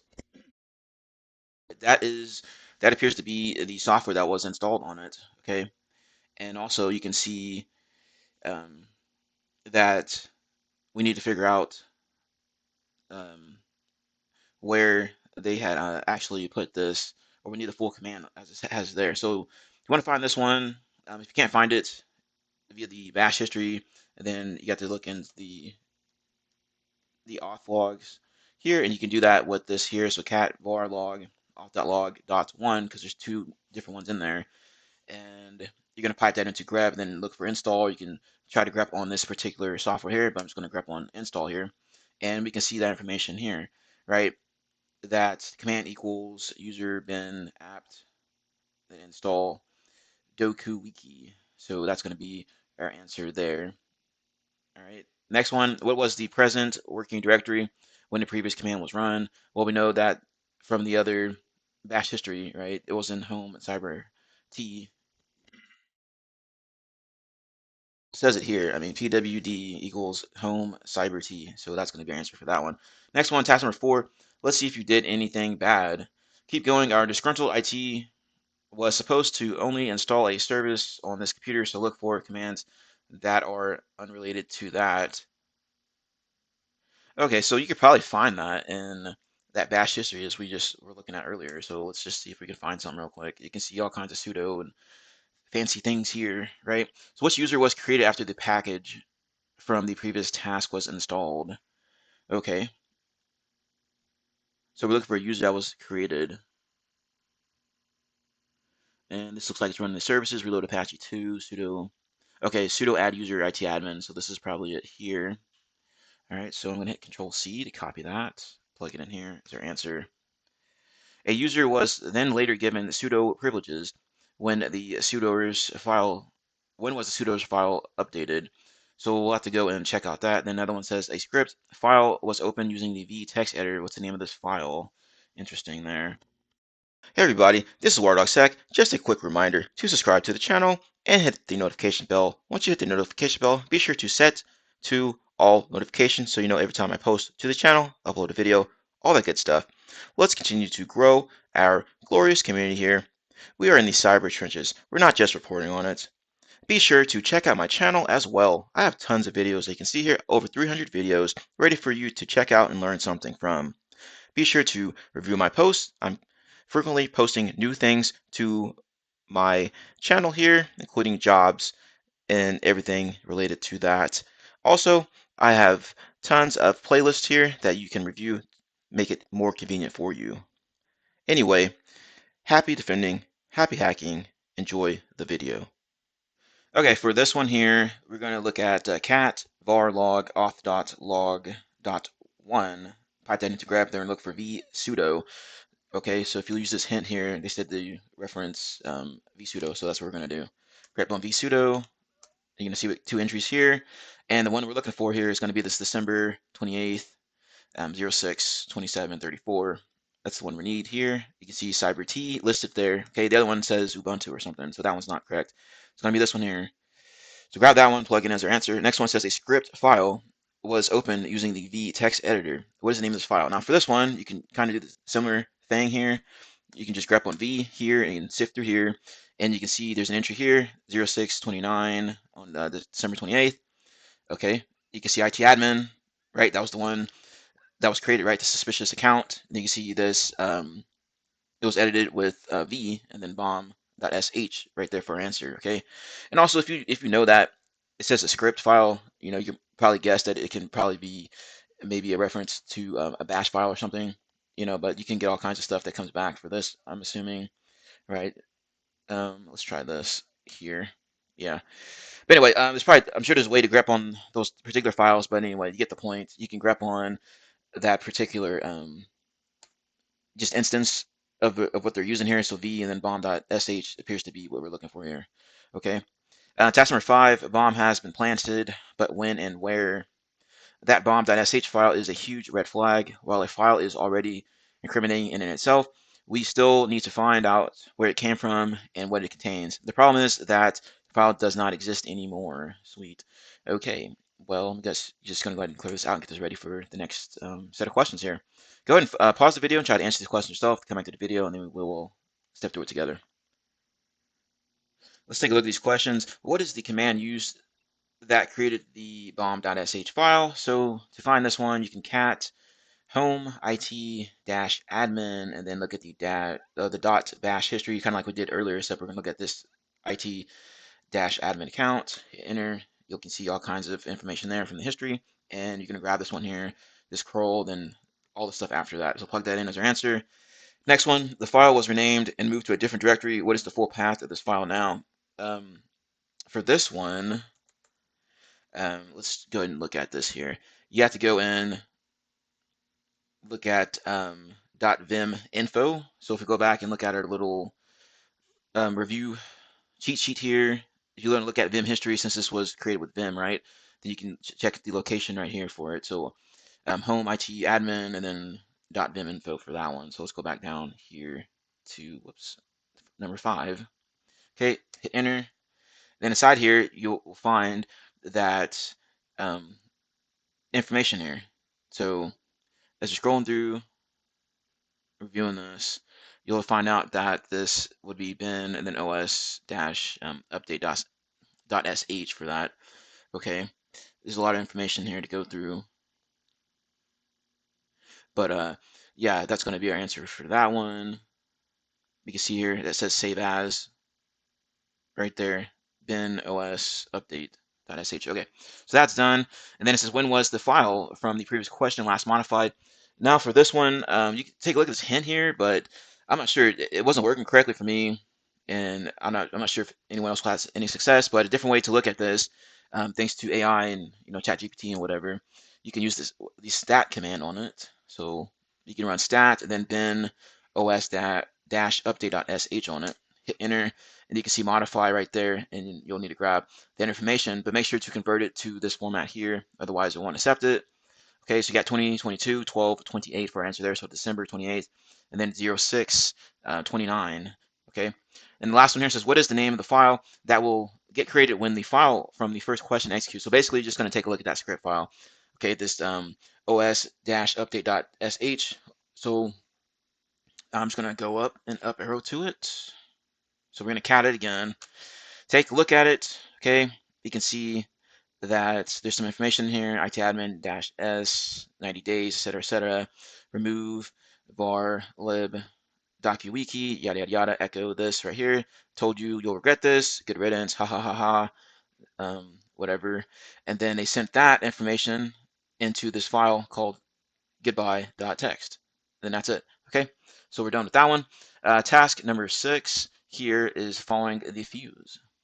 So we have a file and a motive. The question we now have is, how will this file be executed? Surely he wants it to execute at some point.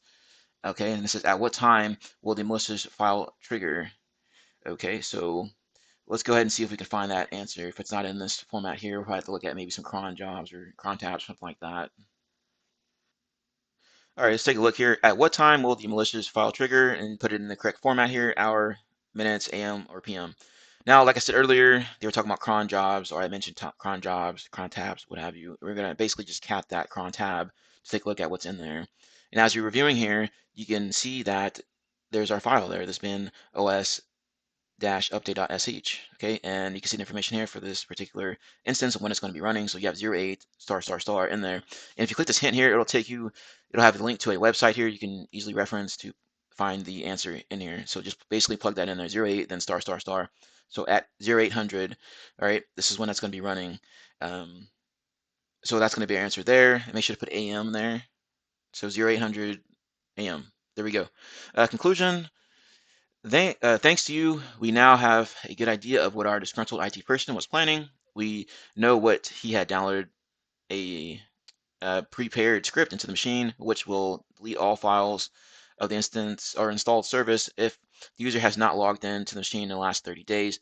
It's a textbook example of a logic bomb, that's for sure. Look at you, second day on the job, and you've already solved 2 cases for me. Tell Sophie I told you to give you a raise. I'm kidding, of course, but you did good, kid. Yeah, that's ideally. If you find that malicious file, you'll probably analyze it or send it off to your malware analysis folks, to take a look at it. But yeah, if you want to just review what it's doing in there, or you can plug this into, ChatGPT or some kind of AI tool out there, and it'll tell you what it's going to be doing. Okay, but we can see all the information here if you want to go ahead and just read it. But anyway, so we're done with this room.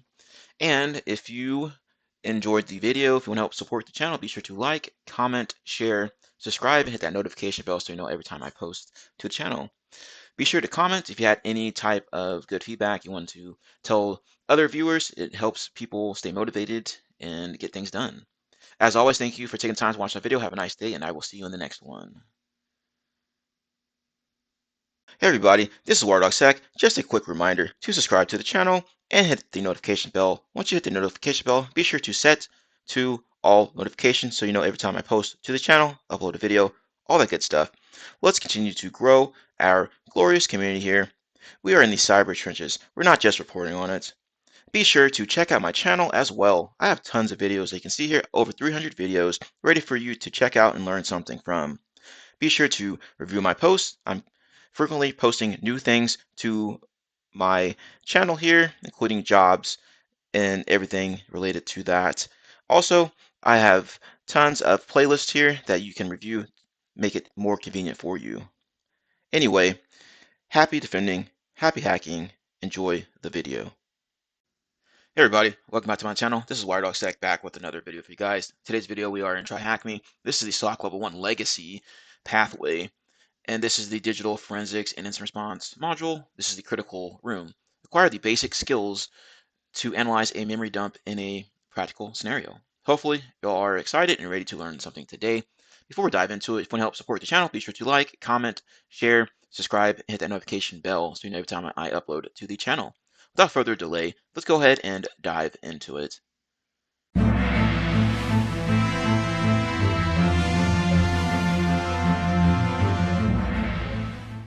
Task 1 Introduction. Incident Scenario. Our user Hattori has reported strange behavior on his computer and realized that some PDF files have been encrypted, including a critical document to the company named important_document.pdf. He decided to report it. Since it was suspected that some credentials might have been stolen, the DFIR team has been involved and has captured some evidence. Join the team to investigate and learn how to get information from a memory dump in a practical scenario. Learning objectives. In this room, we'll cover the following learning objectives: memory forensics, basic concepts, how to access and set up the environment, gathering information from the compromised target, search for suspicious activity using the information obtained, extracting and analyzing data from memory, conclusion and further steps after completing the room. In this room, we'll learn how to extract essential information artifacts from performing a memory forensic task in a compromised machine using the Windows operating system. First, we'll learn basic memory forensics concepts before setting up our working environment. Next, we'll learn how to get basic information about the compromised target and how to search for suspicious activity. Finally, we will extract interesting data that may help us identify potential malicious actors. Learning prerequisites and understanding of the following topics is recommended before starting the room. So you have analyzing volatile memory, volatility, IR difficulties and challenges. So be sure to check this out beforehand. Even check out my channel to see if I have videos over these. So we're done with this task. Task number 2, memory forensics. Let's now recap some important concepts about memory forensics that may be useful for us while working on the scenario we are presented with. In cybersecurity, memory forensics is a subset of computer forensics that analyzes volatile memory, usually on a compromised machine.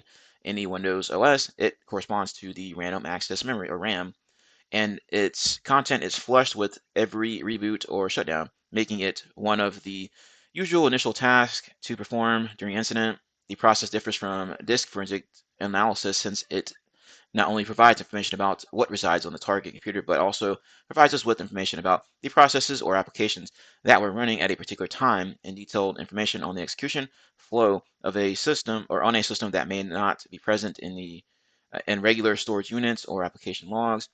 This memory analysis can help us with an immediate snapshot of an application's or a timestamp of an attacker's actions. This is crucial since evidence collected through memory forensics can become invaluable in creating a chronology of events, so basically a timeline of events. We can divide the task in a memory forensic task into two main phases. You got memory acquisition and memory analysis. During the memory acquisition phase, we'll copy the live memory to a file and commonly referred to as a dump to perform the analysis without risking losing the data from an inadvertent reboot on the compromised system, and have proof of the analysis ink as needed. Sweet. Okay, so here's a picture of that. acquiring it, and then there's a dump there, and you're going to take that to a lab and start doing the analysis on it. Next, during the memory analysis phase, we'll analyze the obtained memory dump of the forensic data suite. Okay, so question time. What type of memory is analyzed during a forensic memory task? Well, we know that's going to be RAM, random access memory. Let's see here. And which phase will you create a memory dump of the target system? So when you're creating that dump, that should be the memory acquisition phase here. So let's go ahead and copy that. All right, task number 3, environment and setup. I've already clicked the button here to start the machine, as you can see there. Using knowledge from our previous task, we can approach the first phase of our memory forensic task, memory acquisition, and determine the environment and tools we will use to analyze the memory dump. Imaging tools. There are several ways to acquire the memory from the target machine if needed. Several tools can help us, but which one to use will depend on personal preference and operating system involved in the imaging task. Some of the tools are for Windows, you got FTK Imager and WinPMEM. Linux, you got Lime, and then Mac OS, you have OS X PMEM. In our scenario, FTK Imager was used to take the memory dump of the compromised machine, which was copied to the Linux machine to perform the analysis, accessing the machine. Before moving forward, start the lab by clicking the Start Machine button. Take around 2 minutes to load properly.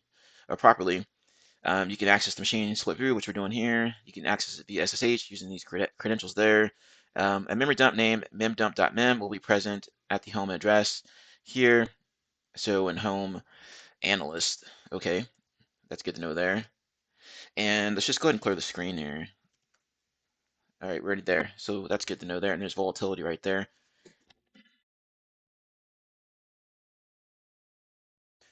A memory dump name, memdump. Okay, we already read that. To analyze the analyze the dump, we'll use Volatility 3, a popular choice among analysts to inspect a memory during an incident. In this case, the tool has been installed and an alias was created for simplicity. Entering the command vol will execute Volatility 3 in the terminal. The -H switch can display the help menu as shown below. So we can do vol-H. Okay, to pull that information up there. As we can observe from the above output, Volatility gives us several options to analyze the memory. We can list a plugin specific for each OS. Since in our case we are analyzing a memory dump from Windows, let's list the Windows plugins, executing Volatility using the Windows keyword as an argument. To search for Windows plugins, using the --help switch to list them as shown below. All right, so if we're just following along here, just up arrow there, and then we'll type in Windows --help. I'll pull back all those modules there. Okay. Plugins are extremely helpful during the analysis when using Volatility 3, since they quickly parse a memory dump for specific data types and sort the data according to the selected plugin. You can find a summary of some of the most relevant plugins below. Okay, here's a big list of them. I'm just going to read a few of them. So you got Windows.cmd line or command line, list process command line arguments. Windows.driver module determines if any loaded drivers were hidden by rootkit. Windows.file scan scans for file objects present in a particular Windows memory image. You have Windows.gsids print the SIDs owning each process. You got Windows.handles, .info, .nets scan, .netstat, .mftscan, .plist, .pstree. Now that we know how to access our environment and which tools we will use, let's move to the next phase where we'll start analyzing the data. All right, so let's go and take a look at these questions here. Which plugin can help us get information about the operating system running on the target machine? So if we go back up here and look, we can see if we can find that information here. Let's see here. Okay, so info is probably what we're needing here. Let's plug that in. Sweet. Okay, which tool referenced above can help us make a memory dump on the Linux OS? So if we scroll back up where they mention those tools, it should be Lime. It's going to be our answer there, all capitalized. So Lime. Which command will display the help menu using volatility on the target machine? Okay. And that was using the alias, so vol and then -H. That's what they're looking for here, I'm pretty sure. Yep. All right, so task number 4, gathering target information. All right. So let's take a look at this real quick. Getting information about the target is crucial to our investigation since it ensures we're analyzing the correct context and environment of the evidence. This step helps us understand specific architecture and operating systems, ensuring our findings, accuracy, relevance, and legitimacy. We can get information about the target using the -F switch to indicate the file to analyze, in this case mem.mem, followed by the plugin windows.info used to get the general information as in the example. So I'm just going to copy and paste here, clear all this out, paste if it lets me. There we go. All right, so we should have a similar output here as it runs through everything. Okay, it's a lot of information to take in.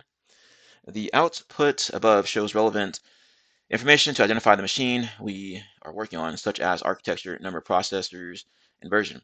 All this can help us correlate information and data with our analysis performed on separate hardware of the compromised machine or the network itself, while still having proof this is the machine that was compromised. With this taken into consideration, navigate to the working directory in the VM and execute the command vol dash f mem dump.mem windows.info, which we already have there running, to answer the questions below. So once this finishes running, be sure to answer the question yourself, then come back to the video, and then we will continue on. I'm not sure how long this is going to take. As you can see, it's already taken a while as we fired this off earlier. Hey everybody, this is WireDogSec. Just a quick reminder to subscribe to the channel and hit the notification bell. Once you hit the notification bell, be sure to set to all notifications so you know every time I post to the channel, upload a video, all that good stuff. Let's continue to grow our glorious community here. We are in the cyber trenches. We're not just reporting on it. Be sure to check out my channel as well. I have tons of videos that you can see here, over 300 videos ready for you to check out and learn something from. Be sure to review my posts. I'm frequently posting new things to my channel here, including jobs and everything related to that. Also, I have tons of playlists here that you can review, make it more convenient for you. Anyway, happy defending, happy hacking, enjoy the video. Okay, it's finally done. As you can see there, so I'm gonna scroll down to the bottom here so we can start answering some of these questions. Is the architecture of the machine x64 or 64-bit? Yes or no? That's going to be a yes. So if we take a look here where it says is 64-bit, it's set to true. So there we go there. What is the version of the Windows OS? So on this one, you can see the version is going to be 10. So NT major version is what I used here. And the last one, what is the base address of the kernel? And that's going to be at the top here, where it says kernel base. And then you're going to grab this long value here and plug that in. So we're done with there. Task number 5, searching for suspicious activity. Now that we have the information from the target we are working on, let's try to identify any suspicious activity in the memory dump. Suspicious activity. Suspicious activity refers to technical anomalies that may be present in a system, such as unexpected processes, unusual network connections, or registry modifications. These activities often signal potential security threats like malware attacks or data breaches. Starting the search. We can start by observing any potential network activity. We can use the plugin windows.net stat to see if there's an interesting or unusual connection. At this stage, remote access connections or access to suspicious sites are something to look for. Let's navigate to Home, Analyst, Directory, and execute the command here. So I'm going to run this plugin here, this windows.net stat. So let's go ahead and clear all this out. Hopefully this doesn't take forever to run.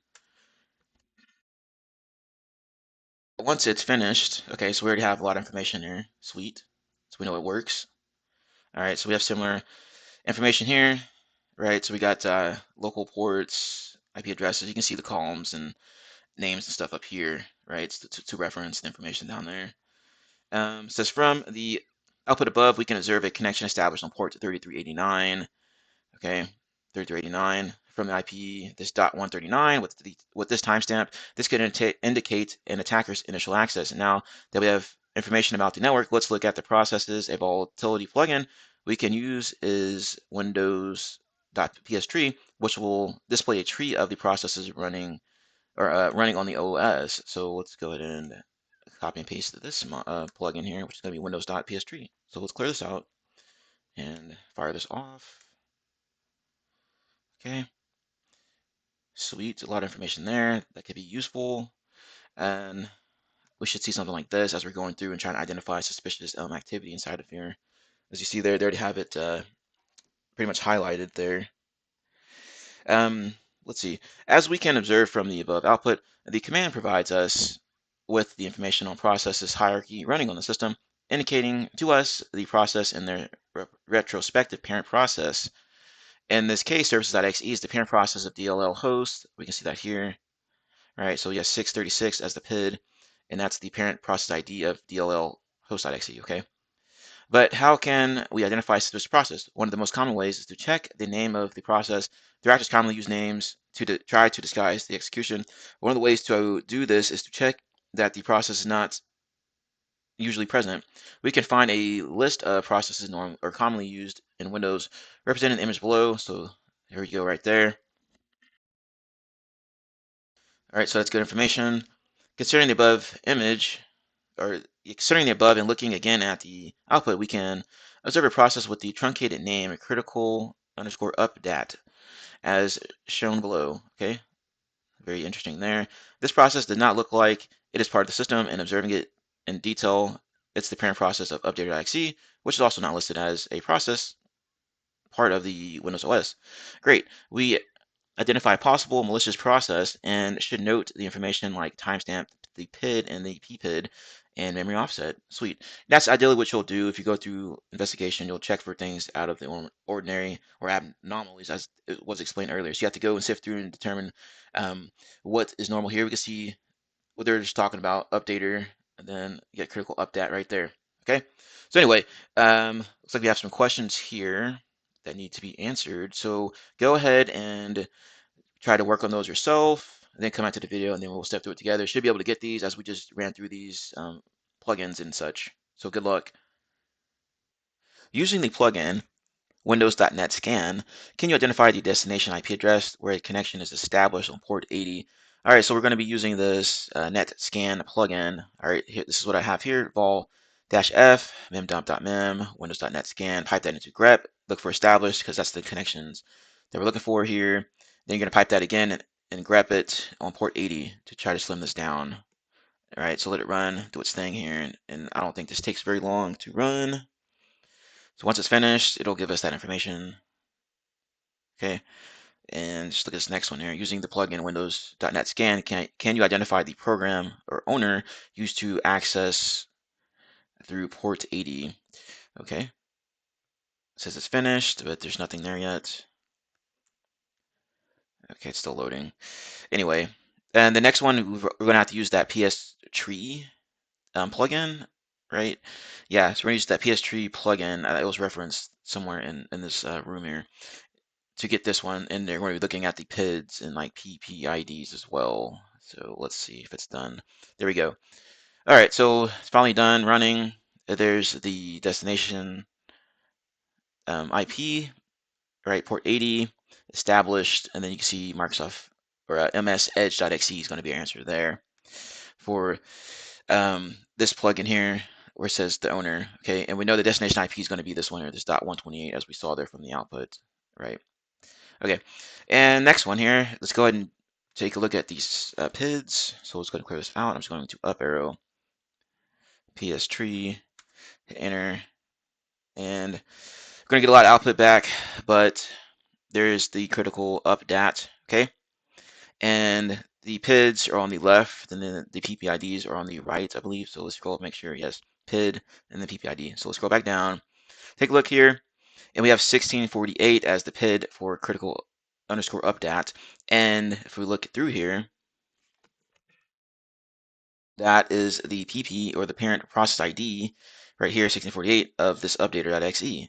Okay, so and we need to find the actual child process on that for that. Okay, so we know that those two are connected through the PID of critical update, and then the PPID is going to be the same for this updater.exe, and then that PID of updater.exe is going to be the 1612, so that's going to be the child process that we need there.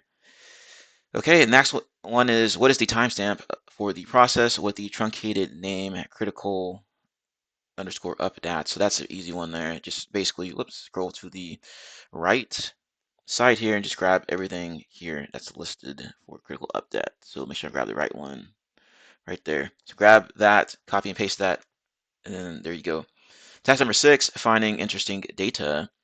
With the information we have collected, we can investigate the process critical underscore updat that we identified in our previous task, which has a child process called updater. Let's investigate the child process more in depth. Let's start by looking at where on the disk it was saved. For that, we can use the plugin Windows.FileScan, which will allow us to examine the files accessed that are stored in the memory dump. This output is quite big, so to access the data in a better way, we'll use um, the greater than character in bash to redirect the output to a file. In this case, file scan underscore out. Okay, and that's what they're doing here, putting that output into that file. So it's good to know there. So I'm gonna copy and paste in case we need to do something with this. I'm gonna let it run because it said maybe it could take a while or have a lot of output there. So let's go ahead and do that here. Okay. So that's out of the way. After executing the command, we can inspect the data by using the cat and filtering using the grep command as shown below. So cat, their cat in the file, then piping that into grep, and then updater looking for things that display there. And then we should get an output like this here. Above, we can observe that the files have been stored in the directory user01 documents update.exe or C users user1 or 01 documents update.exe. If we want to have more detailed information like when the file was accessed or modified, we can use the plugin .mftscan.mftscan, okay, whose output is also quite big. So we will redirect the output to the file mft underscore out. Okay, so same thing here, putting this into a file here to look at later on and sift through. It says it's finished, but let's just go ahead and run this as well, and then we'll take a look at these here in a second. We can then use grep again to parse the information or parse the file for the appearance of updated.exe, and that's how you do it here, pretty much similar to what we just saw up there, and she would get a output like this. From the output above, we observed the last 4 timestamps correspond with the created, modified, updated, and accessed timestamps. We can take notes of those. So a lot of good information here to take in. And let's flip back over here. It says it's done, but there's no prompt or anything there. So let's give it a couple more seconds there. We're going to talk about getting the goods for our next one. So this looks pretty lengthy here for this task here, a lot of information. Let's flip back over real quick. Still not done yet. There we go. Okay, so ls, and there's both of our files. So let's just take a look at both of them real quick using that cat. Okay, here's one of them here. Sweet, and take a quick look at the other one. Right there.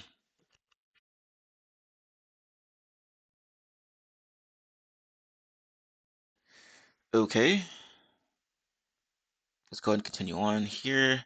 Getting the goods. Let's get information on the process. There are several ways to examine memory, but we will continue using volatility. This time we'll dump the memory region corresponding to updated.exe and examine it. To accomplish the above, we'll use the plugin windows.mem map. This time we'll specify the output directory with the -o switch. In this case, we'll use the same directory denoted by the character dot and the option --dump followed by the option --pid in the PID of the process, which in this case of update.exe is, okay, the 1612.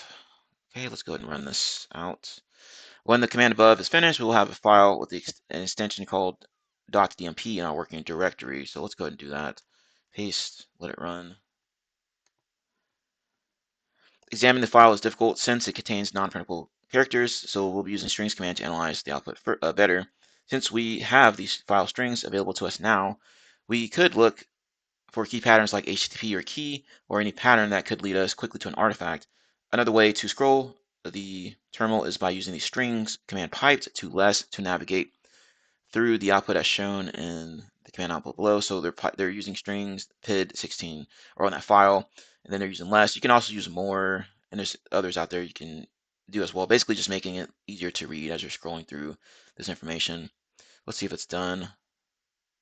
Okay, looks like it's still going, and it just finished. Cool. So let's see and check. There it is. And let's scroll back up real quick. And let's run strings on it with less. Okay, looks good to go there. There we go. See how easy this is, and then you can hit like spacebar to go quicker than that. But all right, so we get the gist of it. And let's see here. As we can observe, we immediately identified a possible key in a domain from a URL that the process may have accessed. Also, by scrolling down, we found more indications that this is a malicious process since we can find the important document.pdf file name indicating the interaction with the file. Sweet. We see that here. Great. We can infer that the process update.exe accessed the document important underscore document.pdf and accessed a key at some point with this URL here. If we use the command grep to look for HTTP requests that may be stored in memory, we can do it by using the dash capital B and capital or dash capital A to look for 10 lines above and below our match to see if we can spot something else. And this is how you do that here. So this is some good information to take in. All right. Scrolling up, we can observe the HTTP request is displayed. Okay. From the above, we can observe at the end of the HTTP request the content of the file inc key.txt, and on the same request, we can observe data with the value cafe babe. This could be the key to encrypting the PDF used by the attacker that was not downloaded to disk. Awesome. Excellent. We collected valuable information from the memory dump, including the possible key used to encrypt the documents. So once again, pause the video and try to answer these questions yourself. You should be able to as we just step through this. But anyway, once you're done or get stuck, come back to the video and then we will continue on. Let's take a look here. Analyzing the Windows.FileScan output. What is the full path and name of the critical underscore updat? All right, so we ran this earlier. Cat file scan underscore out. And then you're going to pipe that into grep and look for updater. And it's going to be this first one here. All right, so just throw in C colon, right? And then under C colon users, then user 01, et cetera, et cetera, et cetera. Okay, so that's how you get that one. And this next one, analyzing the Windows.mftscan.mftscan, what is the timestamp for the created date of important underscore document.pdf? Now you can do something similar as well. You just grep on it, right? Using that file. So cat mftscan underscore out, pipe into grep important document. And I used the first one that was listed here. So I'll use this here as our answer there. Okay, so we are done with that one. And this last one here, analyzing the updater.exe memory output. Can you observe the HTTP request and determine the server used by the attacker? And we probably saw something like that earlier, right? So that's the last one we did from that dump file, if I'm not mistaken. So you can find it using this. Just hit enter, and then as it's going through, you'll see something referenced here called where it says server, and then this simple HTTP, et cetera, et cetera, et cetera. So that's the one we're going to be grabbing for that answer there. You see all kinds of information in there, by the way. So that's good to know there. Plug that in as our answer, and we are done. Task number 7, conclusion. In this scenario, we have put into practice the skills necessary to start digging into the world of memory forensics and practice with a tool like Volatility, which is widely used among digital forensic professionals. We learn how to gather information about the machine the dump belongs to, search for connections, enumerate and investigate processes, and examine the content for malicious patterns in a memory dump.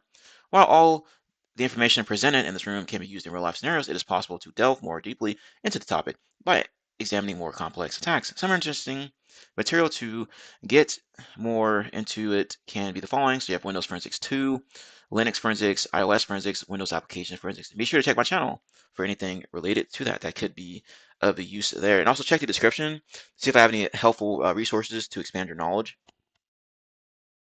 A lot of the stuff can be very useful. I'll have a link to this Medium article here or blog post, complete guide on how to identify a suspicious process that could probably come in handy. There's a lot of things to read through, 19-minute read, a lot of good information in here that could be useful in your career as you're going through and looking at things, or if you just wanted to look at it in like a lab environment or whatever.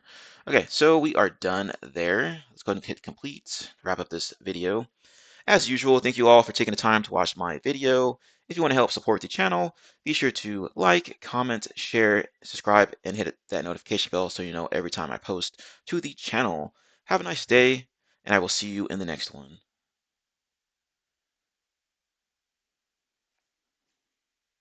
Hey everybody, this is WireDogSec. Just a quick reminder to subscribe to the channel and hit the notification bell. Once you hit the notification bell, be sure to set to all notifications so you know every time I post to the channel, upload a video, all that good stuff.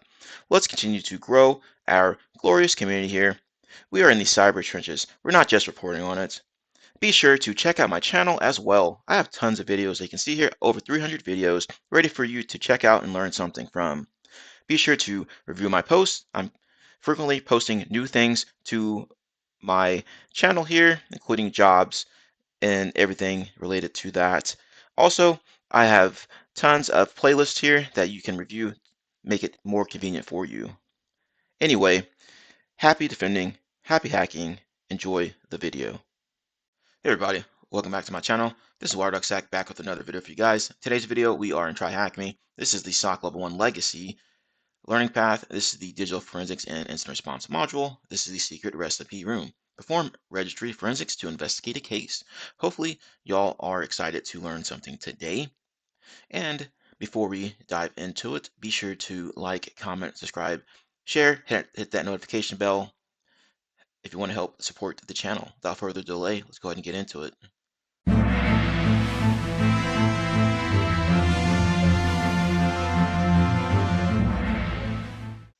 Task 1, Introduction, Storyline. Jasmine owns a famous New York coffee shop, Coffee, which is famous citywide for its unique taste. Only Jasmine keeps the original copy of the recipe, and she only keeps it on her work laptop. Last week, James from the IT department was consulted to fix Jasmine's laptop, but it is suspected he may have copied the secret recipes from Jasmine's machine and is keeping them on his machine. His machine has been confiscated and examined, but no traces could be found. The security department has pulled some important registry artifacts from his device and has tasked you to examine these artifacts and determine the presence of secret files on his machine, room machine. Before moving forward, let's deploy the machine, clicking the Start Machine button, which I've already done there. It'll start up in split screen. I'm going to use the big screen for it. And if it's not visible, click on Show Split View button at the top of the page. It says you can also access it via attack box or RDP using the credentials below. So there you go there. On the desktop, there's a folder named Artifacts, which contains the registry hives to examine, and another folder named Easy Tools, which includes all the required tools to analyze the artifacts. So that's good to go. Okay, Easy Tools right there. We have Artifacts right there. Okay, Easy Tools, Easy Viewers in here. Should probably end up using that. And Artifacts, of course. Looks like the Hive registries. They'll probably talk about it here shortly. Okay, so we've done this. How many files are available in the Artifacts folder on the desktop? So 1, 2, 3, 4, 5, and 6 is our answer there. Okay. Task number 2, Windows Registry Forensics. Registry recap. Windows Registry is like a database that contains a lot of juicy information about the system, user activities, processes, executed, the files accessed or deleted, etc. Following registry hives have been pulled from the suspect host and placed in the C users administrator desktop artifacts folder. All required tools are also placed in the easy tools folder, as we just saw both of those. Your challenge is to examine the registry hives using the tools provided, observe the user's activities, and answer questions. So there's our registry hives there, system, security software SAM, into user.dat, user class.dat. Note the download task files button has a cheat sheet which can be used as a reference to answer the questions. And I believe that's the same cheat sheet as this one that I just clicked out of. But this is from a different room. Should be the same cheat sheet as in this unattended room in task number 2 here, right? So I'll probably be referencing this, going back and forth if I can't remember where to look for certain items and such. Let's flip back over. And there's some questions here. So as usual, we'll step through these questions together and see where we go. First one is, what is the computer name of the machine found in the registry? When was the administrator account created in the machine? Year, month, date, hour, minutes, and seconds. So let's go over to our VM here. if it doesn't freeze on me. Okay. And then we will open up Registry Explorer down here. And then I guess we'll start loading up some stuff and try to find some of these answers here. I have Registry Explorer open up here. Let's go ahead and load up some hives here. Let's go to the desktop, artifacts, and somewhere we can just load all of them. Let's see.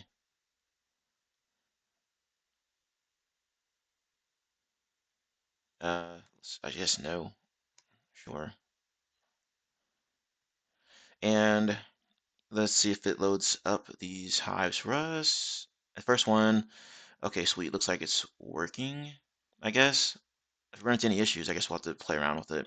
So we need to find the computer name that's found in the registry, and let's see if we can start searching for it. So let's just type in computer name. Okay, there's quite a few of them here. Well then, let's take a look at this first one under control set 001. And okay, there's info in here. James appears to be the answer there. So let's go ahead and grab that here.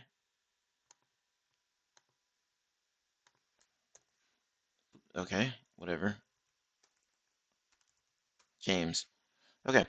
When was the administrator account created on this machine? So let's see, where would that be? I wonder if we could just search for it up here again.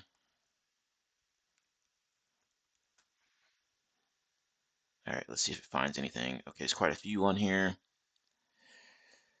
And we need to figure out when it was created. So let's check under this first if there's anything here. If it's under the user. All right, well, we'll have to reference our little cheat sheet here. Let's see, user accounts. Okay.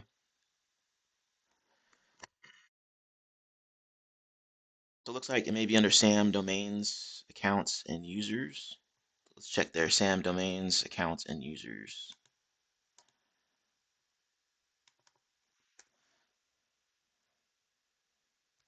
Let's type in users. Okay. SAM domains, account, users, and wow, there's a lot in here. And let's see here. Administrator. Let me try to move this over a little bit more. Okay. And here's the created date, I believe. So let's drag this over to make sure created on. Okay. And we gotta make sure that format's correct. So year, month, date. It looks like it's correct. So I'm gonna try to double click this, see if it opens anything. No, really. I was trying to find a quick way to copy and paste this, but 2021 03/17.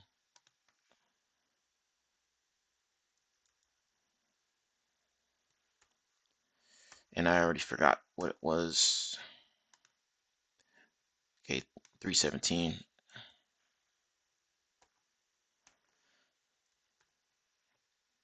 Okay. 14/58/48.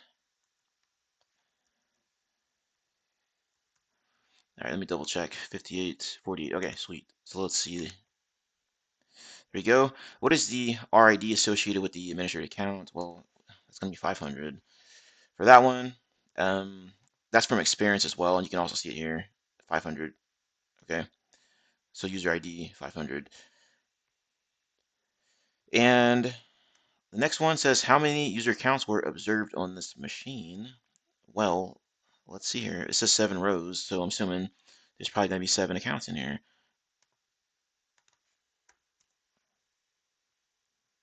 Correct. Okay. And we can see that down here in these other user accounts right here. All right. And let's see if we can answer some of these other ones here. There seems to be a suspicious account created as a backdoor with RID 1013. What is the account's name? Okay, so 1013 bdoor appears to be our answer there. Okay. What is the VPN connection this host connected to? Interesting. So it's probably going to be somewhere referencing network activity or something like that. So let's see if I can track this down real quick. Hey everybody, this is WireDogSec. Just a quick reminder to subscribe to the channel and hit the notification bell. Once you hit the notification bell, be sure to set to all notifications so you know every time I post to the channel, upload a video, all that good stuff. Let's continue to grow our glorious community here. We are in the cyber trenches. We're not just reporting on it. Be sure to check out my channel as well. I have tons of videos. You can see here over 300 videos ready for you to check out and learn something from. Be sure to review my posts. I'm frequently posting new things to my channel here, including jobs and everything related to that. Also, I have tons of playlists here that you can review, make it more convenient for you. Anyway, happy defending, happy hacking. Enjoy the video. Okay, the VPN, you're going to find this in the network list. So I just plugged it in up here in the search bar, hit find, and it brought me to this C users administrator desktop artifacts software. And then all the way down here, you can see network list. Click on that, and then you'll see the list down here. You got Proton VPN, and then you have the first connect local, which is going to be 2022 10 12 19 52 36. So there's both of our answers there for those questions. So Proton VPN, and then when it was the first VPN connection observed, 2022, 10, 12, 19, 52, 36. Next one, there were 3 shared folders observed on his machine. What is the path of the third share? The next one is, what is the DHCP IP assigned to this host? So maybe we can find this real quick. Let's just type in shares folders, something like that. Maybe something will come up in here. Maybe we'll get lucky again.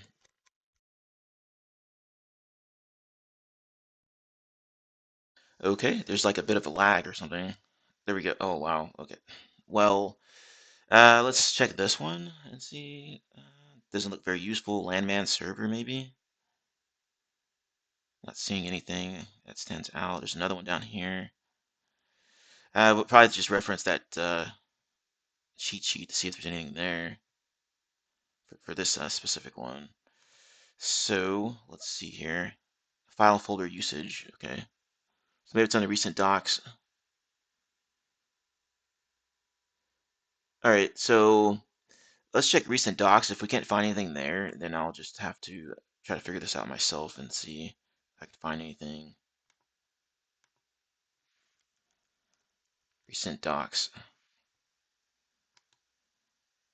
Okay, I think it's running the search for that. It's kind of slow. It's not just, it's not me. It's the VM is like kind of slow right now. Okay, so recent docs. There's 28 values in here, so there might be something juicy. Oh, well, maybe we'll have to reference this later on in the question because we can see different things here, right? So that's good to know there. But there's nothing in here, I think, for shares, at least. Well, I mean, let's skip ahead a little bit and maybe we can answer some of these other ones since we already found some text files. Let's see what this first one is. The suspect seems to have accessed a file containing a secret coffee recipe. What is the name of the file? Okay, well, let's check recent docs here. There's secret recipe PDF, secret code, and I'm willing to bet it's going to be this PDF one. So let's see if I can control C this. Nope, okay. I have to manually type in everything. So secret dash recipe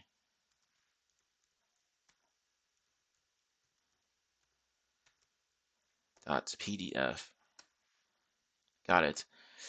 Okay, well, I'm going to go and try to find these two, and then we'll come back to the video. All right, for the one talking about the network interfaces, you can look it up here under network interfaces and past networks. So system, current, control set, services, TCP IP parameters, interfaces. So that can lead you into the correct direction here. Now, what I did was go into here and just plugged in interfaces, hit find, scrolled all the way down to this TCP IP. There's interfaces there, and there's a few listed here. And the one in question appears to be this one here, this dot one. So let's see, actually no, it's going to be this one here, DHCP yeah, it's going to be this one here, this dot 197. So let's see if it will let me copy and paste this over. You can also use this hint too, it'll lead you to the right direction. Okay, so we can't do that. 172.31.2.2 and 197 for that one. Now let's go back up one. There were 3 shared folders observed on his machine. What is the path of the third share? Well, we saw that earlier, I believe. We just scrolled past it, or I just overlooked it. So we can do that with just shares. Once again, use this find feature, and then it'll pull up a bunch of stuff for this, and just basically have to sift through and try to figure out which one it's going to be. I'm not sure if you can actually utilize something in here to try to figure out that information, but it was just some trial and error for me at least. But anyway, so let's scroll up here, and then under these landman servers, you'll see some information. Okay, so there's one here, and there's nothing of interest. This first one here has 3, and you can see this one here. It says value name restrict files. So click on that. Then at the bottom here, just pull this up a little bit, and then in value, you can see the path equals C colon um, backslash restricted files. So that's going to be our answer there for that one. As we can see, that's already plugged in. Okay, so we already got this one earlier. Next one, the suspect executed multiple commands using the run window. What command was used to enumerate the network interfaces? And then the user searched for a network utility tool to transfer files using File Explorer. What's the name of that tool? Okay, so let's see if we can find a few of these here, and then we'll come back. Take a look at these here. The suspect executed multiple commands using the run window. What command was used to enumerate the network interfaces? To get this one, you can go in and just plug in run up here in the search bar. So run, enter. It's probably a faster way to do this, but this is the way I did it, right? Why not use these searches up here? So once this finishes running, it'll go into, we'll bring up a bunch of items here. But anyway, so we'll scroll up towards the top here, and we'll take a look at this ntuser.dat. Okay, inside here you'll go down to Explorer, and then it's run mru. So click on that if it lets me. Okay, click on that. You'll see different commands in here, executable. The one in here that you need is going to be this pnp util /enum -interfaces. So there's our answer for that one. The next one, the user searched for a network utility tool to transfer files using the File Explorer. What is the name of that tool? So once again, you can go and reference our cheat sheet here. It says Windows Explorer address slash search bars, and there's different areas you can check. Here, the one in particular is going to be this word will query. So if you follow this method here, you should be able to just leave this. This will stay open, so you can just backspace out of that, and then it'll keep the drop downs there. So basically just scroll down till you navigate to that section that they had listed. So we're looking for that word will again. So it should be under Explorer right here. Okay, go down, and then we'll see word will somewhere inside of here. So you can just probably search on it too. There we go. Word will query. So inside of here, you can see there's different items that come up here. You got secret files, you got netcat, recipe, and recipes. Now, you can just do a quick Google search, or you can just use process of elimination here. Okay, netcat's going to be your answer there. That's a well-known tool out there that can do this particular feature or capability. So that's our answer for that one. Next one, what is the recent text file opened by the suspect? Well, we saw earlier in this particular room, when we looked at recent docs, we saw some items of interest, and secret-code.txt was one in particular. Now you can leave this open and just scroll back up to recent docs right here, or you can just probably just type it in. And then you can click through here. One of interest we saw earlier was the secret-recipe.pdf. There's a couple others in here that we'll probably have to look at. Art-attack, that sounds interesting. And there's this .text folder or a file. Okay, so click on that, or just copy and paste it over. And that's going to be our answer for that one. Next one, how many times was PowerShell executed on this host? The suspect also executed a networking or network monitoring tool. What is the name of this tool? Okay, so let's see if we can just find the remainder of these here, and then we will close out this video. So let's just do a quick search for PowerShell. Just type in PowerShell, see if we get any hits. We'll probably have to reference a particular area inside of here, maybe. Evidence of execution, probably. So maybe it'll show up in here somewhere. So let's see. PowerShell. Okay, there's a lot of stuff in there that comes back. So I'll have to just to go through and try to sift through some things and see if I can find that answer if it doesn't show up here quickly. How many times was PowerShell executed on the host? We can find that with user assist. Okay, that'll give us that information as well as the rest of these, I believe. So let's flip back over to our VM, and up here, all I did was type in user assist to bring that up. And I'll show you where this is located here shortly. Once it finishes loading. Okay, but anyway, it's going to be under this into user.dat. Yes. So under Explore, there's user assist right there. So let me click this X here. So let's see if we can just minimize some of this stuff here.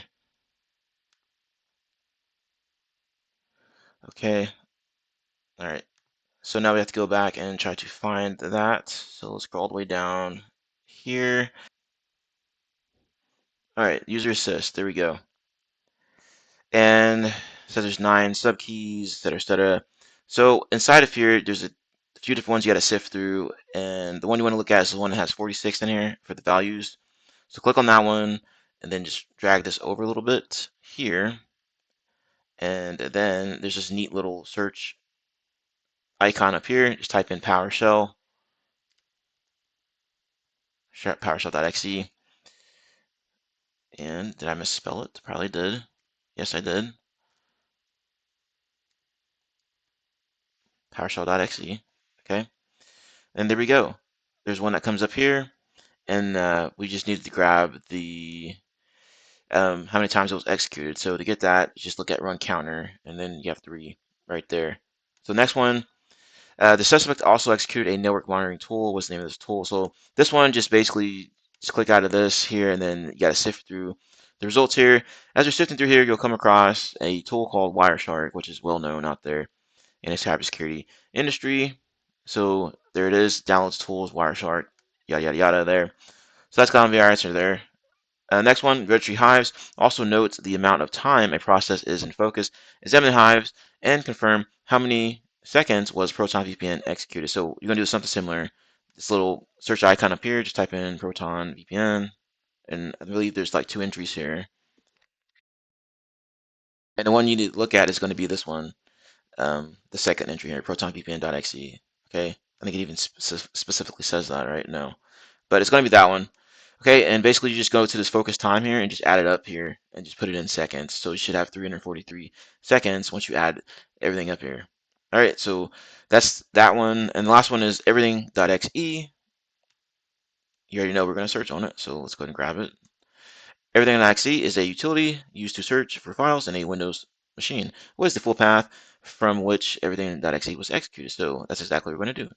We're going to use our find up here, hit enter. And there we go, program name, then just grab this full path right here, plug it in as our answer. As you can see, I'm just waiting to hit enter. Okay, so that should be it for this room. And if you want to help support the channel, if you enjoyed the content, all that good stuff, be sure to like, comment, share, subscribe, hit that notification bell so anytime I upload a new video to the channel. Hopefully y'all enjoyed this video, and thank you all for taking the time to watch it. Hopefully you learned something. Have a nice day, and I will see you in the next one.